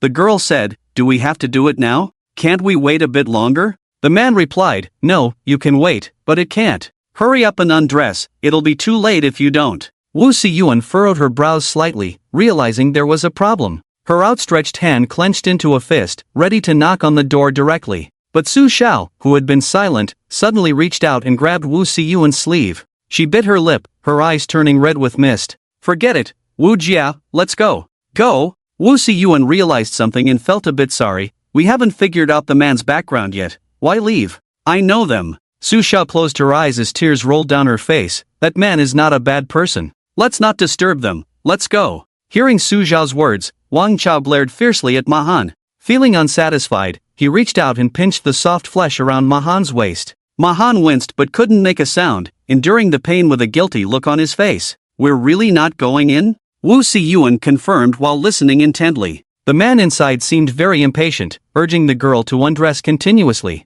At the same time, there were constant clinking sounds of collision. It seemed like they were having a wild time. "We're not going in." Su Xiao turned and walked away, as if she had made a certain decision. "It's getting late, let's hurry to the shelter." The hotel room was in a mess. All the decorations were destroyed, with several walls showing cracks from impacts. Various items were scattered on the bed and floor. The whole room looked like it had been ransacked multiple times by 100 thieves. Lu Chen and Elisa were tightly embracing each other, both panting heavily, their faces flushed. "Did you catch it, Elisa?" Lu Chen grinned, breathing heavily, his nose dripping blood, looking very disheveled. "I caught it, master. It's big and powerful." Elisa blushed, her whole body covered in sweat. "Okay, as long as we can catch it, that's good." Let me bring the sheath over first. Lu Chen was about to release the girl, but was pulled back by Elisa. Wait, master, it's moving again. Should I undress first then? Once you stabilize it, you can prepare the sheath. Lu Chen looked hesitant,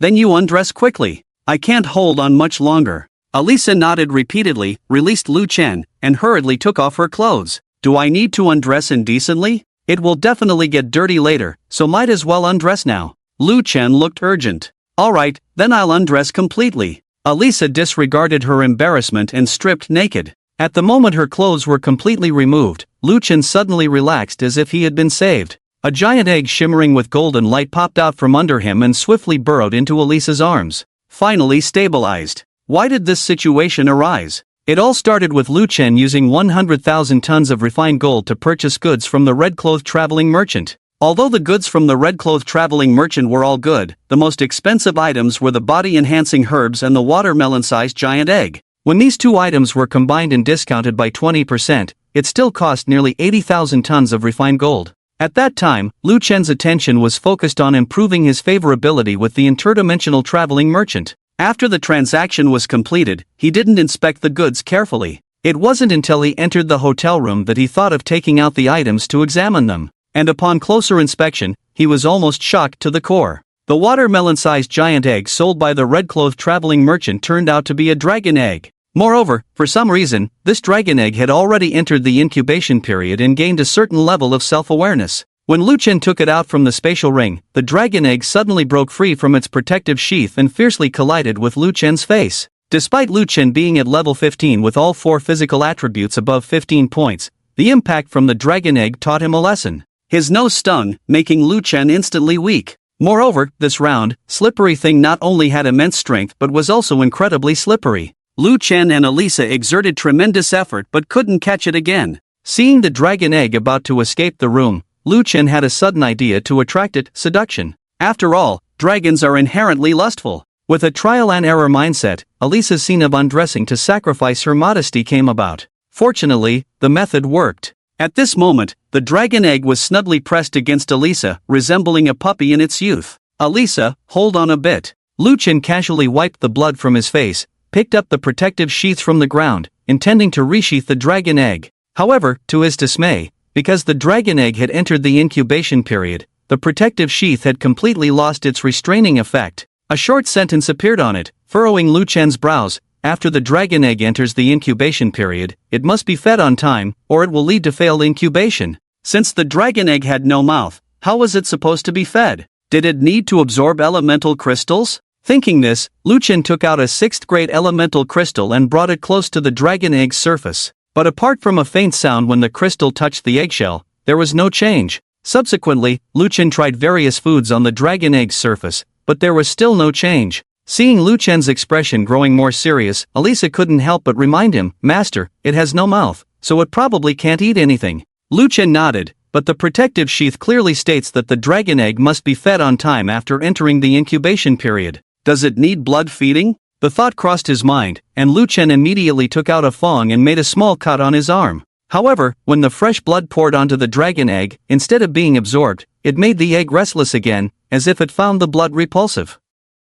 "Master, it may not want blood," Elisa exclaimed, struggling to calm the dragon egg. Lu Chen was at a loss, sitting on the ground. "It won't eat anything. Should we feed it to the toothworms? How about trying herbs?" Elisa suggested softly. "On Paro Star, I've seen the stone-skin people hatch beast eggs using herbal baths." "Herbal baths? Huh. Worth a try." Lu Chen's face lit up as he took out herbs from the spatial ring. The light herbal fragrance filled the room, lifting Lu Chen and Elisa's spirits. Truly a rare find. The dragon egg also reacted, wriggling out of Elisa's arms towards the herbs. Seeing it work, Lu Chen didn't hesitate, continuing to take out a pot and spatula from the spatial ring, preparing the herbal bath. But soon, he paused, because Lu Chen saw the instructions for using the herbs. The first line read, "These herbs have a special property, their effects are lost when in contact with water. It is recommended to stir-fry them." Stir-fry? Lu Chen was dumbfounded. Even with his 2 lifetimes of experience, he had never seen such a bizarre way of using herbs.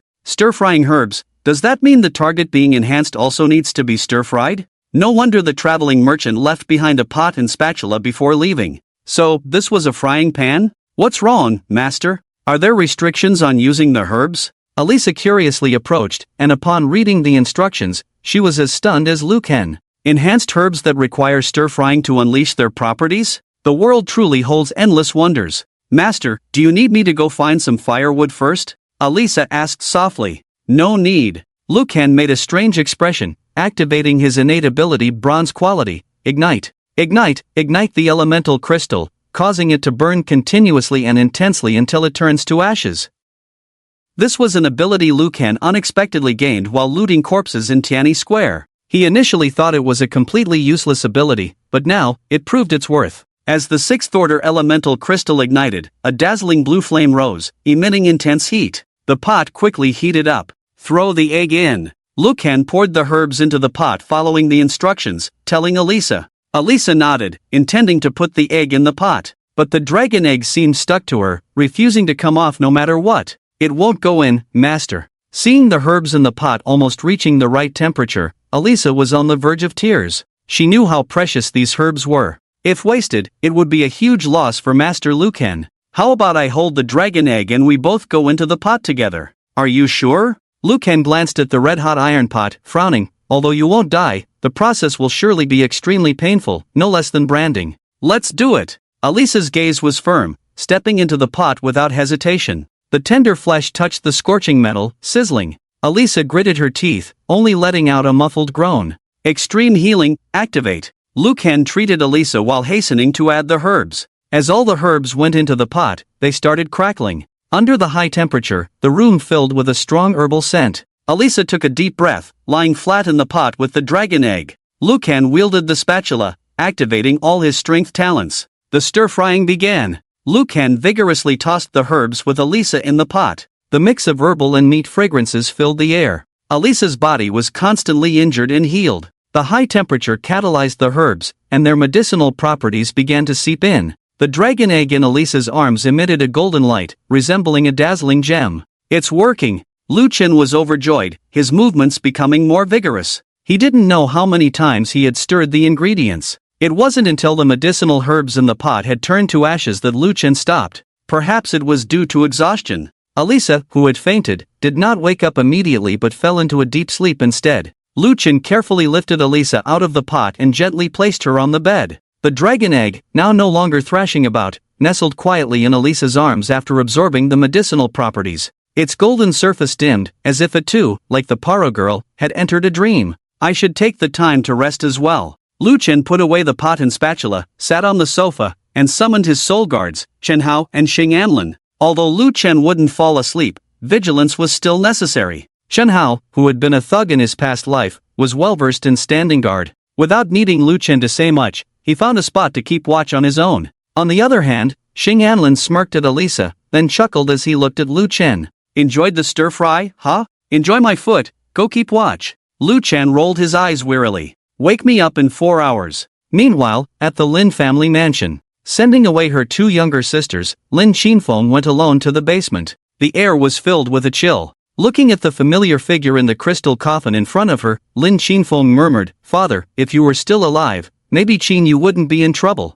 Did I do a terrible job? If it weren't for Lu Chen, the Lin family would have perished at the beginning of its revival. To save the third sister's life, the Lin family has become servants to others. Father, did I make a mistake? When you were around, the Lin family never bowed to anyone, but I. Father, being the head of the family is truly exhausting, the burden is heavy, and I can't bear it anymore. As she spoke, tears streamed down Lin Qinfeng's face. As the head of the Lin family, she could only release her inner weakness at this moment. Lin Qinfeng knelt in front of the crystal coffin, weeping for a long time, like a little girl who couldn't find any support. Just then, a message came through the data panel. It was from Lin Qinhua. Big sister, we obtained a servant contract from the Qian family, do you want to come and see it? I'll be right there. Lin Qinfeng wiped away her tears, quickly composed herself, and once again regained the trustworthy appearance she had before. She looked back at the crystal coffin, at the kind face inside. Father, rest assured, I will definitely save Qinyu and ensure that all my sisters live well. The Zhao family will pay the price. The Lin family will not perish. On the other side, Yu City, Qian family. Qian Tonga held a cup of fragrant tea, savoring it slowly. As the elegant tea fragrance filled his lips and teeth, and the tea trickled down his throat, a smile gradually spread across Qian Tonga's face. Second uncle, do you have any new arrangements? A 15-year-old teenager sat across from Chen Tongda, cracking melon seeds, and asked curiously, next, are we planning to cooperate with the Lin family and turn against the Zhao family? Chen Tongda shook his head with a smile. No, the Zhao family has more people and stronger power, with a complex network of relationships. Our small Chen family, why would we want to make trouble for ourselves? Then why did we obtain the servant contract from the Lin family? The teenager looked even more puzzled. The Zhao family is clearly suppressing the Lin family. Even a 15-year-old like me can see that. If we get involved, won't we be enemies with the Zhao family? Chen Tongda seemed amused by the teenager's words and chuckled. Tongdan, you're almost 16, not a child anymore. It's true that the Zhao family is suppressing the Lin family, but the Lin family hasn't been destroyed yet. What have I always taught you? Leave room for maneuver in your actions and leave a way out for yourself in your dealings with others. By giving the Lin family a servant contract, we are leaving that room for maneuver. Wouldn't the Zhao family cause trouble for us? The teenager named Qiantong, with melon seed shells in his mouth, retorted. Perhaps finding it a bit tiresome to crack melon seeds, he simply picked up the tea in front of Qiantong and gulped it down in one go. Hey, you little rascal, this is a top-grade De Hong Pao tea, you can't gulp it down like that. Qiantong Da's face showed a pained expression. Seeing the teacup empty, he could only sigh. Our Qian family is just doing business, the Zhao family wouldn't dare touch us. Besides, that old Zhao Quan has also benefited from us quite a bit. I see, we are just fence-sitters. The young man threw the melon seeds on the table, stood up, and patted his bottom. What fence-sitters? We are business people, do you understand business? Doing business is not about fighting, it's about social connections and relationships. Tong Dan, where are you going? To kill monsters and find the entrance to the secret realm. Leave that to the others below. Why don't you learn business from your second uncle? I'll learn when I become the head of the family. 3.5 hours later, Lu Chen was awakened by a series of alerts. Opening the data panel, he found a message from Lin Qin phone, inquiring if Lu Chen had cleared the demonic energy erosion. Oh right, I still have negative effects on me. Lu Chen was surprised to find that the demonic energy erosion had disappeared, and 2 positive effects had appeared in the status bar: demonic energy immunity, duration, 20 hours, and copper skin and iron bones, duration, 20 hours. It must be because of the stir-fried herbs. I never thought the merchant's herbs could purify demonic energy erosion. Just by smelling the herbal fragrance, it had such a miraculous effect. He wondered how much benefit Elisa, who was stir-fried along with the dragon egg, would gain. Wake up! Lu Chen approached and lightly tapped the Paro girl's shoulder. Elisa yawned deeply, then stretched like a cat. The blanket slipped off, revealing the girl's graceful curves like a profane painting, etched into Lu Chen's eyes. Wow, I never thought this medicine could make you develop a second time. Lu Chen raised an eyebrow, half jokingly and half seriously. Ha! Elisa, coming back to her senses, immediately realized her embarrassing situation, quickly picked up the dragon egg to cover her chest, blushing like a ripe apple. Put on your clothes, and show me your personal attributes. Lu Chen tossed the clothes to Elisa, smiling as he turned away. Yes, master. Elisa hurriedly put on her clothes. Meanwhile, Lu Chen stood by the bed, carefully examining Elisa's personal attributes. Elisa Barkey, level, LV. 9, strength, 9. 2, constitution, 33. 6, speed, 9. 1, spirit, 24. 9, talent ability, favor of the goddess of luck, diamond, awaiting advancement opportunity. Lu Chen gasped in shock. Constitution 33. 6, spirit 24. 9, remember, Elisa's level is only 9. Even if these 2 attributes were freely allocated, it would only be 9 points at most. Just a simple stir-fry had brought Elisa a whopping 30 points increase in attributes. And this was based on the fact that most of the medicinal power had been absorbed by the dragon egg. If all this power had been absorbed by one person, the increase in attribute points would probably triple. Not only that, Elisa's talent ability had also changed. Although not directly advanced, the words awaiting advancement opportunity appeared. But Lu Chen, who had lived through a reincarnation, understood what these 6 words meant. It meant that Elisa's talent had already stepped halfway into the advancement threshold. As long as she didn't die, her luck didn't run out to the extreme. She would definitely be able to enhance her talent rank. The quality of diamonds can indeed be upgraded. Could it be that after the upgrade, it's like my soul devour talent, without a graded quality level? Lu Chen muttered to himself, suddenly feeling a joyful soreness in his heart. The joy naturally stemmed from not wasting money on the herbs this time, as they not only added attributes but also enhanced the talent grade. A big price brought a big return. The soreness, however, was that this time it wasn't him who was being roasted. Nevertheless, thinking about the magical conch shell he could summon the merchant with at any time, Lu Chen felt relieved. He could always ask the merchant next time. Moreover, Elisa had already signed a lifelong servant contract, unable to betray him. In a certain sense, she could be considered one of his own. Since she was one of his own, it was worth using some good medicine. Master, I'm dressed. Elisa's voice came from behind. Even her voice sounded much softer. Wonderful. Lu Chen smiled and turned slowly. He almost spat out blood when Elisa's outfit nearly shocked him. She was not wearing the previous clothes at all. Apart from the lightweight defense armor that barely covered the essential parts, the girl was only wearing a thin white veil as light as a cicada's wings. It not only served no purpose in covering her body but instead accentuated those enticing features even more. Master, do I not look good in this outfit? Seeing Lu Chen's strange expression, Elisa asked somewhat insecurely, good looking. Lu Chen sniffed hard, but dressed like this, aren't you cold? Not at all, I feel warm all over now. Elisa was visibly happier upon hearing Lu Chen's approval. She took a few steps forward and leaned towards Lu Chen. Don't believe me, master, touch. Looking at the white veil in front of him, Lu Chen felt a sudden dizziness. Maybe he hadn't rested enough. Should he take a nap? Lu Chen struggled with the decision. But in the end, he replied to Lin Xinfeng, asking him to come pick him up. After all, he needed to focus on improving his strength at the moment. And Lu Chen also needed the Lin family's help to collect gold. Zhao Jin's and the Sakura people's secrets needed to be uncovered. Lin Qinyue had to be saved. Retrieving the soul guards Chen Hao and Xing Anlin, Lu Chen had Elisa put on another piece of clothing. It didn't change the overall style much, but it provided some coverage. Otherwise, Lu Chen was afraid he wouldn't be able to control himself. Before long, Lin Xinfeng arrived to pick him up in person. Apart from looking a bit strange when he saw Elisa, the head of the Lin family showed no signs of overstepping. Proper, as if he had already signed a servant contract with Lu Chen. 2 servants and 1 master, none of them spoke. The atmosphere inside the car became awkward. Lu Chen tried to ease the tension and said, Lin Xinfeng, don't worry about your sister, I will do my best to rescue her. Lin Xinfeng nodded vigorously, showing gratitude on his face. The atmosphere seemed to become even more awkward. Lu Chen had to continue to find a topic. I heard from Zhao Jin earlier that your father seemed to have been poisoned to death by him. Can you elaborate on that? In fact, Lu Chen was more curious about the relationship between Lin Qinyue and Lord Hanfrost. But there was no relevant topic at the moment. Moreover, everything was just Lu Chen's speculation, so he couldn't ask directly. After all, the matter of being reborn was top secret and couldn't be revealed to Lin Xinfeng for the time being. Therefore, he could only indirectly inquire about other information regarding the Lin family. Upon hearing Lu Chen's question, Lin Xinfeng's fingers on the steering wheel turned slightly pale. She gritted her teeth and slowly began to tell a somewhat unknown story. The Lin family is a prestigious family of swordsmanship, and my father was the strongest swordsman in the Lin family. Although the Lin family is not large and lacks the financial resources and connections of other families,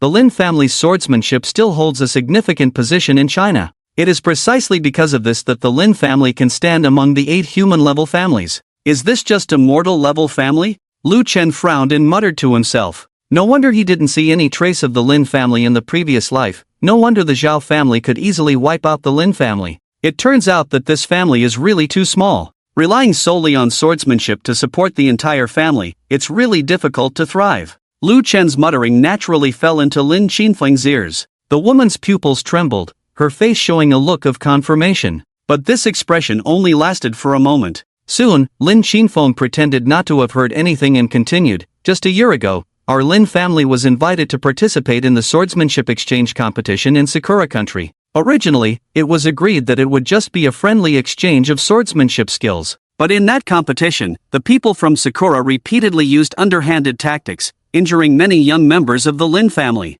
Afterwards, they provoked us, claiming that our Lin family's swordsmanship actually originated from Fusan, and demanded that my father perform the ritual of kneeling and bowing to their Sakura swordsmanship as a disciple. My father, proud as he is, could never accept such an insult, so he immediately challenged them to a duel against the strongest swordsman of Sakura swordsmanship. Hearing this, Lu Chen raised an eyebrow. So your dad lost? Are those little Sakura flowers really that skilled in swordsmanship? Lin Xinfeng shook her head, her eyes full of unwillingness. If he had lost, it would have been a matter of skill, and I would have nothing to say. But my father, he won. He won? Lu Chen was quite surprised. Then why did it turn out like this? They cheated. Lin Qinfeng gritted her teeth. That so-called strongest swordsman of Sakura swordsmanship, Rokuro Ishii, knew long ago that he couldn't match my father. So during the competition, he had no intention of winning. Instead, he did everything he could to injure my father. Afterwards, he acted shamelessly, refusing to acknowledge that my father's swordsmanship surpassed that of Sakura.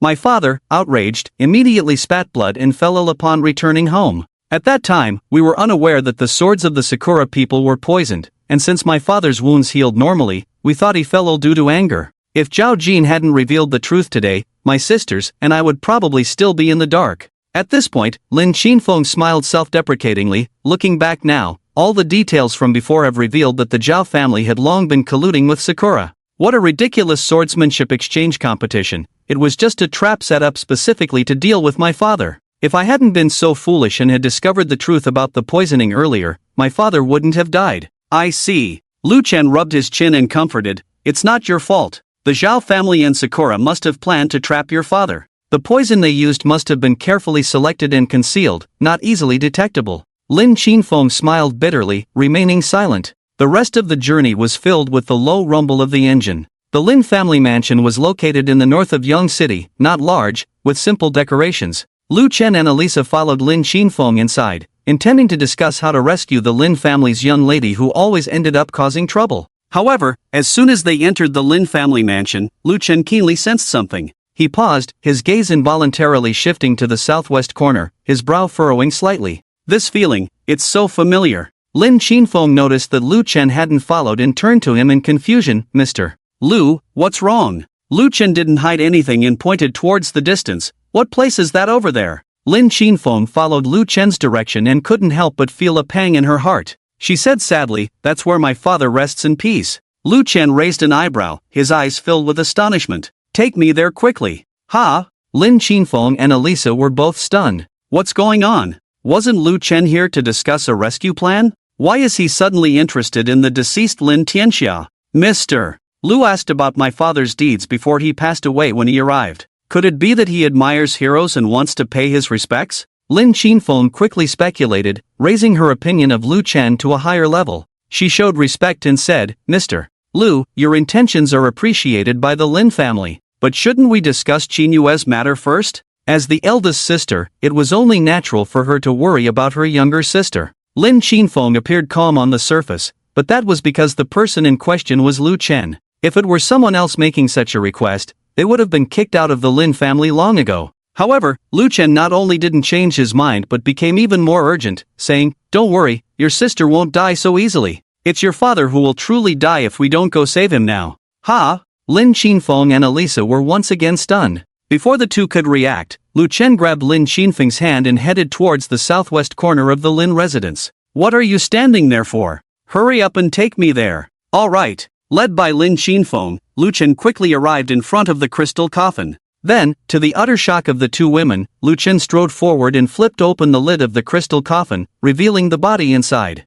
Mr. Lu, you! Lin Qinfeng exclaimed, wanting to stop him, but she found that Lu Chen was one step ahead, tearing open Lin Tianxia's collar. It really smells like soul-calling grass. What? Lin Qinfeng didn't even have time to process this unfamiliar term before she saw Lu Chen conjure a bone-cutting knife out of thin air. Put! The palm-sized blade instantly pierced Lin Tianxia's chest. Lin Qinfeng covered her mouth in shock. Elisa's eyes widened in disbelief. Had Lu Chen gone mad? What was he doing? As the bone-cutting knife swiftly moved, as if cutting something, Lu Chen suddenly plunged his left hand into the wound and grabbed a dark mass. It seemed to be a clump of living hair. It wriggled in Lu Chen's hand, sending shivers down their spines. Done. Call Lin Qinhua to come and treat your father.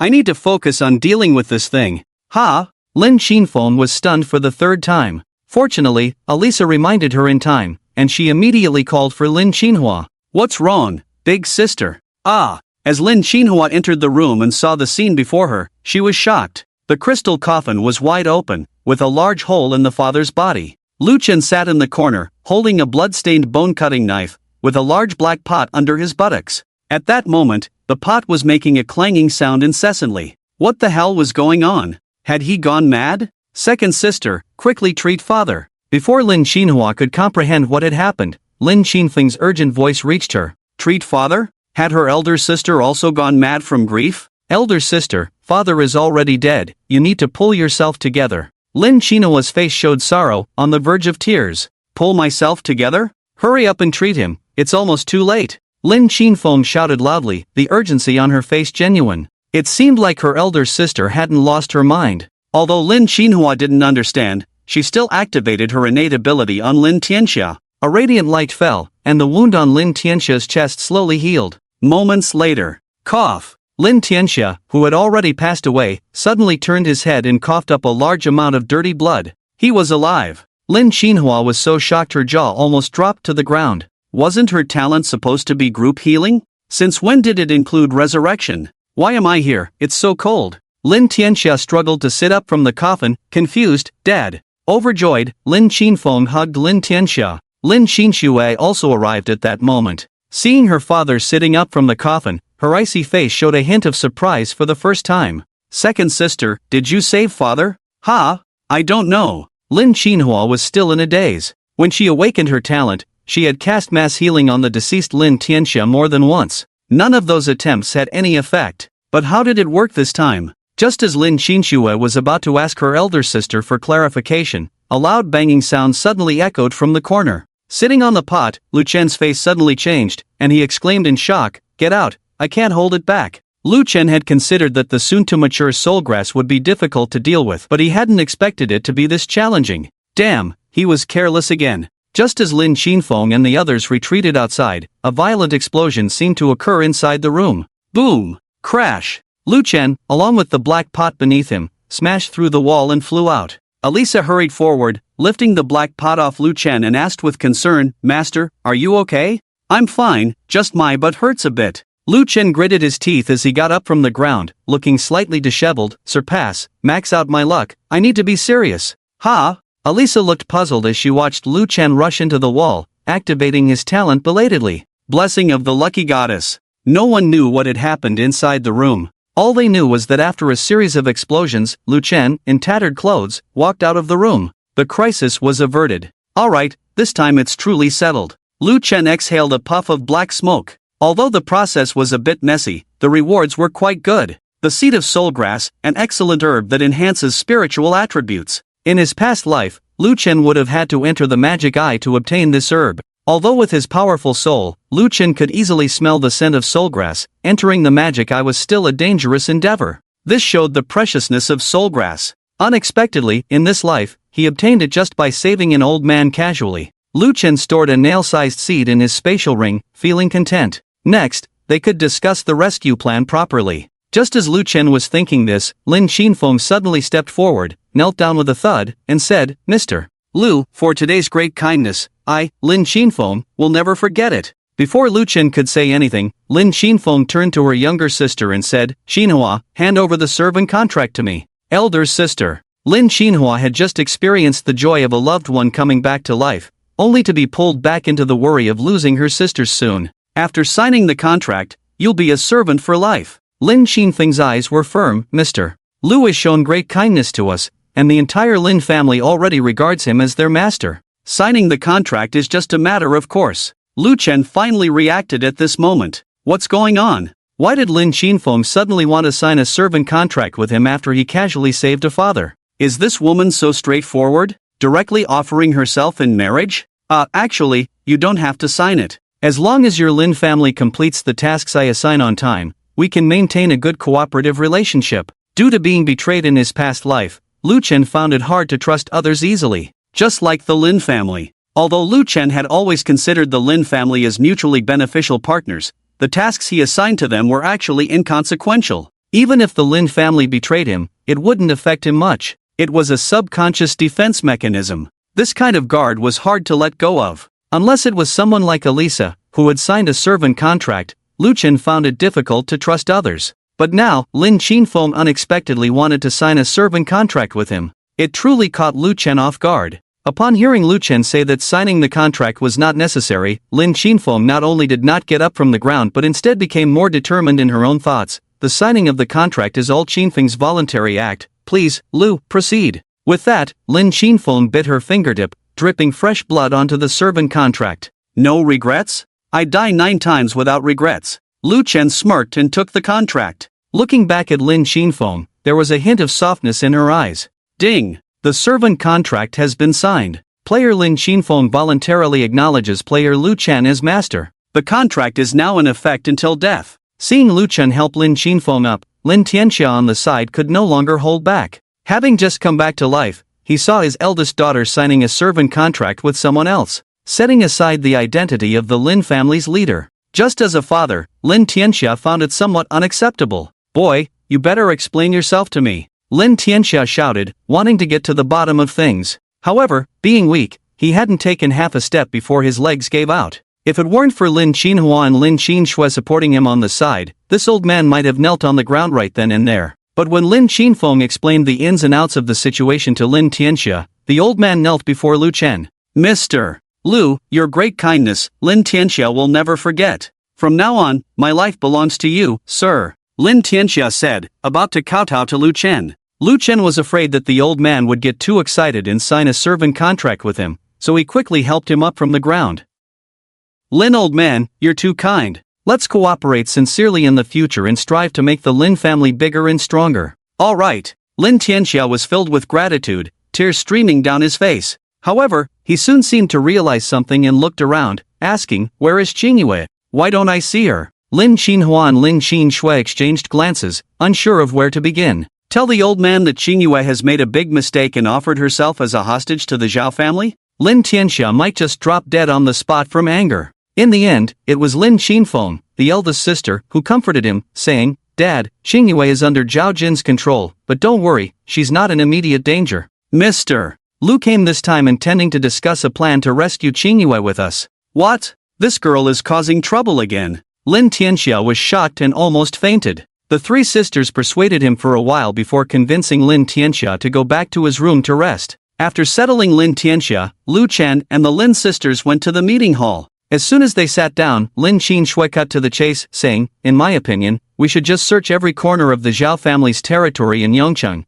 We'll surely find out where my little sister is. Lin Qinhua frowned. Will this not alert the enemy? Lin Qinfeng also felt it was a bit reckless. The Zhao family is colluding with the Sakura clan, and the woman who abducted my sister is from the Sakura clan. Even if we search the Zhao family's territory, it may not lead to anything. Perhaps, my sister is not even in the Zhao family's territory right now, but in the hands of the Sakura clan. Lin Qinhua nodded. I think to rescue my sister, we need to gather information from various sources, pay the price to seek help from other families, it's the safest way. Lin Qinshui retorted, her tone sharp and her intent strong. Pay the price to seek help from other families? Second sister, have you forgotten how we were deceived by the Zhao family? If it weren't for Mr. Lu back then in the slaughter secret realm, we would have all perished long ago. Among the other 6 human-level families, can you guarantee that none of them will deceive our Lin family? Lin Qinhua felt wronged, but that's better than alerting the enemy. What if something happens to my little sister? How do we explain that to father?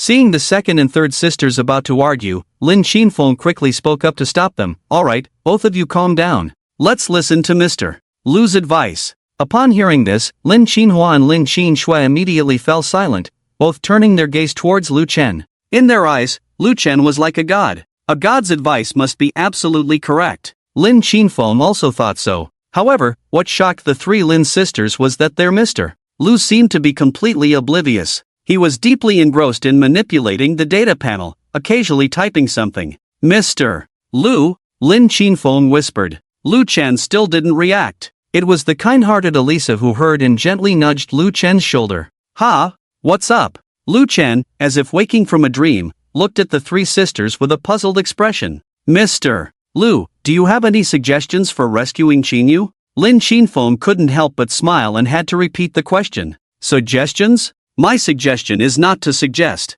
Ha? The 3 Lin sisters, including Elisa who was acting as a background, were all stunned. Lu Chen shifted his gaze from the panel and corrected with a smile. What I mean is, just cooperate with me next. The 3 sisters brightened up. Mr. Lu, do you have a way to find our little sister? More or less. Lu Chen gestured for Elisa to open the data panel and continued. You can check the message I sent on the global trading market. Lin Qinfeng and the others immediately complied. Upon logging in, they saw the trading message sent by Lu Chen: urgent help needed, high price offered for items or methods that can remove the negative effects of demonic energy erosion. The 3 Lin sisters? What does this have to do with rescuing Lin Qinyu? Because Lu Chen used his real name instead of an alias, many players replied below the trading message. Oh my god, the number 1 on the ranking list, Lu Chen, has appeared. Is it really Lu Chen? Could it be someone pretending to be him? Demonic energy erosion, what negative effect is that? It sounds so scary. Did Lu Chen encounter a powerful monster and get injured? At Lu Chen, I have intermediate life spirit medicine, but I'm not sure if it can remove the negative effect you mentioned. The one above, I know you want to flatter Lu Chen, but hold off for now. Intermediate life spirit medicine seems to only restore health. At Lu Chen, I have unrefined purification elixir, interested in discussing the price privately. Facing the puzzled looks of the 3 sisters, Lu Chen smiled and remained silent, replying to each player who mentioned him in the chat interface. At Tangju Hutta, intermediate life spirit medicine cannot remove demonic energy erosion. I've already tried, but thank you for your attention. At Makabazi, unrefined purification elixir can only remove poison-related negative effects. It doesn't work on demonic energy erosion. After replying, Lu Chen sent 4 consecutive trading messages, reaching the daily limit for sending messages. His anxious appearance made it seem like he could drop dead at any moment. Lin Qinfeng looked worried and spoke with deep guilt. Mr. Lu, let me apologize on behalf of my little sister again. I didn't expect demonic energy erosion to be so difficult to remove.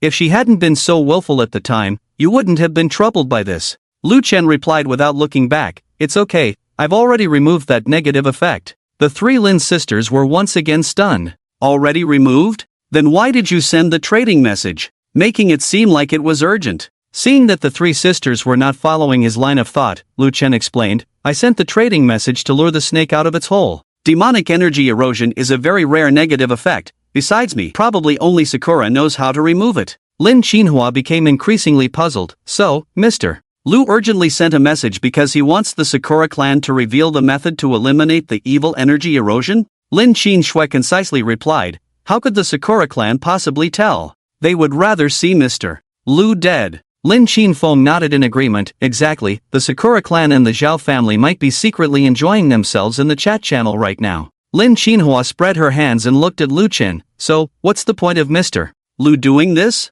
Making himself a laughingstock? Lu Chen teased, that's why I need to cooperate. Alisa, join the chat channel, reply to me, and say you have a way to eliminate the evil energy erosion, but it requires a face-to-face trade. Lin's 3 sisters all turned their gaze towards Alisa. The cat-eared girl who was acting as a background suddenly found herself involved and hesitated. Me?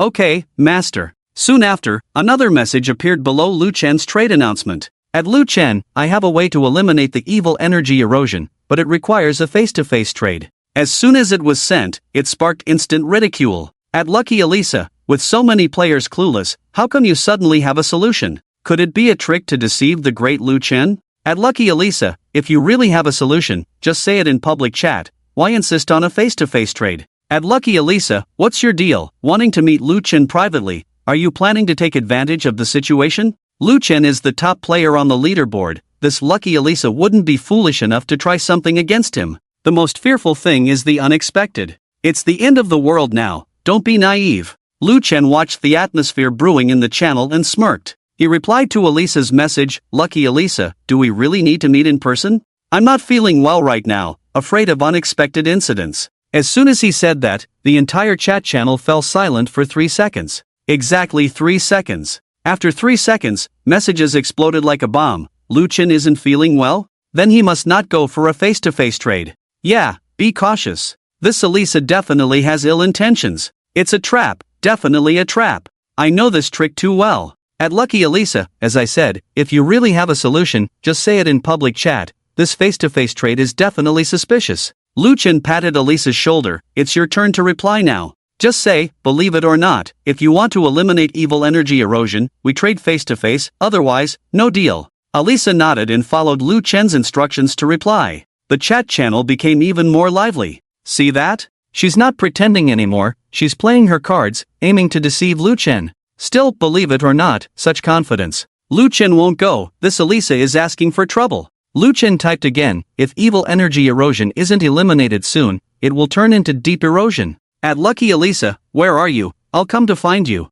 Alisa looked at the messages in the channel and asked Lu Chen, Master, should I reply with a trading location next? But Lu Chen stopped her, not yet, let the bullets fly for a while, listen to everyone's opinions first. The three sisters of the Lynn family were puzzled. Listen to everyone's opinions? Isn't this just the two of you singing a duet? What other opinions do you need? Indeed, shortly after Lu Chen's message was sent, players in the channel began suggesting ideas for him. Some offered to be Lu Chen's bodyguards to ensure his safety during the trade, others proposed to act as intermediaries, replacing Lu Chen in the trade. A variety of suggestions were put forward. However, the most popular idea among players was to collectively agree on a trading location. Let players act as supervisors, overseeing the trading process between Elisa and Lu Ken. The discussion quickly turned to the choice of trading location. Eventually, it was decided to be outside the shelter in the center of Yongchang. Watching the messages on the public channel, Lu Ken nodded in satisfaction. You can reply to me now, just say I stand upright and fear no shadows. So let's go with everyone's suggestion and set the trading location outside the shelter in the center of Yongchang.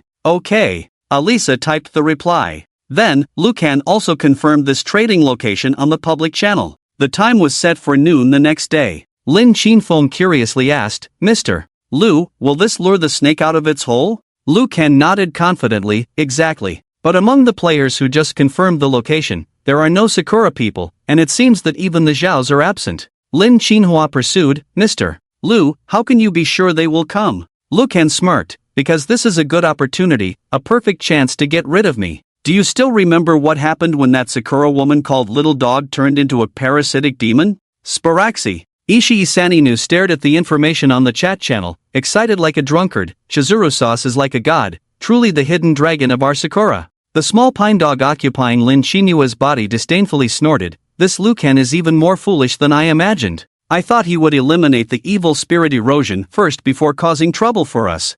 I didn't expect that not only could he not clear it, but he was foolish enough to ask for help on the public channel. Zhao Erwo analyzed the messages on the public channel one by one, hesitating. Although Lu Chen's approach is a bit reckless, we have to admit that he has indeed found a solution. The player called Lucky Lisa will be able to help Lu Ken clear the evil spirit erosion tomorrow at noon. Ishii Saninu patted Zhao Erwo's shoulder with a smile. So what? Erwo, do you see where they chose the trading location? Outside the shelter in the center of Yongchang, isn't that your territory? Zhao Erwo smiled awkwardly. Indeed, it is my territory. Is Ishii Taikun planning to make a move during Lu Ken and Elisa's trade? Ishii and Komatsu nodded simultaneously. A hint of disdain flashed in Zhao Erwo's eyes, secretly amused that the two foreigners hadn't carefully read the content of the public chat. The trade at noon tomorrow will be witnessed by other players. Even if Ishii can take down Lu Ken and Lisa, can he deal with all the players present? What if there are spies from Earth-level or even Heaven-level families among the onlookers?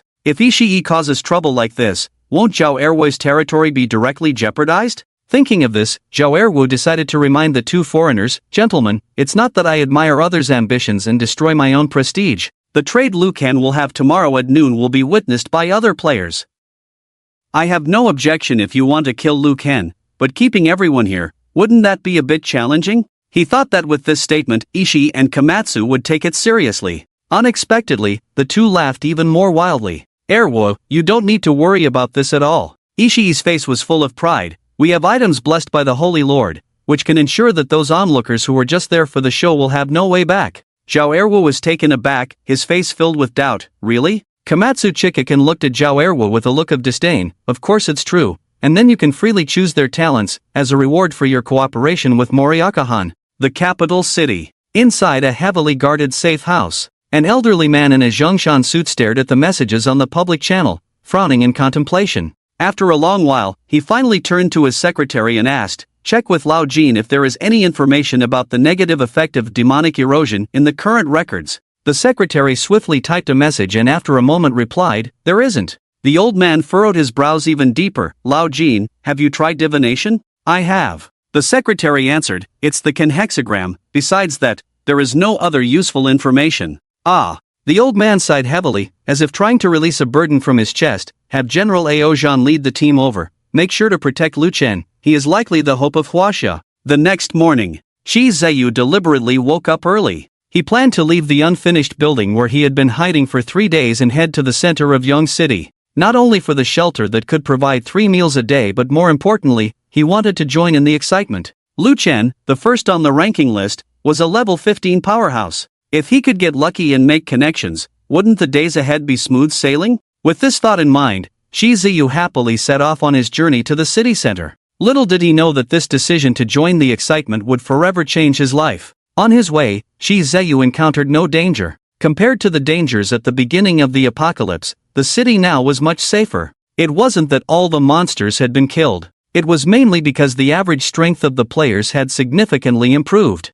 After the initial massacre, many players with poor talents and no survival skills had become corpses. Those who survived had decent talents. They spontaneously formed teams, greatly increasing their chances of survival. On the way to the shelter, Shi Ziyu encountered a group of survivors. They were said to be residents from the Sunshine District. After the disaster broke out, they had been surviving on supplies from a nearby supermarket. But just yesterday, that supermarket was mysteriously looted clean. Not a single sock was left, let alone food. In order not to starve, the survivors from the district had to relocate as a group to the shelter in the center of Yong City. Xiao, you have no idea how dangerous the world is now. Just the day before yesterday, our district kindly took in 3 high school students, but unexpectedly, these 3 attracted enemies. People died in the district, and the supermarket supplies were looted. In this world, kindness is not repaid. Aunt Zhang rambled on, like an angry old fly. Looking at her resentful eyes, Shi Ziyu even felt like his name might be among those 3 high school students who brought disaster.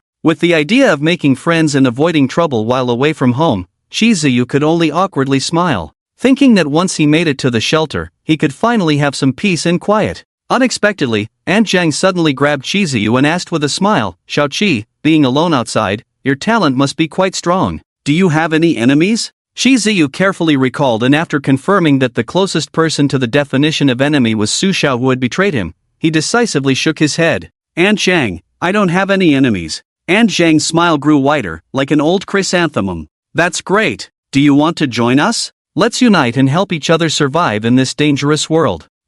Shi Ziyu was momentarily unsure of Aunt Zhang's intentions and took a while before saying, but aren't we all going to the shelter? We will all be part of the same group then. Aunt Zhang waved her hand, her face showing a "you're young, you don't understand" expression. Where there are people, there is a community. Can you guarantee that there won't be small groups or internal conflicts in the shelter we are heading to? Instead of waiting to be targeted by others, it's better for us to unite and target others.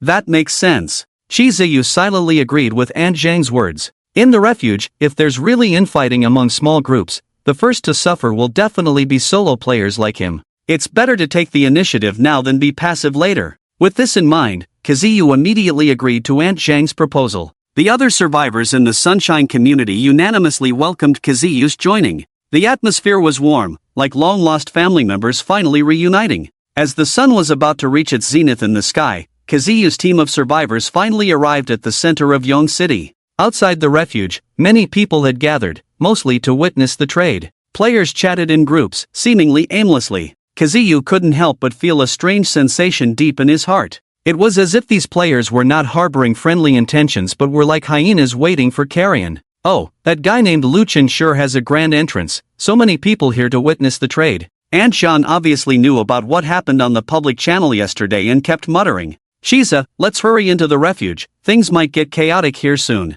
Hearing this, Kaziyu looked at Aunt Zhang with some confusion. Auntie, what do you mean by that? Aunt Zhang looked around warily, whispered, Luchin has many enemies. Yesterday, he caused the deaths of several people in our Sunshine community. Who knows what trouble might arise today? Listen to Auntie, he's not a good person, let's stay away from him. With that, Aunt Zhang didn't care whether Kaziyu had listened or not. She grabbed his arm and headed into the refuge. Kaziyu couldn't resist and followed into the refuge. Noon arrived. Just a moment ago, the weather was sunny, but suddenly dark clouds covered the sky. Thunder rumbled, as if it could rain at any moment. As all the players wondered why the trading parties hadn't shown up yet, the sound of a car engine roared from a distance down the street. Getting closer. The black Maybach, carried by a strong wind, seemed like an unstoppable beast. Under the gaze of the crowd, the car skidded to a stop, raising a faint burnt smell in the dusty air. The car door opened, revealing a pair of slender, fair legs. The tight skirt outlined a hot and alluring curve, while a black veil covered a charming face.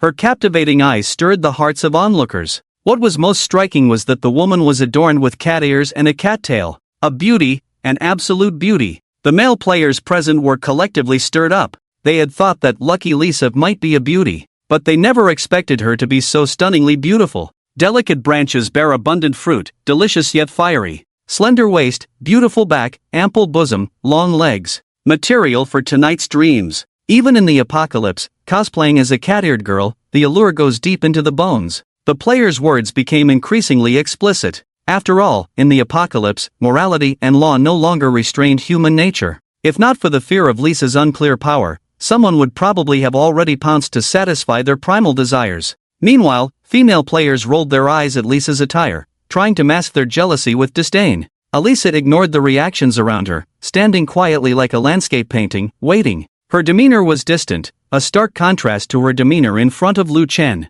Time passed by. Lu Chen still hadn't appeared. Just when all the onlookers were starting to think Lu Chen might have stood them up, the light in front of Elisa suddenly distorted. A man in a cloak, wearing light armor underneath, appeared out of thin air. He seemed to be in a bad state, barely able to stand. Oh my, look at how pale his face is, he really seems to be in a bad shape. Now I understand why the trading time was set at noon. Why is that? Have you forgotten? From 12 to 3 every day is when the challenge mechanism takes effect. So, if someone manages to defeat the top-ranked player during this time, the rewards must be substantial, right? Hee, that's why the person who set this time is truly wise. Then, when the time comes, everyone will rely on their own abilities, fair competition. Listening to the unreserved discussions around her, Elisa silently praised Lu Chen in her heart. Her master had indeed guessed correctly. The players who had come to supervise this transaction all had their own ulterior motives. After quickly going over the plot arranged by Lu Chen in her mind, Elisa began her performance.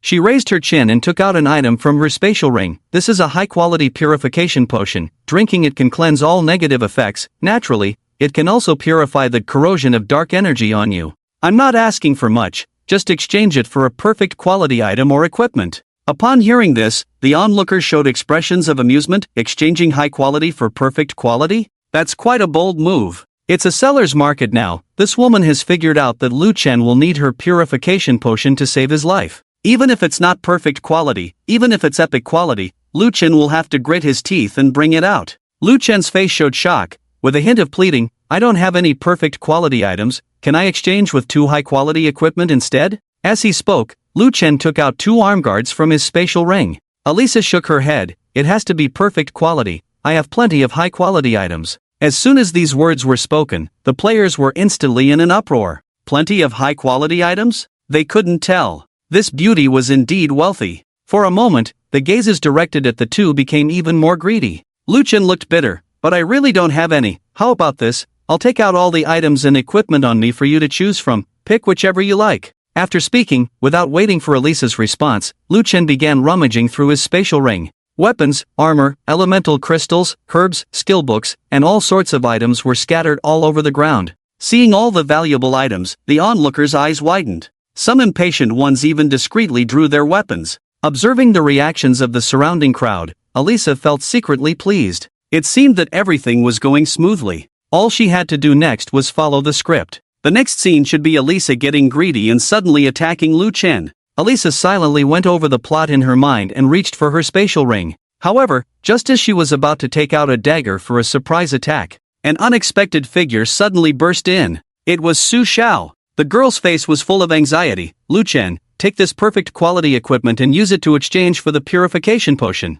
Sushia, what are you doing here? Even the crownless Oscar-winning actor Lu Chen was wide-eyed with surprise at this moment. Sushia completely misunderstood Lu Chen's expression and anxiously stuffed the equipment into Lu Chen's hands. Hurry and exchange it for the purification potion. Saving your life is the priority. Lu Chen lowered his head and saw that it was a skirt, JK girl's tempting mini skirt. Wasn't this the perfect equipment he had originally obtained from a chest and given to Sushia? It seemed like a bound item that couldn't be traded. Lu Chen secretly breathed a sigh of relief. Fortunately, the mishap in the performance wasn't too serious. With a slight cough, he pretended to inspect the skirt. Then, he feigned anger and said, "This item is bound and cannot be traded. Are you trying to kill me? Get lost." With that, he threw the skirt to the ground. Sushia was taken aback, her eyes slightly red. She apologized with a hint of self-blame. "I didn't notice it was a bound prop. Sorry, Lu Chen, I didn't mean to." As she spoke, she bent down to pick up the skirt from the ground. The surrounding players watched intently, and the circle around Lu Chen and Elisa seemed to have shrunk. Lu Chen felt anxious and decided to kick Sujiao's, but as per Sujiao's sudden attack, "Get lost. We have nothing to do with each other." If I see you again, I'll kill you on the spot. Sushia was caught off guard, kicked away by Lucan, covered in dust. Looking pitiful, even Elisa couldn't help but feel sorry for her. Master is so fierce. Despite feeling sorry, Elisa understood Lucian's reasons for doing so. The unrelated personnel had cleared the scene, and the performance continued. Elisa quickly took out a dagger from her spatial ring and stabbed it fiercely towards Lucian's chest. Then, with an exaggerated expression, she recited the final line, "Ha ha, Lucan, you fool. Once I kill you, all these good things will be mine." The onlookers were stunned. Oh no! This woman is stealing the show. The delicate balance of the atmosphere was instantly shattered, and chaos erupted on the scene. It was unclear who started shouting, "Kill Lucan, share the loot." All players instantly aimed at Lucan. Or rather, they had planned to deal with Lucan from the beginning, just lacking a signal. Alright. You've been wanting to come after me, haven't you? Lucan knelt on one knee, clutching his wound, looking like he had reached a dead end. Among the players, someone shouted, "Lucan, don't speak so harshly. You have so many good items, what's wrong with sharing them with everyone? Yeah, you're number one on the ranking list, it's your duty to help us improve our strength and level." Taking advantage of this distraction, Elisa picked up 2 pieces of equipment from the ground and retreated behind the others. This scene happened to be seen by some observant individuals. In their eyes, Elisa was just taking advantage and leaving, which seemed reasonable. So, there was no suspicion, and no one intervened. After all, compared to Elisa, a player in her prime and unpredictable, Lucan, with negative effects and a stab wound, was an easier target. However, before the players could attack together, Lucan suddenly covered his forehead with one hand and laughed madly. "Do you really think that with just a few people, you can take me down? I am the top-ranked player number 1. As he spoke, a dense swarm of mantis blades materialized out of thin air, protecting Lucan securely. The overwhelming aura of dominance swept through the scene, causing the players to feel somewhat breathless. Those who know what's good for them, get lost. I don't waste my blade on chickens and dogs. Lucian's right arm transformed into a blade, surrounded by a crimson mist. In the eyes of others, at that moment, Lucan seemed like a demon god emerging from hell. Damn, who said Lucan was no match? Lucan is clearly formidable. I'm sorry, Lucan, I was blind. I'll leave now. Lucan is unparalleled, full of power. I won't dirty your eyes with my presence. The fragile alliance formed by the players instantly collapsed. They all stepped back, indicating they no longer intended to attack Lucan. But just at that moment, someone shouted, "Wait, everyone. Lucan is just putting on a show, he's not as strong as he looks." The players were taken aback and turned their heads towards the source of the voice. A short, chubby man with a round face and bean-like eyes appeared in their sight. Judging by his appearance, he didn't seem to be of Chinese descent. It was none other than Higashikoji Faihara, the trusted assistant of Ishii Sanken.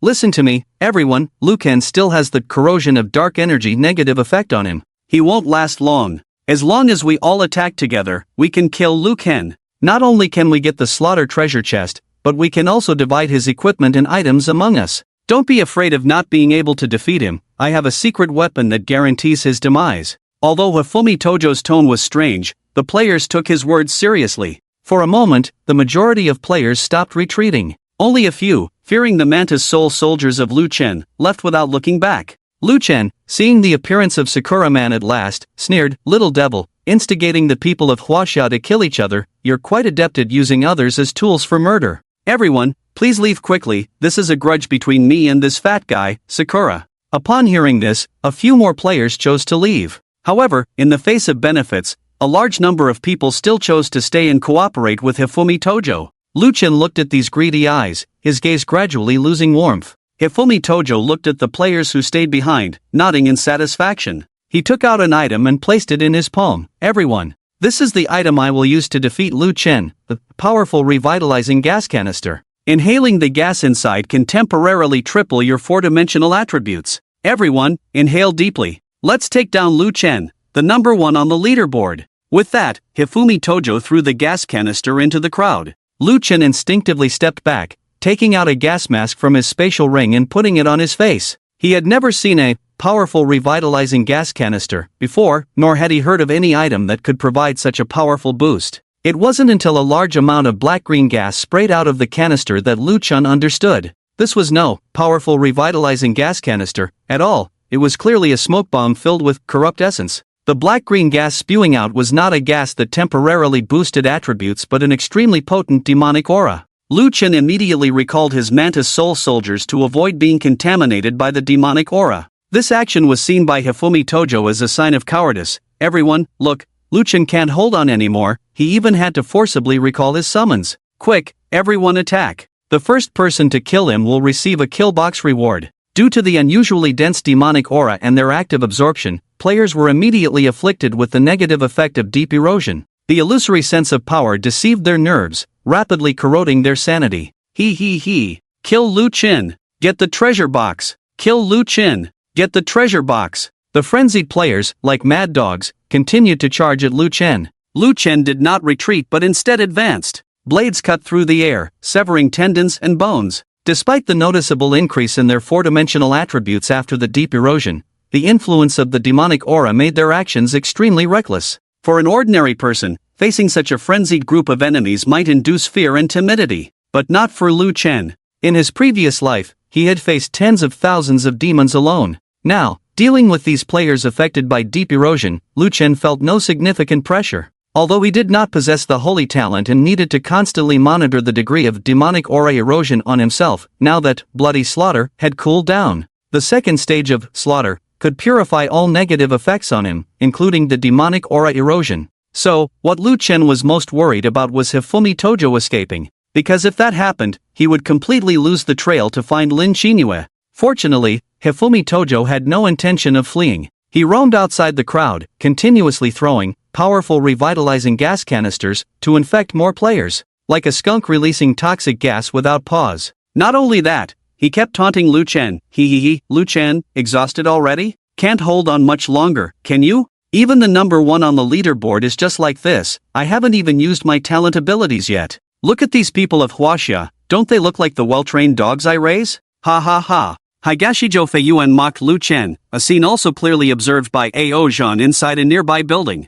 At this moment, he was clenching his fists tightly, his whole body tense. Ao Zhan had secretly arrived in Yongchang last night. The reason he didn't show up before the transaction was mainly due to his dissatisfaction. As a player with an awakened super rare talent, Ao Zhan believed he was the hope of Huaxia. His spirit possession not only had the highest diamond talent rank but also had exceptionally powerful effects. So when Ao Zhan received the mission, he was disdainful. Just the first on the ranking list. Who knows what stroke of luck he had? It's not like he's the strongest in combat power. It doesn't matter if he fails. But after Ao Zhan watched the battle between Lu Chen and Higashijo Feiyuan, his thoughts changed. He found that Lu Chen was not just a lucky fool. This person was very strong. While watching, Ao Zhan had once put himself in Lu Chen's shoes. He found that although he could deal with those berserk players, it was difficult for him not to get hurt. And Lu Chen had only been injured once, stabbed by that woman. The gap in strength was obvious. Attention all teams,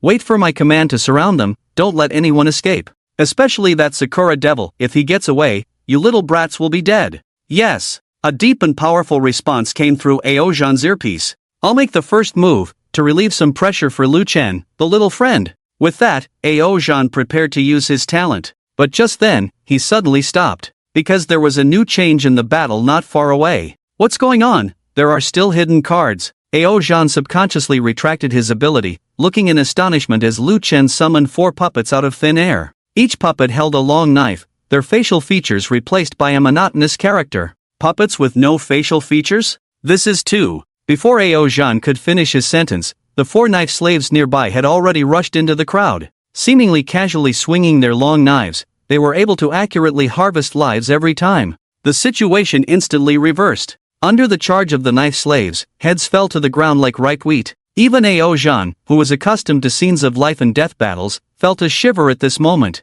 Such terrifying puppets. Higashijo Feiyuan, watching the turn of events, froze his earlier mockery on his face, looking as ugly as solidified lard. Komatsu's intelligence was indeed correct. This Lu Chen's puppets are very tricky. It seems I have to use my talent. Lu Chen, get ready to face the judgment of the Demon King. Higashijo Feiyuan threw away the can, inhaling the dense demonic energy madly. He tore his clothes apart, revealing the tattoo inside. It was an evil spirit with a green face and fangs. Taking off clothes to fight? What a perverted habit. Lu Chen tightened his antitoxin mask, looking alert. As Higashijo Feiyuan trembled all over, the tattooed evil spirit actually moved. Its razor-sharp claws hooked onto Higashijo Feiyuan's shoulders, struggling to emerge from the skin. In a breath, it expanded to a height of 3 meters, exuding immense pressure. And Higashijo Feiyuan, from a bloated fat man, turned into a muscular monster with twisted muscles. Seeing this, Ao Zhan not far away couldn't help but exclaim,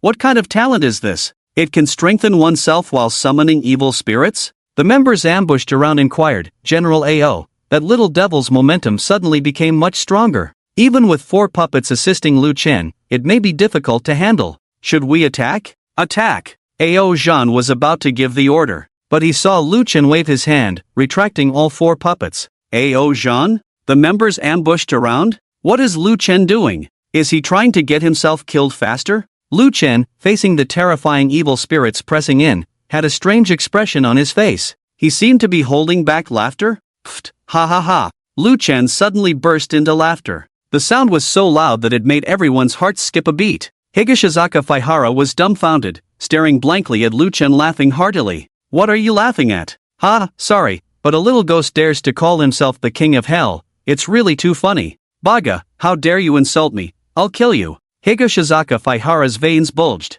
The evil spirit howled madly and lunged towards Lu Chen. Not good. Ao Zhan was horrified. He could tell that this attack was exceptionally fierce. Lu Chen might not be able to dodge it. And indeed, it turned out just as Ao Zhan had thought. Lu Chen showed no intention of moving, and in an instant, he was engulfed by the evil spirit. Higashizaka Faihara obviously did not expect Lu Chen to be so easily defeated. After a moment of daze, he began to laugh maniacally. "Ah, I thought you had some tricks up your sleeve, but it turns out you're already scared out of your wits, ha." The evil spirit also laughed hysterically with Higashizaka Faihara, their voices sounding eerie and chilling. However, as they laughed, the evil spirit fell silent. Only Higashizaka Faihara remained on the scene, still immersed in the joy of victory, looking extremely out of place. "Ha ha ha. Ha!" After laughing for a while, Higashizaka Faihara finally noticed that something was amiss. He opened his eyes wide, looking at the evil spirit in front of him with a puzzled expression. The evil spirit's eyes were lifeless, its face blank, devoid of any ferocity. "What's going on?" Higashizaka Faihara stepped forward, intending to retrieve the evil spirit. The moment his palm touched it, the evil spirit suddenly turned its head. Its copper bell-like eyes showed fear for the first time, startling Higashizaka Faihara. What's happening?" Lu Chen's voice muffledly emanated from within the evil spirit, sounding like a funeral bell tolling, "Soul devour." In an instant, the evil spirit's body twisted and shattered, completely swallowed by Lu Chen. Devouring LV. 8 Ghost Spirit Shirwanya, Soul Points plus 50, how is this possible, my king of hell? Higashizaka Faihara felt a tightness in his chest, spitting out a mouthful of blood. His once burly figure instantly deflated, like a balloon losing air. Lu Chen licked his lips, feeling unsatisfied. A mere little ghost dares to call himself a king? What? Higashizaka Faihara staggered back, his eyes widening in disbelief. How can you devour my king of hell? Lu Chen, slightly impatient, said, I already said he's just a little ghost, why do you keep calling him a king? Is there anyone else? Stop bothering me, summon them all out. Fine, you asked for it. Higashizaka Faihara gritted his teeth, his body trembling violently. For more evil spirits materialized from his tattoos, crawling out of his limbs. Although these 4 evil spirits were slightly smaller in size, their ferocity was no less intimidating. In an instant, they surrounded Lu Chen. Higashizaka Faihara's body swelled once again, towering over them like a ferocious beast. Watch closely, Lu Chen. These are 4 ghost spirits that will make me go all out. You won't die in vain. Higashizaka Faihara was extremely arrogant. He expected to see fear on the other's face. However, Lu Chen just looked disappointed. Is that all? Is this your full strength? It's not much. Soul Devour. Lu Chen activated his talent once again. Before the 4 evil spirits could even react, they were transformed into 200 soul points. Put. Higashizaka Faihara sprayed blood wildly, his robust figure shriveled, looking like a skeleton. He muttered in disbelief, it's impossible, this is absolutely impossible. How did you do it? Why can you devour my ghost spirits? Lu Chen certainly wouldn't explain to Higashido Faihara. He just scratched his ear and joked, because, I am the king of hell. With that, Lu Chen's figure suddenly disappeared, activating invisibility. When Higashido once again caught sight of Lu Chen's trace, a rapidly enlarging fist was swiftly approaching him. Bang! With a powerful punch, the nose of the Sakura ghost was directly smashed, sending him flying 3 meters away. Lu Chen still held back. After all, he needed to extract Lin Qinyua's whereabouts from Higashito's mouth. Taking 2 steps forward, Luchan grabbed Higashito's hair, lifting him entirely off the ground. "Where is Lynn Shinue?" Higashito Faihara was dazed by the punch, unable to speak for a while. Luchan then slapped him twice, bringing him back to his senses. You are strong, but trying to extract information from me is a bit naive."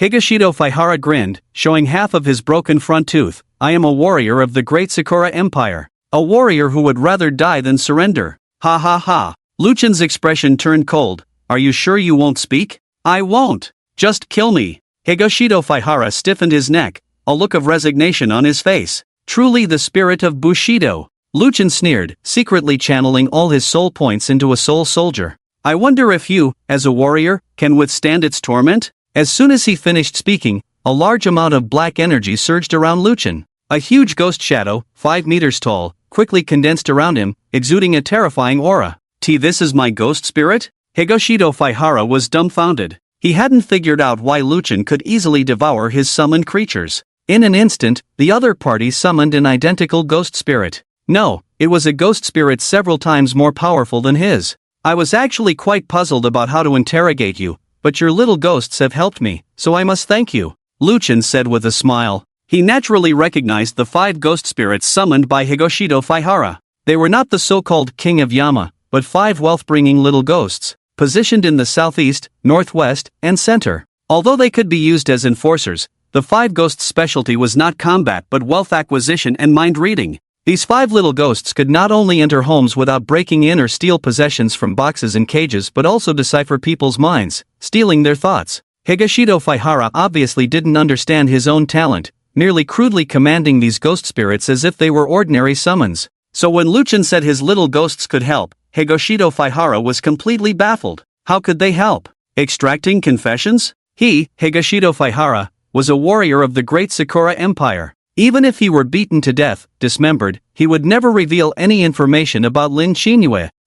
Use whatever means you have. If I tell you where Lin Shinue is, I am your father. Higashito Faihara's tone was extremely provocative. I don't want a disobedient son like you. Luchan couldn't be bothered with this ghost, directly commanding the ghost spirit, Zhongfang's ghost spirit, Siwanya, search his soul for me. At these words, the ghost spirit, Siwanya, showed a surprised expression in its bell-like eyes. It clearly didn't expect Luchan to call out its name, feeling a surge of joy akin to a fine steed meeting a good master. This new master knew its true abilities. Siwanya excitedly bowed and placed its hand on Higashito Faihara's head. Poor Higashito Faihara still had no idea what he was about to experience, continuing to shout defiantly. It wasn't until the soul search began that he couldn't help but scream uncontrollably. In reality, based on Siwanya's original level, it couldn't thoroughly search Higashito Faihara's soul. But with Luchan present, its level was forcibly raised. Siwanya didn't even exert much effort, and the soul search was already complete.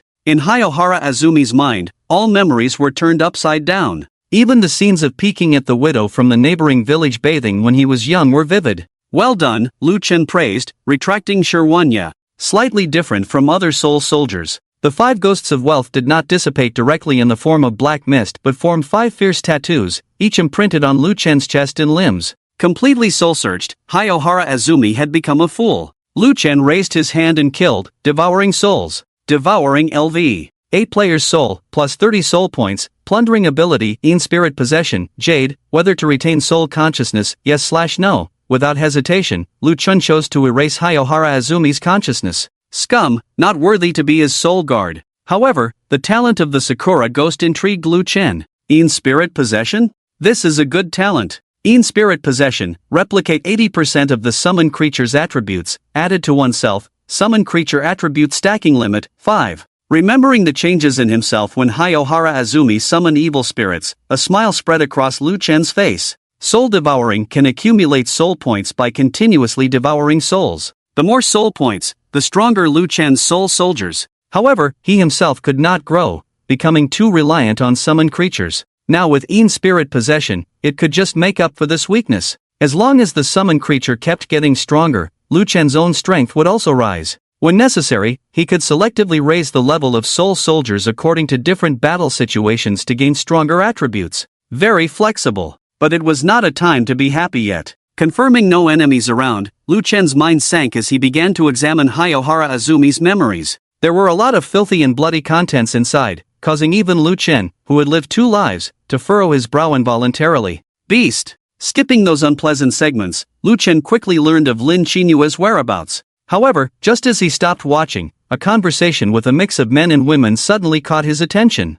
It was Lin Qinyue parasitized by a demon. I won't leave this body temporarily, pretending to be Lin Qinyue and being detained by you. If you really can't defeat Lu Chen by then, you can let him save Lin Qinyue. A Trojan horse that has passed through the city gates, it's absolutely easy to kill Lu Chen. This 6th lady actually wants to plot against me. Lu Chen raised an eyebrow. Thanks to the 5 ghosts of wealth, he saw Hayohara Azumi's memories. Otherwise, Lu Chen might have been ambushed by Komatsu Chikenu. Looks like the plan needs to change. Lu Chen rubbed his chin, contemplating a strategy. Just then, footsteps suddenly approached from a distance. Lu Chen looked up and saw 10 personnel dressed in special forces attire coming towards him. The leading burly man had a tiger's back, a wasp waist, and mantis-like legs, clearly a formidable fighter. Hello, I'm Ao Zhan. Without any false pleasantries, the burly man extended his right hand to Lu Chen and introduced himself. By order of the highest official of Huaxia, I have come to protect your safety. Ao Zhan?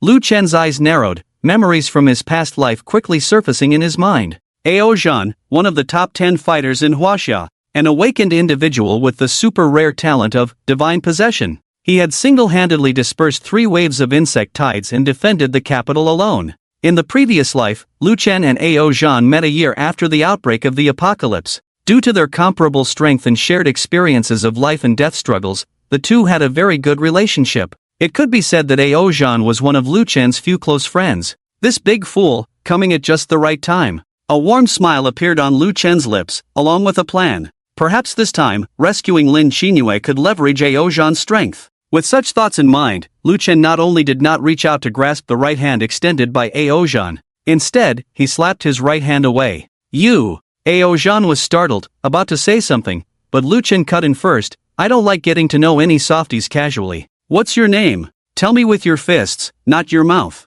Arrogant. Proud. Conceited. Seeing this, the members following Ao Zhan took a step back in fear. Not good. This kid is a troublemaker. General is definitely going to step in. Sure enough, Ao Zhan was surprised, a light chuckle escaping him as 2 streams of air shot out of his nostrils. His fierce tiger eyes locked onto Lu Chen, brimming with interest. Kid, are you sure you want me to introduce myself with my fists? The members quickly advised in a low voice, General, don't act impulsively. We are here on a mission, a protection mission, not an assassination mission. Shut up, Ao Zhan roared. Do you think I'm an idiot? Can't understand the nature of the mission? If any of you dare to say another word, I'll beat all of you together later. The members fell silent, not daring to utter another word. Because they knew, when General Ao Zhan goes crazy, he is truly crazy. Not to mention his own team members, even his father, he would dare to hit. Seeing Ao Zhan reprimand his team members, Lu Chen was not afraid but rather more playful. Oh, only good at bullying the weak? Ao Zhan? Good kid. Very arrogant. Let's see if you have the capital to be arrogant. Without any warning, Ao Zhan instantly activated his talent. The divine shadow appeared like lightning in the night sky, a majestic pressure bursting from this man. Strong as a mountain, shattering the earth and rocks. Possession of the divine spirit. Giant spirit god, condense. Damn, he's starting with the giant spirit god. Lu Chen was surprised, but remained calm on the surface. He gestured for a pause. Wait. Ao Zhan forcefully stopped his fist that was about to strike, grumbling discontentedly. What? Don't back down. Lu Chen rolled his eyes. Not backing down, you just let me make some preparations first. With that, he casually opened the data panel and temporarily removed the title hanging after his name. Seeing this, Ao Zhan sneered, fiddling around like a woman. Hurry up, show me all your strength. Lu Chen touched his nose, half smiling. Show all my strength? I'm afraid I might beat you to death. You son of a b***tch. Ao Zhan shouted in anger. If I don't make you bloom with peach blossoms all over your face today, you won't know why the flowers are so red. With that, he raised his fist the size of a sandbag and smashed it towards Lu Chen. Without the worry of absolute kill, Lu Chen also let loose. All power-based talents were activated simultaneously. Lu Chen's right fist suddenly struck out, directly colliding with Ao Zhan's fist. Bang! A dull sound like metal clashing echoed. Both Lu Chen and Ao Zhan's figures froze, the ground beneath their feet shattered, cracks spreading like a spider web. Ha ha, good hit! Ao Zhan laughed wildly, his momentum soaring. While Lu Chen remained calm on the surface, inwardly he took a sharp breath. Damn, truly worthy of the super rare talent, possession of the divine spirit. With this punch, he had directly shattered the bones in his right arm. If it weren't for Lu Chen's strong will, he might have cried out in pain by now. Extreme healing, quietly activated, healing the unseen injuries. It seemed that being strong alone was not enough, physique also had to keep up. Thinking of this, Lu Chen directly used the talent he had just acquired, Shadow Possession. In order to completely crush Aozhan, Lu Chen specifically chose a soul soldier with excellent physique and strength. The stone-skinned man he had killed in the hub arena was the best choice. After the talent was activated, Lu Chen's muscles swelled all over, and his height instantly increased. A majestic strength filled his entire body. With another punch, Aozhan was pushed back half a step. Instead of getting angry, Aozhan looked pleased, his eyes burning with fighting spirit. Good, good, good. Come on. The burly man took a step forward, and a divine shadow suddenly solidified behind him. Lu Chen was shocked to see this, knowing that Aozhan was about to unleash a deadly move. Quickly maximizing the stacking attributes of Yin Spirit Possession, he launched an attack preemptively. 5 times attribute stacking. His fist slammed fiercely into Aozhan's face. The burly man was like a train hitting him head-on, smashing him into the concrete ground. Watching Aozhan's head stuck in the ground like a spring onion, the scene fell into a dead silence, so quiet that a pin drop could be heard. The onlookers had prepared to rescue Lu Chen, but now it seemed like their leader needed rescuing instead? General AO. Are you okay, General? Quick, someone heal the General. The team members rushed forward to pull Aozhan out of the ground. Before they could get close, a stronger aura suddenly burst from Aozhan, causing everyone to step back. It's over, General AO is angry. The crowd's heart sank. But then they saw Aozhan pushing himself up with both palms, pulling his head out forcefully. The giant spirit's shadow almost materialized, glaring angrily as if ready to devour someone.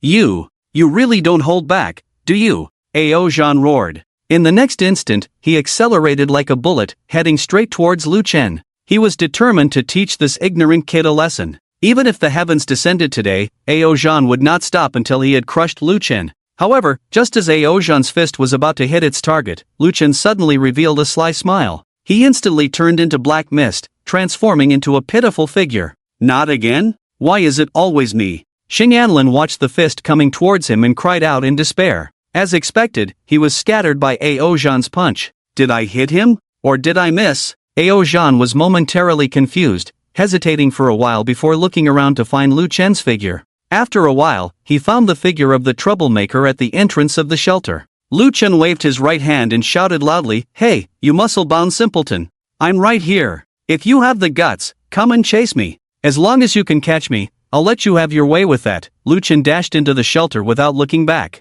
Aozhan was straightforward and didn't beat around the bush. He hated being called stupid by others, especially being mocked for his physical strength and simple mind. They say even dragons have their sensitive spots. Lu Chen's simple provocation seemed to have touched Aozhan's nerve directly. If I don't beat the crap out of you today, I won't be satisfied even if you clean up after yourself. Aozhan was completely enraged. At that moment, he didn't care about completing any mission. All he could think about was pounding Lu Chen. He immediately rushed towards the shelter. Seeing Aozhan charging towards his shelter like a fierce god, Xiao Wei, who was hiding in the shadows, was so scared he almost wet himself. He quickly opened the data panel, intending to inform Shi Jing Sanquan to retreat. Before he could type a single character, someone patted him on the back. Turning around, Xiao Wei was terrified. The one patting his shoulder was none other than the black mist-shrouded Lu Chen. "Hello, nice to meet you." Lu Chen's tone was polite, a stark contrast to his provocation of Aozhan earlier.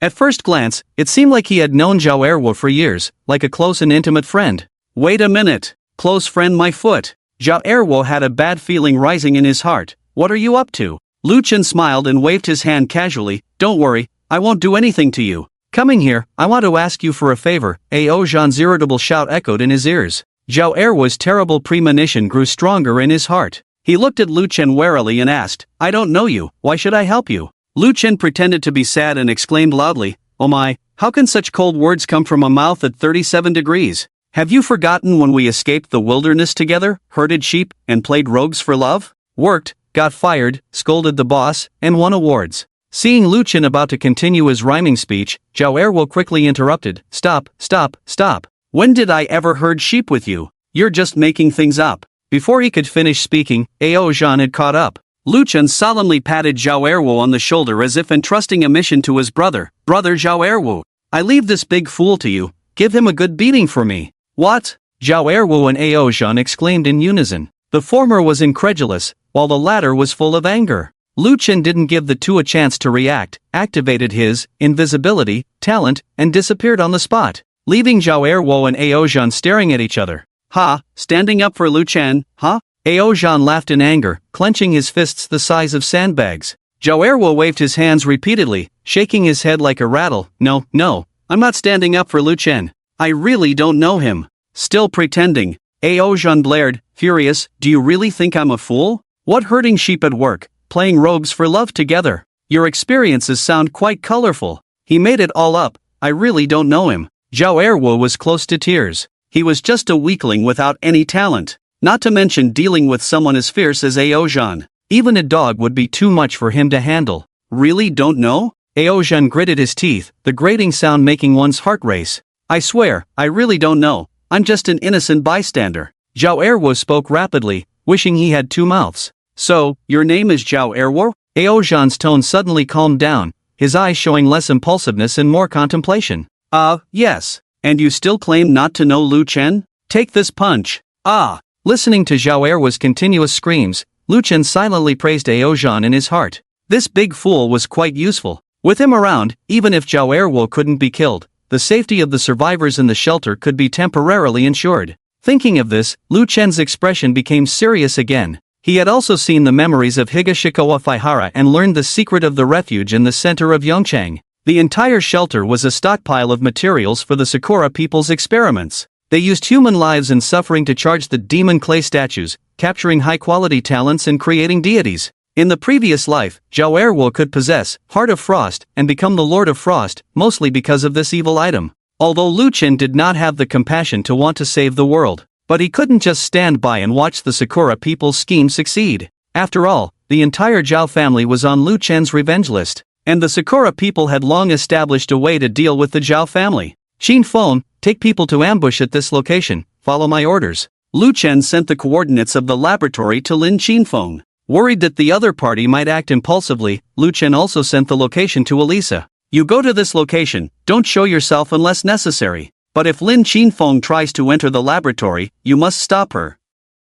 With everything arranged, Lu Chen quickly headed to his destination. Along the way, he remained in an invisibility state to avoid exposing his tracks. The Sakura people's laboratory is underground. Planning to sneak in quietly, Lu Chen deliberately avoided the heavily monitored entrances and chose the nearest sewer. After determining the general direction, several soul soldiers appeared around Lu Chen. This time, they were not praying mantises but digger wasps. These creatures were naturally adept at digging and perfect for tunneling. Combined with Lu Chen's intention to upgrade the soul soldiers, the tunnel was successfully opened in less than 5 minutes. It was done quietly, without being noticed by anyone. Retrieving the soul soldiers, Lu Chen continued to maintain his invisible state as he infiltrated the laboratory. His rescue plan was not complicated, rather quite simple. All he needed to do was quietly eliminate all the Sakura people in the laboratory, and everything would be accomplished. With the blessing of the invisible talent, Lu Chen was like an invisible reaper. With a swift hand, he harvested lives one by one. The fallen bodies were also fully utilized. With the auxiliary talent, corpse crystallization, all bodies could be turned into crystal elements and collected by Lu Chen. Although reducing the number of personnel in the laboratory would eventually be discovered by the Sakura people, Lu Chen was not worried about being exposed. Once the intrusion was discovered, the entire underground laboratory would likely be cleared out. The remaining few would probably not pose a threat to Lu Chen. As for whether the little Sakura would use Lin Qinyue as leverage to threaten Lu Chen, before probing their souls, Lu Chen was quite concerned about this. But now, knowing the Sakura people's complete plan, Lu Chen was not worried at all about Lin Qinyue being harmed. After all, the one currently controlling Lin Qinyue's body was Komatsu Chikenu. In order to ensure the smooth entry of the Trojan horse into the enemy stronghold, the Sakura people would definitely ensure the safety of the hostage. It was precisely because of this that Lu Chen did not allow Lin Qinfeng and the others to accompany him in the infiltration, but had them stay outside. This way, he could have an extra layer of security to prevent any fish from slipping through the net. It also prevented Lin Qinfeng from getting anxious. It was fine if they couldn't help, but if they became a burden, it would be troublesome. The silent slaughter continued unabated. Finally, the piercing alarm sounded. Lu Chen wiped the blood off the tip of his blade, knowing that he had been exposed. He decisively removed the invisible state and summoned a large number of Mantis soul soldiers. Since there were still many unfortunate people captured by the Sakura people in the laboratory, Lu Chen was worried that the Mantis soul soldiers might not be able to accurately distinguish between friend and foe, causing harm to the innocent. So he also summoned the soul guards Xing Anlin and Shenhao, Sakura ghosts, leave none alive. Understood. Xing Anlin and Shenhao nodded in unison, each leading a team of Mantis soul soldiers to kill elsewhere. On the other side, Ishii and Komatsu stared fixedly at the monitor screen, their expressions so dark it seemed like water could drip from them. They had anticipated Lu Chen's strength, being able to take down Higashitaro, but they had not expected Lu Chen to directly invade the underground laboratory. Not to mention how Lu Chen had stealthily infiltrated. The location of the laboratory was top secret. Unless they were Sakura people or high-ranking members of the Xiao family, no one knew about this hidden corner. The Sakura people could not have been exposed. After all, the personnel participating in the plan were carefully selected talents in the empire. Thinking it over, the only one who could have exposed the secret was that one person. Xiao Wei, that bastard, he must have betrayed us. Komatsu Chikanu's face was full of hatred. Ishii frowned, puzzled. Xiao Wei's talent was taken by the Demon Taro statue. To regain it, he must cooperate with us. Why would he still betray us and expose the location of the laboratory to Lu Chen? Komatsu Chikanu's eyes were full of disdain. Softies like Xiao Wei, if Lu Chen gives him a little trouble, he will definitely spill everything. The people of Huaxia lack the noble spirit of the cherry blossoms Bushido, ultimately not worthy of trust, all worthless cowards. Let's quickly move on to the next plan, have Lu Chen rescue Lin Qinyue. Ishii nodded, a hint of shame showing in his expression. It seems to be my mistake, trusting the despicable and inferior Huaxia race like pigs and dogs. Shizuko, please give me a chance to make amends for my mistake. I will bring Lu Chen's head to apologize to those cherry blossom brethren who died tragically. Shio Komatsu subconsciously wanted to stop him, but considering Ishii Sanken's special abilities, she changed her mind. Shio Komatsu nodded, Senior Ishii has great talents, as long as he takes action, he will surely succeed. But Lu Chen is as cunning as a fox, for safety's sake, Senior Ishii, please make sure to take Zhao Jin's talent. With his indestructible body, Senior's strength will be greatly enhanced. After speaking, Shio Komatsu took out the magic mud statue. The item had already been fully charged and was ready for immediate use. Ishii Sanken was delighted. Shizuko's preparation is truly thorough, worthy of being an outstanding citizen of our great cherry blossom empire. Then, as if thinking of something else, he changed the subject. However, if I take away the talent, Zhao Jin's soul will dissipate. Once Xiao Quan finds out, we won't be able to continue using the Xiao family. No need to worry. Shio Komatsu was confident, just store Zhao Jin's residual soul temporarily, and we can find a suitable body for him later.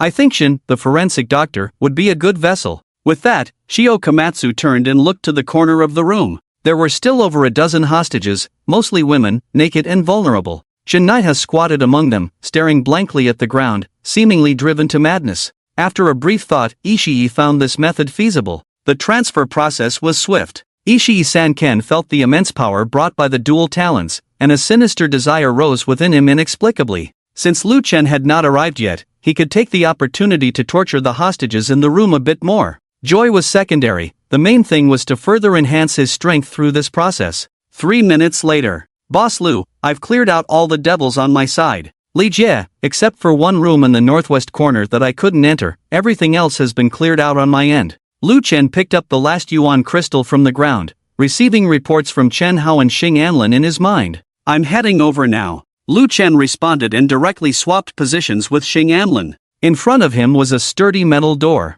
It could stop someone like Xing Anlin, but not Lu Chen. Activate Shadow Spirit Possession. Activate Giant Strength. Activate Mountain Crush. Various talents stacked one after another, pushing Lu Chen's power to a terrifying level. With a punch, he directly shattered the metal door. Lu Chen stepped inside. The scene before him was unbearable. Dozens of pale bodies lay twisted on the ground, bearing green and purple bruises. Ishii Sanken was among the pile of people, pulling a woman's hair vigorously, engaged in an intense activity. Lu Chen's mouth twitched. Truly, a country of perverts with perverted people. Little cherry blossoms always gave people a feeling of darkness. Even when the main base was almost demolished, Ishii Sanken still had the mood for such activities, truly reaching new heights of perversion. Naturally, Lu Chen wouldn't wait for Ishii to finish before taking action. With a thought in his mind, arcs of electricity surrounded his palm. He raised his hand and shot 3 lightning arrows accurately towards Ishii's buttocks, expecting to injure or disable Ishii, but to his surprise, after being hit by the 3 lightning arrows, Ishii not only remained unharmed but laughed even more joyfully. His movements quickened, and the woman beneath him became increasingly distressed. Finally, after a shiver, Ishii satisfactorily pulled up his pants. He muttered to himself, "Damn it, there's still the youngest one left for me to enjoy, and you barge in." Lu Chen raised an eyebrow sarcastically, "What? Realizing you're at death's door, so you're having fun in time?" Ishii shook his head, a lewd smile on his face. "These women are just tools for me to enhance my strength. If we're talking about fun, it has to be with girls under 14. As he spoke, Ishii had already reached the wall. He took a samurai sword, caressed it for a moment, then suddenly without warning, he struck the nearest women. The unarmed hostages hadn't even recovered from the pain before they met their end. Seeing this, Lu Chen immediately leaped forward to try to stop him. However, Ishii's sword speed was extremely fast. Lu Chen exerted all his strength to snatch the closest girl away. Even so, he was viciously slashed by the samurai sword. The wound spilled flesh and blood, like a bloody centipede crawling. Ishii laughed heartily, his expression extremely arrogant. "Lu Chen, the first on the ranking list? Seems like you're nothing special." Ignoring Ishii's mockery, Lu Chen looked around. Confirming Lin Qinyue was tied to a chair and unable to ambush him,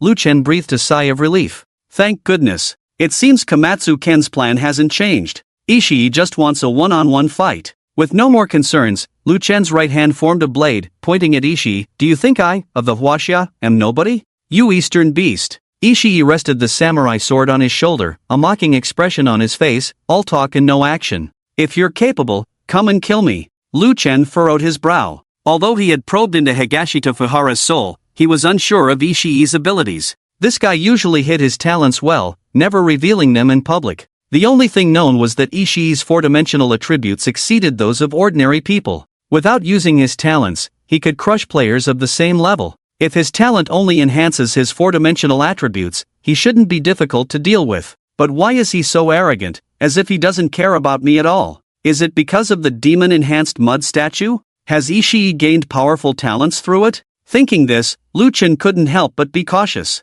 If that's the case, he must use all his strength. He can't afford to be careless. Unfortunately, Elisa isn't here to boost my luck attribute. As Lu Chen thought, he quickly opened the data panel. He re-equipped the title of Overlevel Kill. The Fong-Tooth short dagger was taken out from his ring and firmly held in his left hand. 5 soul soldiers with different attributes quickly materialized, strengthening Lu Chen's body under the effect of shadow spirit possession. The soul soldiers' levels were maxed out. Feeling it wasn't secure enough, Lu Chen said to Ishii, "Wait a moment, I need to prepare." Seeing no sign of an immediate attack, he took out several enhancing potions from his ring and consumed them one by one. These were good items bought from the interdimensional merchant. Although they couldn't permanently enhance attributes, they could temporarily boost his combat power. Watching Lu Chen stack buffs on himself desperately, Ishii's face showed a mix of contempt and surprise. Contempt, as he thought Lu Chen was too timid. After all, from Komatsu Ken's description, Lu Chen seemed like a ruthless person who dared to kill and fight.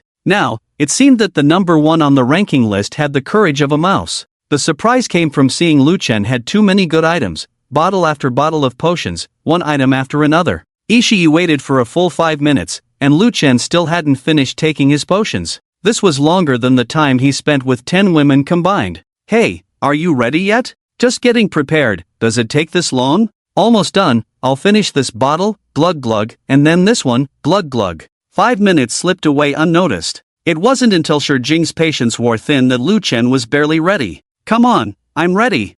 Jing, already impatient, lifted his samurai sword and charged towards Lu Chen with a fierce cry. Lu Chen tensed his body, fully focused. He even employed the footwork from the Chun family's sword manual. As the samurai sword was about to strike, Lu Chen twisted his steps, slightly dodging the blade. Then, with a swift flip of both arms, the blade cut through the air, aiming for Jing's chest and throat. Every move was executed. Along with his attack, Lu Chen also activated defensive talents to reduce potential harm to himself. However, what surprised Lu Chen was that the battle didn't feel as intense as he had imagined. In fact, it ended rather abruptly. Jing couldn't evade Lu Chen's attack at all. After the sound of 2 blades cutting through flesh, Jing's head rolled off his neck and thudded to the ground. The fangs hit his heart, sucking the life force out of his body like a leech starved for a decade. Soon, there lay a headless corpse on the ground. Lu Chen was a bit bewildered. He felt like it wasn't over yet. Surely Shi Jing was playing possum.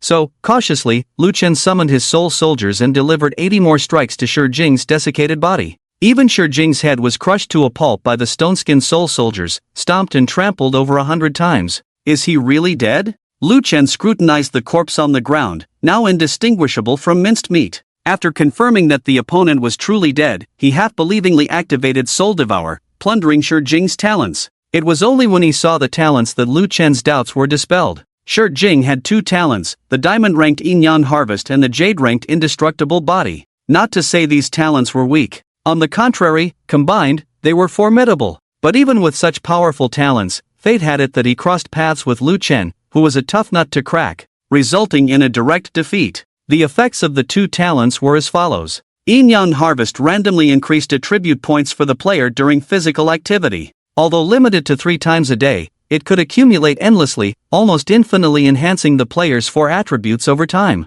The Indestructible Body was even more potent. It treated the sum of the player's 4 attributes as physical attributes. For example, Lu Chen's current attributes were Strength, 15, 8 Constitution, 15, 6 Speed, 15, 9 Spirit, 15, 2 adding up to a total of 62. 5. After activating the Indestructible Body, Lu Chen's constitution would directly become 62. 5. The combination of these 2 talents was not just a billion points of flesh, it was a rhythm of fleshly annihilation. Shi Jing's overconfidence stemmed from this. With the godlike boost to his physical attributes, there were hardly any players at this stage who could kill him. Unfortunately, Shi Jing had the misfortune of facing Lu Chen. Initially, Lu Chen had plundered a special talent from the Hellhound, the law-breaking domain. It rendered all talents lower than Lu Chen's level ineffective. During the battle, Lu Chen naturally utilized this talent. This caused Shi Jing's Indestructible Body to completely fail. Although there were still some attribute values accumulated from Yin Harvest, under the effects of the Fang's attribute absorption and the numerous negative effects of the Blade Arm, these attributes were rendered useless.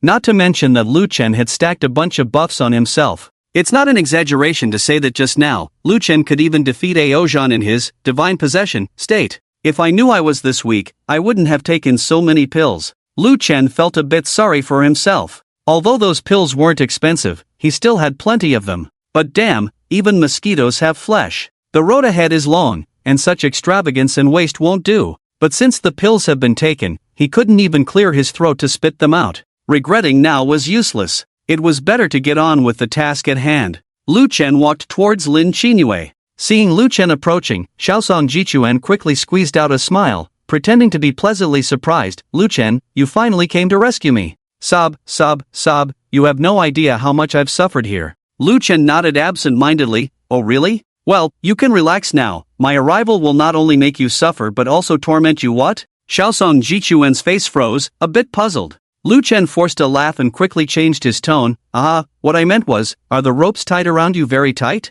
Xiaosong Jichuan nodded repeatedly, a hint of hidden killing intent in his eyes. Yes, those Sakura people are despicable, they tied me up tightly. Lu Chen, please help me untie. Alright, I'll help you with that. Lu Chen moved behind Xiaosong Jichuan and started working on untying the ropes. However, after a while, Xiaosong Jichuan still didn't feel the ropes binding his hands and feet being untied. Instead, he felt a tightening sensation. Lu Chen, did you untie the ropes? Why do I feel like it's getting tighter? Lu Chen's voice came out slyly. If it feels tight, then it's right. You just stay put for now. I'll deal with you after I finish my work. Oh, I'll take care of you after I finish my work. Lu Chen put on a bright smile and left Lin Qinyue tied up on the ground. He then began to clean up the battlefield. After searching around, Lu Chen finally found the demon-engraved mud statue. Looking at the ugly Sakura-shaped mud statue, Lu Chen's eyes were full of disdain. Such poor taste. In fact, there was no demon-engraved mud statue in the post-apocalyptic game.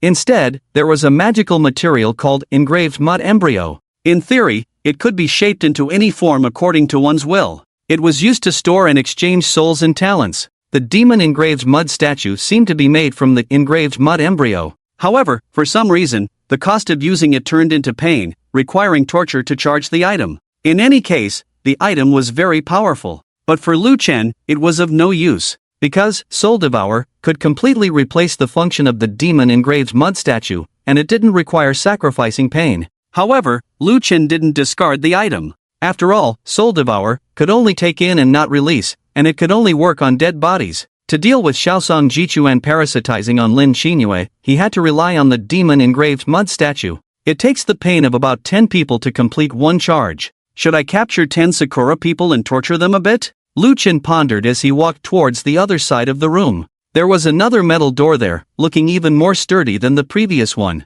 Following the principle of do things thoroughly, pull out the roots when weeding, Lu Chen decided to check inside the door. If there happened to be 10 little 8 gagas hiding inside, the charging indicator for the demon-engraved mud statue would be fulfilled. However, before Lu Chen could reach the door, moans suddenly came from inside the room. Lu Chen turned around and saw the girl he had saved, kneeling on the ground trembling. What's going on here? Lu Chen was about to step forward to check, when Lin Xinyue beside him suddenly spoke. She was drugged by the Sakura Blossom Man, and now it seems like the drug is taking effect. Drugged? Lu Chen was taken aback. What kind of poison? Where is the antidote? Lin Xinyue's expression was strange. It's not poison, it's an aphrodisiac. An aphrodisiac? Yes, a potent aphrodisiac. Ah. Lu Chen drew in a cold breath. Can't we use the healing talent to detoxify? What about divine blessing? None of that will work. Lin Xinyue shook her head helplessly. This drug was specially made by Shi Jing Sanquan. I doubt there's an antidote at all.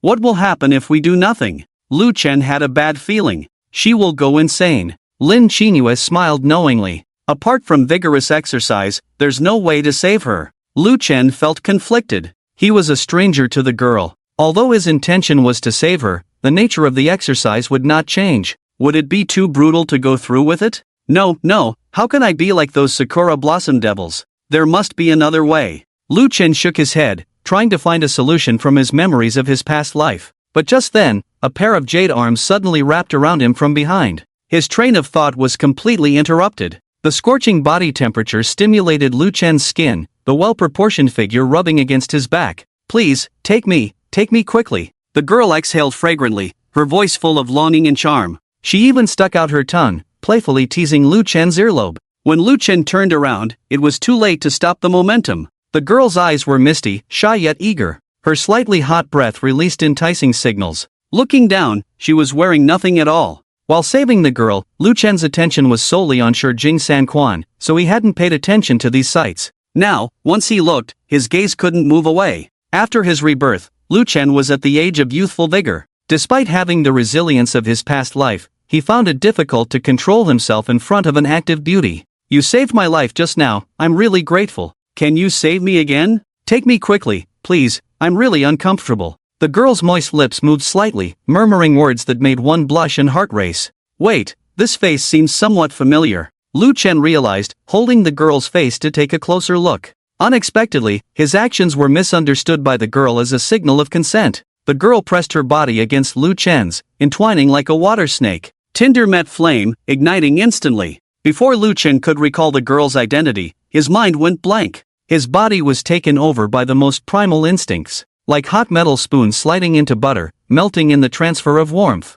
Lu Chen and the girl indulged, composing a beautiful symphony together. By the time it all ended, nearly 2 hours had passed. The girl curled up in Lu Chen's arms, sleeping soundly like a tired young animal. I actually slept with her, and it seems like it was her first time. I'm in trouble now. Lu Chen looked at the girl's face, feeling a bit anxious. He had recognized the girl. It was none other than the former top female assassin, known as the Dark Star, Li Luo. Even the past Lu Chen didn't know the true strength of this female assassin. He didn't even know what her talent abilities were. Only heard that she wielded a Fong dagger, taking lives for money, and once she struck, no one survived. After a brief panic, Lu Chen decided not to panic. No matter how terrifying Li Luo was, she was the Li Luo of the past. She was still just a delicate young girl, not yet the top female assassin. Otherwise, she wouldn't have been taken hostage by Ishii. It wouldn't hurt to wait for Lila to wake up and tell her everything. After all, Lu Chen was also trying to save someone. His intentions were good.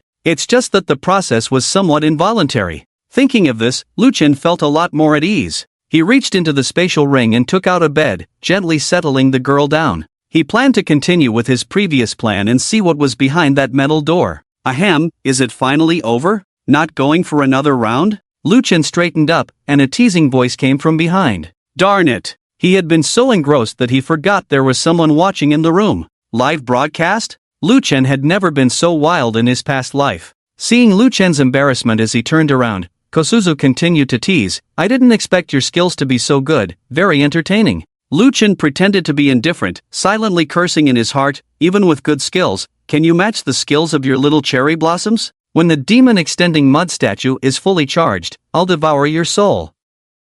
Ignoring Lin Xinhua, Lu Chen walked towards the metal door. Seeing that Lu Chen seemed to want to open the metal door, Kosuzu's expression changed slightly, and she hurriedly stopped him. Lu Chen, don't open that door, untie me first. Lu Chen's hand on the door handle paused, and he turned to look at Lin Xinhua. What's behind that door? Untie me first. Kosuzu became more anxious. Hey, I won't. You tell me what's behind the door first, or I'll just open it. Lu Chen pretended to pull the door. He didn't use much force, but there was a muffled sound from behind the door. It seemed like something heavy had hit the door. Don't open the door, come and untie me first. Kosuzu struggled in the chair, trying to escape. In fact, the ropes originally tied to her were just a distraction, easily escaped with certain skills. But the few loops Lu Chen tied later were securely tight. Impossible to break free. What's behind that door? Lu Chen realized something was wrong, took a few steps back, and summoned his soul soldier to protect himself. Bang! The dull impact sound came again.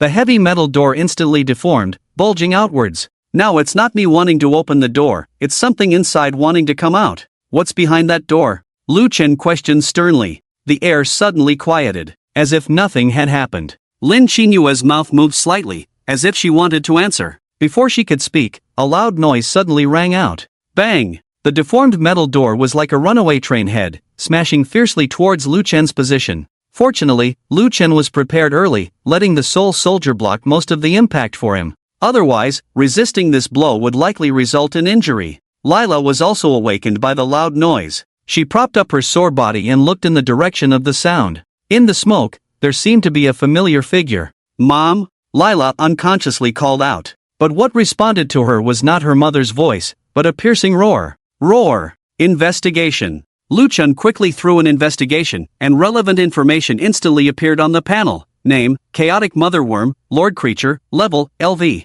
30, Hint 1, this creature has undergone a series of chaotic transformations, completely deviating from its original biological template, becoming chaotic, unable to obtain more related information. Hint 2, the actual combat power of this creature is unknown, severely inconsistent with the displayed level, exceeding the range of combat power assessment. Immediate evacuation is recommended. Chaotic transformation? Human experiments. Staring at the figure slowly emerging from the smoke, Lu Chen's heart sank to the bottom. It was a woman who looked about 70 to 80% similar to Lila. The dull eyes showed no trace of human spirit, only a wild desire for slaughter. The woman's arms had long disappeared, replaced by a pair of fierce mantis blades. Her upper body was connected to the huge belly of a mantis mother, with rough stitches oozing black blood. It seemed to maintain this abnormal fusion. Behind the woman, she carried two large thigh-sized gas cylinders, continuously feeding gas into the body through pipes. How depraved must one be to think of combining a human with a monster?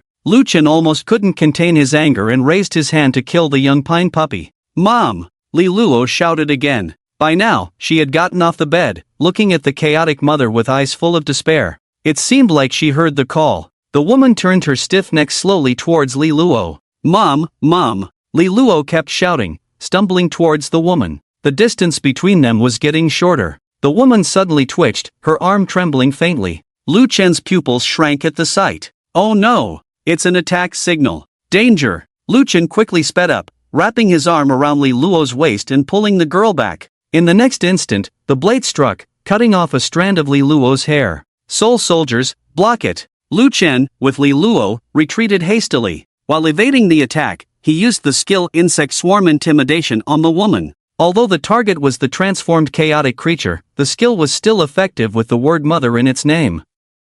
However, Lu Chen's level was a bit too low. Even with full activation of his talent, he only managed to slow the woman down for a moment. Fortunately, with the soul soldiers blocking, he could buy some time. This allowed Lu Chen to create a safe distance and reach outside the room. Mom! Li Luo looked at her deformed mother in the distance, tears streaming down her face.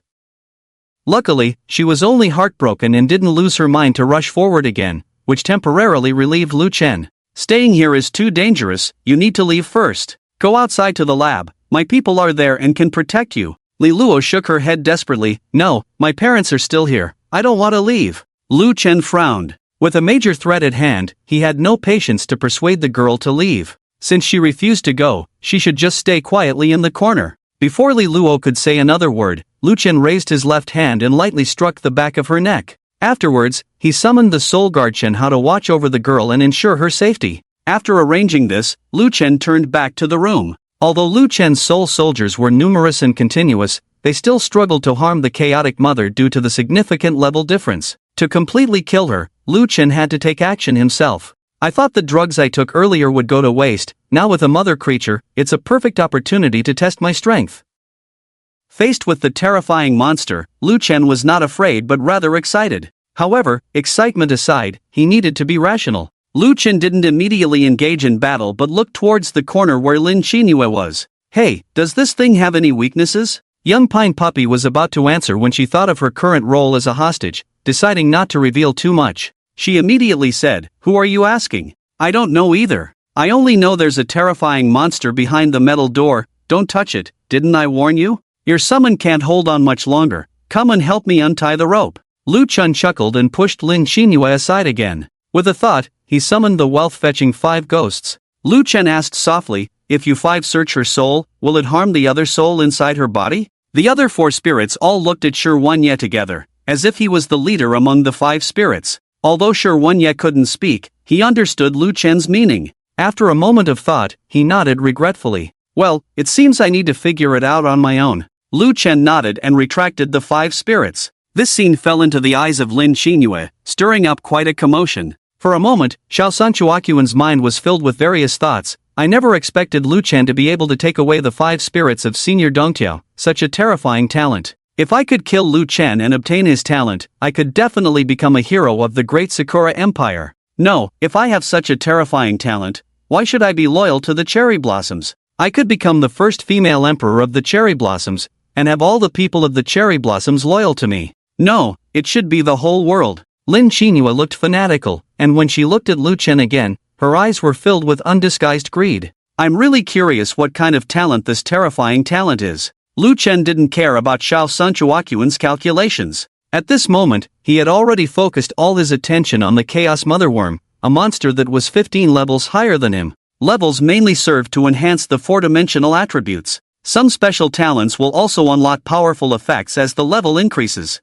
Just like Aozhan's Divine Possession, it can unlock more powerful gods as the level increases. Although Lu Chen had defeated a level 10 Queen Bee at level 0 before, that was based on his knowledge of the Queen Bee's weaknesses. He could use his experience and combat skills from his past life to bridge the gap in levels. But now the situation was completely different. Lu Chen was unaware of the Mother Worm's weaknesses, let alone its talents. Because his level was lower, the talent, Breaking Law Domain, couldn't be used against the opponent. In addition, he had to withstand a 15-level difference in attributes and be on guard against magic erosion turning into deep erosion at any time. And the most annoying thing was that the actual combat power of the Chaos Motherworm was seriously inconsistent with its displayed level, exceeding the range of combat power assessment. In other words, the actual combat power of the Motherworm might be far more than level 30. If it weren't for the 4 sword slaves assisting him, Lu Chen would probably have died several times by now. This was the most strenuous battle Lu Chen had faced since his rebirth.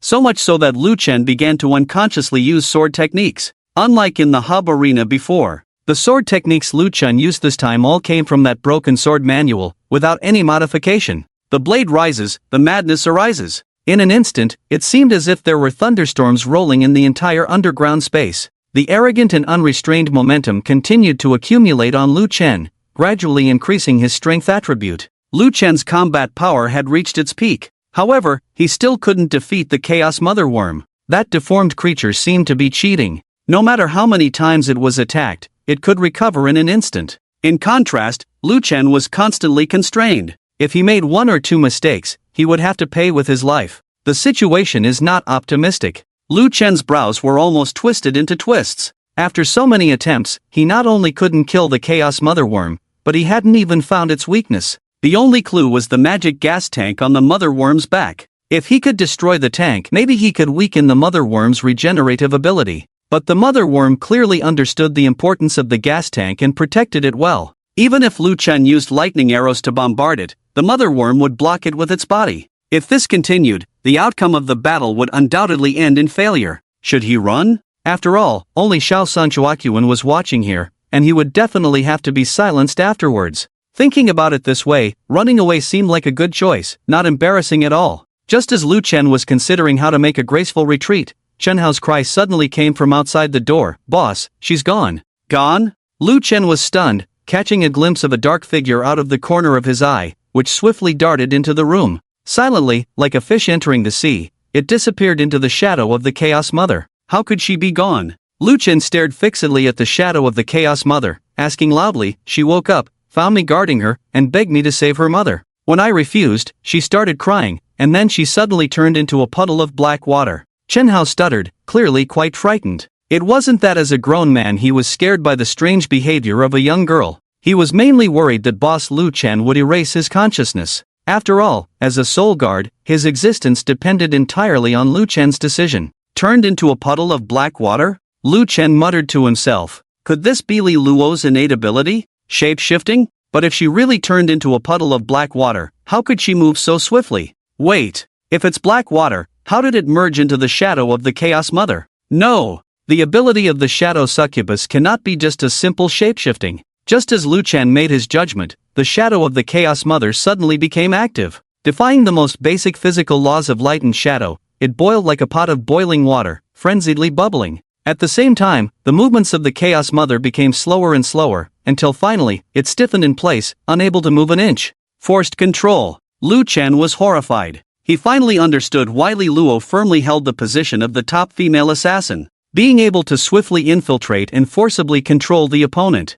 It was truly a talent tailored for assassination. However, Li Luo seemed to be still unfamiliar with controlling her talent. She only managed to control the Chaos Mother for a short while before the boiling shadow gradually calmed down. The mother regained her ability to move and snarled as she lunged towards Lu Chen. This girl is unreliable, I better slip away. Lu Chen dodged the mantis blade aimed at his head. Invisibility, activated. The Chaos Mother's attack missed, and she howled, ready to strike at Lu Chen again. But as she raised her arm, she realized that Lu Chen had already vanished from the room. Only 4 dumbfounded puppets stood in place. Although the Chaos Mother lacked intelligence, she knew that those rigid things were not easy to deal with. You have to pick the soft persimmon. So, she turned her head and looked at Lin Qinyue, who had been watching from the corner all along. Lin Qinyue was now in a panic, because the situation had completely exceeded her expectations. She had thought of everything. Even Lu Chen's strength was within her predictions. Even if Lu Chen killed everyone in the laboratory, she, Lin Qinyue, could still pass through by using Lin Qinyue's body.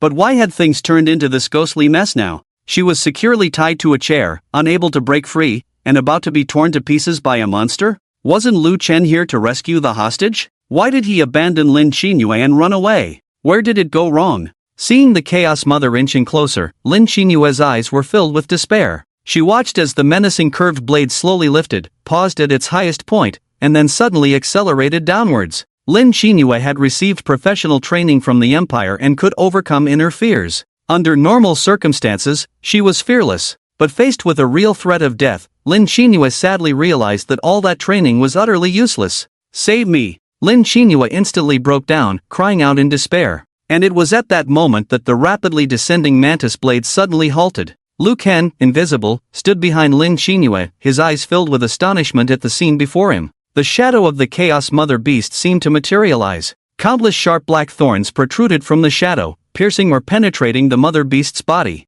The petite figure of Li Ruo appeared out of nowhere. With the help of the black thorns, she fought desperately against the mantis blades. She cried out, "Mom, wake up! Don't kill anyone!" But the Chaos Mother Beast had lost its senses. Faced with the girl's cries, it only thrashed about, trying to break free from the black thorns formed by the shadows. Controlled again? Seems like an opportunity. Lu Kan raised his eyebrows, summoning his blade arm once more. Seizing the moment while the Mother Beast was still recovering, he aimed at the magic gas canister and struck fiercely. The blade cut through the air with a whistling sound. This time, Lu Chen's attack hit its mark solidly. The magic gas canister shattered instantly, releasing a large amount of black-green gas that filled the entire room. Lu Kan wore a gas mask, so his situation was relatively optimistic. However, Li Ruo and Lin Qinyue inadvertently inhaled a large amount of magic gas. Among them, Li Ruo was the closest and inhaled the most concentrated magic gas. Already on the brink of exhaustion, she immediately collapsed to the ground unconscious.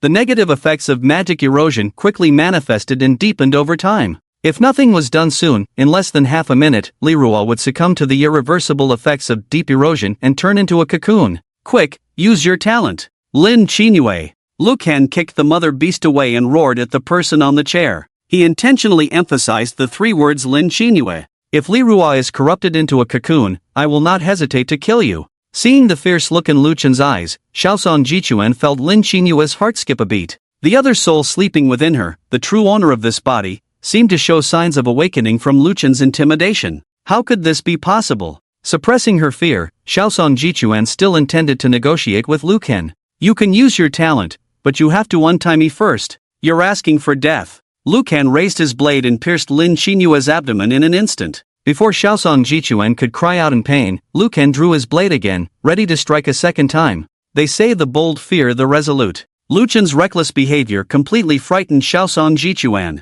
She suddenly recalled the scene where Zhao Jin attempted to threaten Lu Kan with Xiao Wei. It seemed that it didn't have the desired effect either. Lu Kan seemed like he really didn't care about the hostage's life. I'll do as you say, just don't kill me. Xiaosong Jichuan hurriedly shouted, I'll use my talent right away to remove the magic erosion. The radiance of divine blessing descended, swiftly cleansing the erosion effects from Li Ruo and Lu Kan. However, Lin Qinyue did not use it on herself. Lu Kan saw it but didn't expose her. After all, he couldn't separate Xiaosong Jichuan from Lin Qinyue's body at the moment. Revealing everything recklessly would serve no purpose. Helping Li Ruo up, Lu Kan tossed a limit healing on her. As the girl regained some strength, Lu Kan immediately said, Now, you have two choices. The first choice, leave this place immediately. The second choice, cooperate with me to kill that monster. I won't choose. She's my mother, not a monster. Li Ruo cried out hoarsely, trying to break free from Lu Kan. But she failed.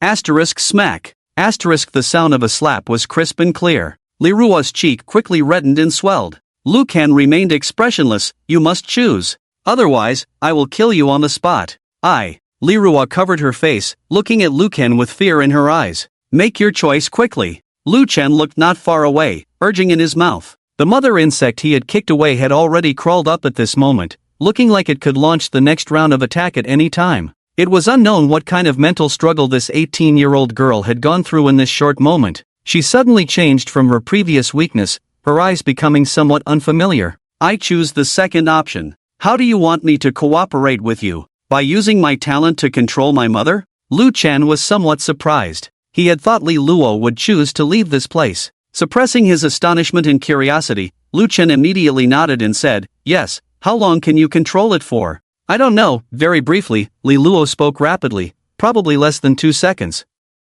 That's enough, Lu Chen turned to the chaotic insect mother. As long as you can control it for 1 second, I am confident I can kill it. Li Luo's eyes dodged. She tentatively asked, Can you leave the opportunity to kill it to me? Lu Chen doubted his ears. Why? Li Luo's eyes dimmed, because she is my mother. Even if she is turned into a monster, she is still my mother. And you saved my life, you are my benefactor. I don't want you to become my enemy because you killed my mother. In just a few words, Lu Chen felt a myriad of emotions in his heart. I will do my best. With his knife ready, all talents activated. With the sacred blessing of Lin Qinyue this time, Lu Chen completely let go, no longer worrying about demonic erosion. Soul guards, Lu Chen called out softly. Black mist spread and condensed. 2 figures appeared successively in front of Lu Chen. This time, it was not Xing Anlin and Chen Hao, but 2 women with similar appearances. They were the opponents Lu Chen had encountered in the 12th round of the Hub Arena, the Black and White Twin Killers.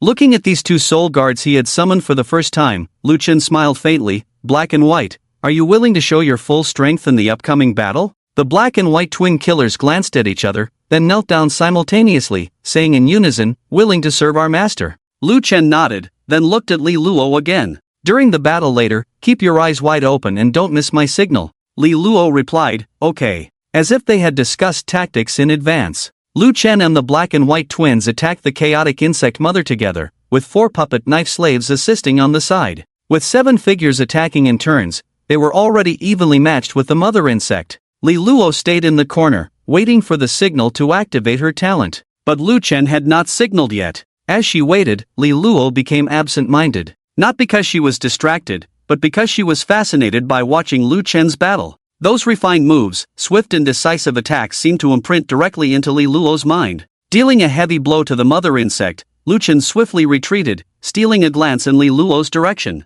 Seeing the girl deeply engrossed, his speculation was confirmed instantly. Indeed, in her previous life, Li Luo became the top female assassin not only because of her talent but also because of her terrifying insight that even she was unaware of. Just by watching, she could easily enter the flow state. If developed and trained further, the heights she could reach in the future were immeasurable. In order to let Li Luo stay in the flow state a little longer, Lu Chen fought the chaotic insect mother for more than 10 minutes. Only when his physical strength was exhausted did he shout to Li Luo, "Now, use your talent to restrain it." The girl woke up, hastily using her talent. Just as Chen Hao had said. After using her talent, Li Luo quickly turned into a black substance. But it wasn't black water, it was a thick shadow like water. The black shadow formed by the girl moved rapidly and soon merged into the mother insect's shadow. After a moment of pause, the shadow boiled. A large number of sharp thorns suddenly emerged, eagerly piercing towards the mother insect. The mother insect wanted to hide, but the densely packed thorns left no gaps to escape.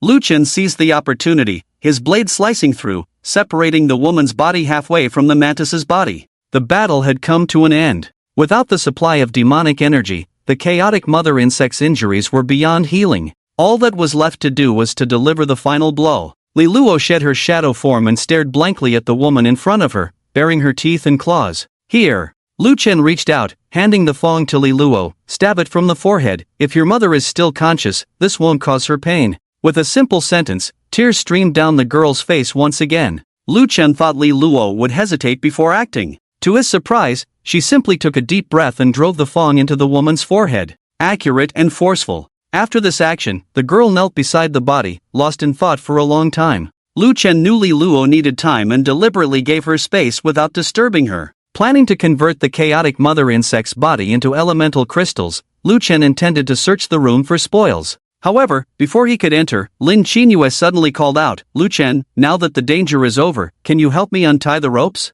The young pine dog's voice was loud, a bit unusual, as if deliberately seeking attention. Lu Chen furrowed his brow and turned around, about to placate the young pine dog. Suddenly, out of the corner of his eye, he caught sight of a dark figure hurtling towards him at great speed. "I'll kill you." With the distance too close to dodge, it was too late. In the blink of an eye, Lu Chen instinctively twisted his body and raised his hand to block the attack, but he was still half a step too slow. The sharp surgical knife stabbed fiercely towards his chest. At that moment, Lu Chen could even see the triumphant smile on the assailant's face. However, instead of the dull sound of the blade piercing flesh, there was a crisp sound of metal colliding. Ding! What? The smile on the assailant's face froze instantly, turning into incredulous surprise. Before he could figure out what was happening, Lu Chen's powerful fist struck. Crack! With the combination of several strength talents, Lu Chen's punch directly shattered the assailant's jaw. "You startled me." Lu Chen glanced at his chest, still feeling a bit shaken. There was a deep scratch on his light armor, with a faint residue of demonic energy. This equipment was the highest in defense that Lu Chen had purchased at a high price from the hub arena. The fact that the recent attack could leave a mark on it was astonishing. Lu Chen looked at the assailant. He was a middle-aged man with an honest face. "Who are you? Why did you try to kill me?" However, the assailant's jaw had been shattered, rendering him unable to speak. Just as Lu Chen was about to summon the 5 ghosts to extract information from him, Li Luo's cry suddenly rang out. "Do you know him?" Lu Chen watched as Li Luo staggered over, surprised. "Of course, this is my father, Shenaiha." Seeing her father's shattered jaw, Li Luo's eyes were filled with heartache. She wanted to blame Lu Chen but couldn't bring herself to. "He's your father?" Shock was evident on Lu Chen's face. Li Luo's father? Why would he try to attack him? Could it be because he saw his precious daughter in a compromising position with him? But it was all to save someone. No! Lu Chen furrowed his brow, feeling that things were not as simple as they seemed.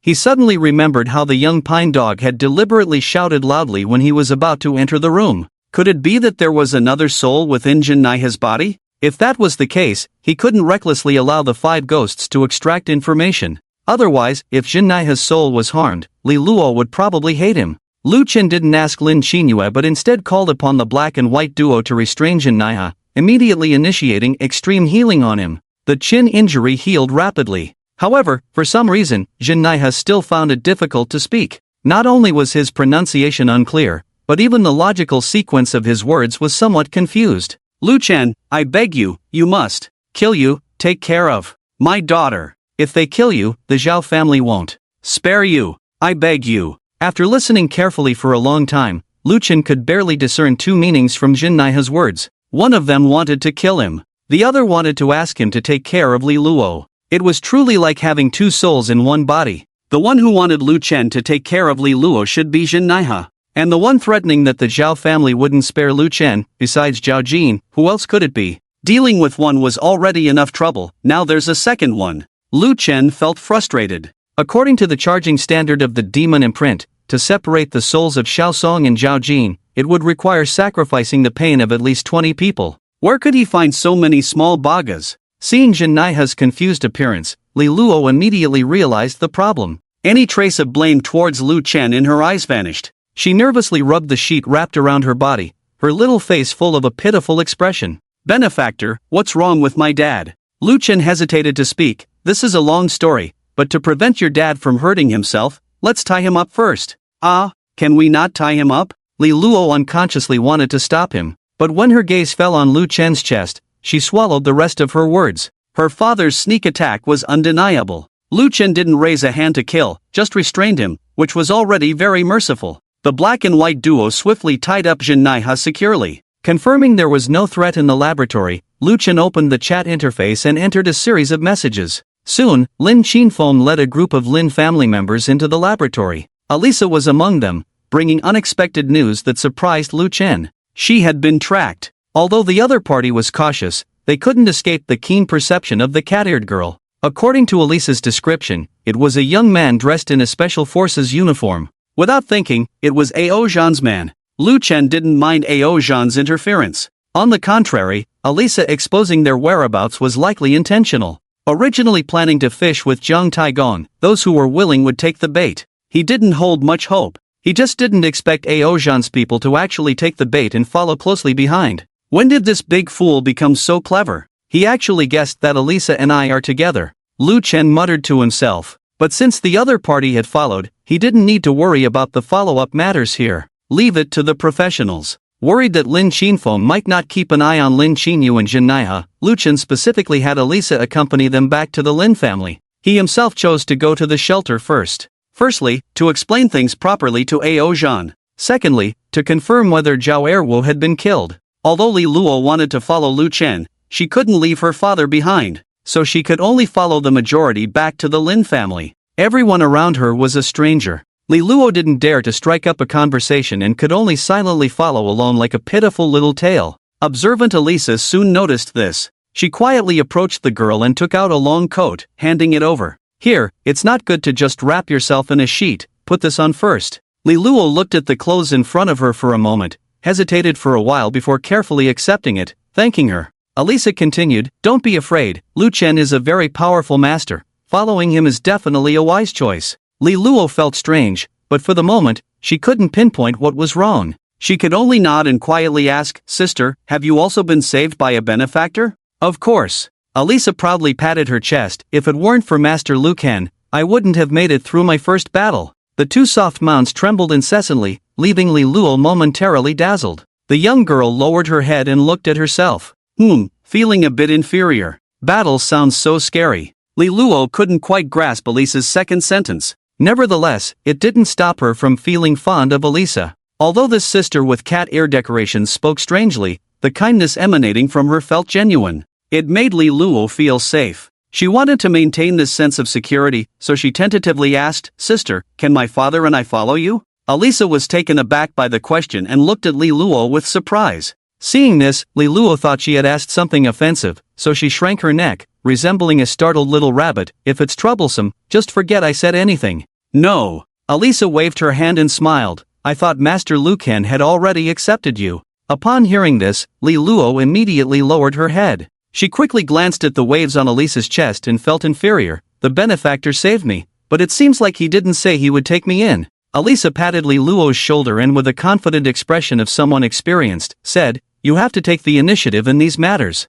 How can you wait for Master Lu Ken to speak up? Let me ask Sister Lynn later to see if we can get another contract for you. Once the contract is signed, we'll be family from then on." "Is that so?" Li Luo's mood suddenly cleared up like a rainy day, and she became cheerful. "Thank you, sister. Oh, by the way, we've been talking for so long, and I still don't know your name?" Elisa suddenly remembered something and scratched her head somewhat embarrassedly. "To sign a contract, I need to write down your name and drip the blood of the contract to make it effective." "My name is Li Luo," the young girl obediently replied. Lu Ken was unaware that during the time he went alone to the shelter, his chief servant Elisa had already arranged the future first female assassin for him. Now, he stood at the shelter's entrance, looking at Aozhan across from him with a headache. Xiao Wei, who had been beaten half to death, lay on the ground, no longer having the strength to cry out. If it weren't for the healer in Aozhan's special forces team continuously applying healing effects, Xiao Wei would probably have died a long time ago. "I thought you had run away, kid. Come on, let's continue fighting,"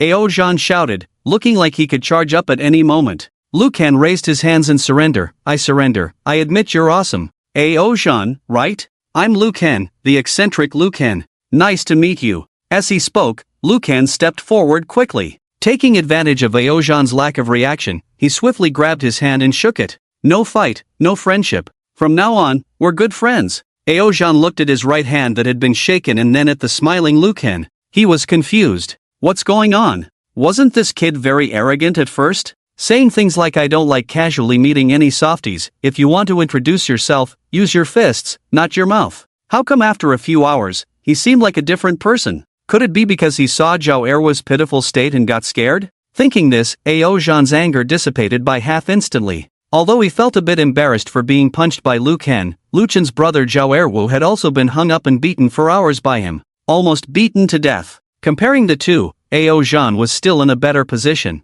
Yes, it fits the logic of no fight, no friendship very well. After figuring it out, Aozhan became friendly again. He not only didn't hold any grudges against Lu Chen, but also felt a bit embarrassed. I got a bit carried away just now, and I might have been too rough, but don't worry, I'll take full responsibility for your brother's injuries, and I'll make sure he fully recovers." Saying this, Aozhan pulled Xiao Wei up from the ground, as if to reassure Lu Chen. However, he didn't control his strength well and accidentally broke 2 more bones. Poor Xiao Wei passed out from the pain. "Oops, broke them again? I'm sorry, brother Xiao Wei, it wasn't intentional." Seeing that Aozhan was really treating Xiao Wei like his own brother, Lu Chen hurriedly explained, "He's actually not my brother." "What?" Aozhan was once again confused. "Don't tease me, if he's not your brother, how could he endure this for so long?" Lu Chen felt embarrassed and muttered to himself, "You didn't even give him a chance to give up." "Huh, what did you say?" Aozhan looked puzzled. What I mean is, this person has a secret connection with the Sakura lab, and all the survivors in the shelter are actually potential experimental subjects from the underground lab." Lu Chen decided to reveal the truth. Since Aozhan's men were already tracking Elisa, they had discovered the existence of the Sakura lab. Instead of wasting time investigating, it was better to provide clues and direction directly. Perhaps his report could even earn him a reward. Having lived through it once, Lu Chen was well aware that the old order in Huaxia had not collapsed. It was just unable to control the situation effectively due to various reasons. However, faced with Lu Chen's report, Aozhan was still confused. It wasn't until his subordinate whispered a few words in his ear that the general gradually understood. "Oh, is that so? Oh, so that's how it is. What? Those damn Sakura devils are actually conducting human experiments? Initial estimates suggest there are 50 victims? Damn it, they haven't even cleaned up their own mess in their country, and they're already eyeing us. Oh, 3 people survived? Where are they? Don't tell me they're still locked up in the lab.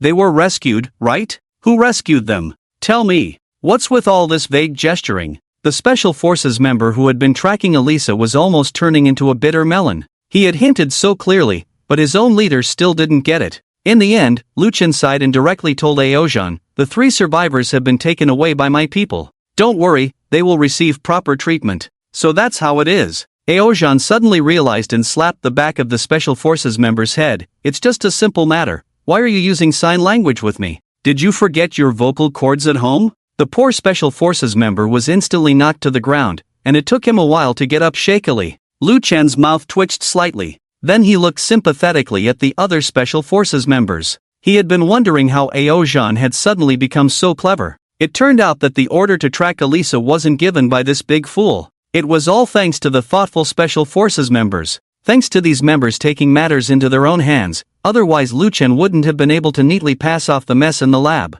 Oh, the mission. Aozhan slapped his head, then looked at Lu Chen. I came to Ning City this time specifically to protect you. By the way, you still have the magic erosion status on you, right? How can that thing be eliminated? The Special Forces members all wore expressions of despair, unable to vomit out their complaints. So you actually knew there was a mission in Ning City? And you knew you had to help Lu Chen get rid of the magic erosion? If there really was a situation waiting for you to protect, by now the body would probably be cold. Lu Chen chuckled and explained, the demonic aura erosion is just a cover. The main purpose is to attract the cherry blossom people hiding in the dark. I myself have no issues. To reassure Aozhan, Lu Chen even deliberately showed him his attribute panel. However, Aozhan's brows furrowed even tighter. No, you can't be fine. Why? Lu Chen was puzzled. The members of the Special Forces were even more confused. What's wrong with their leader? Lu Chen is fine, and there is no effect of demonic aura erosion on him. Why curse him for no reason?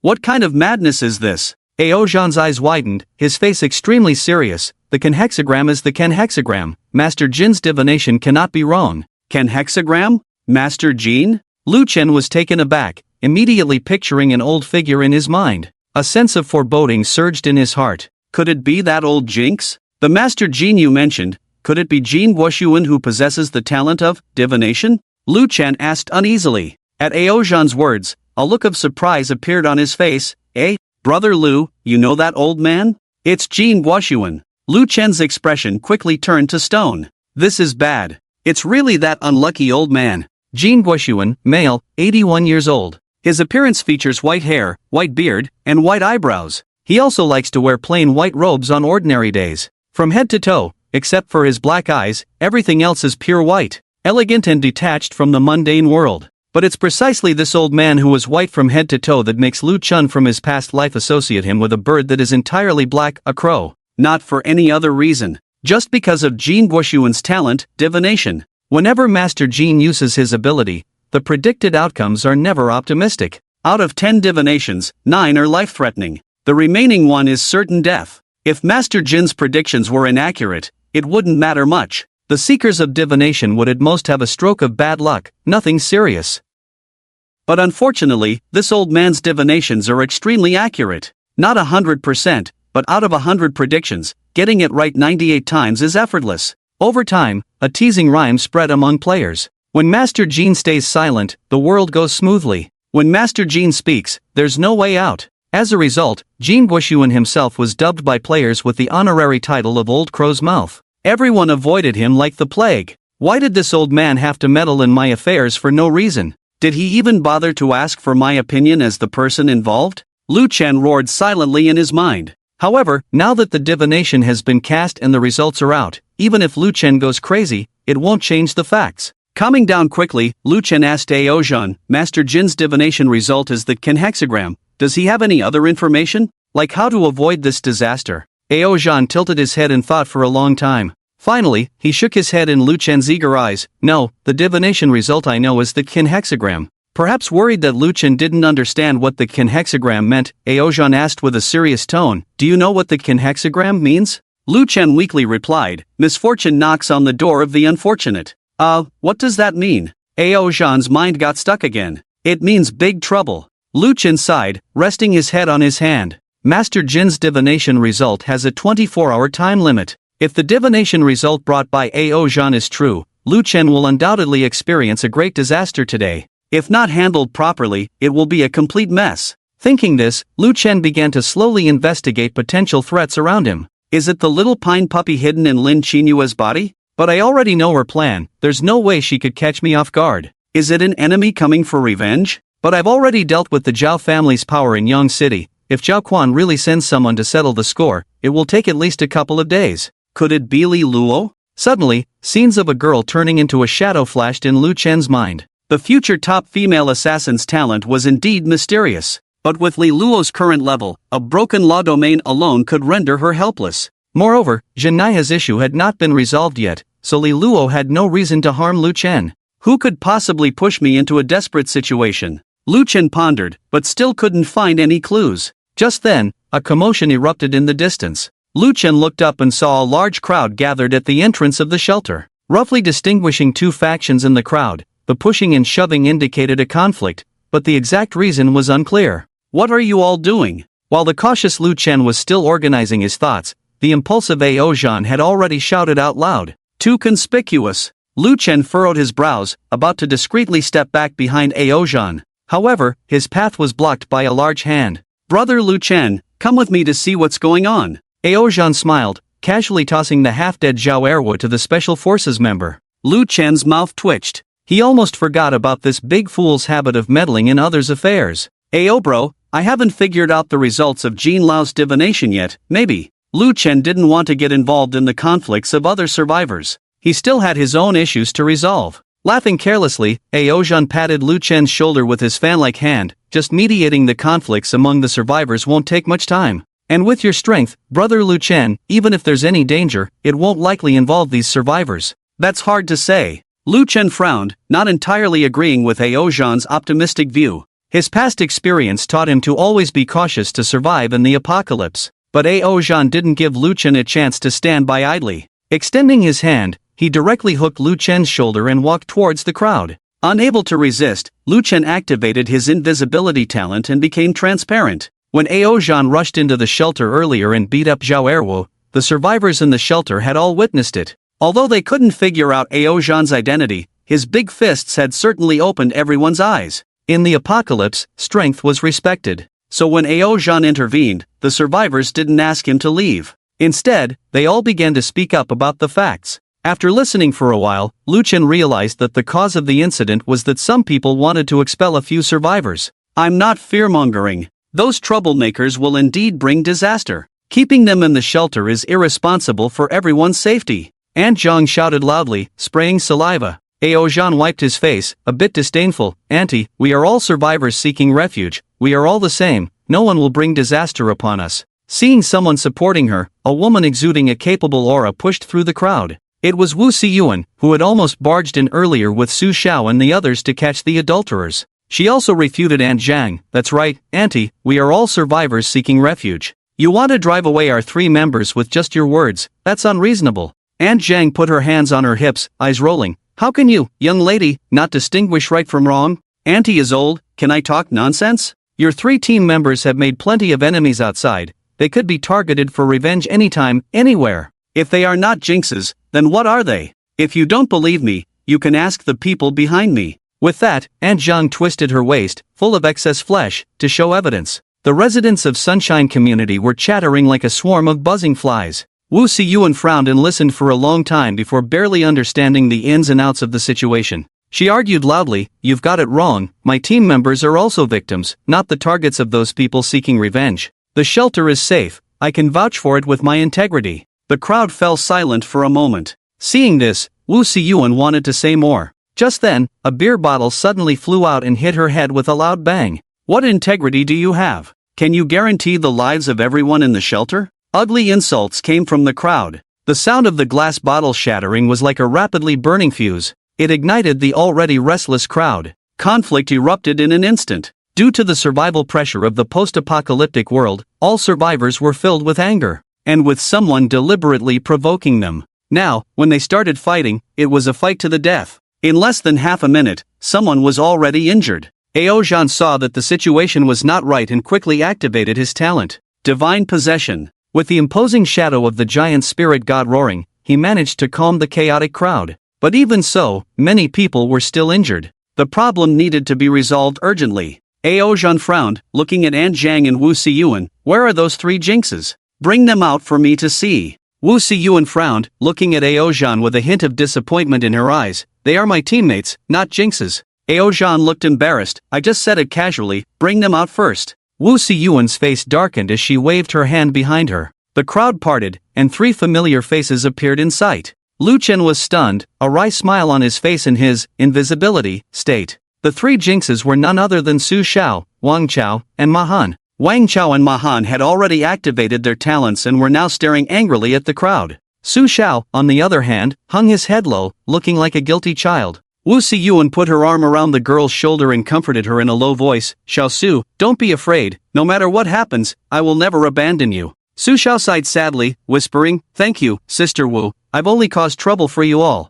Aozhan carefully examined the three of them, raising his rough eyebrows. Just these three young people? They are high school students, how can they be jinxes? Auntie, listen to me, as long as they stay in the shelter, they won't bring disaster upon us. Upon hearing this, Aunt Chang's smug smile vanished instantly, and she started arguing again. You, looking all big and strong, how can you say such foolish things? Ao Zhan's face stiffened. They have already explained, they are just victims, not targets of revenge. Aunt Zhang turned her head. I don't care, as long as they are here, that jinx named Lu Chen will bring disaster, and the safety of the shelter will not be guaranteed. Wait, Lu Chen? Ao Zhan finally came to his senses. You're saying the jinx is called Lu Chen? Aunt Zhang and the other survivors from Sunshine Community nodded in agreement. Yes, that jinx is Lu Chen. Lu Bro is not a jinx. If it weren't for him back then, you would all be dead by now. Wang Chao argued loudly. That's right, if it weren't for Wang Shuyan attracting people to Sunshine Community, we wouldn't have been in danger. Instead of seeking justice against the perpetrators,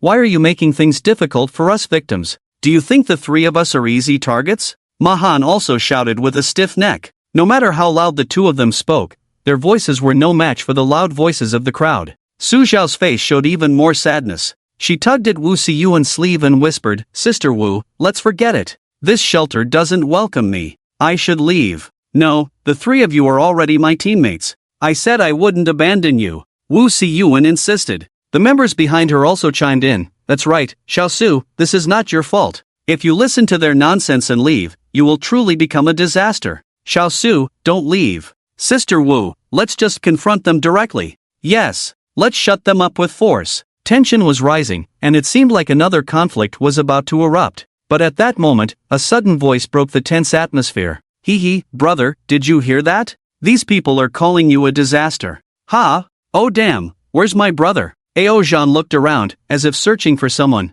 Aunt Zhang squinted, as if looking at a lunatic. You came here alone from the beginning, there's no brother. No. Ao Zhan pointed to the air, then at himself. There's clearly someone beside me, didn't you all see? Aunt Zhang rolled her eyes and ignored Ao Zhan. She turned to the crowd and shouted, everyone, let's drive these three disasters out. Out. Out. Get out. You're not welcome here. Some impatient individuals had already stepped forward, grabbing Su Xiao's clothes and dragging her out. The scene was chaotic. Ao Zhan wanted to intervene, but no one was willing to listen to him now. He couldn't use his powers either. After all, the spirit possession ability was too powerful. If he accidentally harmed innocent people, Ao Zhan would have a hard time explaining to his superiors. Wang Chao and Mahan could resist, but Su Xiao kept shouting for them not to use force. The two could only defend themselves passively, looking very embarrassed. Wang Chao unwillingly shouted, if Lu Chen were here, would you dare to be so arrogant? You just think we're easy targets. Aunt Zhang sneered sarcastically, then call Lu Chen here?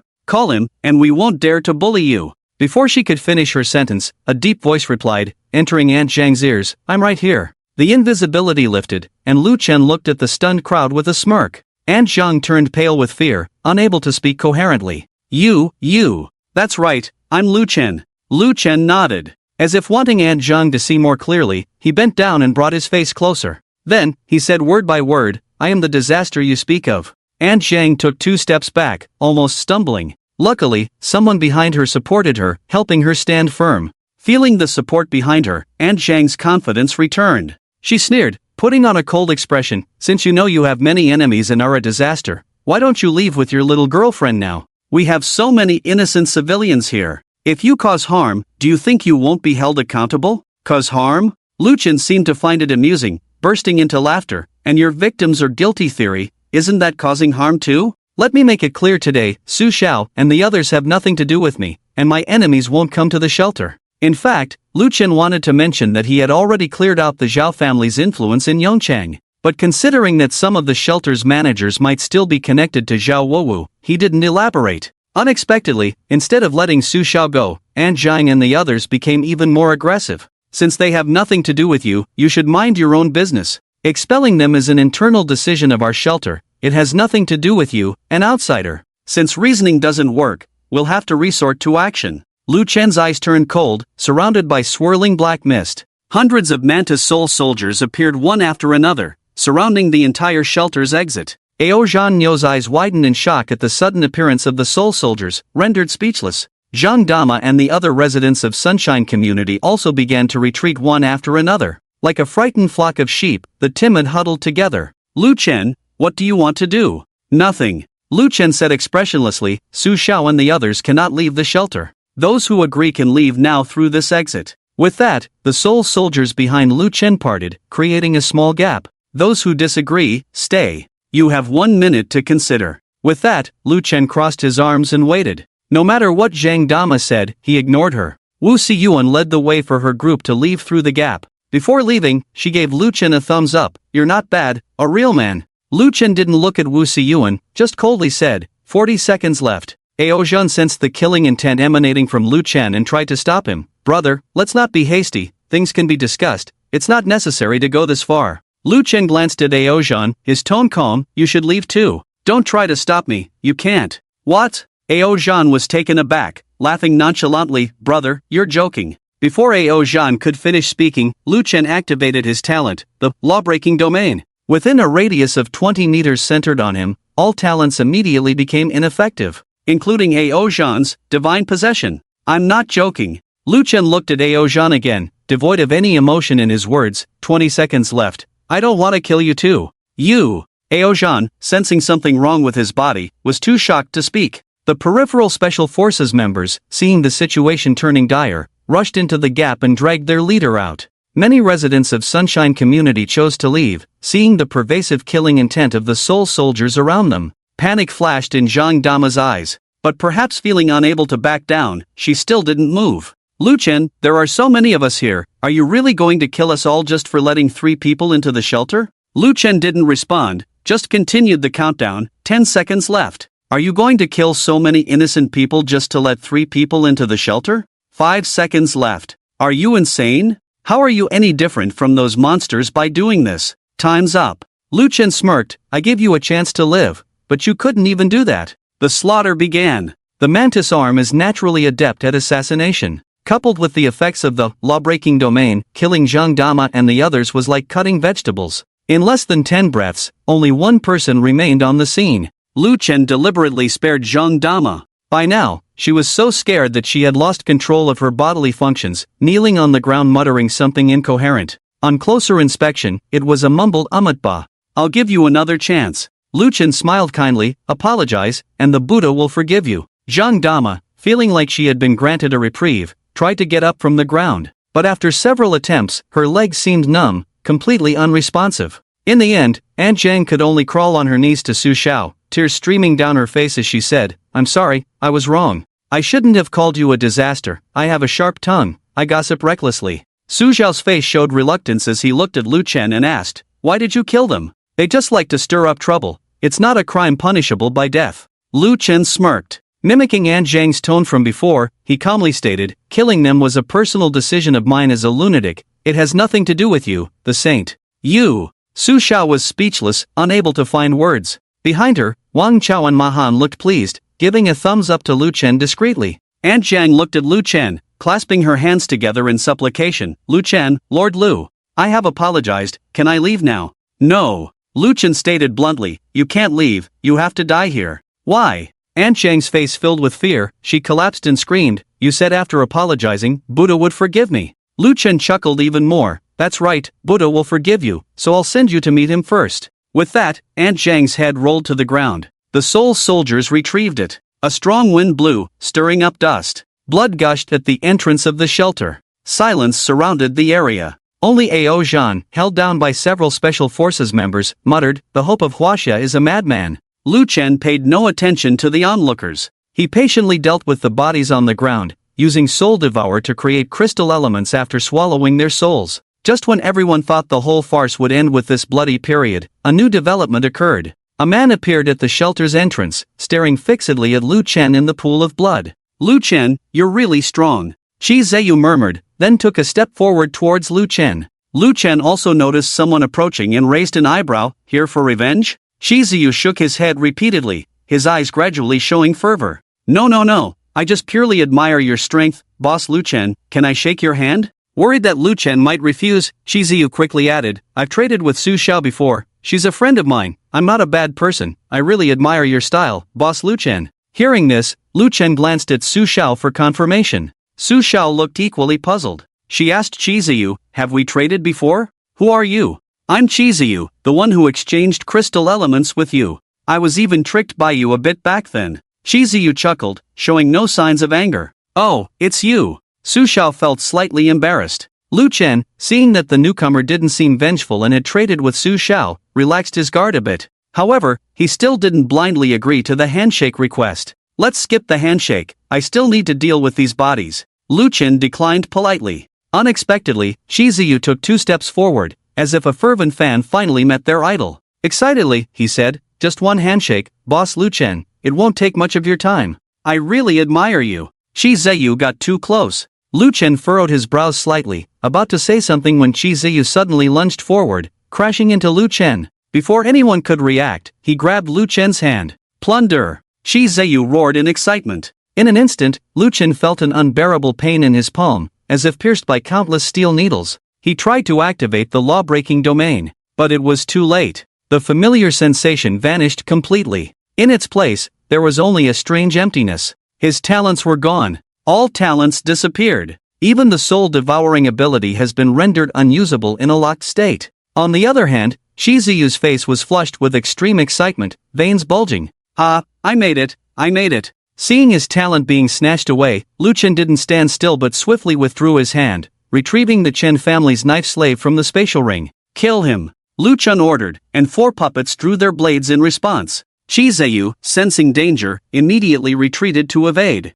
Simultaneously, his exposed skin rapidly hardened, forming a thick layer of stone armor. It was one of the talents Lu Chen had snatched from the hub arena, granite armor. Blades fell, sparking and shattering stones, yet couldn't harm Qi Ziyu in the slightest. Ha, what a powerful talent. Truly deserving of the top rank on the leaderboard. Ao Zhan, realizing the dire situation, activated his talent to assist. However, as soon as he approached, the effect of spirit possession was directly nullified by the law-breaking domain. He could only rely on his already robust physique to contend with Qi Ziyu. But as the fight went on, Ao Zhan sensed something amiss. Every time Qi Ziyu countered an attack, he used different methods. For instance, he had used granite armor to withstand a blow previously. This time, he used speed to dodge Ao Zhan's fist. He was quickly familiarizing himself with Lu Chen's talents. So Lu Chen's talents are this strong? Even if Ao Zhan's mind was simple, he knew Lu Chen hadn't initially used his full strength against him. But what he didn't expect was that Lu Chen had retained so much more. Now, with Qi Ziyu using the talents, Ao Zhan felt the pressure of death looming over him directly. After several rounds, not to mention injuring Qi Ziyu, even escaping from the battle became difficult. Ao Zhan, right? Your talent seems decent too. Why don't you give it to me? Qi Ziyu laughed maniacally, his face twisted with malice. What? Ao Zhan was shocked. Just as he tried to dodge, a lightning bolt came crashing down on him. If it hit, Ao Zhan would lose his mobility instantly, becoming easy prey for Qi Ziyu. Ao Zhan wanted to dodge, but the lightning bolt was too fast. It's over. Ao Zhan despaired, preparing to face his end. But at that moment, a figure suddenly stood in front of him, blocking the formidable lightning bolt. Lu Chen, are you crazy? Without talents, you'll die. Ao Zhan widened his eyes in disbelief. Lu Chen grunted but wasn't hurt much. Do you think I rely solely on talents? Arcs of electricity burned his outer coat, revealing the lightweight armor underneath. With a flip of his hand, a beautifully crafted conch appeared. Amid Qi Ziyu and Ao Zhan's puzzled gazes, Lu Chen blew the conch. Woo! A sound akin to a steamship whistle emanated from the conch, painfully piercing their eardrums. Qi Ziyu remained vigilant, not daring to let his guard down. However, nothing happened. It wasn't a sonic attack and caused no harm. The item Lu Chen used seemed to be nothing more than a musical instrument with a louder sound. Are you here to joke around? Once he confirmed there was no threat, Qi Ziyu couldn't help but mock. Lu Chen remained silent, waiting patiently in place. With 4 knife slaves restraining him, Qi Ziyu couldn't approach him for the time being, nor could he escape. All he had to do was wait. Hurry up! Why is it so slow? Although Lu Chen appeared calm, he felt a bit anxious. After all, the mythical conch was a unique item of divine quality, and it was his first time using it. He didn't know how long it would take for the interdimensional merchant to arrive after blowing it. If he had to wait for half a day, Qi Ziyu would surely have fled by then. Fortunately, the situation Lu Chen feared didn't occur. Just 3 minutes after blowing the conch, the sky suddenly exploded with a thunderous roar. A deer carrying a huge burden twice its size came crushing through the void. Lu Chen squinted, and saw the red figure still sitting in the center of the burden. His anxious heart finally relaxed. It's just the red cloth traveling merchant. As the deer landed, its forehooves left 2 skid marks on the ground. The red cloth traveling merchant excitedly greeted Lu Chen. I didn't expect us to meet again so soon. Have you found the lollipop I love? Lu Chen smiled, plenty of lollipops. But this time I didn't call you here to buy items, but to purchase a service. The red cloth traveling merchant was taken aback, then a smile of anticipation appeared on his face. The only NPC, the interdimensional traveling merchant, had more than just trading as a function. Lu Chen knew the unique functions of each type of merchant. The red cloth was belligerent, able to buy assassinations. The blue cloth was cowardly, able to buy escape with money. The yellow cloth was cunning, able to buy answers to questions and have a chance to obtain enhanced items. Without needing to say more, the red cloth traveling merchant understood. He looked around and asked, "Whom do you want to kill?" Him. Lu Chen pointed to Chiziyu. "No problem." The red cloth traveling merchant raised his arm. He aimed at Chiziyu's neck and slowly extended a finger. Although Chiziyu didn't know the identity of this sudden red-clothed dwarf, his body instinctively made the right move. He inexplicably dodged, avoiding the unseen spatial force. The red cloth traveling merchant failed to kill in one strike, only severing one of Chiziyu's arms. "Ha! I actually missed." The red cloth traveling merchant sounded surprised. Lu Chen felt anxious but couldn't rush him. "Don't worry, it will work this time." The red cloth traveling merchant spread his 5 fingers and aimed at Chiziyu. Chiziyu tried to escape but found invisible walls seemingly appearing out of nowhere, preventing his exit. "You can't escape," the red cloth traveling merchant chuckled, clenching his right hand slowly. As the spatial force was about to crush Chiziyu, he suddenly produced an entrance ticket to a secret realm, roaring, "Lu Chen, if I can come out alive from the secret realm, I will kill you." Ha ha ha. The entrance ticket instantly burst into a dazzling light. The red cloth traveling merchant was shocked, trying to clench his fist faster. But he was too late. Chiziyu disappeared on the spot, leaving only an empty ground. He had escaped. Sorry Lu Chen, I accidentally let him get away." The red cloth traveling merchant's face showed a hint of embarrassment for the first time. Lu Chen also didn't expect Chiziyu to have a secret realm entrance ticket. After a moment of silence, he waved to the red cloth traveling merchant. "It's okay, I didn't expect him to have this trick up his sleeve." The red cloth traveling merchant was full of regret. If it were any other secret realm entrance ticket, I might have been able to interrupt, but it had to be a rule-based secret realm. Lu Chen asked in response, "Can you tell which rule-based secret realm he entered?" The red cloth traveling merchant nodded. "Of course, it's the rule-based secret realm called Fairy Tale Town." Fairy Tale Town? Lu Chen's eyes lit up. He seemed to have an entrance ticket to this secret realm. It was the one he had purchased from the red cloth traveling merchant earlier. And as far as Lu Chen knew, Fairy Tale Town was a medium-sized rule-based secret realm that required at least 2,000 people to activate the ghost stories. Chiziyu had just entered, so he probably needed to wait a while. Thinking of this, Lu Chen immediately took out the entrance ticket from his spatial ring. After some thought, he also took out a super lollipop and handed it to the red cloth traveling merchant. "Is this for me?" The red cloth traveling merchant looked puzzled. "But I haven't completed the service you requested." Lu Chen chuckled, "Consider it a thank you for coming all this way. There's an old saying in China, if a deal doesn't go through, the friendship remains. If there's a chance, I look forward to our next transaction." The merchant in red clothes was stunned for a moment, then grinned and said, "All right, next time we meet, I'll give you a discount." Eozhan, standing beside them, noticed that Lu Chen seemed to be preparing to enter the secret realm and expressed some concern. "Lu Chen, you're not planning to enter the secret realm, are you?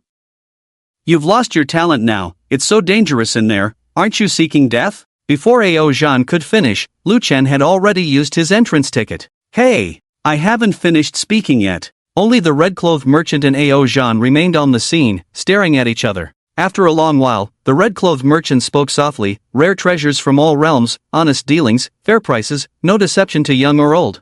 I wonder, is this guest looking to buy or to sell?" Now entering the regulated secret realm name, Fairy Tale Town, limited number of participants in the secret realm, at least 2,000, currently 1995 participants. Estimated waiting time 5 minutes. Would you like to be transported to the waiting square in advance? Just in time. Lu Chen glanced at the waiting time and chose not to be transported to the waiting square, even though it was very safe there. Under the rules, players in the waiting square were not allowed to initiate attacks. They could trade items, buy and sell information, or even team up in advance. But for Lu Chen, none of that was necessary right now, because he was determined to clear the secret realm alone and reclaim his lost talent. Drawing attention to oneself had no benefits. Keeping a low profile was the way to go. The waiting time quickly ended. Lu Chen suddenly felt a darkness before him, and the scent of grass and soil filled his nostrils. The tale of rules began. Lu Chen reached up and felt the mask that had been placed on his face at some point. With most of the certainty in his heart, just like in his past life. Fairy Tale Town, Trilogy, The First Tale, The Big Bad Wolf and the Three Little Pigs. Lu Chen looked around and realized he was standing on a vast grassland. Players around him, all wearing pig masks like him, were gathered in small groups chatting. Lu Chen didn't rush to find Shizuyu's figure. He simply sat down cross-legged, quietly waiting for the rules to unfold. Before long, the cartoon-like sky twinkled with stars, swiftly moving and piecing together to form rows of rules. Welcome all players to participate in the tale of Fairy Tale Town. Please abide by the following rules and try to survive until the end as much as possible. First part of the Fairy Tale Town trilogy, The Big Bad Wolf and the Three Little Pigs. 1. The sun is set, the Big Bad Wolf is about to appear. All little pigs, hurry back to the house before the Big Bad Wolf eats you. 2. The Big Bad Wolf is a terrifying creature that likes to hunt down little pigs. They are active at night, usually waking up at midnight and going to sleep in the early morning at 6 o'clock.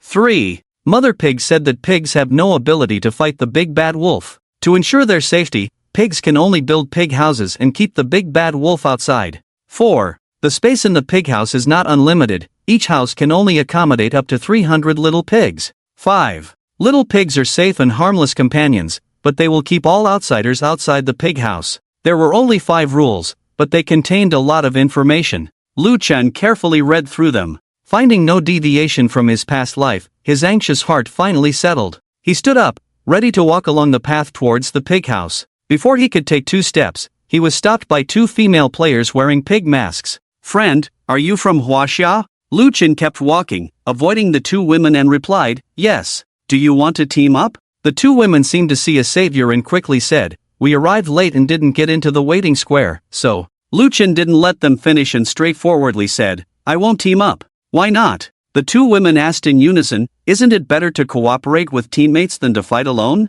Nodded and had already walked quite a distance away. You're right about what you said, but my talent is in the Black Iron Tier 4 scouting. Are you sure you want to recruit me into the team? Black Iron Tier 4 scouting? The 2 women exchanged a glance, both seeing a hint of disdain on each other's faces. I thought with his beautiful light armor, he might be someone important. Turns out he's just a waste. Probably going to die soon. What a waste of my emotions. Sister, let's go over there and see. With so many people gathered, there must be strong ones. Okay. The 2 women quickly gave up on Lu Chen and walked towards another direction. After that, Lu Chen received several more team invitations. However, once they learned that Lu Chen's talent was in the Black Iron Tier 4 scouting, no one was willing to team up with him. To avoid further team invitations, Lu Chen simply took out a set of sportswear from his spatial ring and put it on, covering up his light armor. He then opened the attribute panel and switched to the Secret Realm chat channel. Talent, Scouting, Black Iron Tier, no teammates currently, interested parties please private message at the signpost.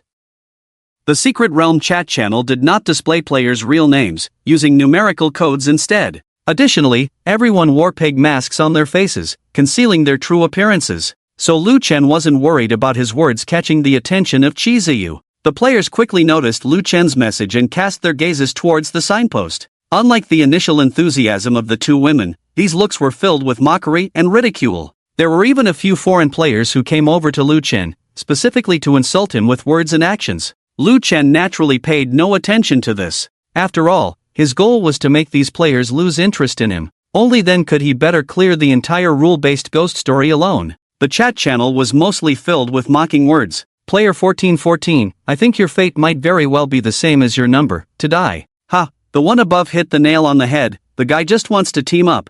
No need to mock him like that, right? Black Iron Tier scouting, brother, were you kidnapped into the secret realm? Ha ha. Player 1414, although I can't team up with you, if you have a wife or daughter outside the secret realm that needs care, I can help. Amidst the flood of mockery, only one message flashed by. Lu Chen scrolled up and quickly found that message. Player 1203, if you really can't find teammates, you can come find me. I'm under the first tree on the mountain path. Lu Chen raised an eyebrow and looked up the path towards the mountain. Sure enough, under the first tree, he saw a figure wearing a pig mask. Without replying, Lu Chen strode up the mountain. As he got closer, he could see the figure waiting under the tree. It was a tall, blonde woman. Her exceptionally long white legs were particularly eye-catching. Even with Lu Chen's 2 lifetimes of experience, he couldn't help but take a second look. As the blonde woman saw Lu Chen approaching, she asked in slightly broken Chinese, "Are you player 1414? The Black Iron scouting player with no teammates?"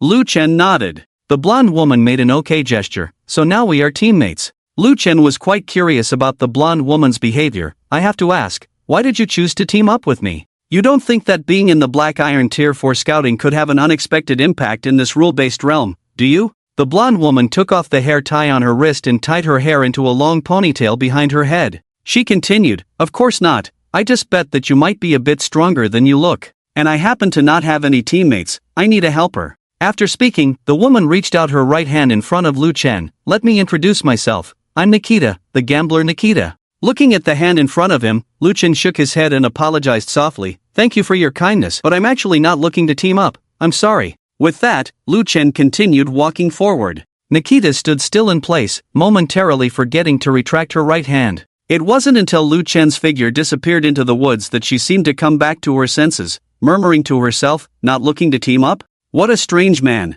As Lu Chen headed towards the mountain, the players on the grassland also set off one after another. The fairy tale of the Big Bad Wolf and the 3 Little Pigs is well known to most players. Even those who hadn't heard of it were given a brief explanation by their teammates. The main content of the story is about the mother pig raising 3 little pigs and instructing them to each build a house to fend off the big bad wolf. The eldest pig chose to build his house with straw, taking only a day. The second pig chose sticks, taking 2 days, while the third pig was the most diligent. He chose bricks and cement, toiling every day, and it took him a full 20 days to finish the house. Because of this, the eldest and second pigs mocked the third pig, saying he didn't know how to enjoy life and wasted all his time building the house. The third pig paid no attention to their taunts, just focused on building his house. In the end, when the big bad wolf came, he huffed and puffed, blowing down the straw house of the eldest pig and the stick house of the second pig. When it came to the brick house of the third pig, the big bad wolf was at a loss. It was just too sturdy. The fairy tale itself aims to convey the lesson of not taking things lightly for the sake of simplicity and convenience.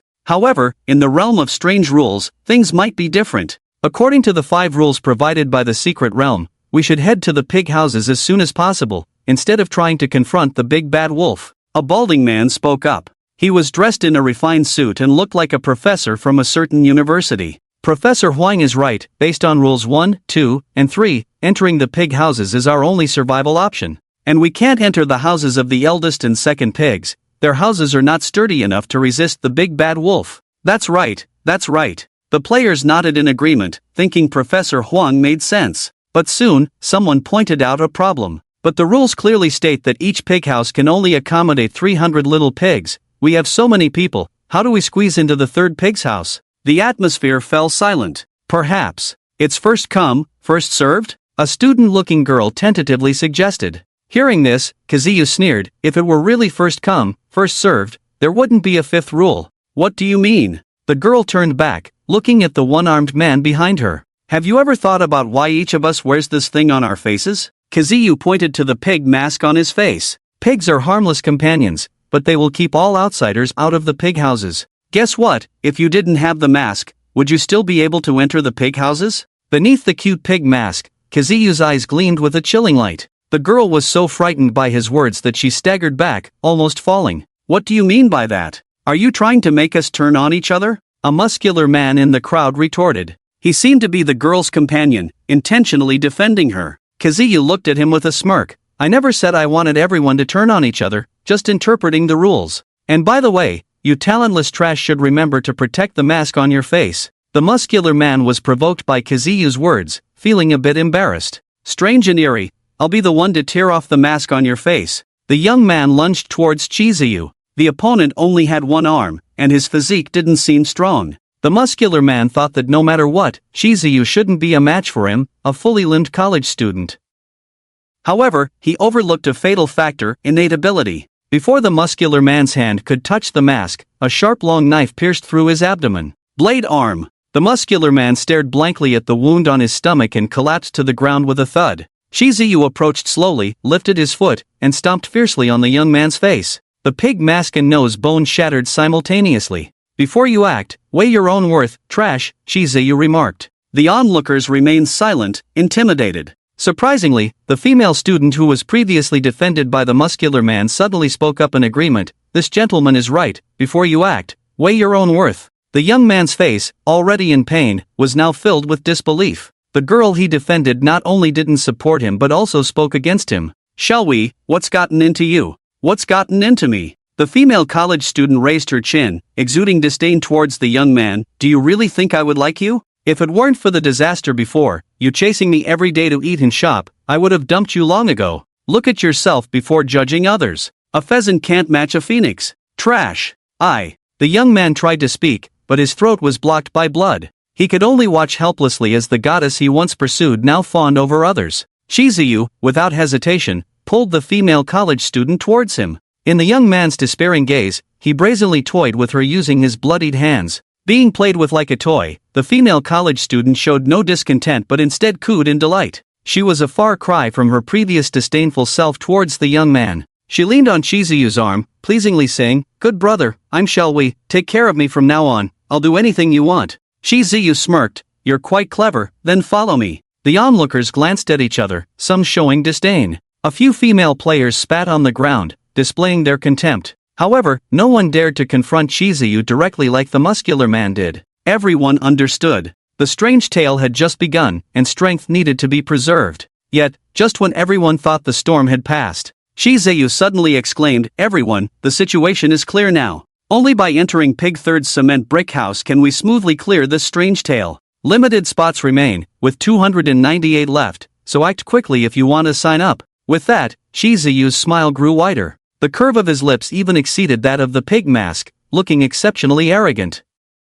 "Who gave you the right to decide everyone's fate? Do you think killing one person will make everyone fear you?" Shizuyu looked at the person shouting and retorted, "Aren't you afraid? Of course. Your innate ability is just turning your arm into a blade. You can kill one person, but can you kill us all?" The person shouted, trying to incite anger in the crowd. But before he could finish speaking, a lightning bolt struck him in the face. The person flew backward and crashed heavily into a tree trunk. "Who told you I only have one innate ability?" Red mist swirled around Shizuyu as his speed suddenly increased. Mountain Crush activated. With immense strength, he shattered the leg bone of the person who shouted. Shizuyu didn't directly kill him but let the victim scream in agony. He kept grinding his heel, then looked at the crowd again, his eyes full of disdain. "Now, are you all afraid?" The players' faces turned pale. "If you're not afraid yet, I have this." As Kazuyu's voice fell, a large amount of black mist began to emanate from him. Hundreds of mantis soul soldiers appeared, glaring at everyone with fierce eyes.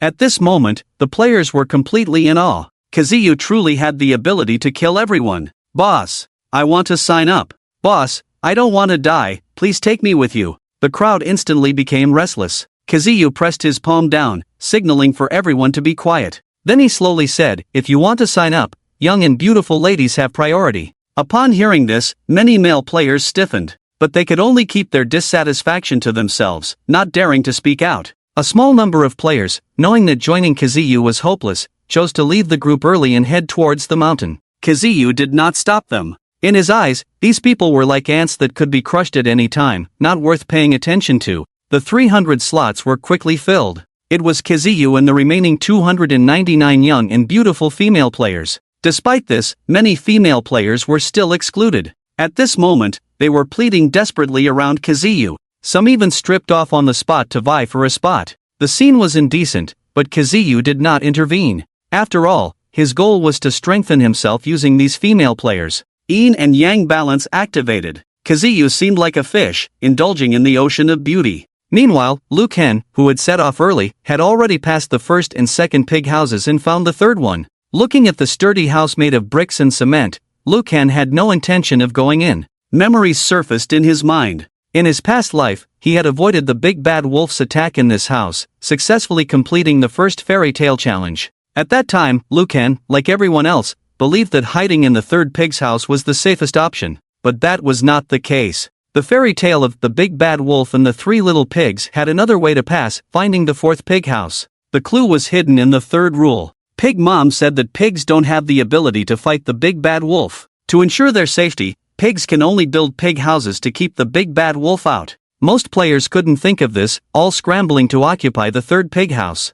Unbeknownst to them, the fourth pig house at the end of the path was the safest zone. The only thing to note was to arrive before midnight. Lucan set off early, with plenty of time. Only Pig Mom's pig house was suitable for him, a little pig without innate abilities. Seeing no one around, Lucan didn't linger. He continued up the mountain along the path. Not long after Lucan went up the mountain, the bushes by the path rustled, and a blonde woman emerged. Nikita looked at the pig house by the road, then at the direction Lucan disappeared, feeling puzzled. Why didn't 1414 enter the third pig house and instead continue up the mountain? Doesn't he know the background story of the three little pigs? After pondering for a moment, Nikita found it unlikely. If player 1414 truly didn't know the background story of the three little pigs, he would have chosen to follow the group rather than venture alone. Could there be another way to pass? Nikita opened the data panel, checking the time left in the scenario. There was still an hour until midnight. She could take a gamble. Follow and see. If 1414 can really find another way to pass, I won't need to fight with other players for houses. Maybe there could be special rewards. With this thought, the gambling spirit in Nikita arose, and without hesitation, she hurried to catch up. After passing the third pig's house, the road up the mountain became much narrower. Lush weeds were almost covering the path, as if no one had walked there for a long time. If it weren't for Nikita following closely behind, occasionally catching a glimpse of Luchan's figure, she might have given up by now. But the higher they went, the more anxious Nikita felt because the vegetation along the way was becoming denser. It was dim and eerily silent, giving her a sense of deviating from the main path. After following for nearly half an hour, Nikita decided to give up.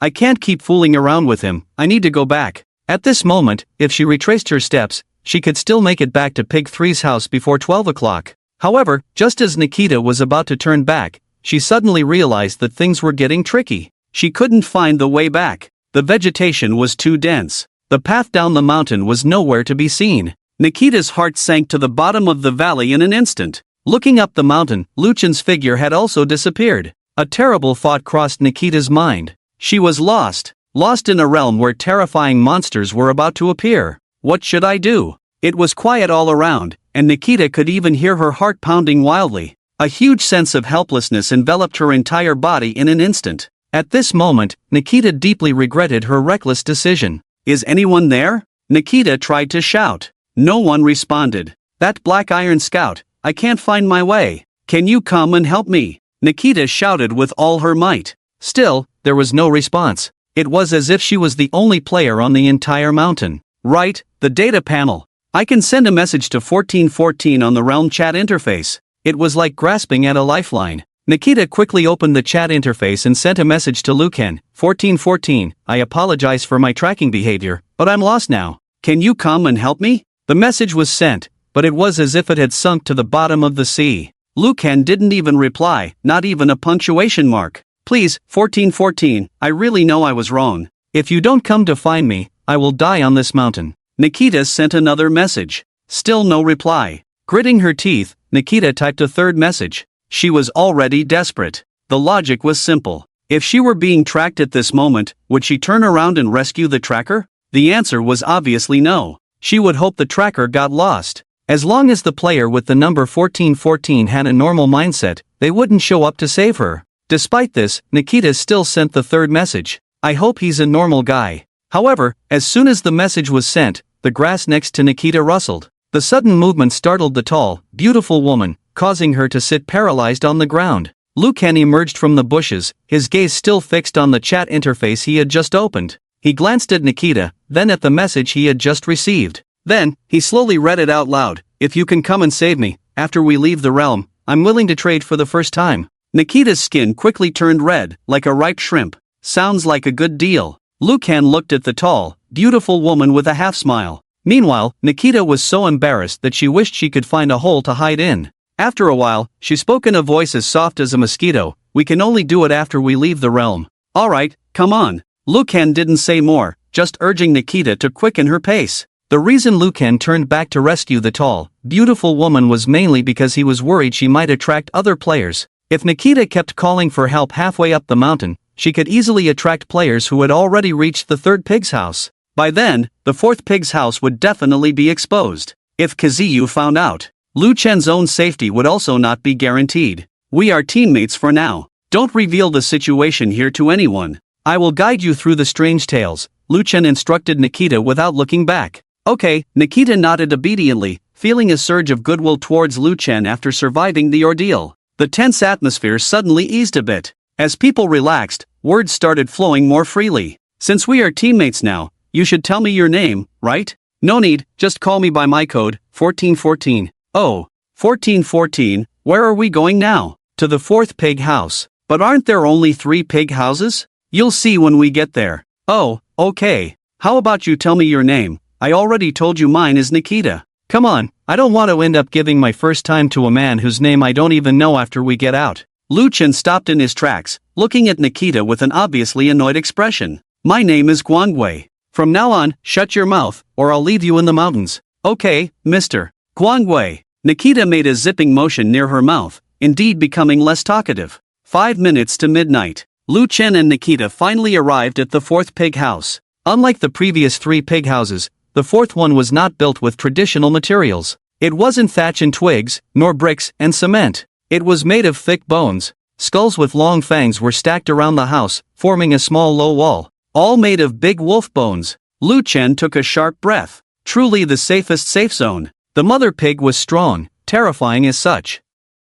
Nikita, seeing the pig house in front of her, also gasped in astonishment. But she quickly worried, Wei, can a house built with bones be sturdy? Lu Chen gave Nikita a glance. He didn't know if it was sturdy, but safety was absolute. After all, no sane big wolf would have any ideas about a house entirely made of wolf bones. The wolves with ideas were probably already walled in by the pig mother. Let's go in, and remember not to take off your masks, Lu Chen reminded, leading the way to the pig house. He gently knocked on the door handle made of a big wolf's jawbone and stepped back. The door opened. A figure with a strong presence appeared behind the door. Holding a cigar in her mouth, a chainsaw on her shoulder, wearing 4 bras, the muscular pig mother stood before them. She squinted, seemingly carefully examining the masks on Lu Chen's face. After a while, she spoke in a deep voice, "You 2 poor little things, come in and hide in the house." Lu Chen and Nikita didn't dare to make any unnecessary movements, nodding repeatedly as they entered the pig house. Compared to the horror outside, the inside of the pig house appeared much warmer and brighter.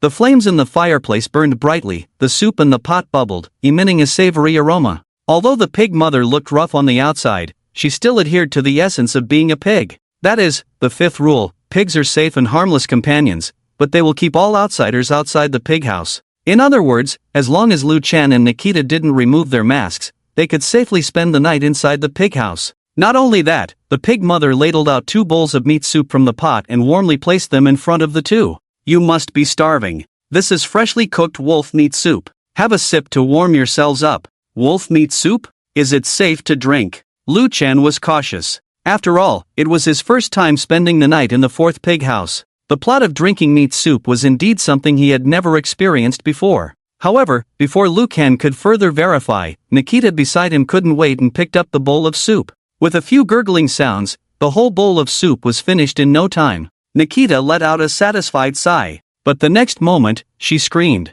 What's wrong? Is there something wrong with the soup? Lu Chen asked in a hushed voice. Nikita shook her head at first, then nodded. After hesitating for a while, she finally spoke up. This soup can increase attribute points. My constitution just increased by 10 points. Really? Lu Chen exclaimed, picked up the bowl and took a sip. As Nikita said, his constitution points increased by 2. After finishing it all, indeed, it could increase by 10 points. Just as Lu Chen and Nikita were delighted by this unexpected gain, the other players faced a completely different situation. Halfway up the mountain, outside 3 pigsties, corpses littered the path. Most of them were killed by Kazuyu. The remaining few were covered with grim bite marks. Whenever a strange twisted shadow flashed through the bushes, a few bodies on the ground would inexplicably disappear. The crunching chewing sounds were like cicadas on a summer night, echoing in the dark mountains. Inside the pig leader's thatched house, 300 players huddled together, cursing Kazuyu incessantly. The terrifying noises coming from outside the house made these players extremely nervous. If they could choose again, they probably wouldn't enter this secret realm even if it meant their lives. Bang! Bang! Bang! The urgent knocking suddenly startled the players inside the house. The wolf is coming! Before they could react, the entire thatched house collapsed in an instant. The twisted shadows rushed into the crowd, and the players scattered in panic. Despite knowing that all the pigsties were full, driven by the instinct to survive, most players still ran towards the mountain. The twisted shadows were not in a hurry. They harvested every life at their own pace, ensuring none were missed. The players who narrowly escaped soon arrived at the second pigsty. Quick, open the door. The monsters are coming. Open the door. Let us in. They desperately pounded on the door. But how could the players inside the pigsty open it? This place is already full, don't you know that? Stop knocking, you're all going to die anyway, don't attract the big bad wolf over here. Don't blame us for being heartless, blame Kazuyu. Yes, if you open the door, we're all doomed, we don't want to die either. Hearing this, the players outside the door completely lost their composure. Since you won't open, then let's die together. Many players started to smash the door. Some even used their talents, preparing to destroy the pig leader's branch house directly. The branch pigsty was on the verge of collapse. A few players, seeing this, decided to continue running towards the mountain, even though they knew the third pigsty was already full. Even though they knew Kazuyu would never open the door. But under the threat of death, even if they could live one more second, these players would choose to continue fleeing without hesitation. Soon, the twisted shadows arrived at the second pigsty. Compared to the beginning, the shadows had visibly expanded in size, and their numbers had multiplied several times. Scattered in a circle, they slowly approached the entrance of the pigsty. The cries, pleas, and curses abruptly stopped. In their place, there was a chilling sound of chewing that made one's scalp tingle, just as the players inside the house breathed a temporary sigh of relief. Bang! Bang!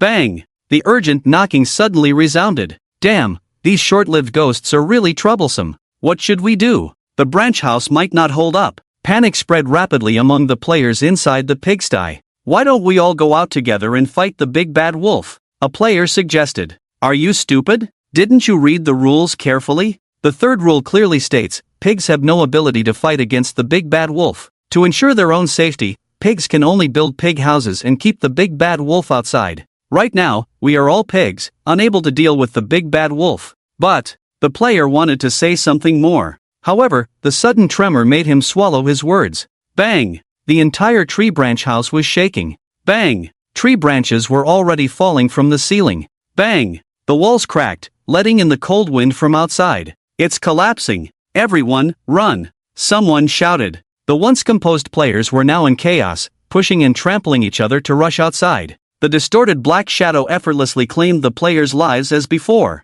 Calm and unhurried. Some players managed to escape temporarily, running towards the third pig house on the hill. These players had witnessed Kazuyu's methods and knew better than to provoke him. Instead of banging on the door and cursing, they pleaded continuously, hoping Kazuyu would use his powerful talent to save them. Kazuyu leaned back in his chair, surrounded by carefully selected beauties massaging him. At his request, these women were already naked. Coupled with the masks on their faces, they did indeed resemble pigs to some extent. Hearing the pleas outside, Xiao Wei, a female college student busy under Kazuyu, suddenly looked up, seemingly worried, and asked, Brother Ziyu, you won't soften your heart and let them in, will you? Kazuyu sneered, rest assured, I won't, stay focused. With that, he pushed Xiao Wei's head back down. Enjoying the beauty's service, he picked up a teacup beside him and drank the tea in one go. This was the tea of the third pig, 3 cups in total. Each cup could increase 1 point of mental value. Now, all 3 cups had naturally gone into Kazuyu's stomach.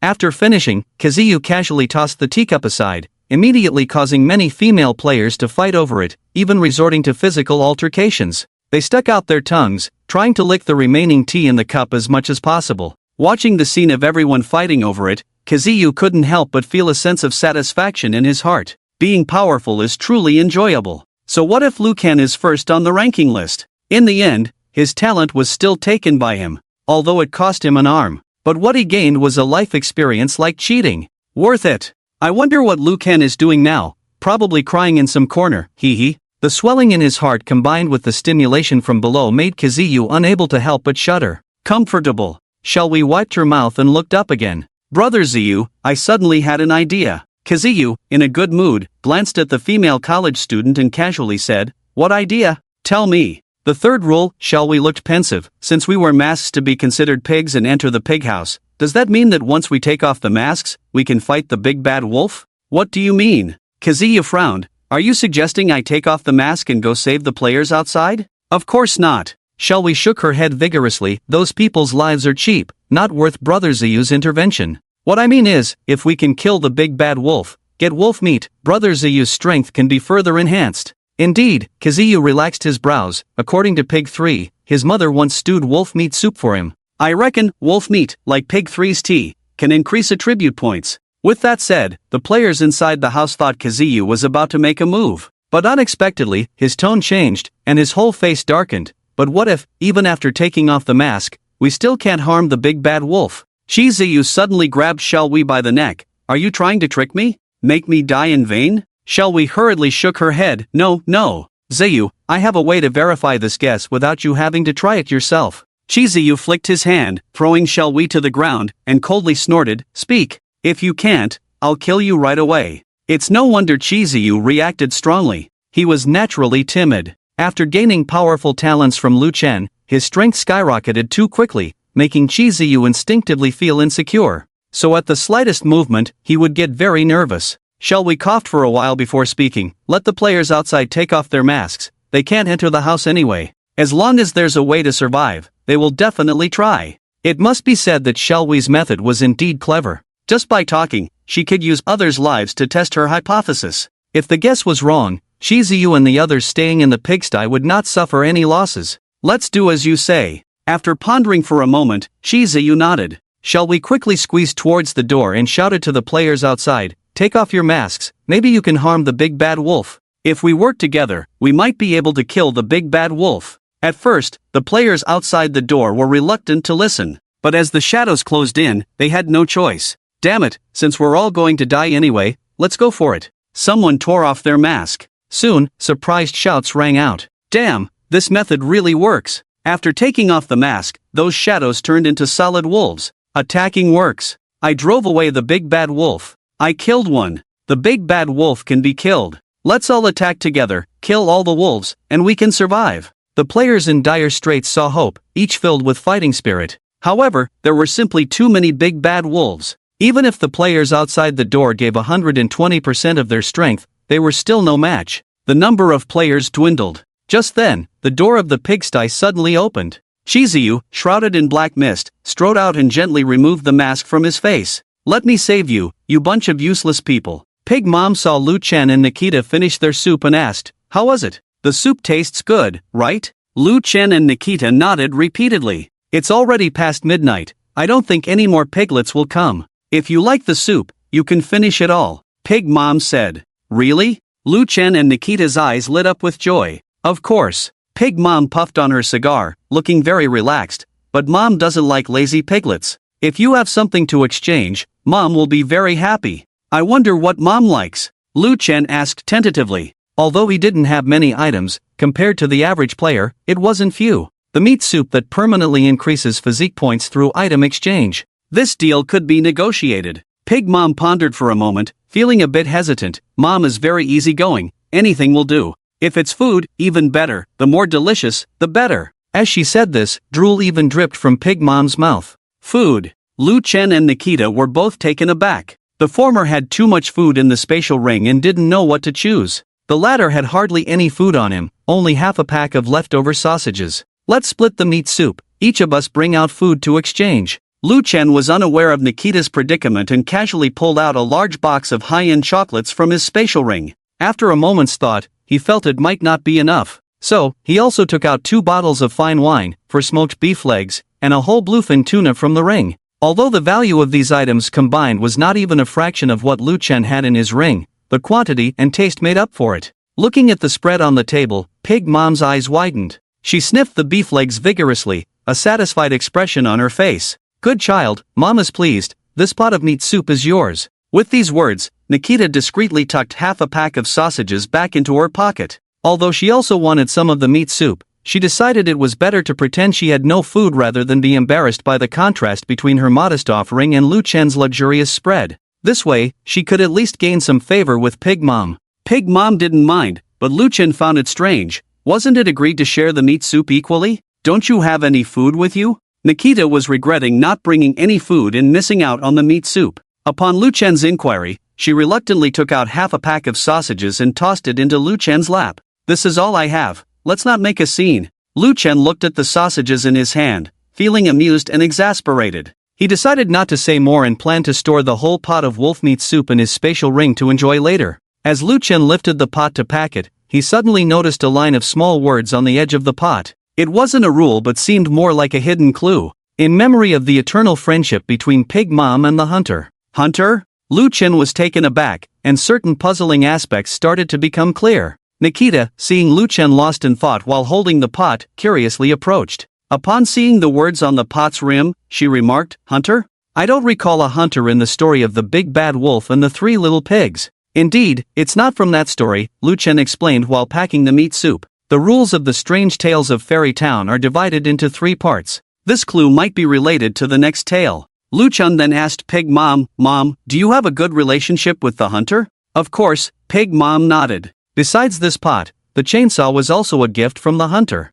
"I see," Lu Chen understood. According to the 3rd rule, pigs have no ability to fight the big bad wolf. Yet Pig Mom, being a pig, managed to kill the big bad wolf and use its bones to build a house, defying the rule. There must be a reason for this. Now, it seemed the reason lay in the chainsaw gifted by the hunter. It was a special tool that could easily kill the big bad wolf. If he could obtain this tool, perhaps the next tale could be completed in a quicker manner. With this in mind, Lu Chen directly asked, "Mom, are you willing to sell the chainsaw?" Upon hearing this, both Pig Mom and Nikita were stunned. Nikita looked at Lu Chen as if he were crazy, tugging at his sleeve and whispering, "What are you doing? Have you gone mad after drinking the wolf meat soup?" "Don't anger Pig Mom." Lu Chen remained composed, his gaze serious. "Mom, I really like this chainsaw. If you're not willing to sell it, could I borrow it for a few days?" Pig Mom's surprised expression slowly faded as she took a deep puff of her cigar. "Selling it to you is out of the question. This was a gift from the hunter and holds great significance. Borrowing it for a few days is fine, but..." A shrewd glint appeared in Pig Mom's eyes. "Little piglet, to prevent you from running off with the chainsaw, you'll have to leave an item of equal value as collateral." Lu Chen couldn't help but smile wryly. He hadn't planned on returning it in the first place, but now that Pig Mom had spoken, he couldn't negotiate any further. "Okay, I'll use this item as collateral," said Lu Chen as he took out the Fong dagger from his spatial ring. Mama Pig took it, glanced at it casually, and nodded. A growth-type item, quite rare, valuable enough to serve as collateral. "You can take the chainsaw, just don't damage it," Lu Chen replied. "Thank you, Mama." Lu Chen expressed his gratitude, then stood up and stored the chainsaw in his spatial ring. The whole process was smooth and effortless, leaving Nikita staring in astonishment. Did Lu Chen really manage to get the chainsaw? Can the rules of the secret realm be manipulated like this? Nikita wasn't sure how the chainsaw would help in the upcoming challenges, but one thing she was certain of, this item was definitely powerful. Ordinary players wouldn't be able to offer collateral of equivalent value. Lu Chen, on the other hand, casually exchanged a dagger for the chainsaw. What did this imply? It meant that Lu Chen was incredibly wealthy. A player with such a substantial fortune, yet his innate talent was only at the Black Iron rank 4, detection? Something seemed off no matter how you looked at it. Where did this strange man from Sushia come from? Nikita pondered silently. She felt the need to report what happened here to her father once she left the secret realm. The night was long. After enjoying the food provided by Lu Chen, Mama Pig soon fell asleep on the sofa, snoring softly. Seeing her relaxed demeanor, it seemed like she wasn't even prepared for the big bad wolf. Lu Chen and Nikita also curled up on the sofa, getting ready to sleep. Nikita actually wanted to chat, but Lu Chen showed no interest whatsoever. No matter how she asked, she only received vague responses. In the end, Lu Chen simply closed his eyes pretending to sleep, leaving Nikita feeling frustrated. Bored, Nikita decided to check the data panel to see if there were any messages from other players in the chat interface. As soon as she opened the Secret Realm chat interface, Nikita was almost startled off the sofa. The screen was filled with messages directed at it 12:03 and 14:14, which were Nikita and Lu Chen. 12:03 and 14:14, are you still alive? Where are you now? Besides Piglet's pigsty, is there anywhere else to hide from the big bad wolf? 12:03 and 14:14, reply immediately. Kazuyu is asking for your response. Are you both dead? I wonder where they've hidden, probably sneaking away with a lot of benefits, right? Withholding information, you selfish ghosts who only care about your own survival. Nikita had intended to reply at first, but as the messages turned increasingly unfriendly, she withdrew her hand from the data panel. Why should we share information with you? When you were fighting over Piglet's pigsty, did you consider sharing with others? Nikita rolled her eyes and muttered to herself. Although she hadn't witnessed the players fighting over the pigsty, she had gone through the chat records and checked the players' survival statuses. Most of those who had sent distress signals to Kazuyu were already dead. The few who were still alive remained silent. After a while, Nikita found it uninteresting, decided not to reply, closed the chat interface, and went to sleep with her eyes shut. When she woke up again, it was already the next morning. The first challenge had been easily overcome. Lu Chen, who had awakened at some point, was checking something on the data panel. Seeing Nikita awake, he pointed to the milk and bread on the table. Have a simple breakfast, in an hour, we'll move on to the next challenge. Did Mama Pig also prepare breakfast? Nikita asked as she ate, feeling energized. Although it sounded unbelievable, last night was indeed the most restful sleep she had ever had. I prepared it, Lu Chen replied calmly. Because you might not have a chance to eat during the next challenge. Ha! Nikita paused mid-chew. What's the next rule-based tale? Is it dangerous? It's about Little Red Riding Hood and the Big Bad Wolf. Lu Chen closed the data panel, all the details are there, you can check it out while having breakfast, you need to choose your faction. Nikita nodded and opened the data panel. As Lu Chen had said, there was indeed a detailed introduction to the second rule-based tale. Congratulations to all players for surviving. In 1 hour, we will begin the second part of the Fairy Tale Town trilogy, Little Red Riding Hood and the Big Bad Wolf. Before the tale starts, players must choose their faction. There are 3 factions: Big Bad Wolf faction, Little Red Riding Hood faction, and Hunter faction. Rules for the Big Bad Wolf faction. 1. The Big Bad Wolf possesses immense strength and agility, being the most fearsome creature in the forest. We shall reign supreme. 2. The Big Bad Wolf's disguise is impenetrable. 3. Remember, the Big Bad Wolf must not starve excessively, or it will involuntarily emit hungry wolf howls. 4. Little Red Riding Hood is too cute, so the Big Bad Wolf must devour her. Killing Little Red Riding Hood is the ultimate goal for every Big Bad Wolf. 5. Never attempt to confront the hunter, as the consequence will be becoming a wolfskin rug. 6. Do not launch ambushes on open roads without any cover. Doing so will not only let Little Red Riding Hood escape but may also attract the hunter's attention. Guidelines for Little Red Riding Hood. 1. Little Red Riding Hood is a lovely little girl, smart and clever, but unable to confront the Big Bad Wolf. When encountering the Big Bad Wolf, do not hesitate, run fast. 2. The hunter is a good friend of Little Red Riding Hood. With him around, Little Red Riding Hood will be safe. 3. Little Red Riding Hood must reach her grandmother's house before sunset, as the dark night is especially dangerous for a little girl. Instructions for the hunter. 1. The hunter is great. A hunter with a gun is superb. But if Little Red Riding Hood dies, the hunter will perish from excessive grief.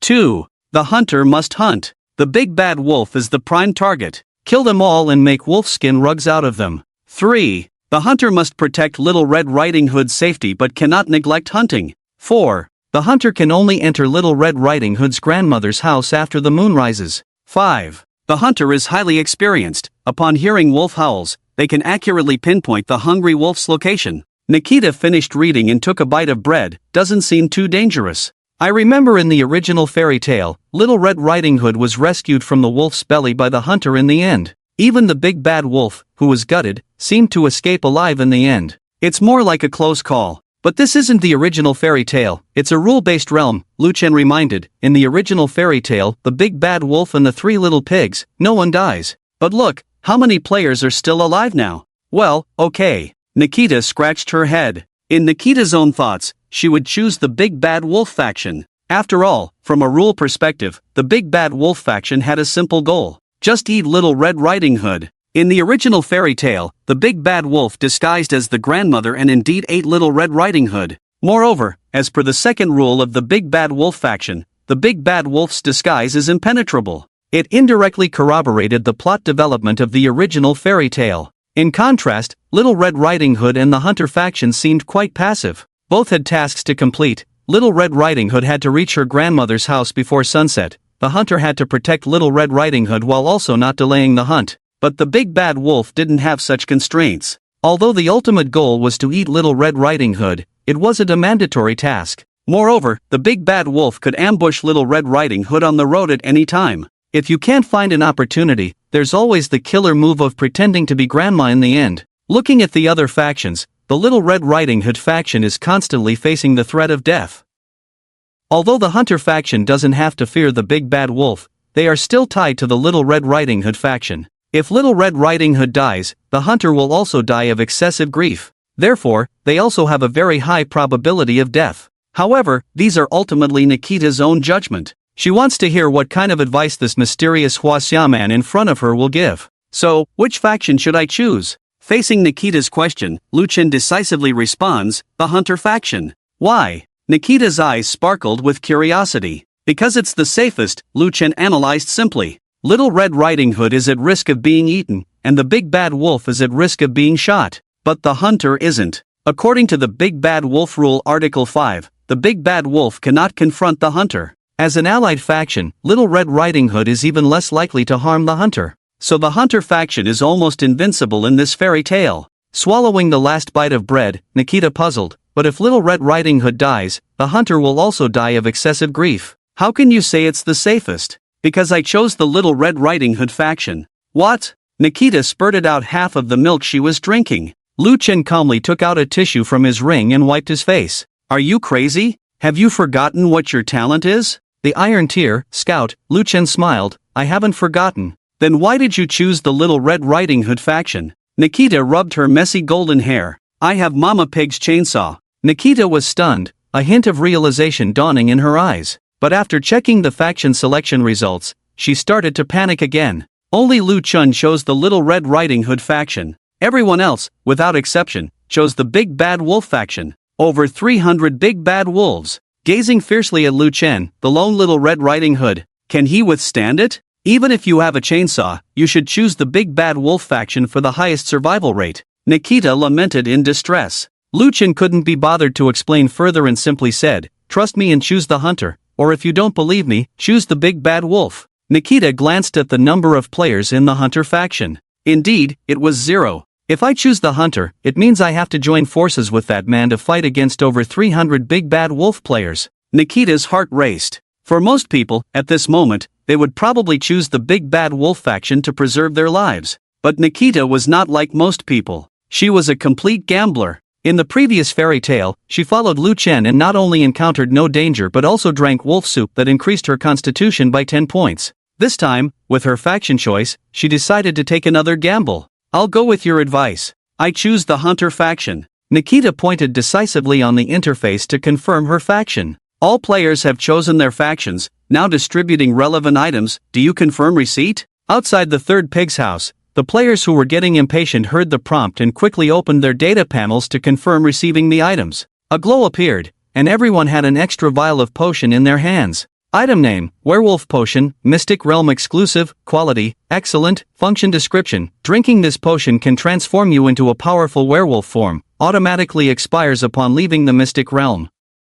Note, we are invincible. Awu, it seems that after drinking this, we can start hunting down Little Red Riding Hood. Shizuyu squinted as he examined the potion in his hand and ordered Xiao Wei, you drink it first and see the effect. Ha! Xiao Hui's face was full of resistance. Brother Ziyu, why not let someone else try it first? Xiao Wei is scared. The other girls cast disdainful glances at Xiao Wei. Are you the only one scared? Green tea girl. Shizuyu sneered, afraid of what? Everyone is going to drink it anyway. Show us how it's done. Without waiting for Xiao Wei's response, Shizuyu snatched the potion and poured it into the female college student's mouth. In just a moment, Xiao Wei's body sprouted a large amount of gray fur, transforming into a werewolf-like appearance. So ugly. Shizuyu furrowed his brows. Despite the unimpressive appearance, she did seem much stronger than before. Zayu brother, I feel full of power all over my body. The werewolf Xiao Wei looked at her furry claws, excited. It would have been fine if she didn't speak, but as soon as she did, the affected accent combined with the grotesque appearance made all the players,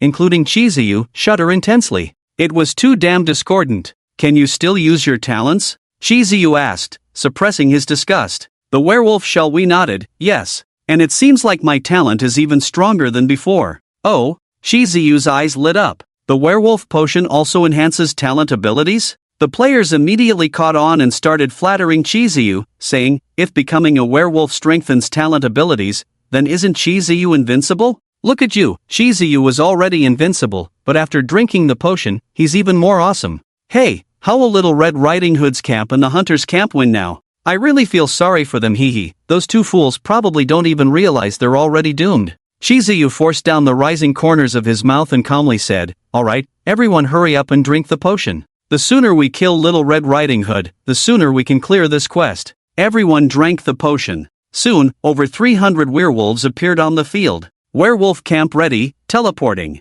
All player camps have made their choices, distributing relevant items. Do you confirm receipt? Confirmed. A flash of light, and Nikita held an exaggerated double-barreled shotgun. Item name, double-barreled shotgun, Mystic Realm exclusive, quality, excellent, function, deals lethal blows to wolf-like creatures, item automatically retrieved upon leaving the realm. Note, the price of wolf skin rugs just went up again. I'm starting to like the hunter's camp. Nikita repeatedly played with the shotgun, occasionally mimicking shooting actions. Lu Chen also received his camp's item. However, compared to Nikita's excitement, his expression was a bit awkward. Item name, Little Red Riding Hood's cape, quality, inferior, function, wearing it will look very cute. Note, don't doubt it, this is just an ordinary women's cape, a fun design, cross-dressing once or countless times. The item didn't have any special functions, which was fine since Lu Chen didn't have high hopes to begin with. But what the hell did that note mean? And it's a fun design, is this cape serious? Suppressing the urge to throw the cape on the ground, Lu Chen gritted his teeth and draped it over himself.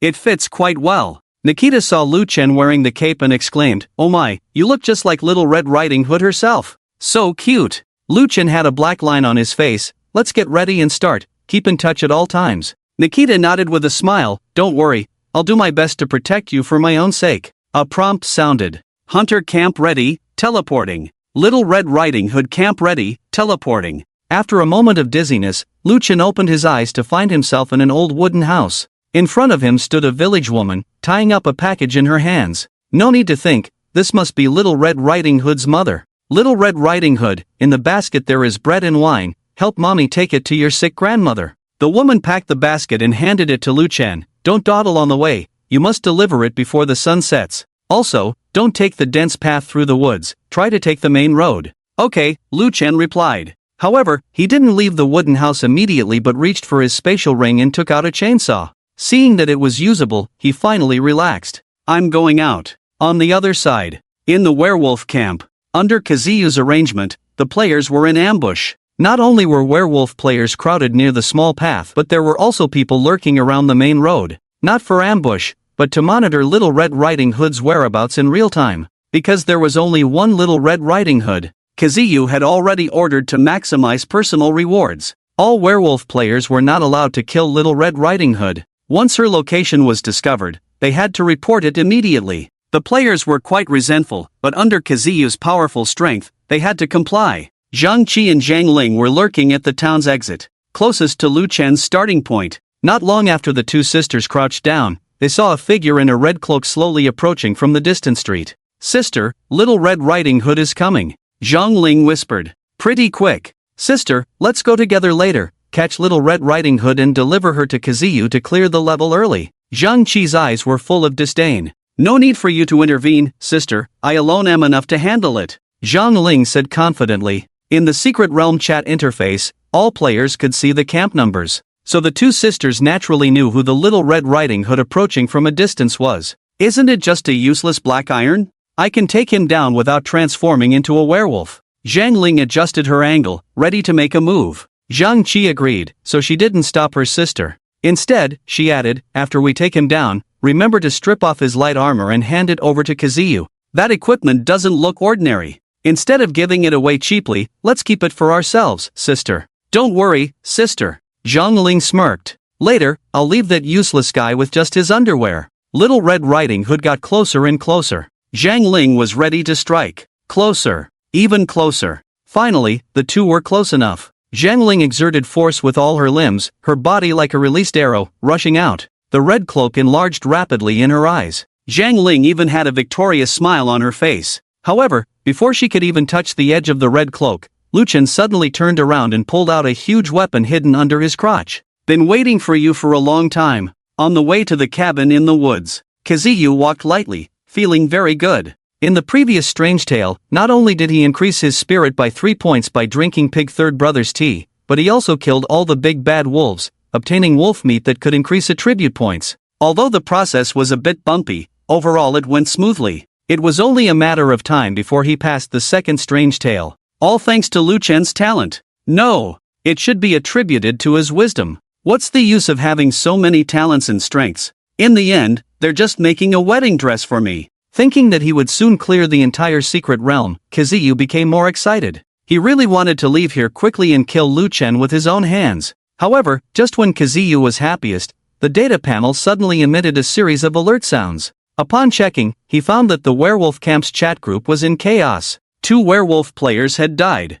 What's going on? Kazuyu felt puzzled. Checking the numbers of the deceased players, he found that it was the Zhang sisters who were sent to the town's exit. How did she die inexplicably? Could it be the hunter? Kazuyu pondered and felt that was the only possibility. After all, he knew about the talents of the Zhang sisters. Although not strong, they were definitely not weak. At least not weaker than a Black Iron-ranked scout. So, it was impossible for the Zhang sisters to be killed by Little Red Riding Hood. They would only die at the hands of the hunter. It seems that the hunter's gun can easily kill werewolves. Starting the fight at Grandma's house was indeed a wise choice. When analyzing the rules initially, Kazuyu discovered a time difference between Little Red Riding Hood and the hunter. Little Red Riding Hood must reach Grandma's house before sunset. The hunter can only enter Little Red Riding Hood's grandma's house after the moon rises. In other words, during the time from sunset to moonrise, Little Red Riding Hood would be in a state of no hunter protection. At this time, the big bad wolf didn't have to worry about being discovered and killed by the hunter. What's the use of the hunter being powerful if they don't understand the rules? In the end, they will still die. However, since he already knew the hunter was strong, there was no need for the werewolf camp to kick the iron plate. Kazuyu sent a message to the werewolf group. Everyone stop attacking Little Red Riding Hood, just keep watch to avoid being discovered by the hunter and reduce unnecessary casualties. Kazuyu's reminder was not out of kindness. It was mainly to prepare for the next ghost story. In Kazuyu's eyes, other players were expendable. Since they were expendable, they had to be used sparingly when not necessary. Once the message was sent, it immediately caused a stir in the group. What's going on, boss? Why suddenly stop attacking Little Red Riding Hood? Yeah, I saw Little Red Riding Hood. Why not attack? Didn't the boss say not to attack and avoid being discovered by the hunter? Weren't our 2 werewolf teammates killed by the hunter before? Isn't that obvious? If not by the hunter, then was it Little Red Riding Hood? Oh, the boss has spoken. Let's just watch and not attack. Why so much nonsense?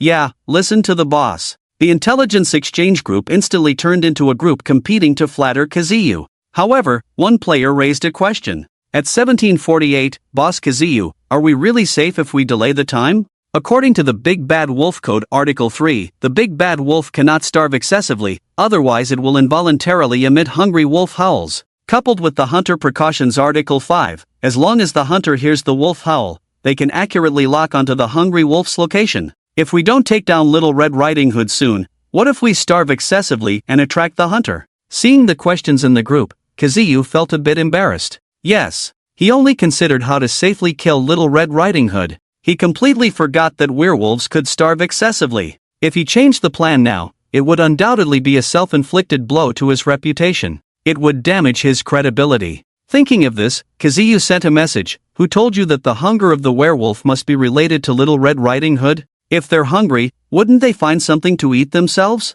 Once the message was sent, it quickly received a lot of approval in the group. That's right, if they're hungry, wouldn't they find something to eat themselves? Idiot. There are always people who think they are smarter than Boss Kazuyu, able to think of details that even the boss can't think of. Werewolves have such strong abilities, so it's normal for them to consume a lot and get hungry quickly. All sorts of messy things can be interconnected. Shut up and stop talking, you're wasting everyone's time. The player who raised the question stared blankly at the continuous insults popping up in the chat group and rubbed his stomach. Could it be that he was overthinking it? Did the hunger of the werewolf have nothing to do with catching Little Red Riding Hood as soon as possible? But why, even though he had eaten a lot of his own food, he still didn't feel full. Instead, he was getting hungrier and hungrier? No, the rules definitely can't be that simple. If the werewolf camp doesn't have a punishment for passive hunting, they are much stronger compared to the other 2 camps. This is simply unfair. The player continued to express his views in the group, but no one was willing to listen anymore. Most of the werewolf players chose to remain silent and follow Kazuyu's arrangements. The remaining few werewolf players tried to flatter Kazuyu by constantly mocking him. On the other side, Nikita woke up from dizziness and saw a scruffy hunter old man as soon as she opened her eyes. As an apprentice, you are really lazy enough. Before Nikita could speak, the old man grumbled impatiently, everyone else has already left, why are you still dawdling here? Today is your first day on duty alone, you better pull yourself together. Now, repeat your duties. Nikita was a bit confused. After a brief thought, she tentatively said, my duty is to protect Little Red Riding Hood? The old hunter nonchalantly grunted. Seeing that Nikita didn't seem to continue, he spoke extremely displeased, and hunting. Nikita nodded nervously, ah yes, hunting too. The old hunter snorted, as a qualified hunter, you must hunt at least one wolf today. Of course, don't forget to protect the safety of the town residents. Okay.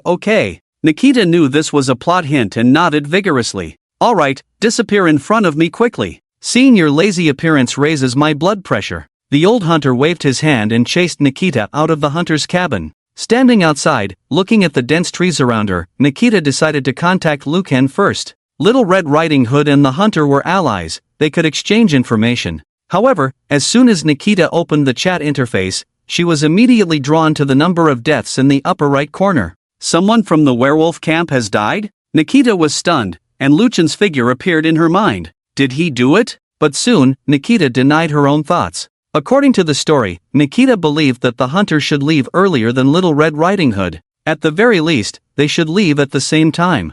Otherwise, how could the hunter protect Little Red Riding Hood? The werewolf camp could just squat at the town gate directly. The old hunter just said that I am the last apprentice to leave. So, there is not only one hunter in the hunter camp? Are there helpers arranged by the rules? That's right, it must be like this. The more Nikita thought about it, the more it made sense to her. She initially thought that she had to protect Lucan while hunting over 300 big gray wolves alone. Now knowing that she had help, she felt much relieved. If there are hunters protecting the weirdo, should I focus on hunting the big gray wolves? Nikita murmured to herself as she fiddled with her rifle. I'll ask the weirdo first, see if he needs help. Nikita composed a message and sent it to Lucan. The gist was to inquire about the situation and if he needed her to come and protect him. Luchan's response was that he didn't need it, but reminded Nikita not to forget about hunting. It seems there really are hunters protecting the weirdo. In that case, it's time for my hunting moment. Nikita skillfully loaded her gun. She chose a direction, crouched and headed deep into the woods.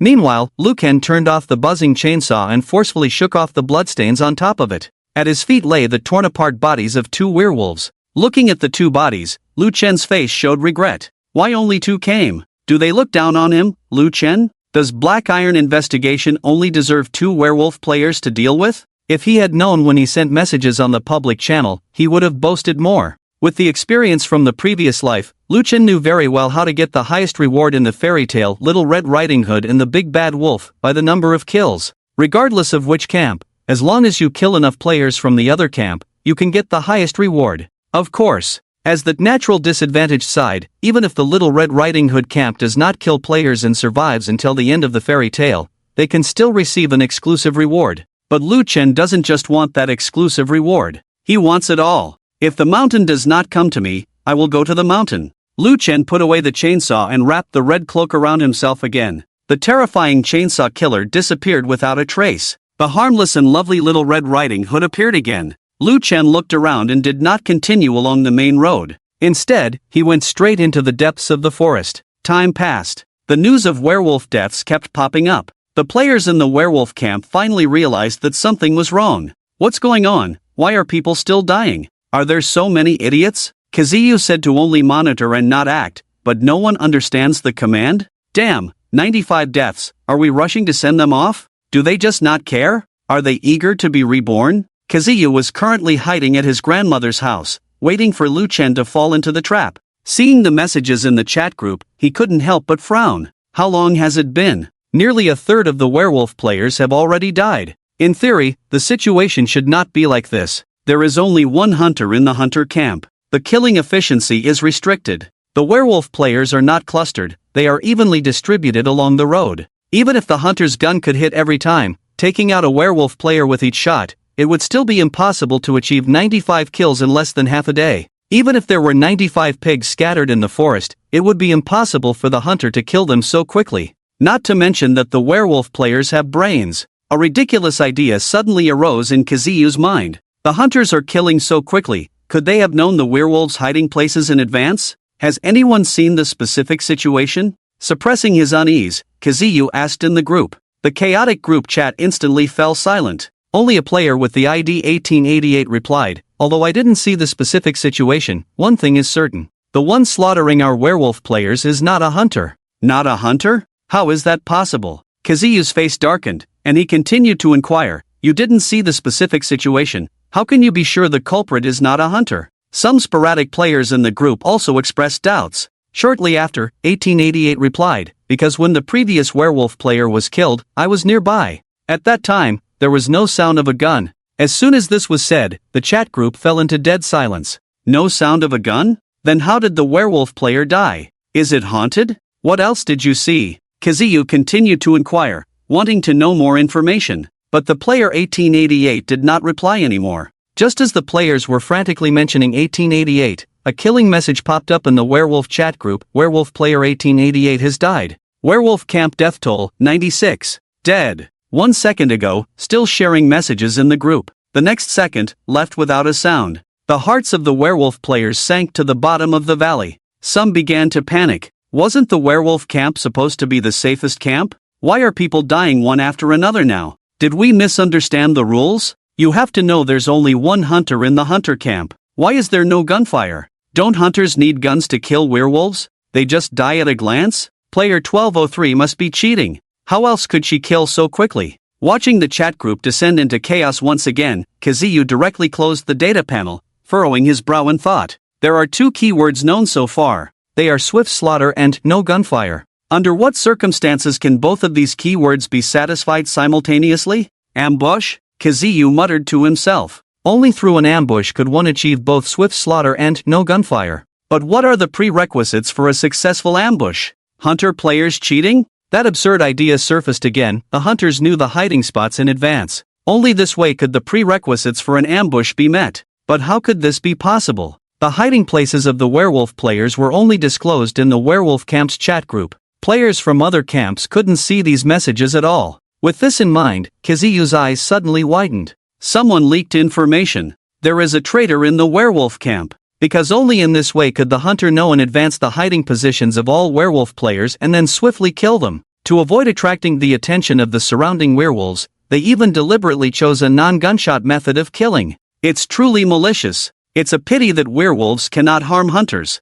Otherwise, Kazuyu could have easily taken action and killed the only hunter, breaking the game easily. It seems unlikely to expose the mole now. Does he have to sit and wait, foolishly waiting for the hunter to kill all the werewolf players in the forest? Absolutely not. While Kazuyu doesn't care about the lives of other players, he does care about whether he can successfully complete the ghost story. If too many werewolf players die, it could affect the overall progress. That would be a huge loss for him. It seems I have to act in advance. Can't just wait for Little Red Riding Hood to reach Grandma's house. Kazuyu's eyes lit up with a plan. He reopened the werewolf chat group. Everyone, I believe there is likely a mole among the werewolf players. Someone is colluding with the hunter camp, exposing the specific hiding places of the werewolf players. Otherwise, our people wouldn't die so quickly. And we wouldn't hear any gunshots. The werewolf players in the group echoed, the boss makes a good point. No wonder our people are dying so fast. Turns out there's a traitor among us. Who is it exactly? If I catch them, I won't rest until they're dead.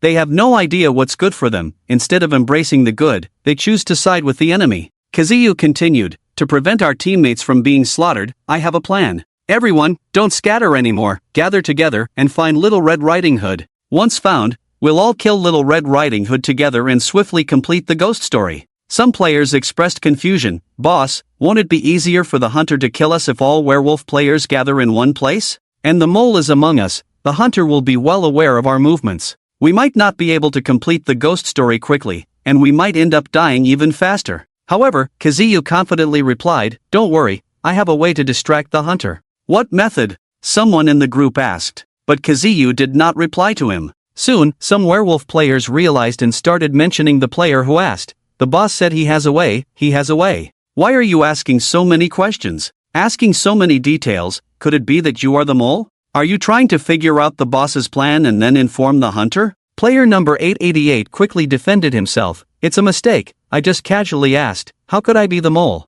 But the werewolf players were already suspicious. Don't explain, explaining is just a cover-up. To prove your innocence, take your own life. Yes, hurry up and die. the condemnation within the group surged higher and higher. It seemed like player 888 was about to drown in the sea of people's accusations. Suddenly, Shi Zheyu intervened. There's no need to worry, everyone. Even if player 888 is a traitor, it won't have any impact. Just stick to the plan, and leave the rest to me. The werewolf camp will not lose. Lu Chen hurried through the forest, then abruptly stopped in his tracks. Puzzled, he tilted his head and looked in a certain direction. Are the scattered werewolf players starting to gather? To confirm this phenomenon, Lu Chen carefully sensed with the chainsaw hidden at his waist. Indeed, the werewolf players were collectively moving, converging in a certain direction. In fact, there were no traitors within the werewolf camp, nor any behavior of leaking information to the hunters. The reason the werewolf players died so quickly was all thanks to the powerful tool borrowed from Pig Mama by Lu Chen. Item name, Furious Vertical Saw, Quality, Mythical, Function Description, Werewolves Must Die. Delivers a fatal blow to werewolf-like creatures, I smell their stench. Automatically tracks werewolf-like creatures within a 10-kilometer radius, control until death. Imposes a paralysis effect on werewolf-like creatures within sight until their death. Note, let's play a game. It was because of this item that Lu Chen could quickly locate the hiding places of the werewolf players and effortlessly kill them. Did the werewolf players hear gunshots when they died? Of course not. They were all chopped to death by Lu Chen with the chainsaw, so there couldn't have been any gunshots. What do these werewolf players mean by suddenly gathering? Are they not satisfied with how quickly they died? Lu Chen looked puzzled. After thinking for a while, he still couldn't figure out their purpose. He just instinctively felt that there was deceit involved. Could it be that they want to surround me? Lu Chen rubbed his chin, muttering to himself. However, he quickly dismissed this idea. If the werewolf players really wanted to surround him, why didn't they do it at the town's exit? At that time, only 2 werewolf players were sent, obviously underestimating him, the Little Red Riding Hood. Could it be that they want to ambush the hunters? Lu Chen raised his eyebrows, his expression gradually becoming serious. Hunter players were not invincible. In his past life, in the secret realms he participated in, there were examples of werewolf players working together to kill hunter players. Because they countered the first rule of the hunter camp, hunters are great, hunters with guns are super great. Although the hunter's gun had no bullet limit, there was an unshortenable shooting interval. If the werewolves swarmed in, they could definitely take away the hunter's gun. Without the gun, the hunter would be powerless. The werewolf players could then kill them. The more Lu Chen thought about it, the more possible it seemed. They say 3 heads are better than 1. In the werewolf camp, with so many players, they shouldn't all be freeloaders. It was normal for 1 or 2 clever individuals to think of countering the rules. Nikita is in danger, better let her hide. With a firm decision in mind, Lu Chen immediately contacted Nikita. He informed her of the werewolves' gathering location and urged her to stay away.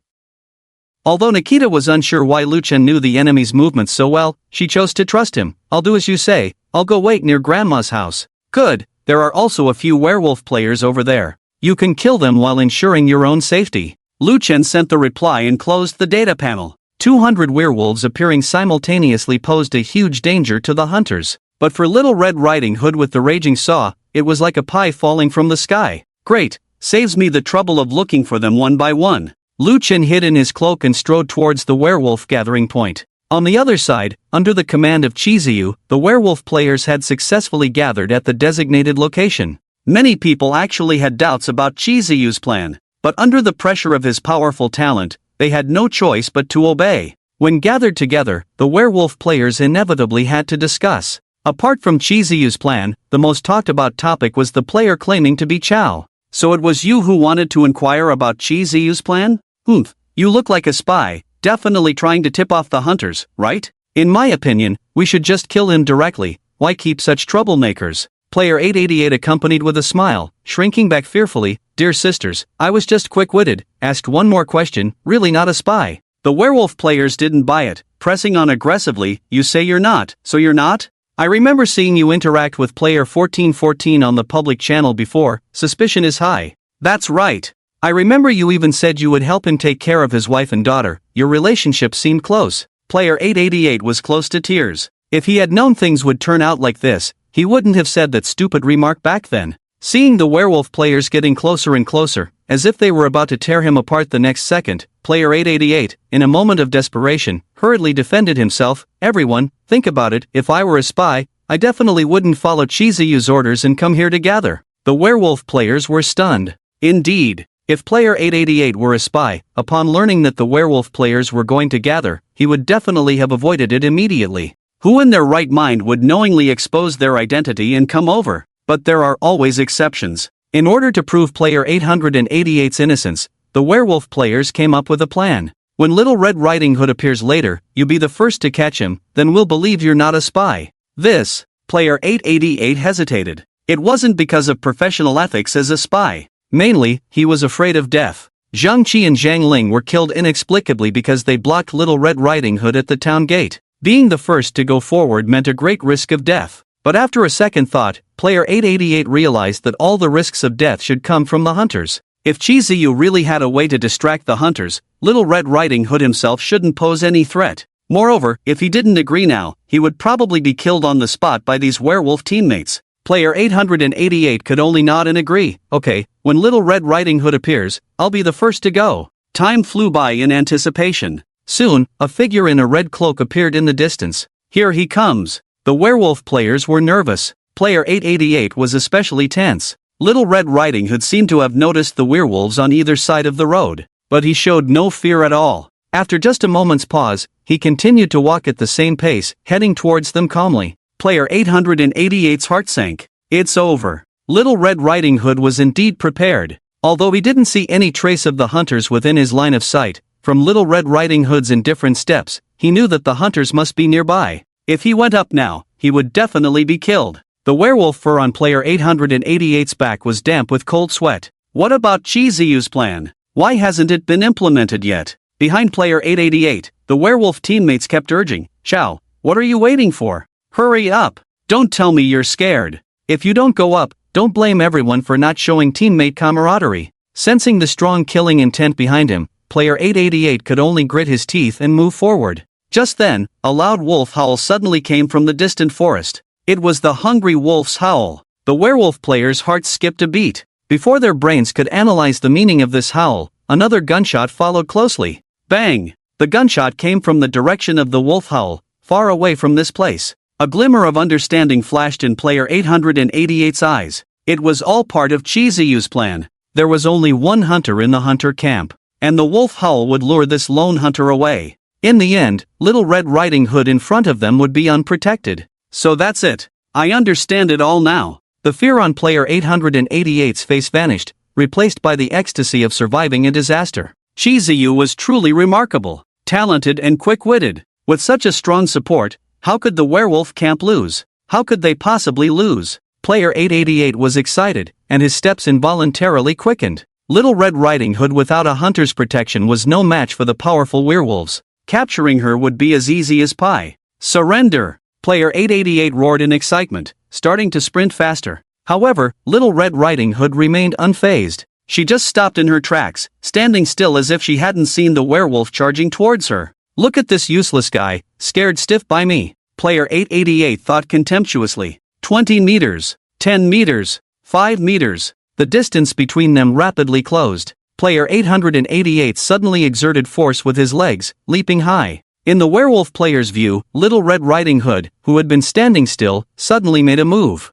She swiftly pushed aside her cloak covering her body, revealing a blood-stained chainsaw. With both hands working together, she forcefully pulled the starter handle. In an instant, the dormant chainsaw erupted with a piercing roar. V-room! The chainsaw spun wildly. Oh crap! The smile on player 888's face froze. He wanted to escape, but his body in midair was already out of control. At the last moment of his life, he suddenly realized something. Perhaps the 96 werewolf teammates who died earlier weren't killed by the hunter at all. The real culprit should be this brutal Little Red Riding Hood. After dealing with the charging player 888, Lu Chen flicked the blood off the chainsaw and looked towards the werewolf players in the distance. The werewolf players collectively shrank their necks. It was as if at this moment, they were the helpless Little Red Riding Hood. Are you all going to attack together? Flashback to over 10 minutes ago. Ziyu brother, what's our plan? Xiao Wei shook Qi Ziyu's arm, thinking her affected manner was charming. Little did she know, with the werewolf appearance, this cute gesture was downright nauseating. Qi Ziyu looked disgusted and pushed Xiao Hui's hand aside, smiling insincerely, asking so many questions. Could it be that the mole is you? Xiao Hui's face stiffened, shaking her head vigorously like a rattle drum. And no, I've been by Ziyu brother's side all along. How could I be the mole? That's hard to say. The other female players following Chi Ziyu sneered, we're not watching you all the time, maybe at some point, you secretly contacted the enemy camp. You're slandering me. Xiao Hui's face paled, exclaiming, if I have the possibility of betrayal, don't you several have it too? Faced with this retort, the other female players fell silent. After all, the data panel was too personal. Unless one intended to show it, usually only oneself could see it. Chi Ziyu clapped his hands to signal the others to be quiet. Alright, there's no need to keep doubting back and forth, he said. It doesn't matter who the mole is. What matters is that we quickly get through this strange tale. He reached for his waist where a palm-sized cloth bag hung. It was a spatial cloth bag, a mini portable storage prop with a built-in 100 cubic space. Although it paled in comparison to Lu Chen's spatial ring, it was sufficient for storing supplies in the early stages. Chi Ziyu took out 5 twigs from the cloth bag and held them in his hand, saying, here are 5 twigs, each of you take one. The person who draws the short one will be the bait and must make a hungry wolf howl. The 5 female players immediately understood. No wonder Chi Ziyu confidently claimed he could divert the hunters. This was the method he used. According to the 5th item in the hunter's notes and the 3rd rule of the Big Grey Wolf Code, hunters have extensive experience. As soon as they hear the wolf howl, they can accurately pinpoint the hungry wolf's location. Big grey wolves cannot starve excessively, otherwise they will involuntarily emit hungry wolf howls. As long as a player from the werewolf camp makes a hungry wolf howl, it's like a bright beacon appearing in the darkness. Naturally, it will attract the hunters. Then, gathering at the path Little Red Riding Hood must pass, the wolf pack can easily complete the mission. The whole plan was flawless. The only flaw was that the player acting as bait, a werewolf, was doomed. Hurry up, everyone is starving, Chi Ziyu urged expressionlessly. He also noticed that the werewolf's hunger could not be eased with ordinary food. At this point, they all just wanted to quickly clear the strange tale. Otherwise, if time dragged on, Chi Ziyu, also a werewolf, would involuntarily emit a hungry wolf howl. Xiao Wei looked at the 5 twigs in front of her and awkwardly said, Ziyu brother, there are 6 of us in total, and these 5 twigs are not enough. How about this? I'm not very hungry, so let the chance to draw lots be given to the 4 sisters. The other 4 female players rolled their eyes at her words. At this point, she was still pretending. There were a total of 6 werewolf players at Grandma's house. Why did Chi Ziyu take out 5 twigs? Did he not even know how to count? He clearly didn't include himself in the calculation. Let me draw first. One of the short-haired women stepped forward half a step. Knowing she couldn't avoid it, she might as well draw early. 5 twigs, 4 long and 1 short. There was an 80% chance of not being the bait. Drawing first might increase the chances of surviving. Chi Ziyu handed the twig to the short-haired woman without commenting on Xiao Hui's suggestion. Seeing this, the other 3 women immediately rushed to grab a twig, afraid that one step later, they would draw the short twig of death. Soon, the 4 twigs were held in the hands of the 4 women. They nervously opened them and compared. After finding they were all the same length, they breathed a sigh of relief. It's your turn. Chi Ziyu looked at Xiao Wei with a smile that wasn't a smile, his eyes cold. Before Xiao Wei could react, he opened his palm. There lay a short twig. Ziyu brother, I don't know what you're talking about. Xiao Wei forced a smile, retreating repeatedly. Chi Ziyu's words were devoid of emotion. You drew the short twig, go be the bait. Xiao Wei tried to evade, but the twig was clearly drawn by you. It's not my concern. I said from the beginning that we have 6 people, and there are only 5 twigs. Before she could finish speaking, Chi Ziyu's hand holding the short twig suddenly transformed into a sharp blade. The tip of the blade pressed towards Xiao Wei. What do you mean? Draw again, redraw. Xiao Hui's smile was awkward. Find 6 twigs, draw again. The other 4 women's faces changed simultaneously upon hearing this. You bitch, what did you say? Ugly and yet thinks she's pretty. When Chi-Gu asked you to draw earlier, you refused. Now that you drew a short twig, you want to redraw? Do you also want to include the big shot? He's the bait. Are you here to protect us? Chi Ziyu sneered repeatedly, redraw? Sure. As soon as he finished speaking, his knife arm suddenly struck down. Xiao Hui's left arm fell to the ground with a thud. Ah! The female college student fell to the ground, clutching her wound, rolling and screaming. Chi Ziyu stepped on Xiao Hui's chest, sinisterly asking, do you still want a redraw? No, no more. Xiao Wei cried out. At this moment, she had completely given up hope. Chi Ziyu was different from those who used to flatter her. When danger approached, he wouldn't choose to protect a woman at all. He would firmly choose to save himself, abandoning everything he could. Injured Xiao Wei was soon thrown out of her grandmother's small cabin. Under Chi Ziyu's threat, she raised her neck and let out a howl mixed with despair and hunger. However, it surprised Chiziyu and the others. Just as Xiao Wei's howl began, the hunter's bullet had already arrived. A gunshot rang out in the woods. Xiao Wei was killed instantly, ending her green tea life. Under the gaze of several werewolf players, a tall woman with long legs, holding a double-barreled shotgun, emerged from the forest and ran swiftly towards the body. Ha, first blood. Didn't expect the first kill to come so easily. Nikita exclaimed excitedly to herself, unaware of the werewolf players hiding in the cabin. But after hearing the woman's cheer, Shizuyu was stunned. First blood? First kill? This hunter player hadn't shown up before killing Xiao Wei? Shizuyu was deeply puzzled. Is she deliberately acting to distract me? Trying to disrupt my thoughts? No, she doesn't seem to have noticed the werewolves in the cabin at all, just passing by here by chance. If Xiao Wei was really this hunter's first kill, then who killed the 96 werewolf players who died before? A thought flashed through Chizuyu's mind, suddenly recalling a message from player 1888. Although I didn't see the specific situation, one thing is certain. The werewolf players slaughtering us are not hunters. The mole theory was instantly overturned. There was indeed someone else slaughtering the werewolf players. It's Little Red Riding Hood. Shizuyu's breathing quickened. It's the one with the number 1414, whose talent is Black Iron Reconnaissance, Little Red Riding Hood. The familiar unease struck again. He couldn't help but think of a few days ago when he was still ranked first on the leaderboard, being called Chizuyu the boss by everyone. At that time, he wasn't a real boss, just someone who, relying on the special talent, plunder, luckily killed a few special monsters. At that time, he never thought that by simply absorbing a few high-level elemental crystals, he could leap to the top of the global ranking. The gap between his strength and status made Chizuyu very anxious, so he urgently wanted to cling to someone powerful. He wanted to find a true strong person, and then he discovered Lu Chen.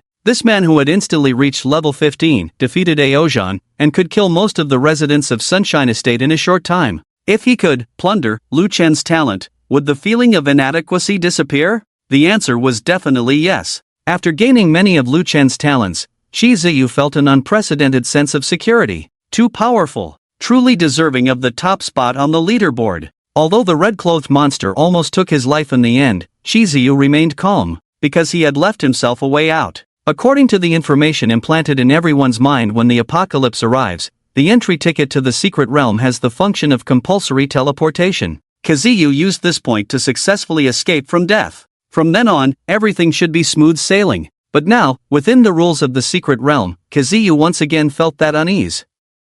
It did not come from the rules of the strange tales themselves but from that person, with the talent for investigation, the rank of Black Iron, and who looked like a ridiculous waste, Little Red Riding Hood.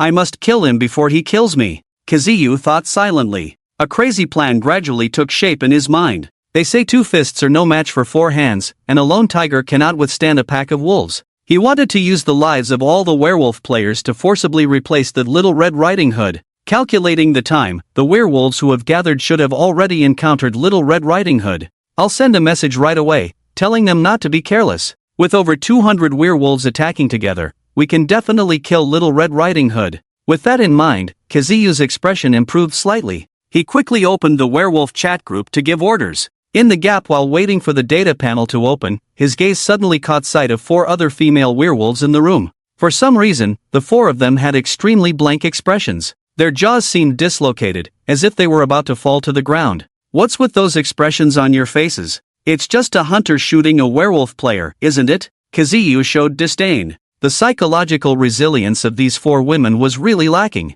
Hopefully, they wouldn't drag him down. Thinking this, Kazuyu looked at the open data panel. With just one glance, his expression immediately became exactly like the 4 female werewolves. Even more exaggerated, in fact. How is this possible? Kazuyu stared at the death toll of the werewolf camp, rubbing his eyes vigorously. Werewolf camp death toll, 312. Kazuyu remembered it very clearly. When choosing the camp, there were a total of 317 werewolf players. Now, 312 of them were dead. In other words, there were only him and the 4 people beside him left in the entire secret realm. Everyone else was dead. The 4 bewildered female werewolves were startled by Kazuyu's exclamation, looking at him with strange eyes. After hesitating for a while and exchanging glances several times, it was the short-haired woman who finally spoke hesitantly. Shiza, the 4 of us are definitely not traitors. We can swear on it. So, do you already have a better united clearance plan and didn't tell us? A united clearance plan?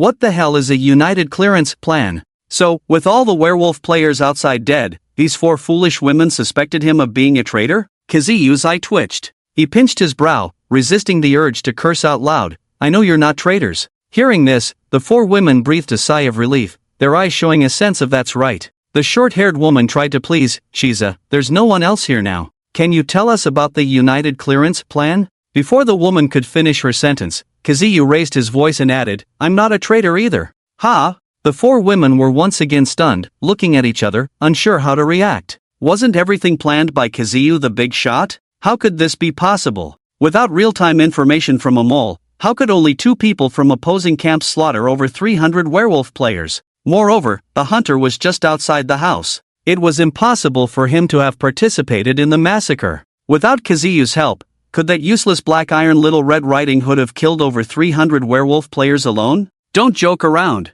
The 4 women did not believe Kazuyu's words. They just thought he didn't want to share his plan. After a moment of contemplation, the 4 women chuckled and said, Shiga, all 4 of us just want to stay alive. If you don't want to talk about it, that's fine. Just tell us what the next plan is, and we will cooperate fully. Shizuyu furrowed his brows, about to explain further. But then he thought better of it. He didn't need to waste his breath explaining to these foolish women. As long as they cooperated, it would be enough. You can interpret it however you want, but if you want to survive, you must listen to me next. The 4 women nodded in agreement. Although there are only 5 of us left in the werewolf camp, there is still a great chance to take down Little Red Riding Hood. Upon hearing this, the 4 women showed obvious surprise on their faces. Even with 300 werewolves blocking the way before, they couldn't take down Little Red Riding Hood. Now, with just the 5 of them, there was a greater chance? TSK.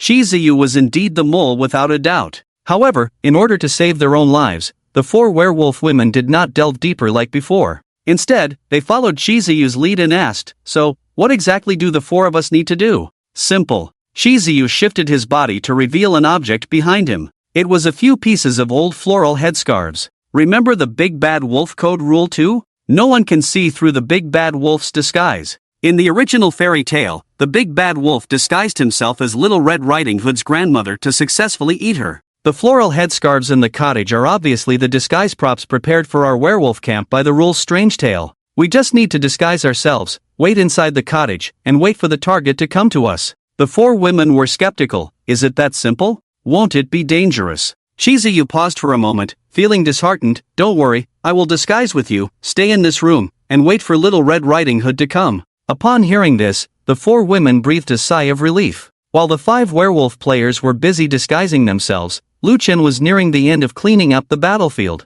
Not only did he collect the spoils from the werewolf players, but he also stored their bodies one by one in the spatial ring. As the saying goes, the ring space is large, so why not use it? Moreover, these werewolf bodies were very useful. Shizuyu is indeed not among these bodies. After collecting all the bodies, Lu Chen muttered to himself. As expected. After all, for the werewolf camp, the safest way to kill Little Red Riding Hood was to disguise as the grandmother in the cottage at the finish line. This ensured that Little Red Riding Hood wouldn't escape and they wouldn't have to worry about the hunter appearing at any moment. Moreover, the rule no one can see through the Big Bad Wolf's disguise provided great protection for the werewolf players. As long as the werewolves didn't voluntarily remove their disguise, players from other camps couldn't launch attacks, even if the disguise was so poor that it could be discerned at a glance. In the previous life, Lu Chen participated in the Fairy Tale Town Rule's secret realm, and the werewolf camp used this method to kill many Little Red Riding Hoods. It must be said that this made Lu Chen, who was in the hunter camp at the time, very anxious.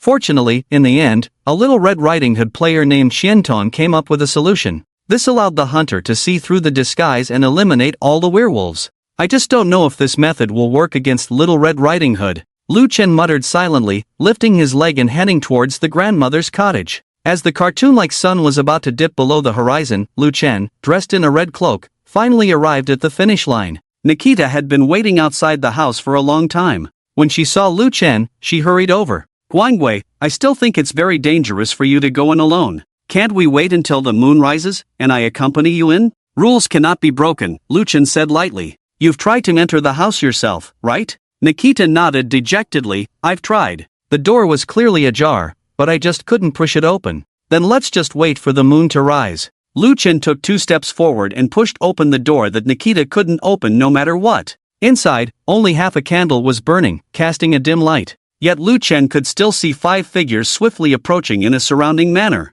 After a moment of pause, he helplessly quipped, "Although I know for sure that my grandmother is definitely the big bad wolf in disguise, having 5 big bad wolves all pretending to be my grandmother is a bit too much, don't you think? Anyone with a bit of common sense knows that there can only be one grandmother. Is it not convincing?" A werewolf retorted. "Why waste words with a dead man? Get him, kill him." Shizuyu urged sternly. "Little Red Riding Hood is restricted by the rules, unable to see through our disguises. As long as we kill him before the moon rises, we can smoothly pass this supernatural tale." Just as the 4 female werewolves were about to pounce, Lu Chen silently lifted his cloak and pulled the starter handle forcefully. V-room! The chainsaw erupted with a terrifying noise, causing the surrounding werewolves to step back in unison. What is this?" A female werewolf exclaimed in shock. "Why does he have a chainsaw?" Lu Chen lowered his head and calmly replied, "If the big bad wolf can wear a hood to pretend to be my grandmother, then isn't it fair for Little Red Riding Hood to have a chainsaw?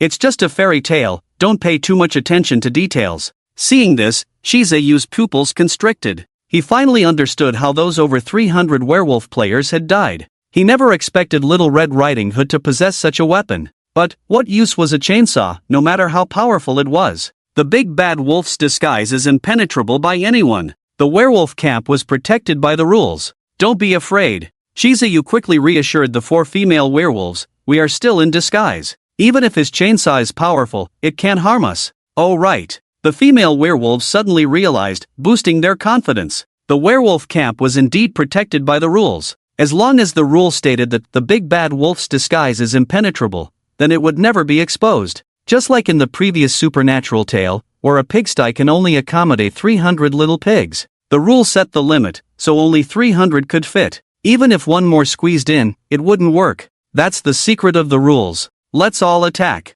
Kill this pretentious Little Red Riding Hood. The short-haired female werewolf roared, charging towards Lu Chen. However, the expected scene of invincibility did not occur. The chainsaw effortlessly pierced through the female werewolf's body. It was as simple as poking through a paper window with a finger. The werewolves were dumbfounded. What happened to disguises that no one can see through? What about being immune to harm? Why could Little Red Riding Hood easily kill a werewolf? Why can you hurt us? We are still in disguise. One of the female werewolves cried out in despair, continuously pulling at the floral headscarf wrapped around her head, as if trying to prove something. The chainsaw, it must be something wrong with the chainsaw in his hands. Another female werewolf also screamed. "Shiza, what should we do?" The last female werewolf cast a glance towards him. Little did they know, Shizuyu was also staring wide-eyed, completely baffled by everything happening before him. This can't be. With the rule restrictions, we should be invincible in our disguised state. Why can you break the rules and attack us?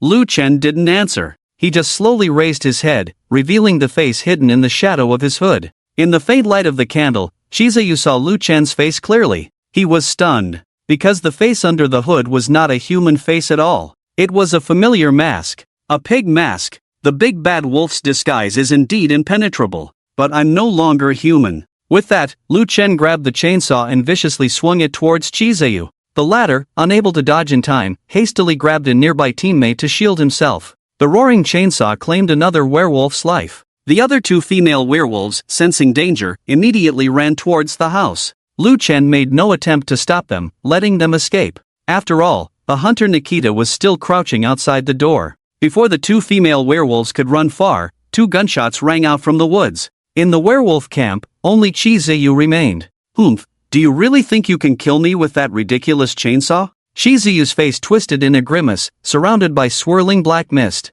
"If werewolf players couldn't use their talents, I might not be able to defeat you. But now, it's time to say goodbye." As his words fell, the black mist surged wildly. Dozens of mantis blades swiftly converged, poised menacingly in front of Lu Chen. "I heard your talent is a black iron grade detection? Come, try to resist my powerful talent." Shizuyu laughed maniacally. What good was a powerful chainsaw? How useful was a sharp mind in following the rules? In the end, wouldn't they all die under his powerful talent? Just a black iron detection ant. How could he possibly surpass this powerful deity with hundreds of talents? Lu Chen looked at the deranged Shizuyu and sighed lightly. "Actually, I lied to you." "What?" Shizuyu's smile faltered. Then Lu Chen continued, "Actually, my talent isn't black iron detection. I have no talent. With that, Lu Chen reached out and removed the pig mask from his face. Lu Chen! Shi Ziyu's eyes widened, momentarily forgetting to breathe. The strange Little Red Riding Hood player before him turned out to be Lu Chen, whose talent he had stolen. He had even chased him into the realm of rules. But soon, Shi Ziyu realized and laughed even more wildly than before. Ha ha, you fool. I was thinking about how to kill you after leaving the realm. I didn't expect you to come to me. Even if I took away your talent, what can you use to defeat me? This. Lu Chen raised an eyebrow, gesturing with the chainsaw in his hand. And the hunter outside. Ha ha. Shi Ziyu seemed to hear a huge joke. Until the moon rises, the hunter cannot enter the cabin. And you, even with a strong tool in hand, can't kill me without getting close, right? Lu Chen nodded, indeed. Shi Ziyu continued, but I can use my talent to kill you. The mantis soul soldier moved, raising its blade arm and slashing towards Lu Chen. And Lu Chen stood there as if stunned, not even attempting to dodge. Not to mention fighting against the soul soldier, he didn't even make a slight evasive move. Die! Shi Ziyu shouted excitedly. But the next moment, Lu Chen still stood there unharmed. The soul soldier's attack had no effect. The severed blade arm, upon touching Lu Chen's body, turned into smoke and dissipated. What's going on? Shi Ziyu's face changed, immediately trying to use other talents. Crackling lightning arrows shot towards Lu Chen like raindrops. He remained indifferent, not bothering to dodge. The attacks still had no effect. Not a single trace of blackened marks was left by the lightning arrows on Lu Chen. This can't be. Why can't my talents hurt you? Shi Ziyu exclaimed in disbelief, attempting to use other abilities to attack. But none of them worked. A sense of absurdity exploded in Shi Ziyu's mind. He was so powerful, yet why couldn't he kill Lu Chen, this insignificant ant? Lu Chen raised the chainsaw and calmly said, "Didn't I tell you? I didn't just win against you with this prop, but also with the hunter outside. Little Red Riding Hood needs to know the second rule. The hunter is Little Red Riding Hood's good friend. With him around, Little Red Riding Hood will be safe." What? Kaziyu's mind felt like mush. Shouldn't the meaning of this rule be that the hunter will protect Little Red Riding Hood? Is there something else going on? Lu Chen smirked. The meaning of this rule is that as long as the hunter is present, Little Red Riding Hood is invincible. Hunter Nikita, are you outside? Nikita, puzzled outside the door, responded, "Of course, but the moon hasn't risen yet, so I can't come in."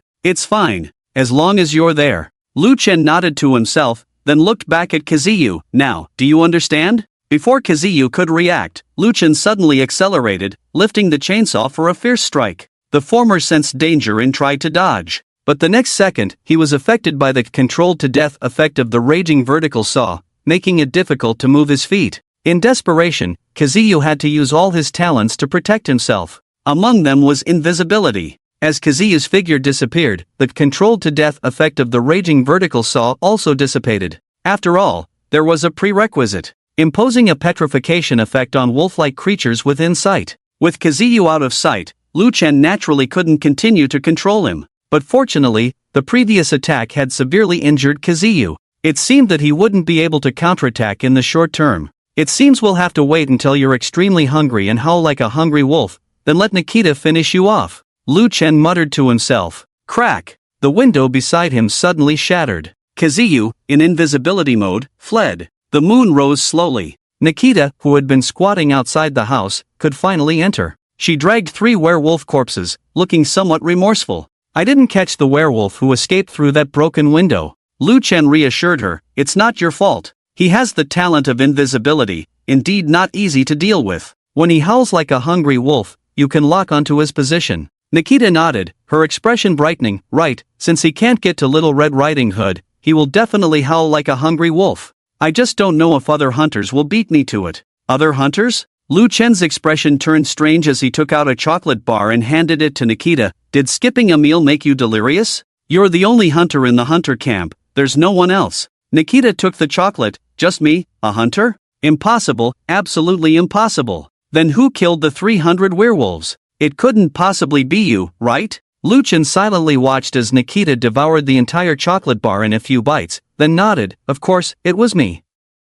Nikita choked on the spot. If it weren't for the water in Lu Chen's spatial ring, this long-legged girl might have been the first player to choke to death in the secret realm of the rules. "You're quite a character. I thought you were just smart, but now it seems you're also quite strong." "Thanks to the prop," Lu Chen replied casually, bending down to inspect the 3 werewolf corpses Nikita had dragged into the house. At a glance, Lu Chen's brow furrowed. He noticed that one of the werewolf corpses was missing an arm. Where did her arm go? I don't know, it was already missing when I killed her. Nikita shrugged, unconcerned. Why? Is this a very important detail? Not really. Lu Chen's expression darkened. After a pause, he continued, it's just that I can't kill all the werewolf players. I can't keep up with your thinking. Nikita admitted, didn't you just say that once the hungry werewolf howls in hunger, I can lock onto his location? Exactly, Lu Chen stored the bodies on the ground into his spatial ring, explaining, but now he has food to satisfy his hunger. He won't be caught until after the second strange tale ends, Nikita realized, then showed a look of disgust. Cannibalism?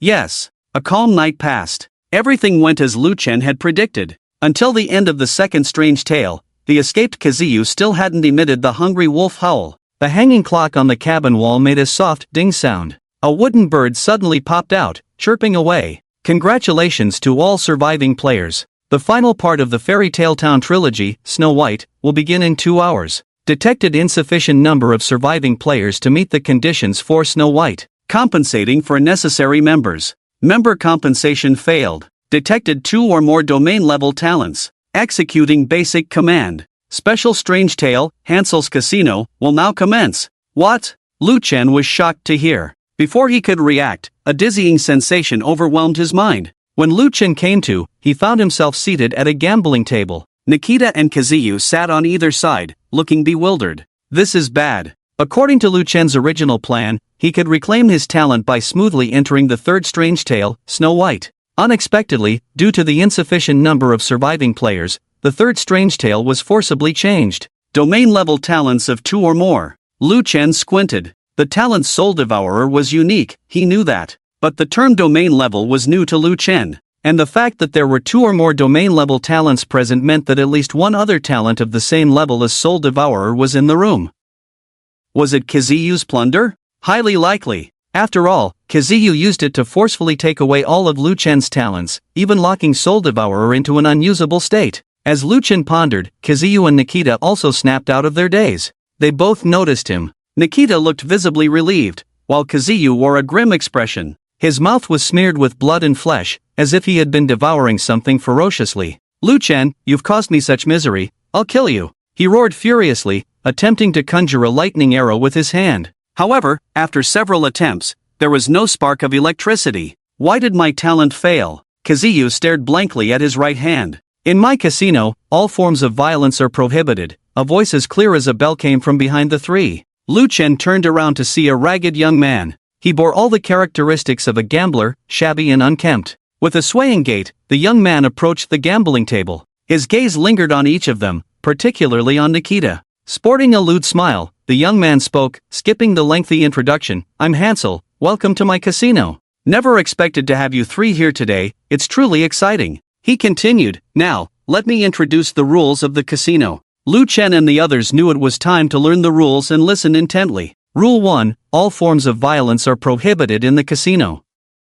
Those who persist will have their names permanently listed on the casino janitor's labor contract. 2. Cheating is allowed during gambling, but never get caught. Refer to rule number 1 for the consequences. 3. Players can choose their own stakes, and the values must be equivalent. 4. The player's bet cannot exceed the total value of the banker's bet, and the banker must agree to the player's chosen bet. 5. Each player must participate in at least 3 rounds of gambling. 6. The banker can choose the gambling game and can receive an additional 25% bet, limited to once per person. Is there anything else you don't understand? Hansel looked at the 3 people with a smile. Nikita raised her hand. Hansel's smile widened a bit. Beautiful and powerful lady, just ask your question directly, this is not a classroom, no need to raise your hand to speak. Nikita looked embarrassed. I wanted to ask if each of us has the qualification to be the banker? Or will you be the banker or designate someone? Everyone has the qualification to be the banker. Hansel interlocked his fingers, showing great patience. Of course, if none of you want to be the banker, I can take on that role. After Hansel finished speaking, Kazuyu immediately asked, is there a range of gambling games to choose from? Which ones specifically? Hansel's smile noticeably faded, becoming somewhat indifferent. Check your data panel, you can choose any gambling game from there. Of course, if you want to play something special, that's fine too. But it needs my approval, and only then can you proceed. After answering Kazuyu's question, Hansel looked directly at Lu Chen. For some reason, his smile suddenly disappeared, becoming somewhat intimidating. Before Lucan could speak, Hansel proactively asked, "Player Lucan, do you have any areas of confusion?" "I do have one." Lucan, unaffected by Hansel's change in expression, asked calmly, "Regarding the bet, can it be anything?" Nikita and Kazuyu looked puzzled when they heard Lucan's question.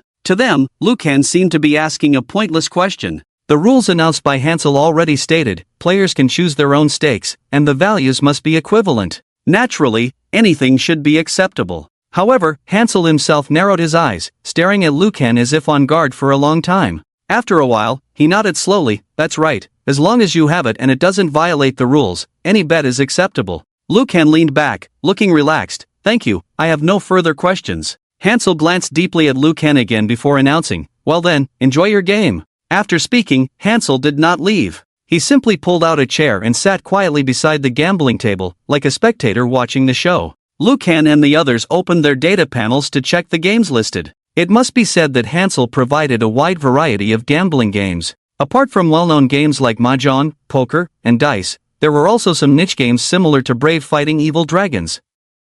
Everything was available. Lucan only glanced at it briefly before closing the data panel to rest his eyes.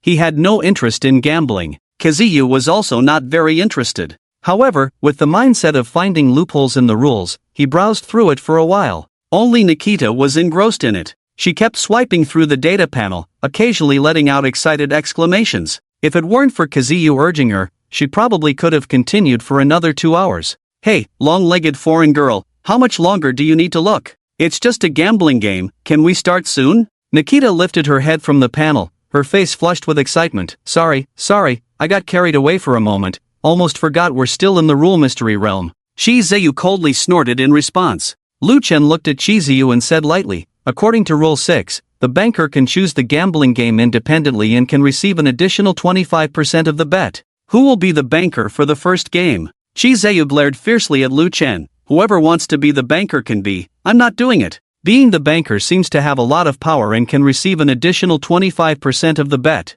but in reality, it is greatly constrained by the players. According to Rules 3 and 4, players can choose the bet independently, and the values must be equal. The banker must agree to the bet selected by the players. In case a player chooses a single hair as a bet, even if the banker wins, there will be no profit. "Then I'll do it." Nikita eagerly volunteered. "Guangwei, you don't mind, right? Or should I call you Lu Chen?" A hint of embarrassment flashed in Lu Chen's eyes. If Chiziyu hadn't just threatened to kill him, Nikita wouldn't have known he was using an alias. Although this little trick was harmless, but being pointed out by the person involved still felt a bit awkward.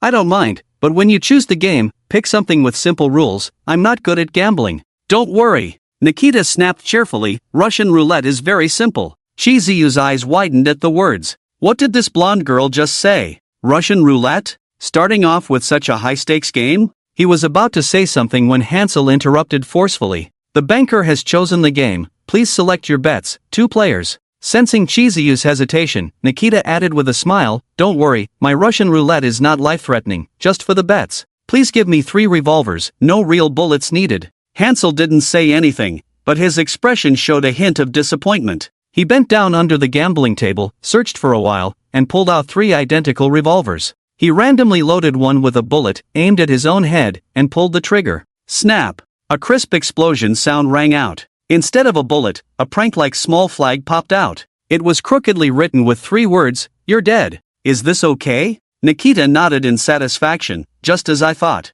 1 bullet in each gun is enough, then randomly spin the chamber. Hansel complied. However, while loading the bullets, due to a large movement, he accidentally knocked over the bullet box. The golden bullets scattered all over the floor, creating a chaotic scene. Each person was handed a revolver. Then Nikita explained the rules of Russian roulette. Each person holds a gun, takes turns pulling the trigger at their own head. There are a total of 6 rounds. In each round, players can choose to raise the bet by firing or give up and leave the game. The bet accumulates. If someone dies, all bets go to the surviving player. Those who leave the game cannot retrieve their bet. However, as a survivor, they can take half of the deceased player's bet. The shooting order is banker first, players later. Apart from the basic bet in the first round, the amount of each subsequent raise is decided by the last player after shooting. Nikita played with the revolver in his hand and said with a smile, It's a pity it's not real bullets, otherwise it would be really thrilling. To make up for this deficiency, I suggest using attribute points as bets.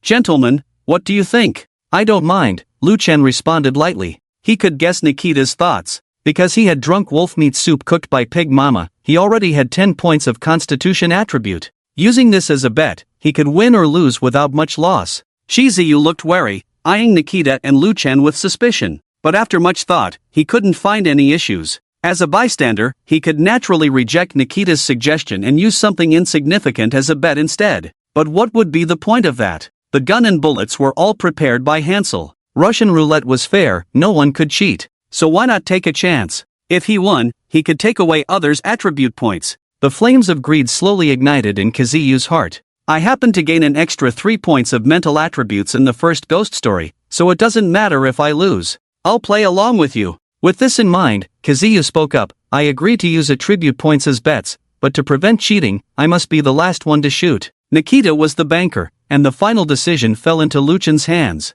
He thought Lu Chen would weigh the pros and cons, but Lu Chen made a direct decision. As you wish. Russian roulette began. After the three of them discussed, the basic bet for the first round was set at 1 point of attribute value. The banker would shoot first. Since there was only one bullet in the revolver, Nikita didn't look too nervous. A 1 in 6 chance. Luck wouldn't be so bad as to win on the first shot. She lightly pulled the trigger, and it was an empty chamber. Lu Chen and Kazuyu also pulled the trigger in turn, but their guns didn't fire. In the second round, Kazuyu chose to raise the bet by 2 points of attribute value. Still, no shots were fired. It was close but safe. It wasn't until the third round that the situation truly became tense. At the end of the second round, Kazuyu directly increased the bet to 7 points. Including the accumulated bets from before, if they didn't quit this round, everyone would need to pay 10 points of attribute value. Kazuyu's main reason for this move was to force Nikita to retreat. For every level a player ascended, all 4 attributes would automatically increase by 1 point.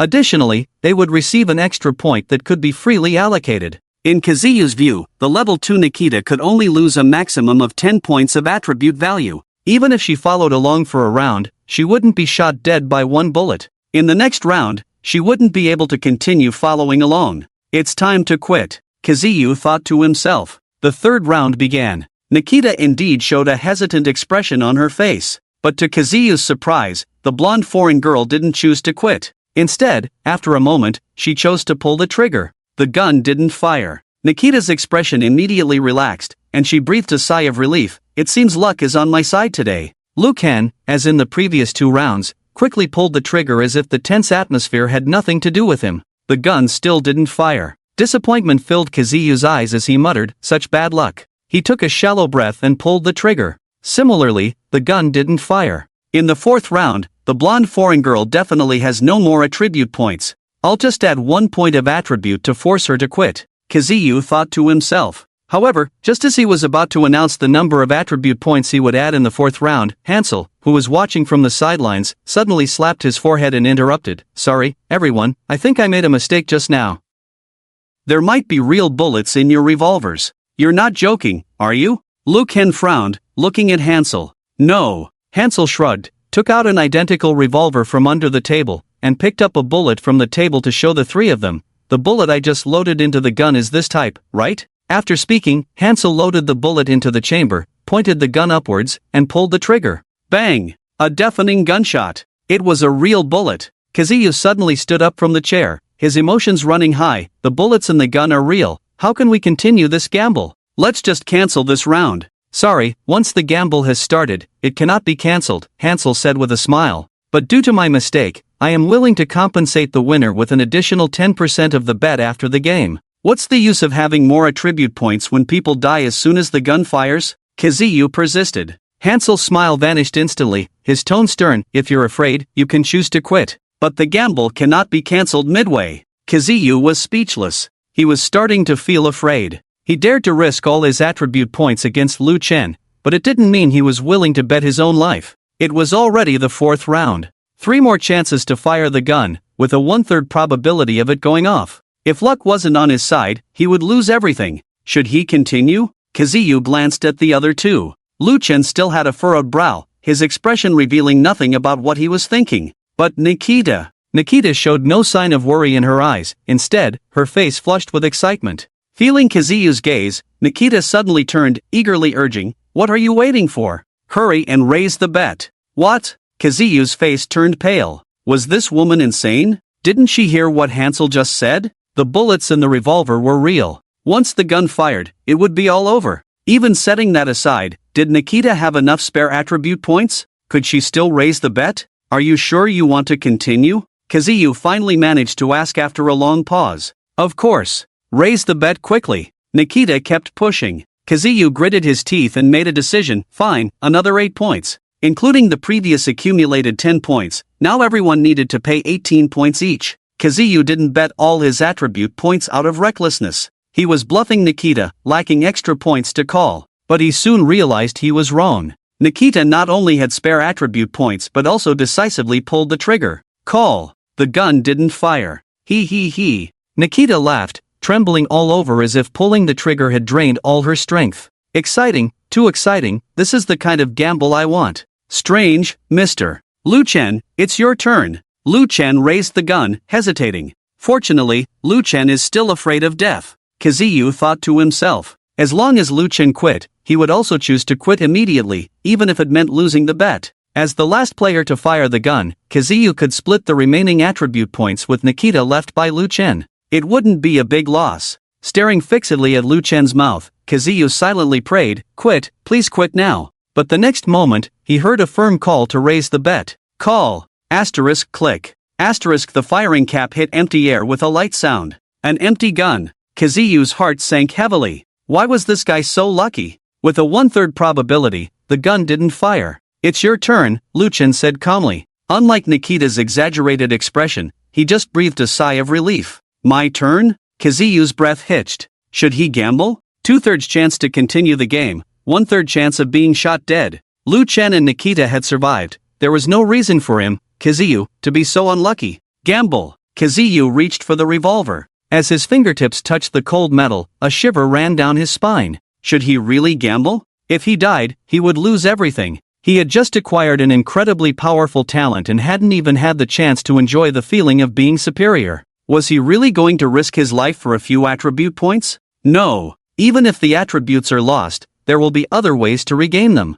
But if life is lost, then everything is lost. I can't keep playing with these two lunatics. Kazuyu recoiled his right hand as if shocked, shouting at Hansel, "I quit. I'm not gambling anymore." "Are you sure?" A smile reappeared on Hansel's face. "I'm sure. It's just 15 attribute points, take them, I can always start over." Having made his decision, Kazuyu felt much more relaxed. Good. Hansel waved his hand. Under the influence of the rules, Kazuyu's 4-dimensional attributes instantly returned to level 0. The drastic drop in attributes made him extremely uncomfortable. His throat felt sweet, and he spat out a mouthful of blood. Hansel turned a blind eye. He turned to Lu Ken and said, "Now, as the last idle player, please choose the amount to raise in the 5th round." Lu Ken nodded, looking at Nikita sitting slumped in the chair. "If I'm not mistaken, 20 attribute points should be all you can offer, right?" Nikita struggled to sit up straight, breathing heavily, and anxiously said, "Yes. So please raise by 2 points. If you feel it's not enough, we can bet on something else. Anything is possible. Don't let the game end. I beg you." Watching Nikita, who seemed completely different in front of him, Lu Ken silently criticized her. This tall, beautiful woman's gambling addiction was really out of the ordinary. "Have you made up your mind? Once I place my bet, in the next round, you will have a 50% chance of being shot." Lu Ken meant well with his reminder. But this sentence unexpectedly put Nikita in a strange state. Seeing her blood boiling, her skin turning pink all over, her long legs constantly rubbing and twisting, the thin sweat evaporating from her hot body temperature, emitting a mist. Nikita's lips slightly parted, breathing heavily. "Have you made up your mind? Please satisfy me. Push me to the limit." Watching the intoxicated look of the woman in front of him, a strange feeling arose in Lu Chen's heart. He felt like he was being used. Like a tool designed solely for someone's pleasure. Fine. In the 5th round, raise by 2 attribute points. Before he could finish speaking, Nikita quickly raised the gun, aiming at her head. Her body twitched uncontrollably at that moment. The sound of dripping water came from beneath her. Nikita pulled the trigger. Bang! A crisp explosion sounded. A small flag shot out of the gun barrel, with 3 crooked words written on it, "You're dead." Nikita was stunned. Kazuyu was also dumbfounded. Weren't the bullets in the gun supposed to be real? How did they turn fake again? Hansel slapped his head, exaggeratedly exclaimed, "Turns out I loaded fake bullets, sorry for scaring you all." Fake? Nikita and Kazuyu murmured simultaneously, their faces showing different expressions. The former was filled with joy after narrowly escaping death, while the latter was angry after being deceived. "What's the meaning of this? Are you colluding with them to cheat?" Kazuyu questioned loudly. Hansel chuckled, "How could that be? You can question my character, but not my fairness." Before the player Nikita fired, no one knew whether the bullets in the revolver were real or fake. Kazuyu wanted to say more, but he saw Lucan suddenly raise the revolver, aiming at Hansel's head.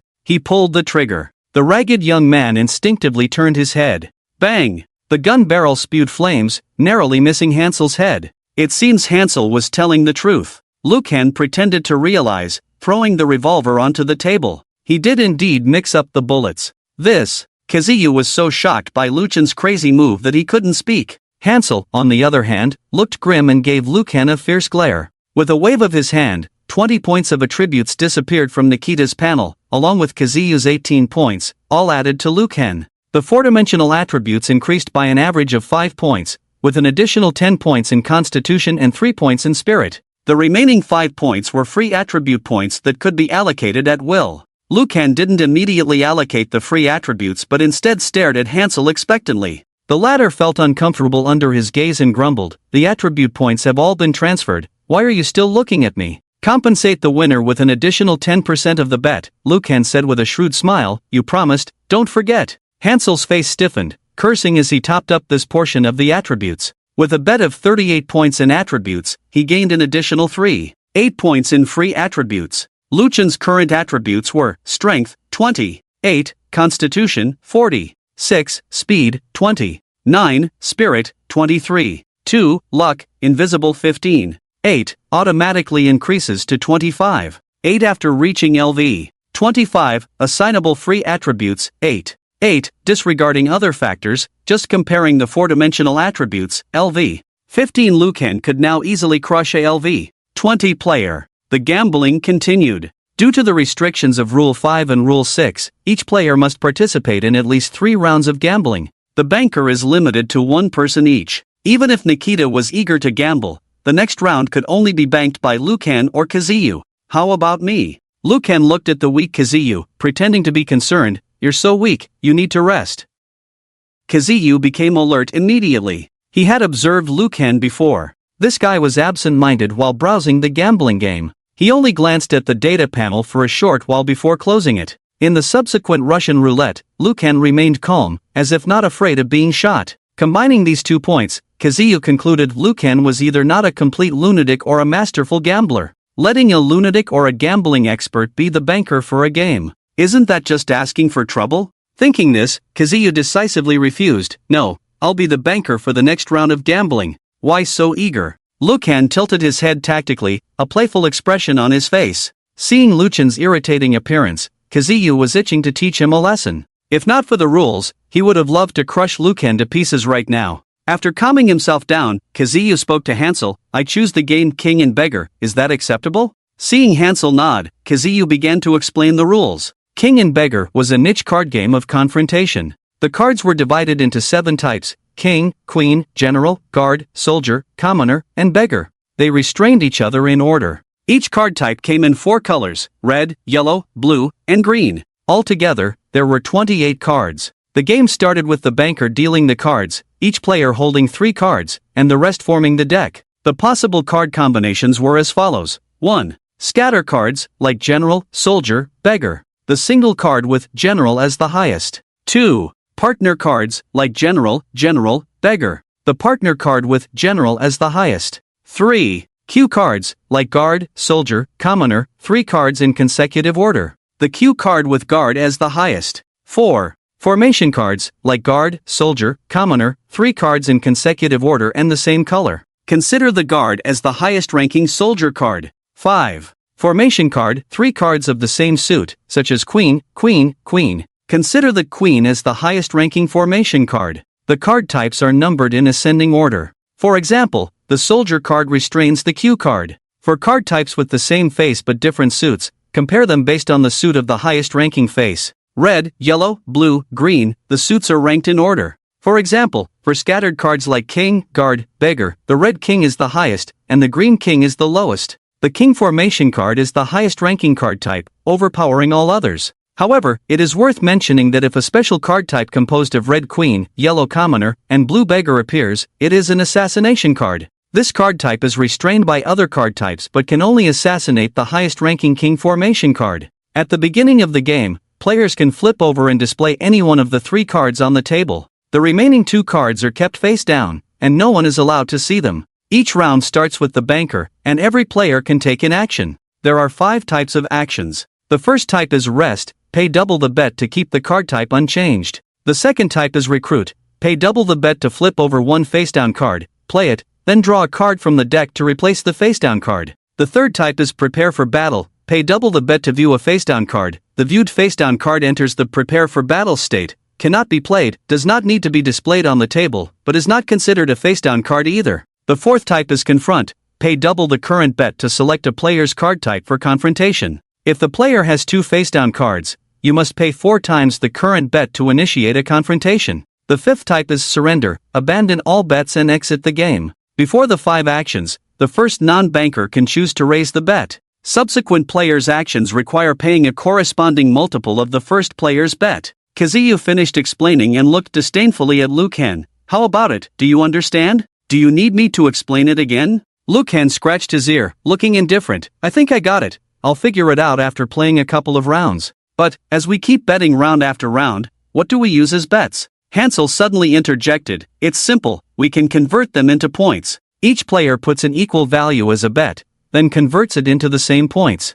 During the game, we use these points for betting. When 1 or 2 players lose all their points, the game ends, and the losers pay the winners. As long as there are points left, the game continues. Well, that's a good idea, Hansel, as expected of you. Liu Kang applauded repeatedly, showing exaggerated admiration on his face. Although Kazuyu was not pleased with Liu Kang, he had to admit that Hansel's method could indeed solve the current problem. With a cold snort, he reluctantly agreed. Nikita naturally had no objections, as long as she could participate in the game. Seeing the unanimous opinions of the 3 players, Hansel immediately spoke up. So, the non-banker, please choose the bet. Nikita looked at Liu Kang. Although she had lost everything in the previous round, losing all her attribute points, Liu Kang had brought her an ultimate gambling experience. Nikita would never forget this feeling in her life. So, naturally, she handed over the choice of bet to Liu Kang again. I believe you won't let me down, the extraordinary Mr. Liu Kang. Nikita's eyes were affectionate.